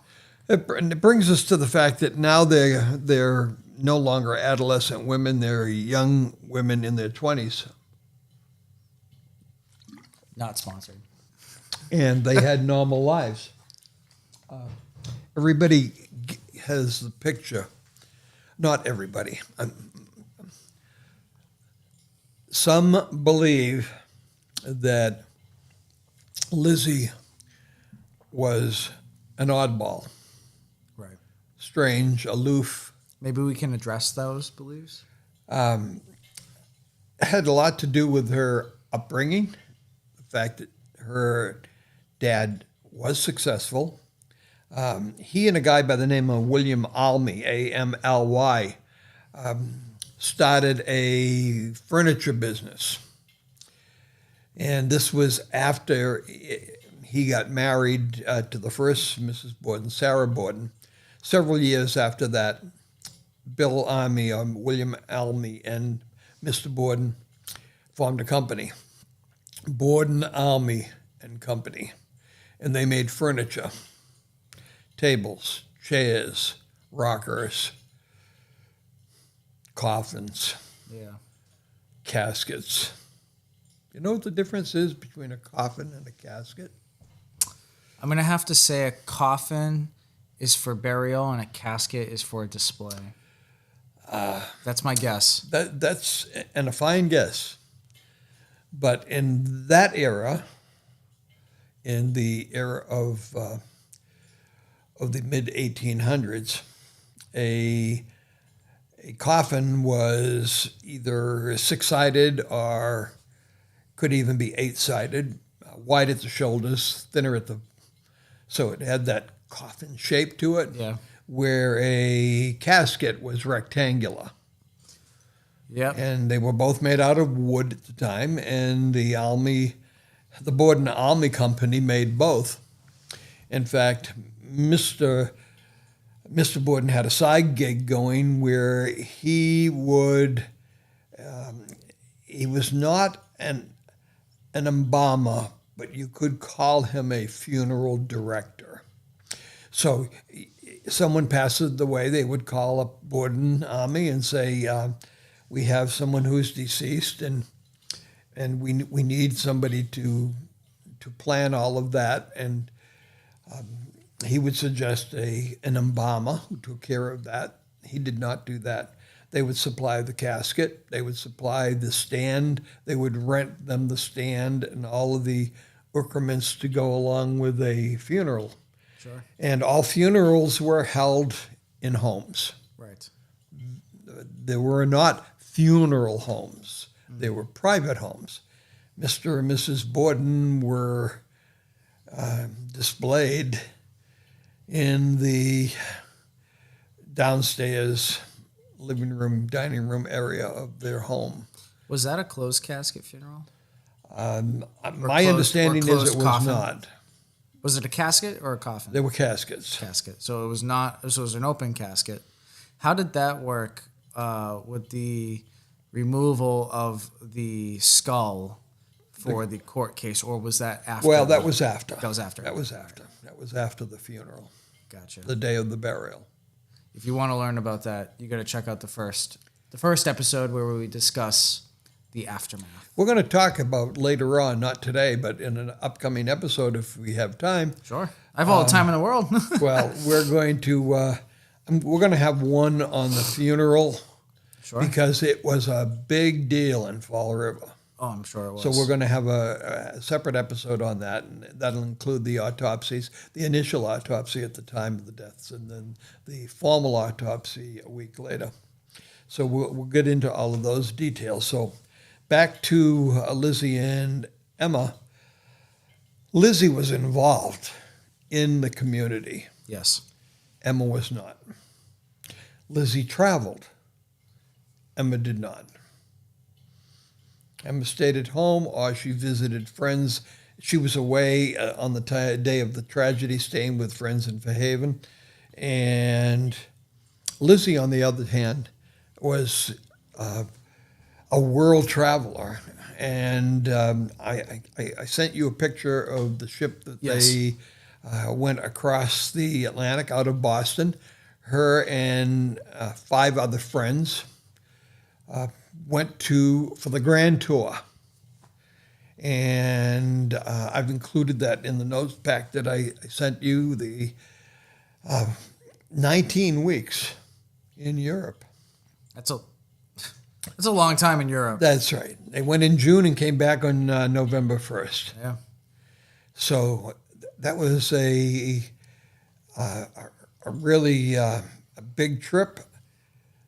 They went to all the major cities in Europe. They met a former teacher from Durfee High School over in Europe, and she was living in Europe, and she acted as their guide. So they went the whole route: London, Paris, Rome, Austria, Netherlands, Sure. Belgium, all the sites in the Colosseum and Vatican City and all of those places that are in the Rome area, and Pompeii and places like that in the Naples area. So they were 19 weeks in Europe. Most of their travel in Europe was by train. Trains in Europe, as now, were a real special means of transportation. Sure. With first class and second class coaches and things like that. Yeah. The ship that they went over was a steamship, and if you show the picture, everybody's going to say, what are those masts that are on there? Well, they had masts on it which had sails just in case the steam engine just quit. Gave way, yeah. Because it was built in 1874. I mean, what are you going to do if you're in the middle of the ocean? Exactly. Now, you have a backup plan. Now, if you go 20 years later, if you go from when Lizzie traveled in 1890 to 1910, we were building ships like the Titanic and the Lusitania and the Olympic. I'd like to do an episode on the Titanic. Yeah, we can do that. And those ships had multiple boilers. Yeah. So if one quit, you had 5 others to keep you going. Mm-hmm. Because the steam engine had developed over the Industrial Revolution of the 1800s. And so by the turn of the century, it was the way to go. Mm-hmm. So Lizzie made this big trip, came back, was celebrated. The group that she went was celebrated in the church that she was a member. She went to the Central Congregational Church, and her parents went to the First Congregational Church of Fall River. For some reason or other, that was something that concerned the police department. Separate churches. Separate churches. Why does she go to a different church than her parents, even though they were the same denomination? And the reason that she did, because she liked the Central Congregational Church, and the Central Congregational Church is affiliated with a school that taught immigrants, children of immigrants, taught them English. And Lizzie taught immigrant children English in this church-run school. She checks all the boxes. Yeah, and how? And it goes on. I know. She checks all the boxes. Fall River at that time had a hospital, and the hospitals were getting, larger cities had hospitals. Now, Fall River in 1890 was a big city, one of the bigger cities in Massachusetts. It's stayed about the same population. It has. It's still right around 100,000. Yeah. And the census of 1880 said that they had 76,000 people. In 1890, it was about 92,000 people. So it was approaching the 100,000 mark. Right. It was so large that they had a police department of 125 police officers. It's insane. So it was a big city, and there were a lot of people, a lot of diversity, a lot of immigrants, because they worked in the mills. Yeah. And there was a note that somebody put in comments that we had on the first podcast that Mr. Borden was a miser, and he was this and he was that, and he was cheap, and they didn't have electricity. Well, electricity came early to Fall River because Thomas Edison picked it out as, you know what, there's a lot of factories there. Yeah. And if I put in a power plant, I bet a lot of those factories would buy electricity from me. Not to run the equipment, but to illuminate the place. Yeah. Because if you could light it up, you could work longer. Yeah. Because they were totally controlled by day and night. Oh, yeah. You know, you could have gas lamps, you could have oil lamps, or before that you could have whale oil lamps. And the whale oil industry had collapsed by that time because of overfishing. And they used whale oil for lighting purposes because it burned so clean. And people said, well, Mr. Borden didn't put in electricity. Well, electricity came to Fall River around 1880, and slowly it spread out. It went to the factories first because that was why he built the power plant. Right. And then over time, they went from horse-drawn trolley to electric trolley. Over time, more and more places had telephones. Yeah. Mr. Borden did not have a telephone. The house next door did not have a telephone. And that was the former residence of the mayor, because telephones weren't around. Right. Telephones were an invention of the late 1800s. I know. To me, I've always had a telephone or a cell phone. Like, I remember, kids now just don't relate to it.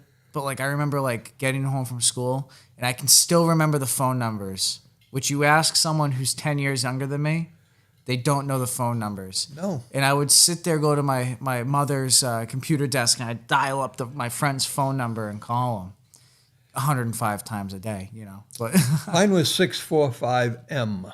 yeah, I remember, I'm not going to say the first couple of digits, but 2526. And the reason it had an M at the end of the phone number was we did not have a private line. We had a party line, which means somebody down the street had the same phone number as we did with a different letter at the end. You pick it up, you see, they're still talking, so you'd hang it up. Oh, my God. Disaster. But hey, I mean, I didn't create it, so I'm not going to. So that's how Fall River was. So over time, it became more and more electrified, more and more telephones. But at the time of 1890s, Mr. Borden was still lighting his house with kerosene lamps. And although they did have street gas, what we call natural gas, and they did have that, but people were really leery of it because it was explosive for one thing, and it didn't smell. Right. Now, the street gas that we have now, which we call natural gas, has an odor to it. That odor is added. Yeah. So if it does have a leakage somewhere, you smell it. Right. So the smell was added as a safety feature, and they didn't have that back then. So he maintained having kerosene lamps, lanterns, or table lamps that had kerosene burning in them to illuminate. And so that brings us to, we were talking about Lizzie and the other things she was doing.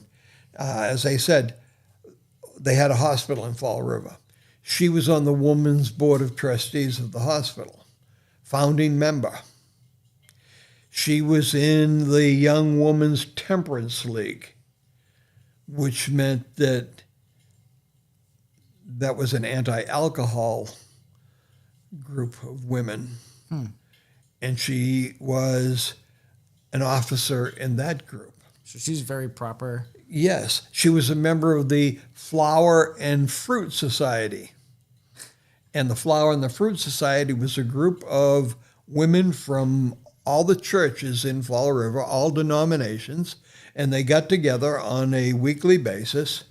She was treasurer of this group, and they put together flowers in baskets for people in hospitals, people coming home from hospitals, the elderly, people that were infirmed. So this group of women took that, and Lizzie was involved in that. Did she, or actually, was she part of these particular organizations at the time of the case? And if so, did she remain part of them? Was she kind of kicked out? She was shunned. Yeah, I can She imagine. was shunned from the groups that she was involved with. She was shunned from her church because of this. It's like the place you need. Yeah, it's like, Yeah, it's unfortunate. had to wear, the women of Salem had to wear an A on if they were suspected of adultery. Right. And she wore this crime for the remaining part of her life. She wouldn't leave Fall River, and that ticked a lot of people off as well. Yeah. But she was a normal person who was involved in all kinds of activities. Her lifelong activity that she was really into was animal welfare. Oh, okay. Taking care of animals, taking care of dogs, cats, horses, because that was part of the fabric of Fall River at that time. That's how everything moved. You either walked or you took a horse or wagon. Right.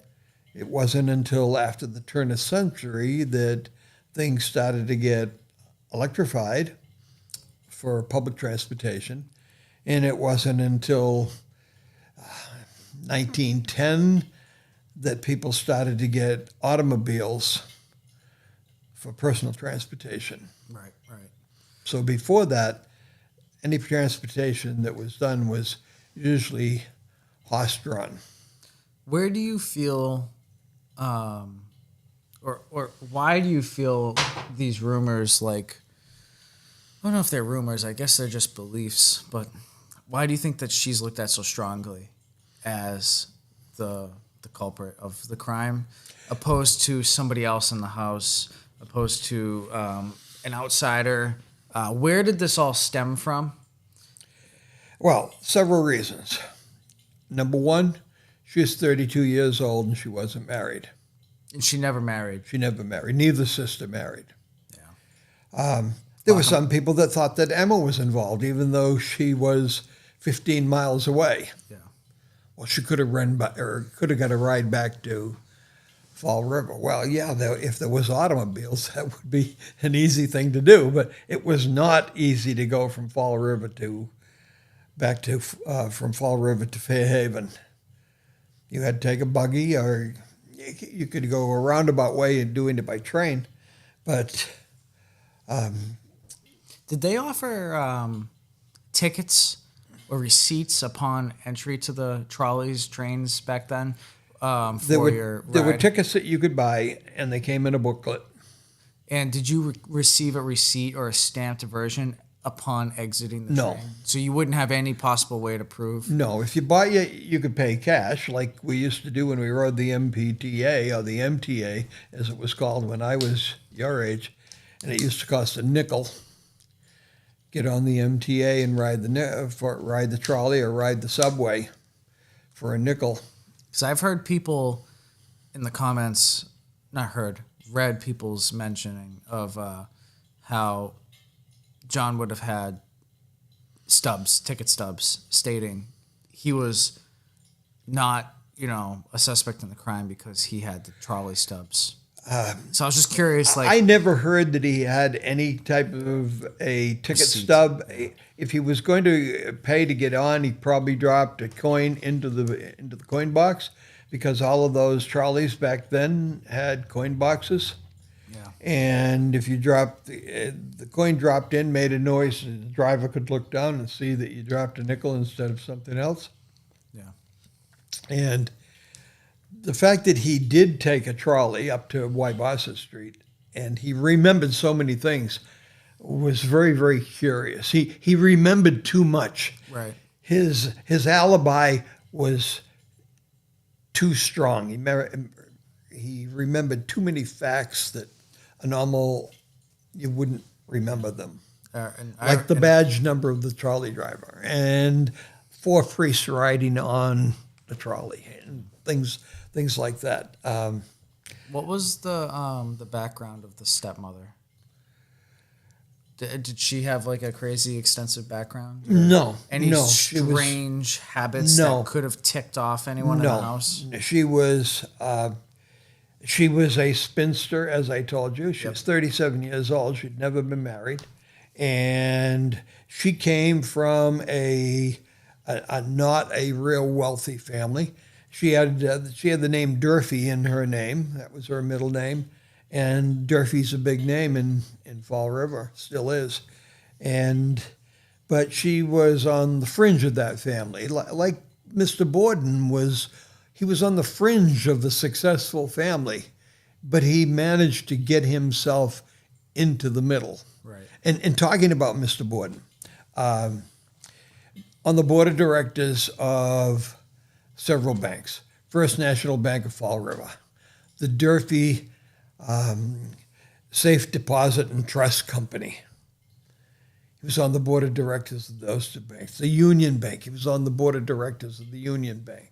He was on the board of directors of several mills, 3 mills that made fabric, cloth, and wool. Mm-hmm.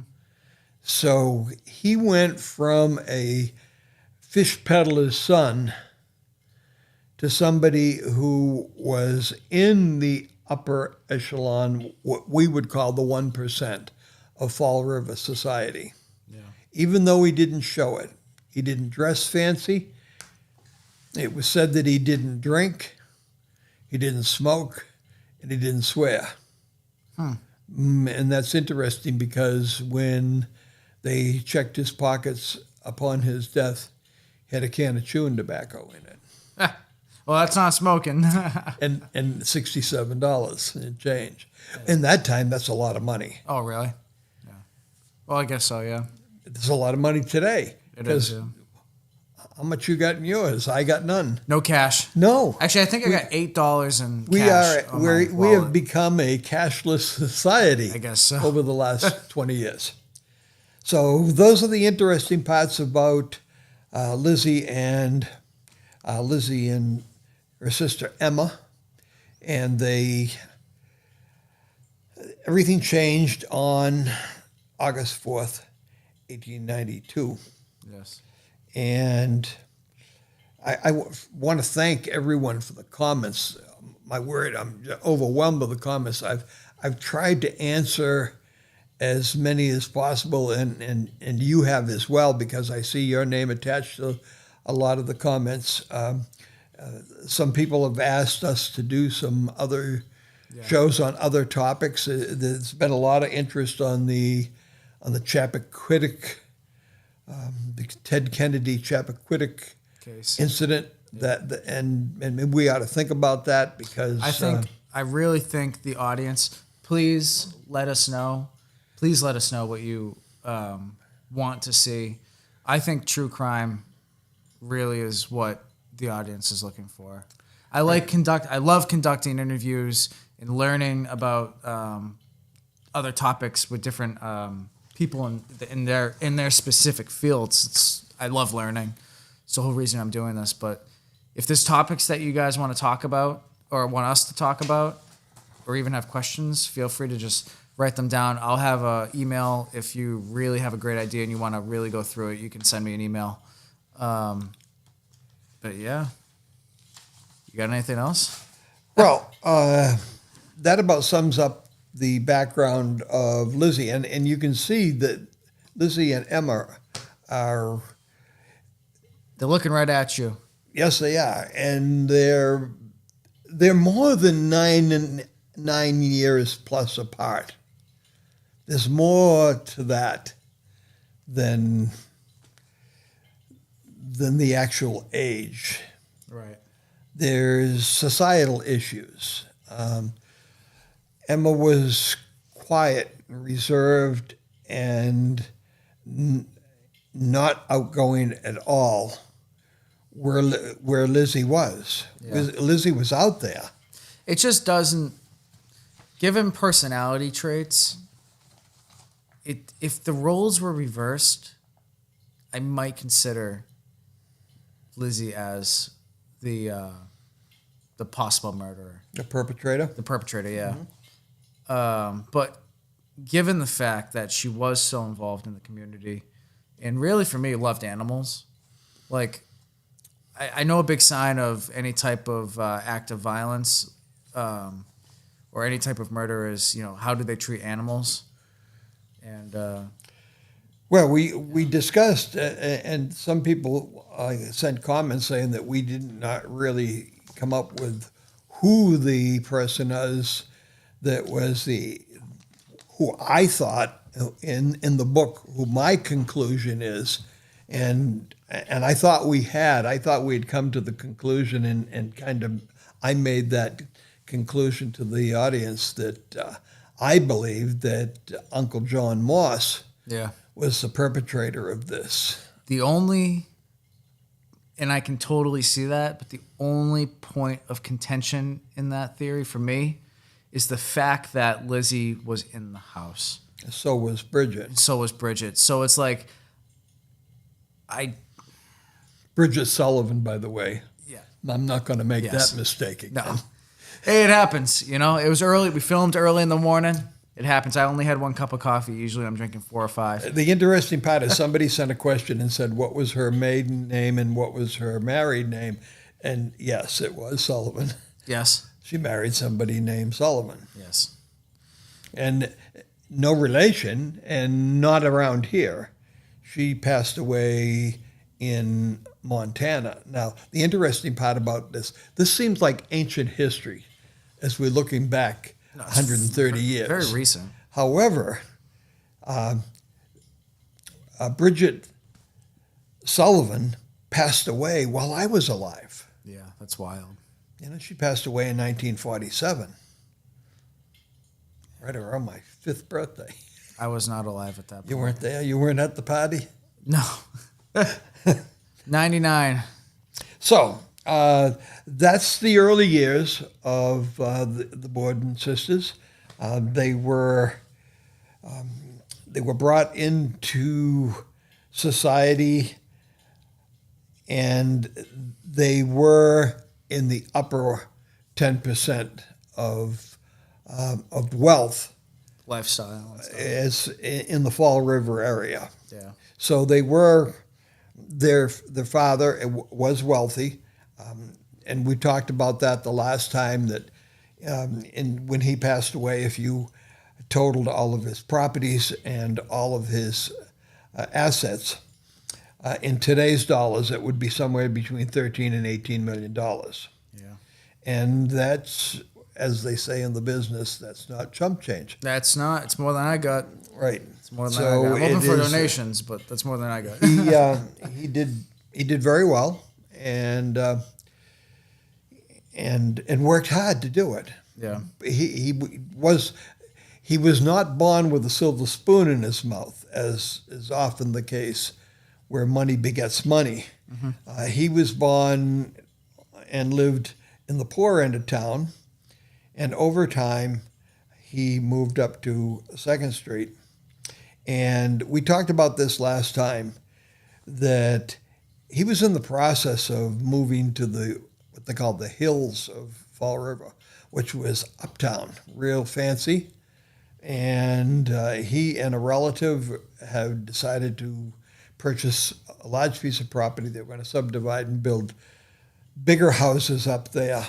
And they had decided they were going to do that, but the tragedy intervened before the purchase and sales agreement could be signed. It was going to be signed in mid-August, and the tragedy was on the 4th.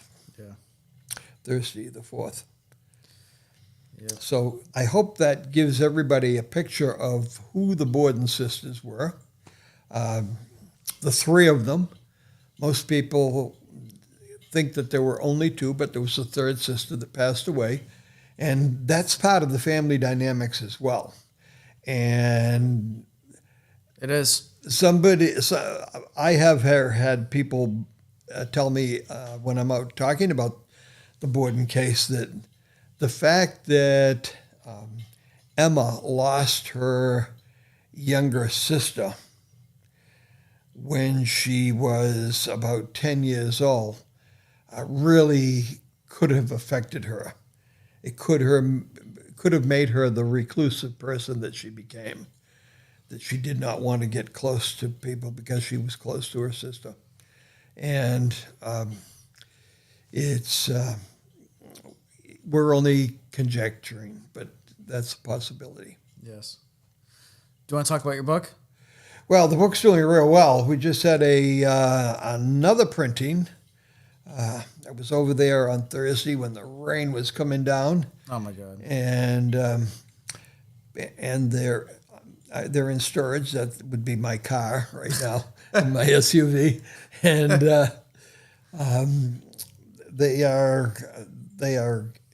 they're going fast, which is good. I thank everybody for your interest. When people ask me to personalize it, I try to do that. It's more difficult to personalize the book going through Amazon than it is going through eBay. eBay has a place right on their link where you can put in what you want it personalized to. And I'm happy to personalize it to anyone. I had an interesting one, and I hope that viewer is watching this particular segment.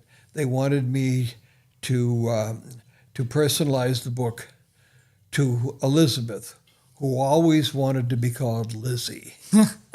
And I thought that was kind of a cute one. I had one person in the military who purchased a book, and I want to personally thank that person for their service.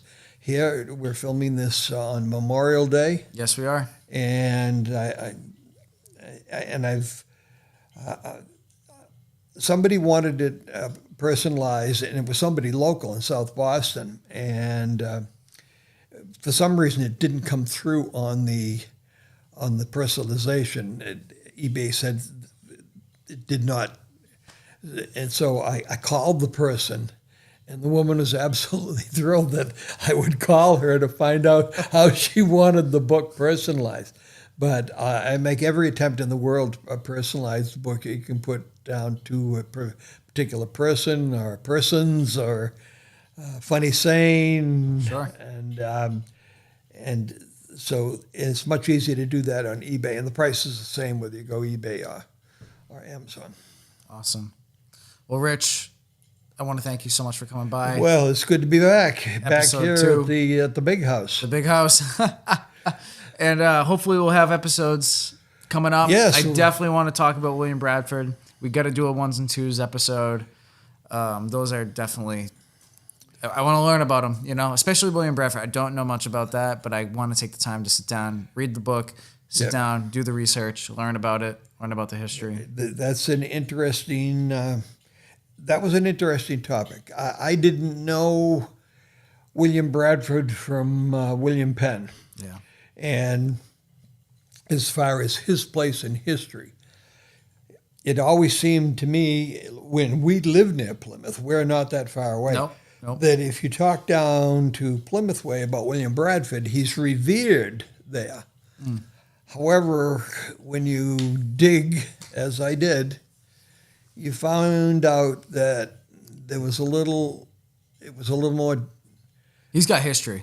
yes, it was a little more controlled than was presented. He's presented as being the hero of Plymouth Plantation, and maybe that's not quite the case. He controlled Plymouth Plantation. And I think you and I don't know if it was in the last broadcast or not, that all this area where we are now, this part of the South Shore, which includes Brockton and the Abingtons, and that part was owned by Miles Standish of Plymouth Plantation. And Miles Standish and William Bradford and Winslow owned most of Plymouth County by the time they got to be older men. And where did they get it? They took it. Yeah. Or somehow had the indigenous people of this area, who are well established,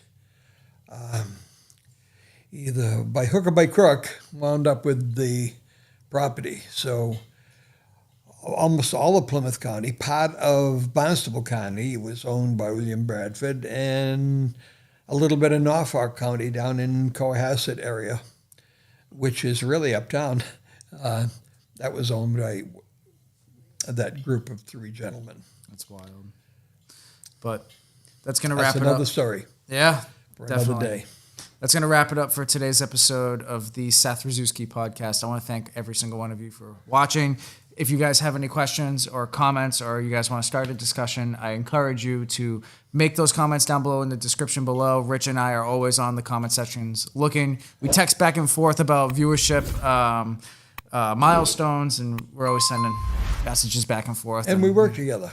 Yeah, we do. We work together in the same building too, so it works out pretty well. I'll bump into them in the hallway and stuff like that. But and if you guys have any other true crime cases that you guys want us to cover or want us to look into and discuss, I'd be absolutely happy and ecstatic to see those in the comments below. So please be sure to leave a comment, like, subscribe, and follow for more. And if you are looking to sponsor the show, I'm always looking for coffee sponsorships. So please go ahead and just shoot me an email. I will be looking forward to those. But I think that's going to wrap it up for today, Rich. Thank you very much, Seth, for having me back. Thank you, guys. Have a good night. Bye. Bye. Welcome back to the show, guys. Today is a very, very special episode. I know I say that every single week, but today it truly is. Because today, August 4th, is the 133rd anniversary of the Lizzie Borden tragedy that happened, 133 years ago. August 4th, and today, we're just going to dive on into the case. We're going to dive beyond the case and more so what happened in the courthouse and more so what happened with the funerals and the wounds and really what happened to the victims of this case. And of course, with me, I had to bring in Mr. Rich Little. Rich, Here I how am are you? again. I appreciate you coming by. Okay, Seth, and yet today's 133rd anniversary of the what was called the Fall River tragedy. Yep. And today we're going to talk about what happened right after the discovery of Mr. and Mrs. Borden. Absolutely. Both of whom was slain it was a Thursday. It's a Monday this year, but it was a Thursday back in 1892. And we're going to talk about 2 autopsies and a funeral. Sure thing. And all this time that you and I have been talking, we have done several Lizzie Borden shows, and primarily what we talked about was Lizzie Borden. Yes. And we really didn't talk about the victims in this, and that often happens in many cases. Would you like to introduce who we have behind us? Sure. Behind us today, we have on, I guess that would be your left, the viewer's left, Mr. Andrew Borden, Andrew J. Borden, Middle name? Jackson. Ooh. And his second wife is Abby Borden on the right. He was almost 70 years old on the day that he was slain, and she was in her early 60s, 63. And the original Mrs. Borden, the mother of Emma and the mother of Lizzie. And at the date of the tragedy, how old were the daughters? Lizzie was 32, and Emma was about 9 years older. And then they had a late middle child as well. And then they had another child in between them who had passed away. And we talked about that in episode number 2 about the middle child. Sure. And how she passed away at she was almost 2 years old. Right. That was before Lizzie was born. Right. So hence the difference in ages between Emma and Lizzie. There was one sister in the middle who tragically passed away of a childhood disease, and that was not uncommon back in the 1880s and, 1870s. So we've done 2 in-depth, very detailed episodes on the case itself. Right. And if you're looking for case background, I highly recommend that you watch those videos. They will be linked in the description below, and you can see them pop up right here. But today we're going to, like I was talking about earlier, we're going to dive into the case, or to the courtroom. We're going to dive into the wounds and the autopsies and the funeral and what happened after the tragedy. Yeah, and we probably should warn our viewers today that what we're going to show you is going to be graphic. There'll be drawings. They won't be actual. Well, there's going to be a couple of graphic pictures. Sure. Taken at the day of the crime. Okay. By the photographer that was hired by the medical examiner to take photographs of the crime scene. And that was one of the earliest incidents where photography was used. Pictures were taken at the crime scene, and those were used in the courtroom at the trial. Sure. Not at the inquest, but probably at the grand jury, and definitely in the trial of Lizzie in June of 1893. Sure. So the tragedy has occurred somewhere between 9 a.m. and 11. Both of these people that we see behind us were brutally attacked and brutally murdered. And they were dead on scene. They were dead on the scene. We're going to show how it was determined that they were not killed at the same time. Sure. In fact, it was a sizable amount of time, probably in the area of an hour and a half, between murder number 1, which is Mrs. Borden, and victim number 2, which was Mr. Borden. It's about an hour and a half. And we'll get into how they determined that time. And this is all on the same property. This Right. isn't scattered throughout New Bedford. This is all within the same house. Fall River. Oh, Fall River. I'm sorry. In the house. Right. It was in the same house. It was in broad daylight, early morning. So the bodies have been discovered. Mrs. Borden was the second one discovered. Mr. Borden was discovered by who? Lizzie. Yes. Came back into the house from the barn. She had pears that she had taken from they had a pear tree that was out back, and she had taken pears from the pear tree, brought them in,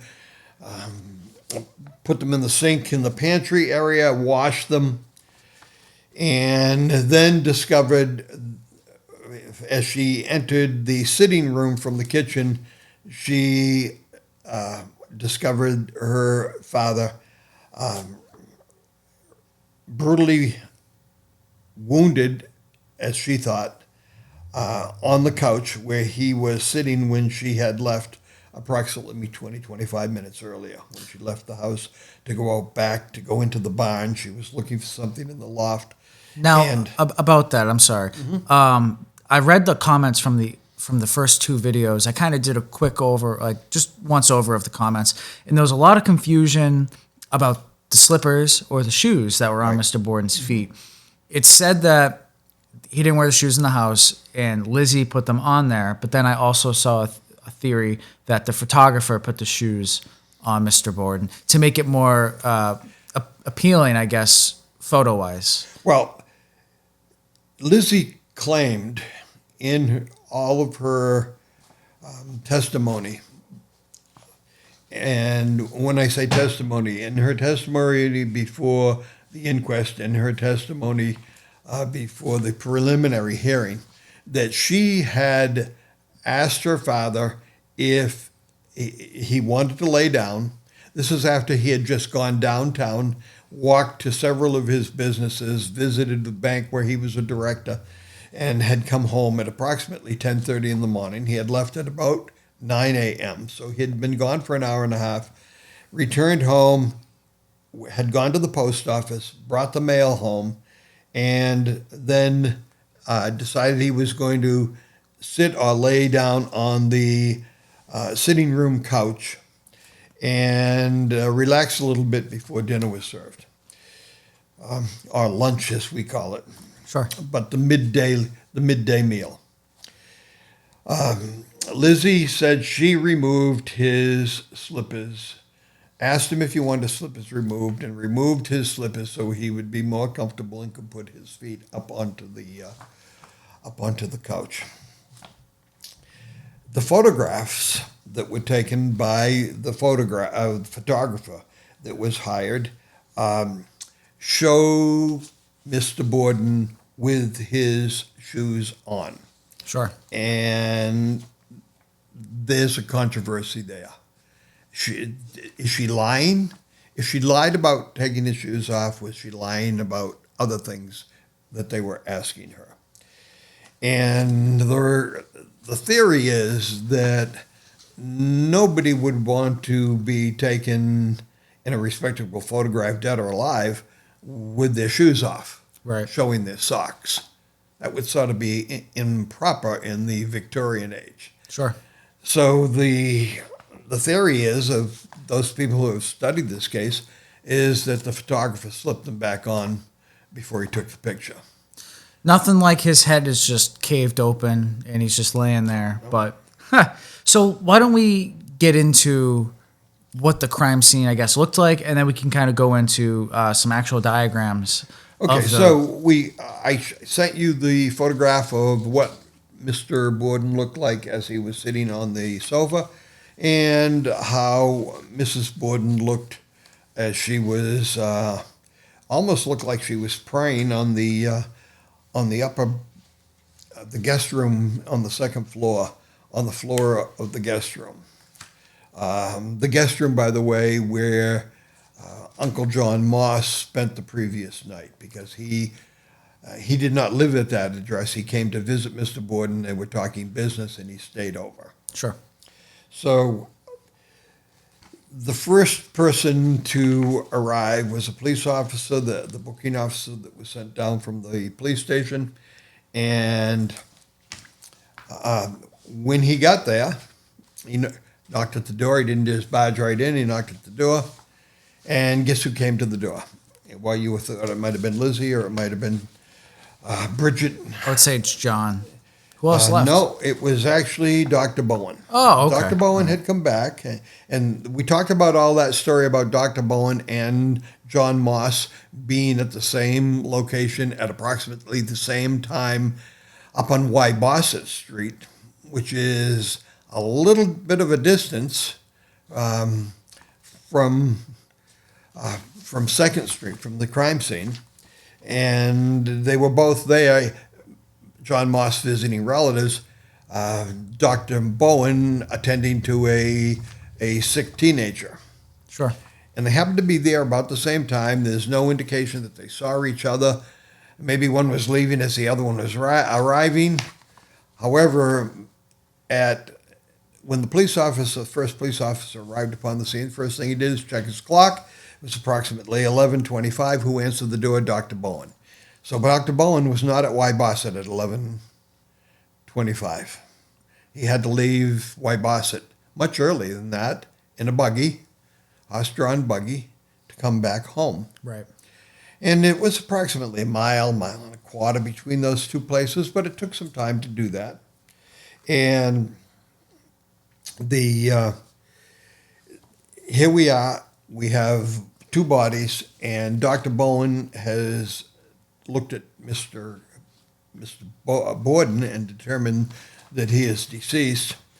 They get a sheet to cover him up, and the police arrive, and by noontime, they had some conclusions. The police who were investigating had some conclusions who they thought might be responsible. Sure. And they narrowed it down from about 100 quickly down to 2 and then 1.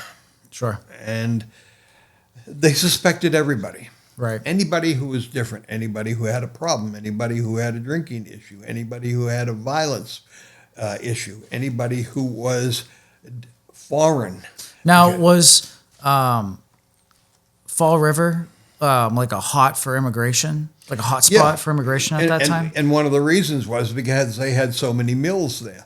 In 1892, there were about 110 mills that made fabric, mostly fabric. There were other industry as well associated with the fabric industry, and there were lots of people looking for jobs.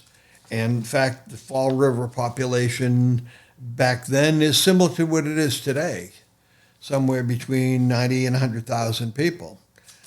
Fall River was a big city in 1892. Right. Had a police force of 125 people. That's a pretty large police force, considering Rockland, I'm assuming, has 30 or so staff members. Right. I'm not saying I'm not a police officer, but I'm just through observation. Right. So they had 125 police officers and a lot of people and a lot of suspects. Anybody who came back from the Civil War who had a drinking problem was a suspect. Because undiagnosed PTSD at that point. Exactly. Yeah. Anybody who came back from the Civil War who had a violence problem. Sure. They were all suspects. Sure. But soon that was narrowed down because this was in broad daylight now.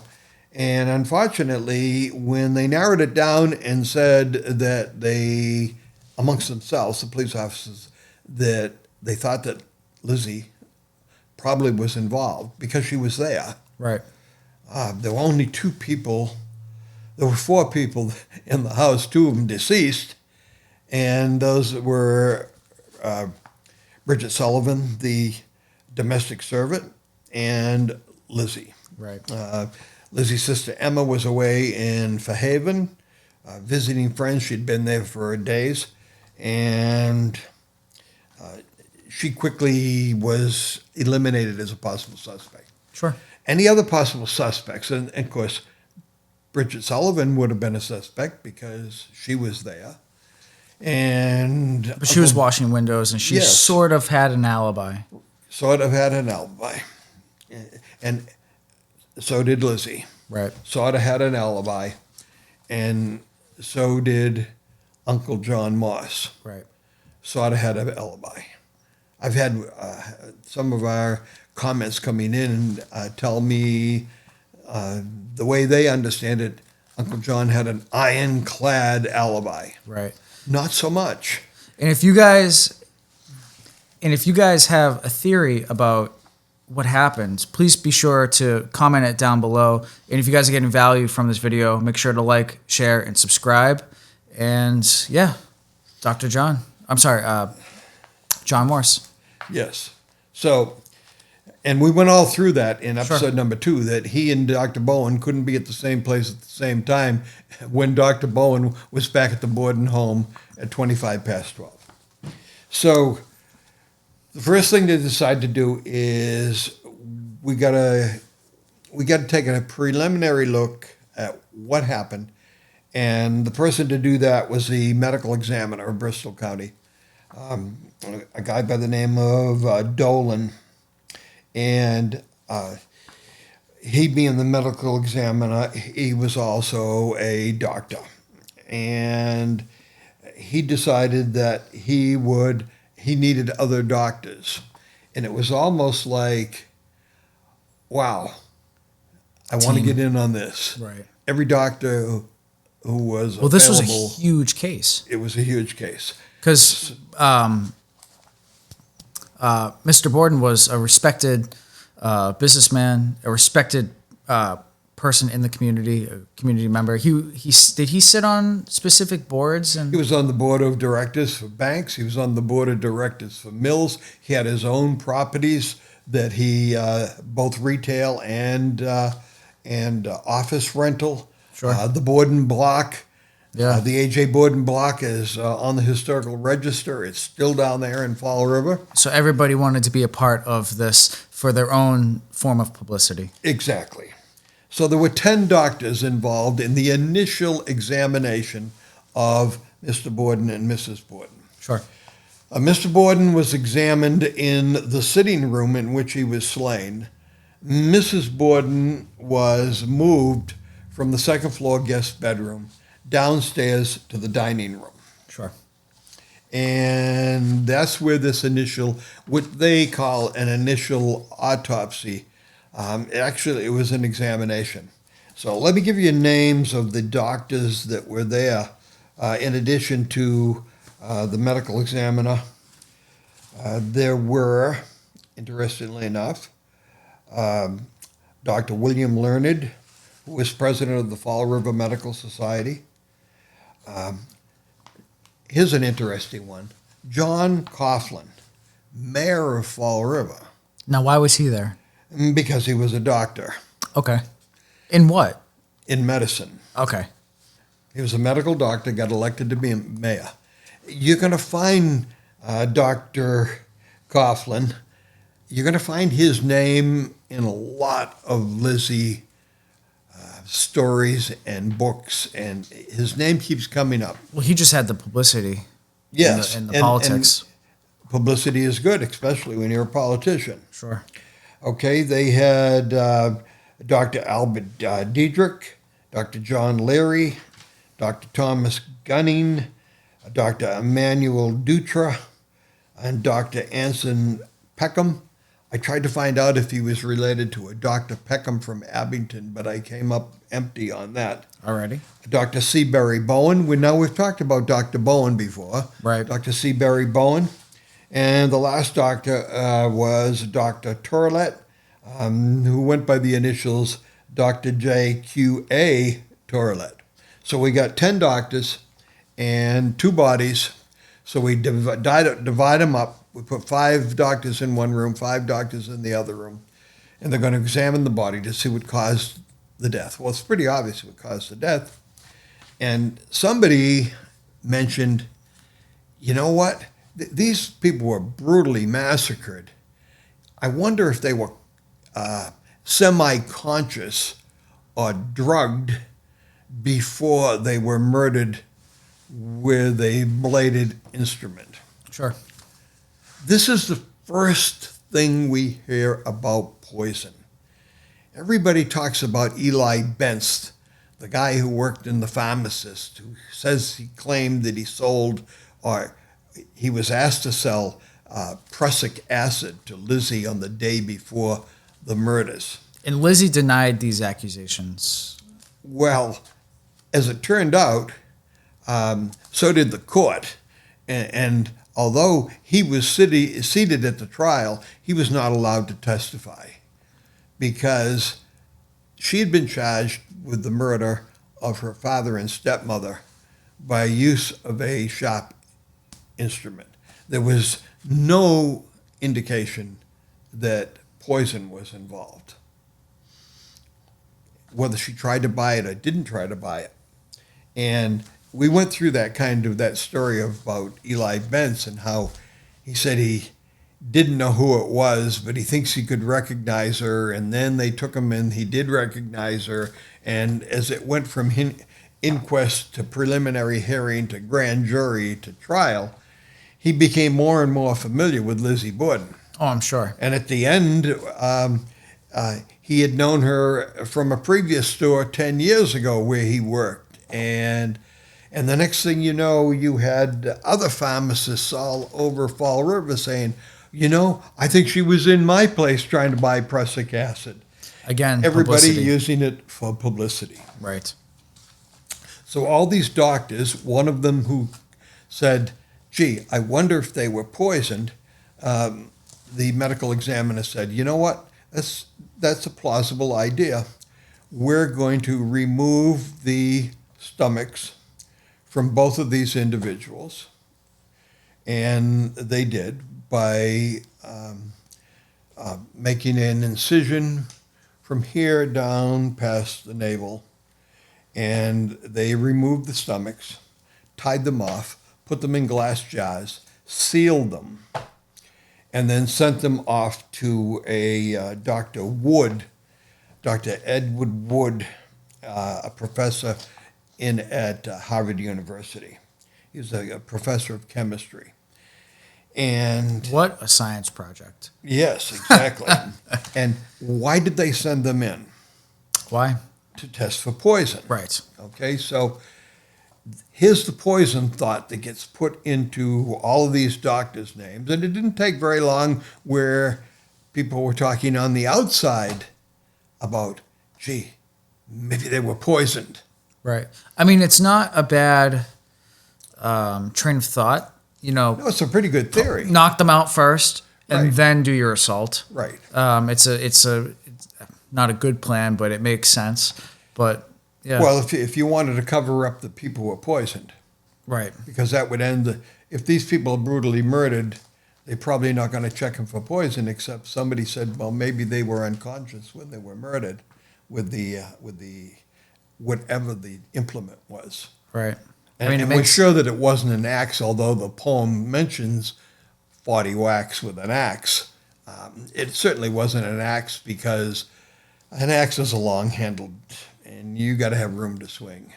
And these wounds, and I'm going to show you the wounds, were not done with an axe. Right. Because you know how hard it is swinging an axe to hit the same place twice. Exactly. Right. And plus, I've seen the damage on the skull itself, and I'm imagining the driving power of that blade and the weight of it, and Right. you get all that torque.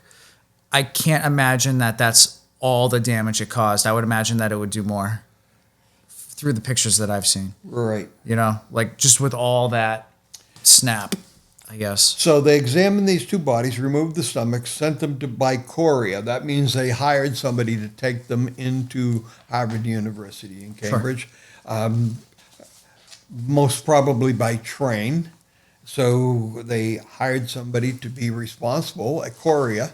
So he took these two containers, glass, sealed with wax, and boxed, and took them into Harvard University to be examined for poison. At the time, and they were tested for poison, and it came up negative in both cases. But what was determined was the contents of the stomachs, Right. which consisted of the morning breakfast, which was consumed somewhere around 7 o'clock in the morning. And what the professor, Dr. Wood, discovered was that the contents had different times of digestion. Sure. Which indicated to him that one of these people was slain before the other. Right. Because there was markable difference in the digestion of what the morning breakfast was. And we think it was not mutton stew, as let's forget about the mutton. What did they have for breakfast? Johnny cakes was a common thing that they had, similar to like pancakes. And they might have some fruit and coffee. Yeah. And Speaking of coffee, I'm on my second glass right here. and what are you drinking today? Well, I'm drinking my own brands. Coffee by Seth, the official sponsor of the show. Today I'm drinking Mexican chocolate. How is that? It's pretty good. And then I got whiskey barrel aged, 2 new flavors, live on the website, coffeebyseth.com. Link will be in the description below. I am on my second coffee of the morning right now. I don't recommend that unless you are a professional like me. Professional coffee drinker. Right. Yes. You can also tune in for my coffee hours. I usually go live Saturday or Sunday nights if I got something to talk about. I just did The Great Gatsby, a character analysis, and a deep dive on the book itself. I've also done Dracula, 2 episodes on Dracula. But back to the digestion. Okay, so Dr. Wood says that there is no poison, but he can tell that these people died approximately between an hour and an hour and a half. I'm sorry, an hour and a half and 2 hours between the 2 murders. Right. So that's a significant clue to this whole thing. One of these people were slain at just after 9 o'clock in the morning, and the other one was slain just before 11 o'clock on the same morning. So somewhere between an hour and a half and an hour and 45 minutes difference between the two. And they could tell that by the digestion rates. So at about 5:30 in the afternoon, the pictures initially were taken by the photographer before 3 o'clock. And a guy by the name of James Walsh was hired by the medical examiner to take the pictures. He took the pictures of which we have, and you can show, Andrew Borden's body as it sat on the sofa in the sitting room. And he took pictures of Abby Borden's body in the guest bedroom, both before and after she was turned over, so you could see the wounds. We're only going to be showing the one that was taken before. She was in between a bed and a dresser, and you can see that in the picture that we're going to put into this episode. Horrifying to look at. And they also moved the bed. The police department moved the bed so they could get a side shot. So the side shot that you see in other publications was done after they moved the bed. Sure. And after he got through taking his pictures of the bedroom, of the sitting room, of the 2 bodies where they lay, of the blood spatter on the wall in the sitting room, then the body of Mrs. Borden was brought downstairs, assumably on a stretcher, and brought to the dining room where the doctors, the list of doctors that I gave you, removed the stomachs and sent them off for dispatch. And at about 5:30, they had finished up, and they released the body to a funeral director by the name of James Winwood. Now, Winwood claims that he did the embalming and all of that on these people. He processed and prepared the bodies for the wake, which was held on the following day, on Friday. Actually, he did not. He was the guy who ran the funeral parlor, of a funeral business, not funeral parlor, funeral business. And he actually had a guy by the name of Renwick, James Renwick, who actually did the embalming to prepare the bodies. Now, the bodies were placed in caskets. The caskets were placed in the, I believe, dining area, and they were open caskets, believe it or not. Wow. They had displayed the 2 bodies. They were, my understanding is the 2 caskets were almost head to head, and which allowed them to turn Mr.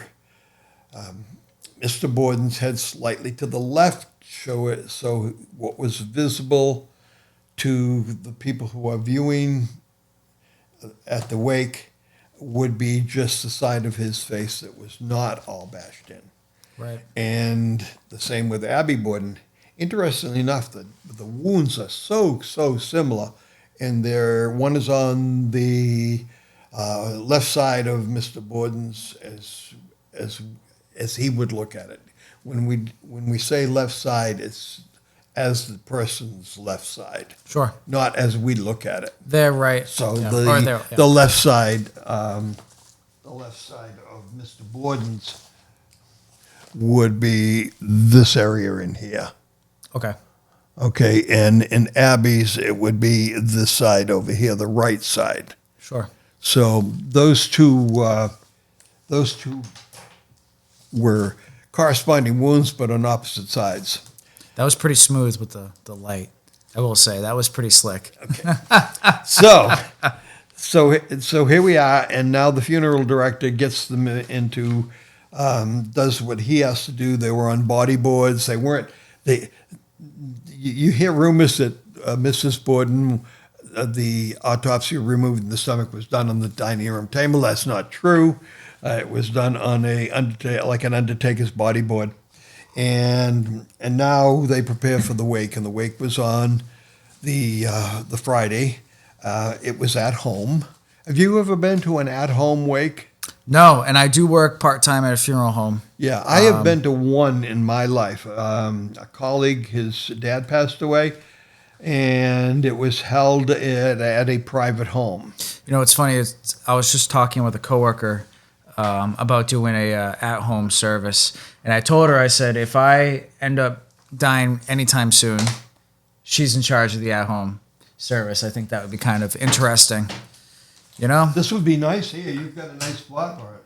Yeah, this is a very roomy area. It's if you guys check my social media, you can check YouTube Shorts, TikTok, or Instagram. I just posted a behind the scenes setup so you can see from the other side over where the cameras are. You can kind of see this way of what the whole room looks like. So if you guys are interested, check it out. Shoot me a follow. I'd appreciate it. If you guys got questions, feel free to ask them. Okay, so what was in Mr. Borden's pocket at the time of his death? I was reading the notes. I saw a watch, $1.50 and change. Yep. Some keys. Yep. Pocket knife. A pocket knife.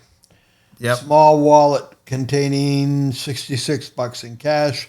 A railroad ticket stub. Guess how much? So $66.50 he had. Sure. Between the change and the folding bills.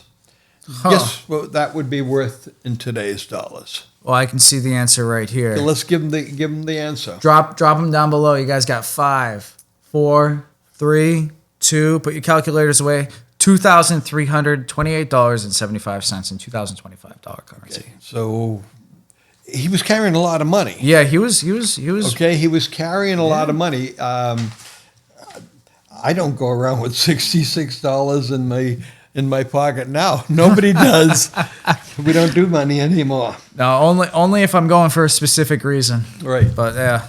So we have that list of things that were in his pocket. They said that Mr. Borden was a teetotaler, did not drink, did not smoke. Yet the rumor is that they found a small can of chewing tobacco in his pocket, which would not have been unusual for the time. Sure. Something like ground up snuff, Copenhagen or something like that. Right. Is that even available anymore? I don't know. I smoke cigars, but I don't do chewing tobacco. So then the next day is the funeral. That's Saturday. August 6th. And by invite only. Okay. So the wake on Friday and the funeral on Saturday were by appointment only. Okay. So what did Lizzie and Emma wear? They wore, according to the newspapers of the time, they wore mourning dress, not mourning, M-O-U-R. And that consisted of a dark black dress that went almost down to the ground, black gloves, black hat. It was very, very typical of a Victorian funeral. It was noted that, and often wore a veil, a dark veil. It was noted that Lizzie did not wear a veil. And any particular reason? And how was that perceived? Probably because she didn't want to, but it was put in the paper almost as... like a diss to her? Well, yeah, she was disrespecting her parents by not wearing a veil. And... this is August we're talking about. It can be hot. Yes, it can be. And so, but they put that down and it was like at the end of the Victorian time, and veils were not necessarily always worn Right. in a mourning type situation. They were prior to that. Earlier in the Victorian age, it was often that way. Carolyn, you're going to wear a veil.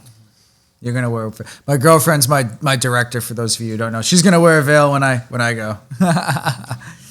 So, here we are, have the funeral, the pallbearers. Okay. The pallbearers for Andrew included a guy by the name of John Boone, a businessman, Andrew J. Borden, another Andrew J. Borden, same name, and he was head of the merchant manufacturing company.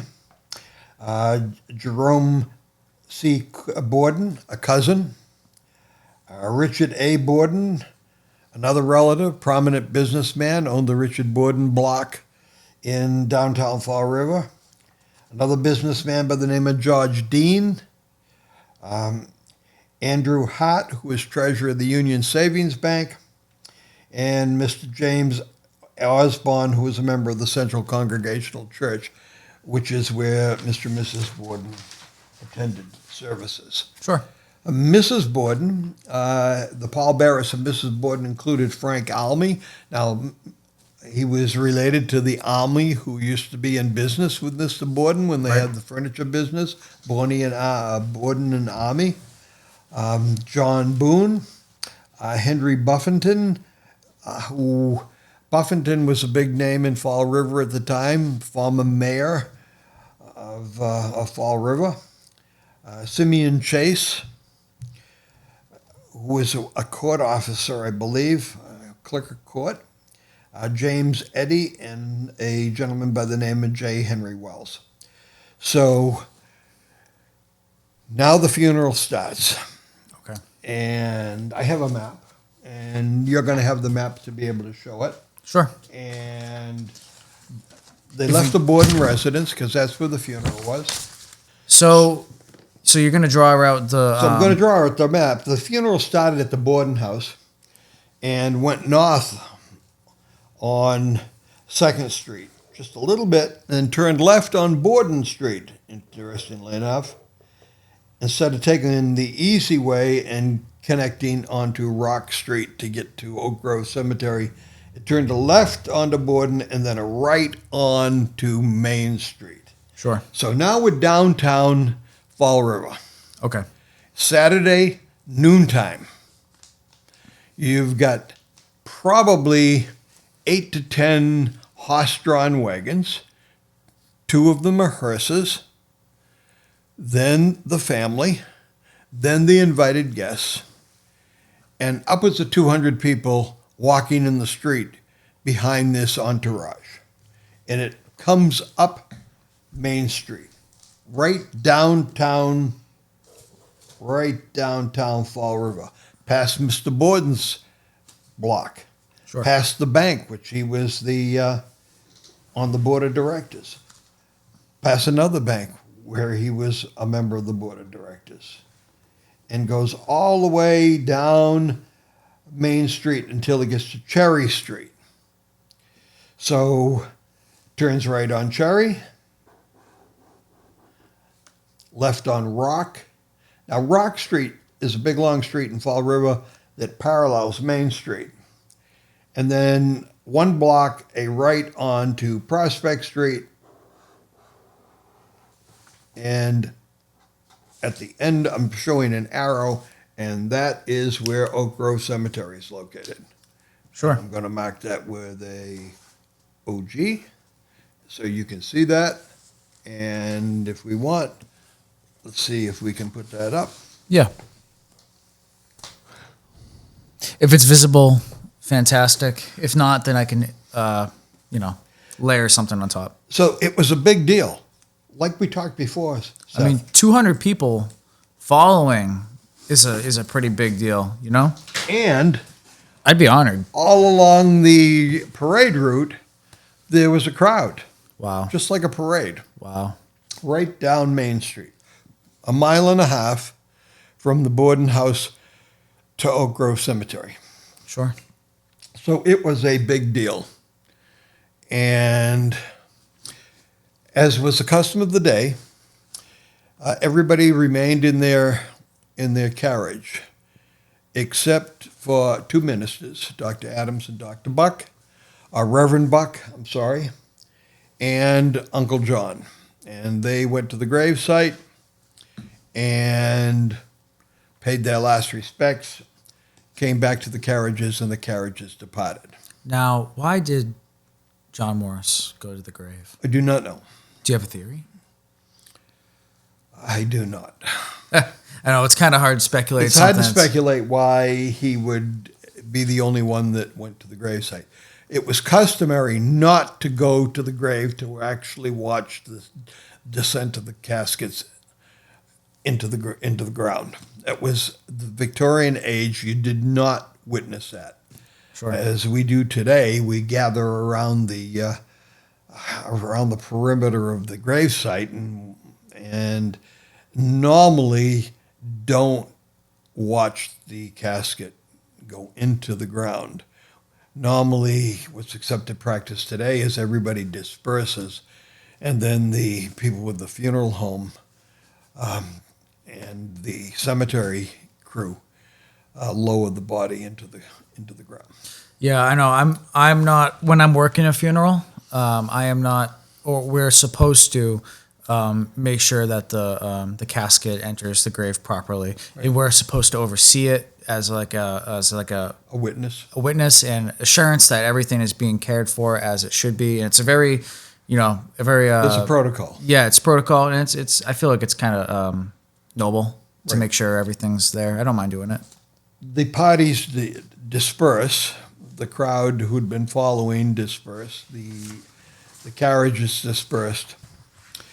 And were unknown to the Borden family and to Lizzie and to her sister and to Uncle John, the bodies were not interned into the ground. Right. They were moved from that site, and the graves were all dug, mind you, and they were moved to what was called a holding vault. And many cemeteries around here have holding vaults. Sure. And the reason they have holding vaults is because, especially years ago, when we used to have some really tough winters, the ground would get frozen. And you'd have to get a jackhammer to try to get into the ground to bury a casket. So what they would often do is put a casket into a holding vault, which was often built into the side of a hill because it would be cooler and protected, and all you had on it was a door which was chained and bolted. And then when the weather got to be suitable for burial, so you could dig a hole in the ground, because you got to remember, back in 1892, graves were dug by hand. Right, there's no excavation equipment. Right, there wasn't any excavation equipment as there is today. So any bodies that were needed to be buried before the ground was frozen had to be postponed until the ground thawed out. And sometimes that was springtime, sometimes, early March. But they didn't go there for that reason. It's August. They went there. They went there because the medical examiner said they wanted an official autopsy done. Sure. So he could take a look at the wounds. That was not looked at that initial examination at the Borden home on the day of the murders. All they did really that day was remove the stomachs and sent them to Boston for testing. Right. And they were testing for poison. And so that brings us to the second autopsy. Yep. The big autopsy. If you guys are getting value out of this, please make sure to comment, like, subscribe, share. I'm always doing different things. I'm doing different live streams, watch parties. So if you guys are interested in the live stuff and you want to talk to me, ask me questions, feel free to go ahead and do that. If I have an opinion on it, I'll be absolutely able to, give that to you guys. And if I don't, I'll make an opinion. And sometimes that gets me in trouble. Yes. But, okay, as it did with the chamber pot. Exactly. I sent you a set of pictures which showed Abby's body as it was found on the bedroom floor. what the back of her head looked like after they removed the hair to show you where the wounds were. And there's another picture which shows a braid of hair. And this was rumored that it was found at her body site. That's not true. This was removed during that initial examination when they removed the stomachs. They removed that braid of hair, cut it off. It was all matted, had a lot of blood on it because she was struck just below where the skull attaches to the neck. And we're going to show that when we show these gruesome autopsy things that we're going to do. Sure. So, and then I gave you the two photographs of Mr. Borden, one where he is on the couch. Okay, so next is the official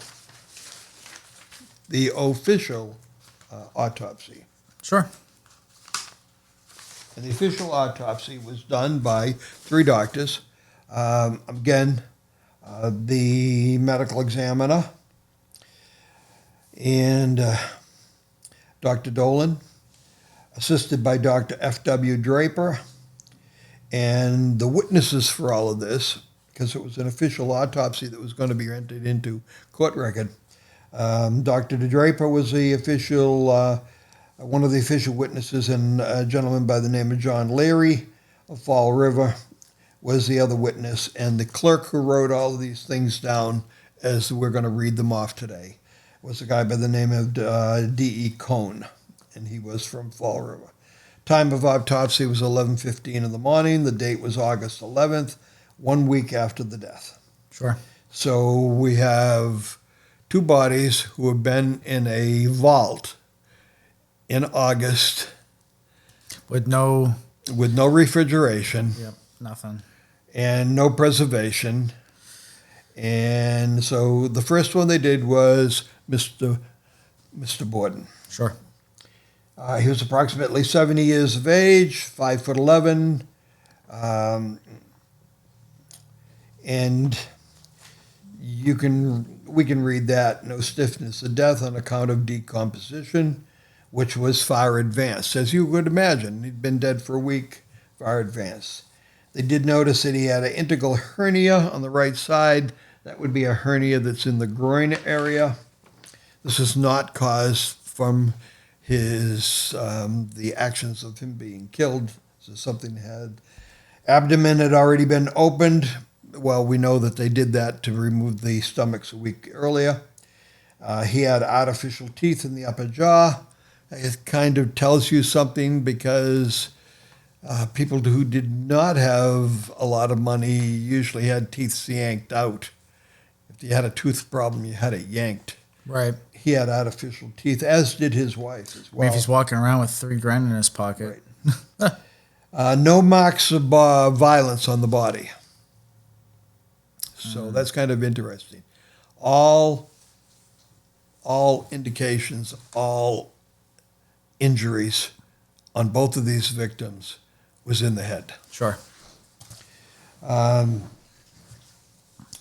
He had some incised wounds and one contused wound. Well, you may say, what the heck is an incised wound? An incised wound is something with a sharp edge. A contused wound is blunt trauma impact. Sure. So he was either, if he was hit with something, he was either hit with 2 different things, or he was hit something that had a sharp edge on one side and a blunt side on the other. Right, right. Something like a hatchet. Right. Or maybe a butcher's axe. Sure. Which is a term for a tool that a butcher used. Okay, so you're going to read off. Sure, yeah. I'm going to bring Andrews up here. Alrighty. So we got...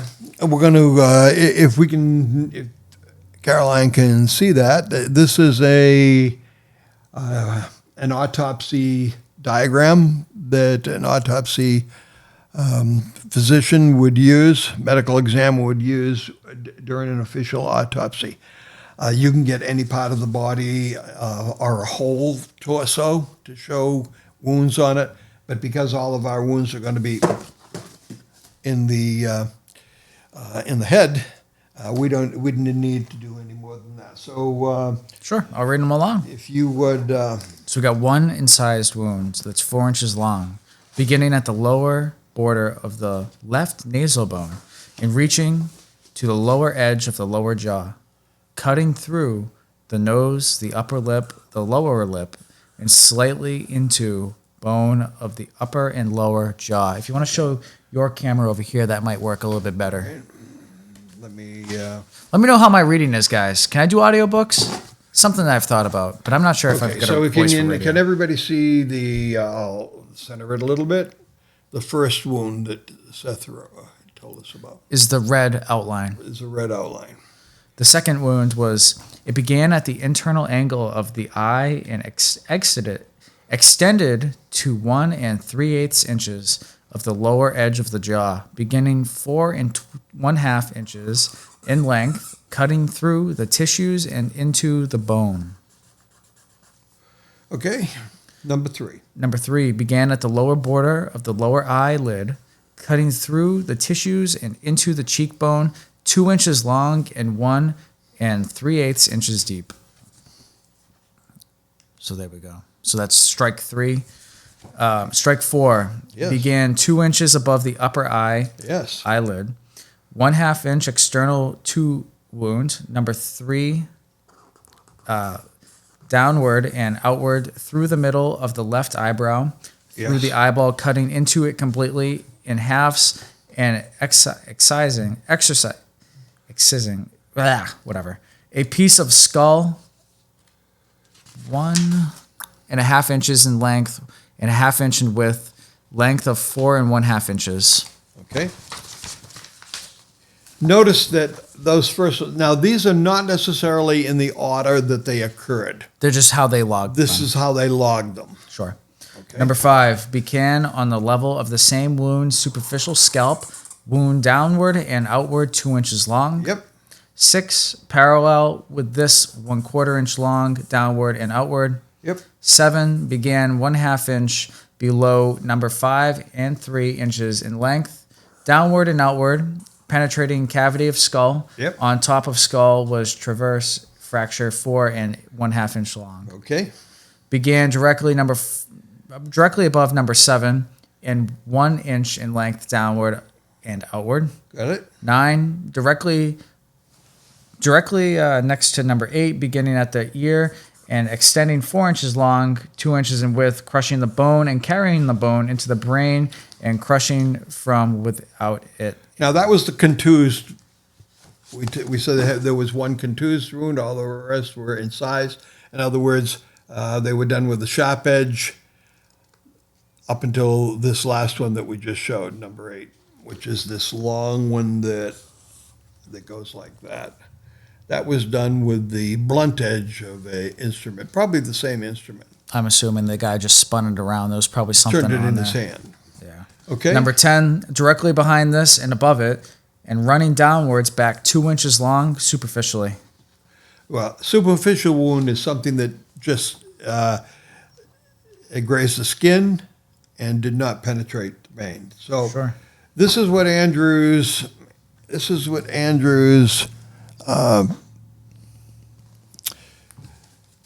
head on the left side looked like. Horrible. I'm going to show you what the back looked like. You could probably show your camera. It might work better. Okay. The back, looking from the back, didn't look all that serious because all of the damage major was in the damage. front. And notice that there's two sets of things going on. These are kind of parallel, and these here are parallel. And that's about it. And so this was very important, and they noted all of this. And they wrote down all of those things in that particular thing. There were 10 wounds, and so he was struck 10 different times, not 41 as in the poem. And after they got through doing that, they removed Mr. Borden's head. Yeah. And then closed the casket, and the two bodies of his body was ready to be buried. Okay. Now we're going to go on to the next set of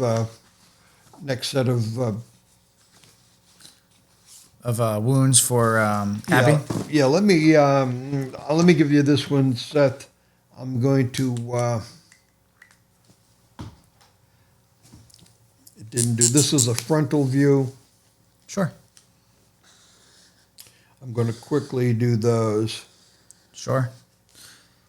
And this will show why they positioned the caskets in such a way so that the I guess the assault isn't as visible. This is what Mr. Borden's face looked like. Wow. At the time of the autopsy. So you can compare that to his photograph up there. And what that produced was, and you may say, why did they take the heads? Well, they took the heads because Dr. Dolan took the heads home, put them on the kitchen stove, and boiled them. Oh, my God.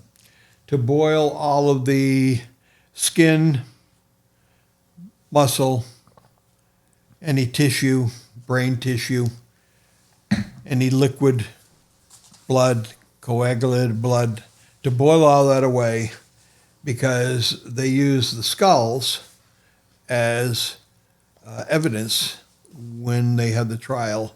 Physical skulls or replicas? No, physical. Wow. And here's what the skull looked like. Wow. And you can start to see that these are the first ones that we talked about. And then, I'm not saying that occurred first. I'm saying that's what they noted in the autopsy. Right. Was these first and then those.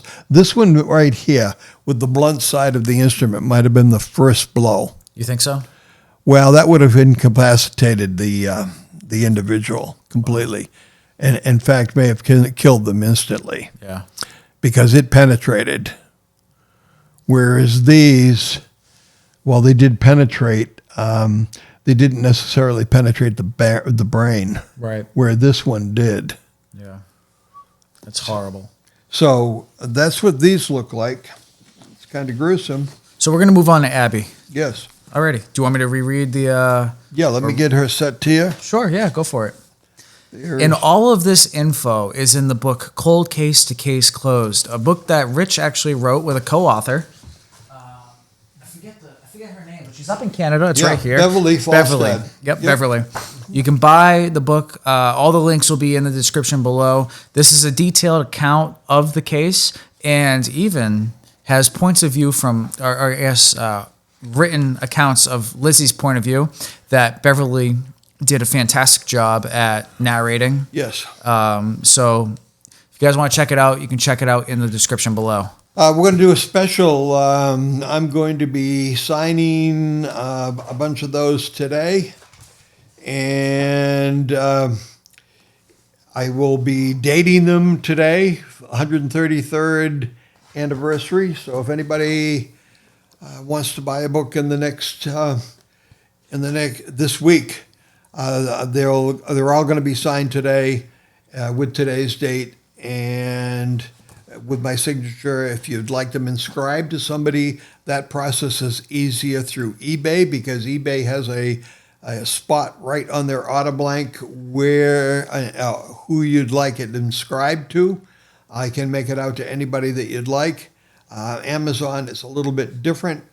The price is the same no matter which format you buy these, either at Amazon or at eBay. But the eBay is the one if you want to get the inscribed one. This is an excellent Christmas gift, and really what's fascinating about this particular book is that it has the timeline down. So if you're having a hard time following the timeline, because it can get very confusing with all the different players involved, you can always go back to the end of the book and reference the timeline to keep yourself on track. And it's it's inscribed by the author. It is, and does a great job. The timeline is to show where everybody was in relationship to the crime scene Absolutely. and to each other. Sure. So you start to come up with an idea yourself of how things went down that day. Right. Where Bridget Sullivan said she was the first one up, and Uncle John said he was the second one up, and they're both on the first floor, and they're there for over an hour and 15 minutes. It's only 4 rooms, and they never see each other. Right. Kind of strange. Yeah, it starts to make the wheels start to spin Yes. a little bit and make you And think. then Mrs. Borden arrived, and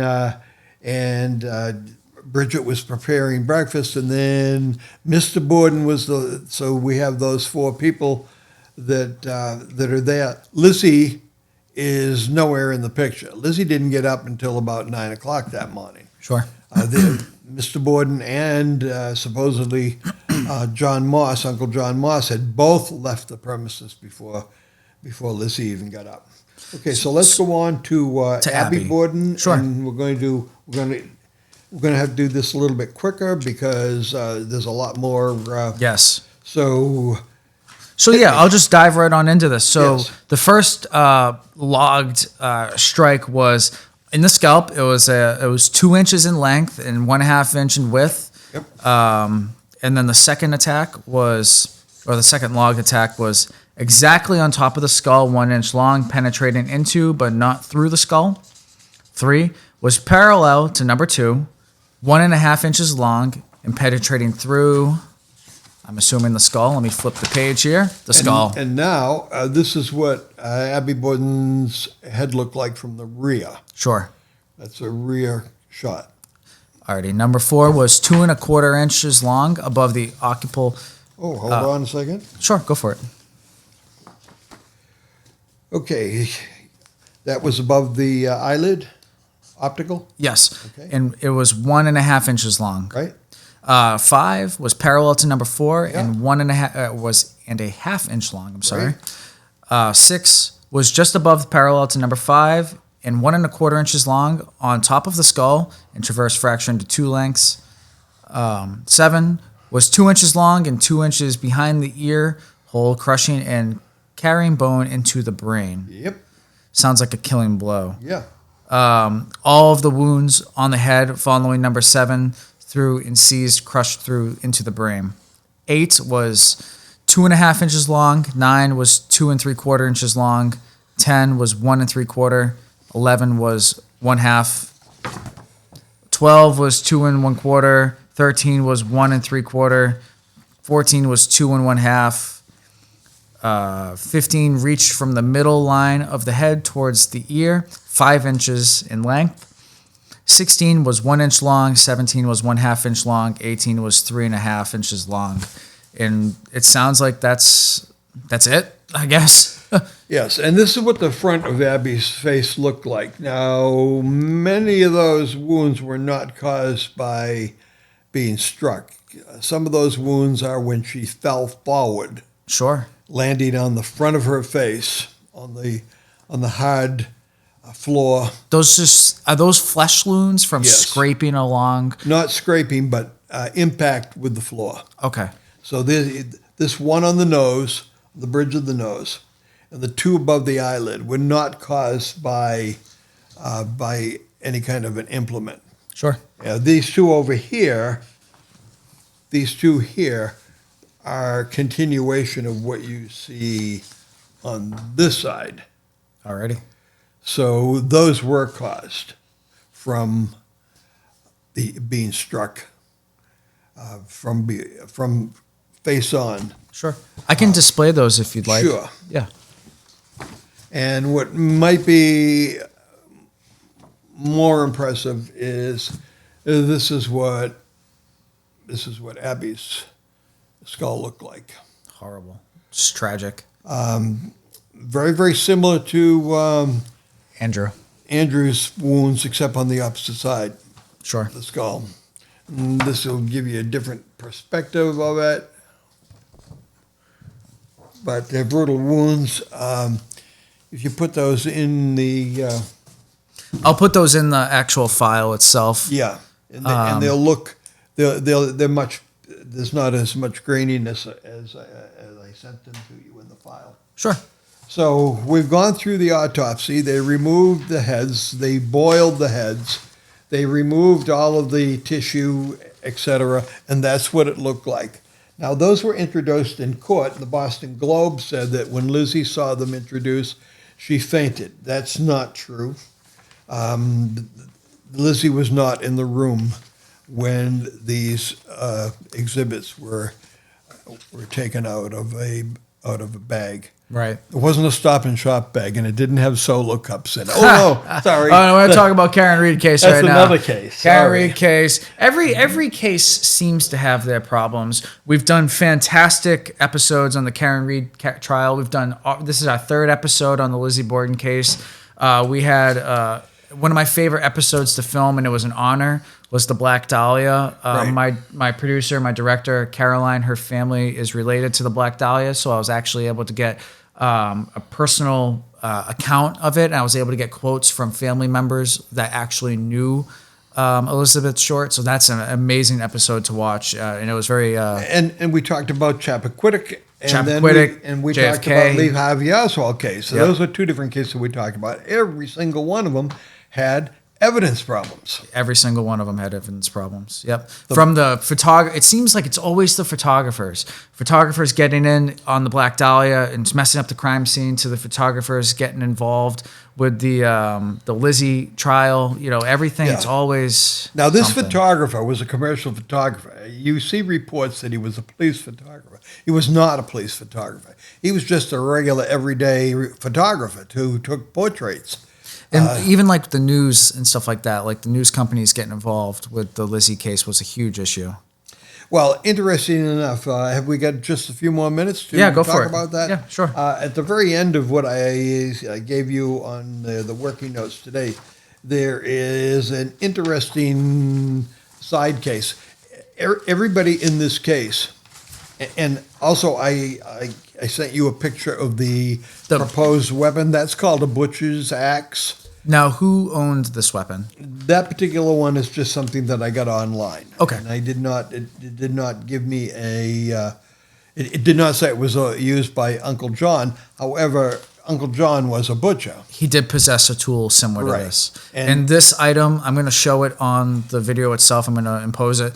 It does have the sharp blade with the I guess the dull backing. Yeah, for a thicker. Yep. And they used that thicker edge, that heavier weighted edge, not to do an incision, but to do a contusion. And that's what these wounds are. This wound is a contusion wound. Sure. It is used to completely disable the victim. It's kind of like a baseball bat, just boom. Right. Very Blunt similar. force trauma. Exactly. And that would stop the person or animal cold. Right. And this type of tool here was used for fowl, chicken, duck, turkey.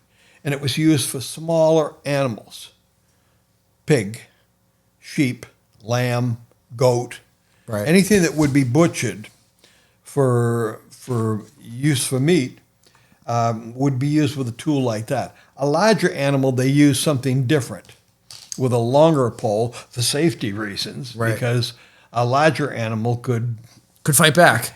could You mess up, it could hit you. exactly. You don't want to be dealing with So this was used for smaller animals, and I believe in this case was used to butcher these two people, the two victims.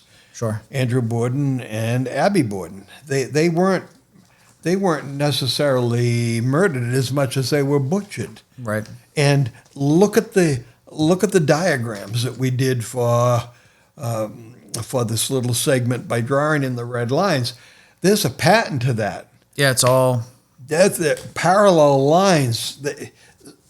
That wasn't done by somebody flailing with a weapon. That was done methodically, right. because that's how you did that. And who knows how to do that? Well, certainly not a Sunday school teacher who's 32 years old and is only about 5'3" and 130 pounds, as compared to a butcher who is roughly 6 feet tall has the technique down, has the experience down. Had the implement with him, because this guy could be called to do some butchering at any time. This isn't like the guy at your local supermarket who slices steak or something like that. This is somebody who renders an entire animal, Sure. kills the animal, and then cuts it up for useful pieces. And that, I believe that's exactly what happened in this case. So to close, as soon as this case came down, everybody started taking sides. Right. And it was pretty obvious to Lizzie that she needed to lawyer up Right. pretty quickly. Right. And she had the available funds to do so. Exactly. And so she lawyered up and got her local attorney who had been working on business for her and her father. And he advised her, maybe you should do a little bit of investigating yourself. So through his Attorney Knowlton's office, they hired the Pinkerton Detective Agency, who at that time was a really formidable force in the United States. And we talked about this before. They were involved in the Homestead Steel Massacre, where strikers for Carnegie Steel were shot by Pinkerton detectives. Pinkerton almost had like his own group of individuals who carried weapons, almost like an army. And one of them was hired, in this case, by Lizzie Borden and by Emma Borden. And his name was Hanscom, Orrington Hanscom. And he was hired by the Bordens to investigate the crime. Sure. See what he could find out. Marshal Hilliard, who was the chief of police for Fall River, went bonkers when he heard this. The Bordens were hiring a Pinkerton. He didn't want any Pinkertons getting involved in his case. Might make him look bad. Right. Might find out something that... He couldn't find out. Right. His guys couldn't figure out. So what did he do? What He did hired his own detective, a guy by the name of McHenry from Providence, Rhode Island. Edwin McHenry Detective Agency. And he actually paid him. He and the mayor got together to hire this guy. And basically what this guy's job was is to watch the Pinkerton guy to see what he's doing. Wow. So the police department hired their own private detective, $108.50.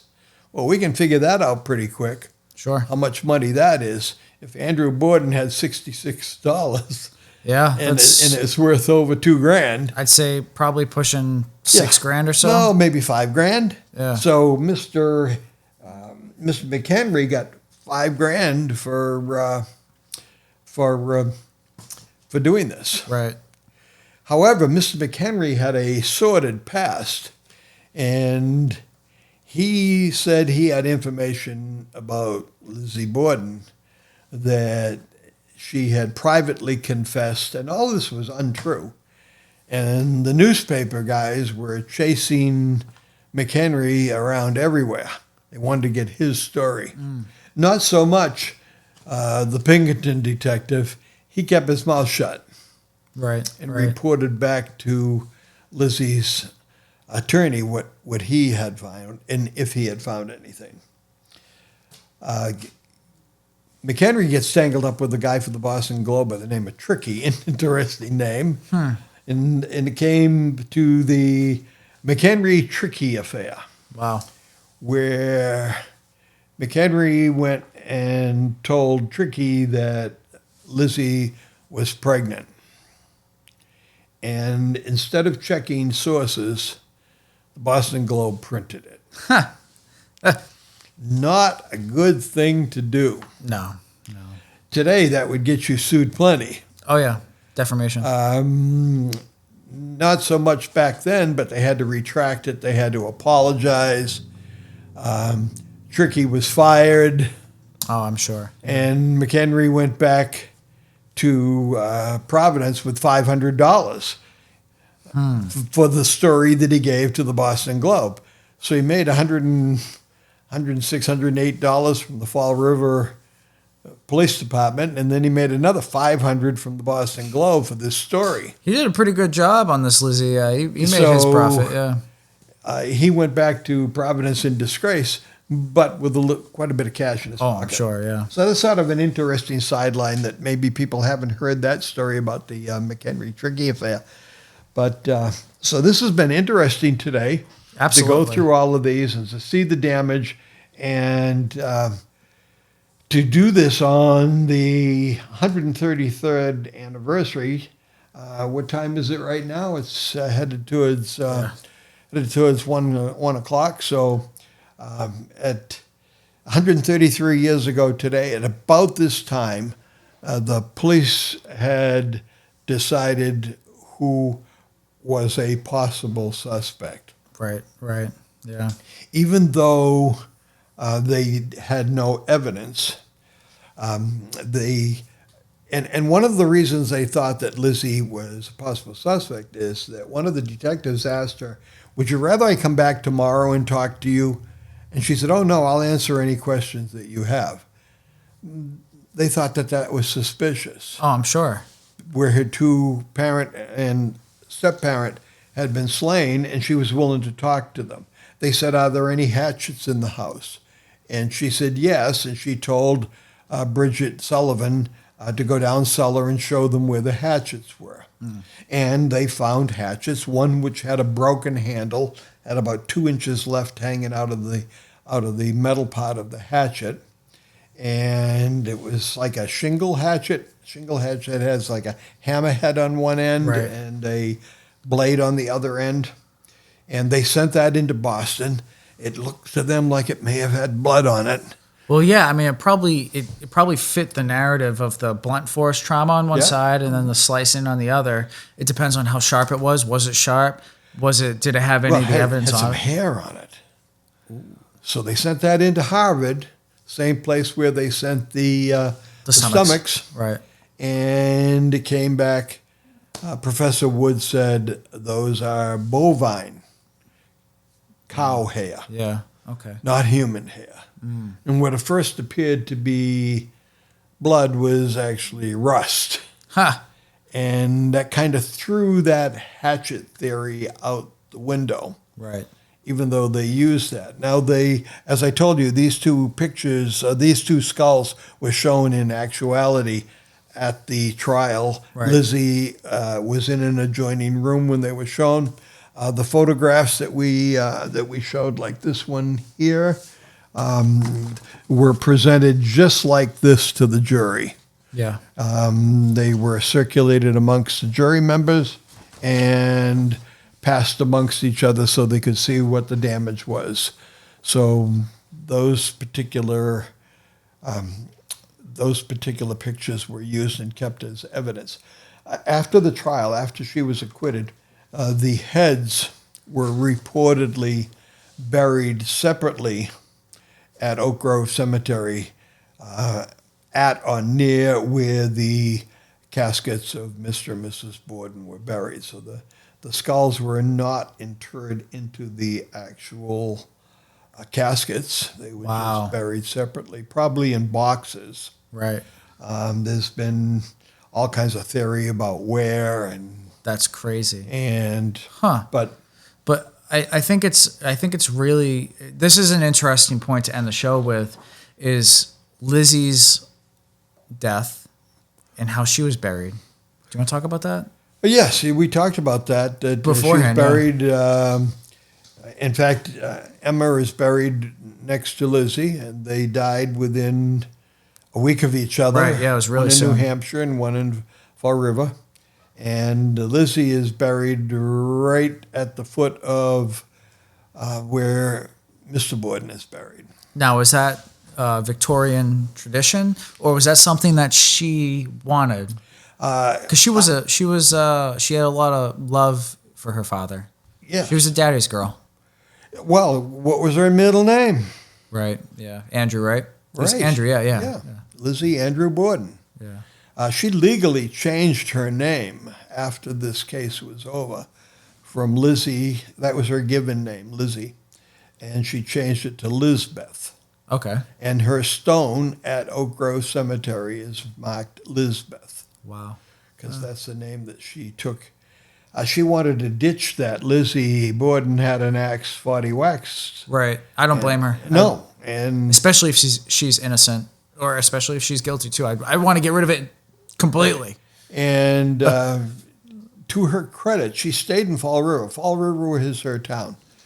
And as we talked about it when we mentioned Lizzie before August 4th, Lizzie was a normal person who was involved in the community, Right. involved in the hospital, involved in the church. And she was totally involved in the community. And if any of the two sisters was a bit odd, it was Emma. Right. Right. And that could be for many reasons. Losing her mother at an older age, The sister, the late sister. losing first her sister, and then losing her mother, Yeah. and then as an adolescent having another woman enter the house and become the stepmother. I think that may have given Emma the quiet, shy, reserved, reclusive Like personality yeah. that she seemed to develop. Lizzie, on the other hand, was outgoing. You know, She was talked well about- traveled, cultured. Went to Europe before this event happened. 2 years before, traveled to Europe between June and November.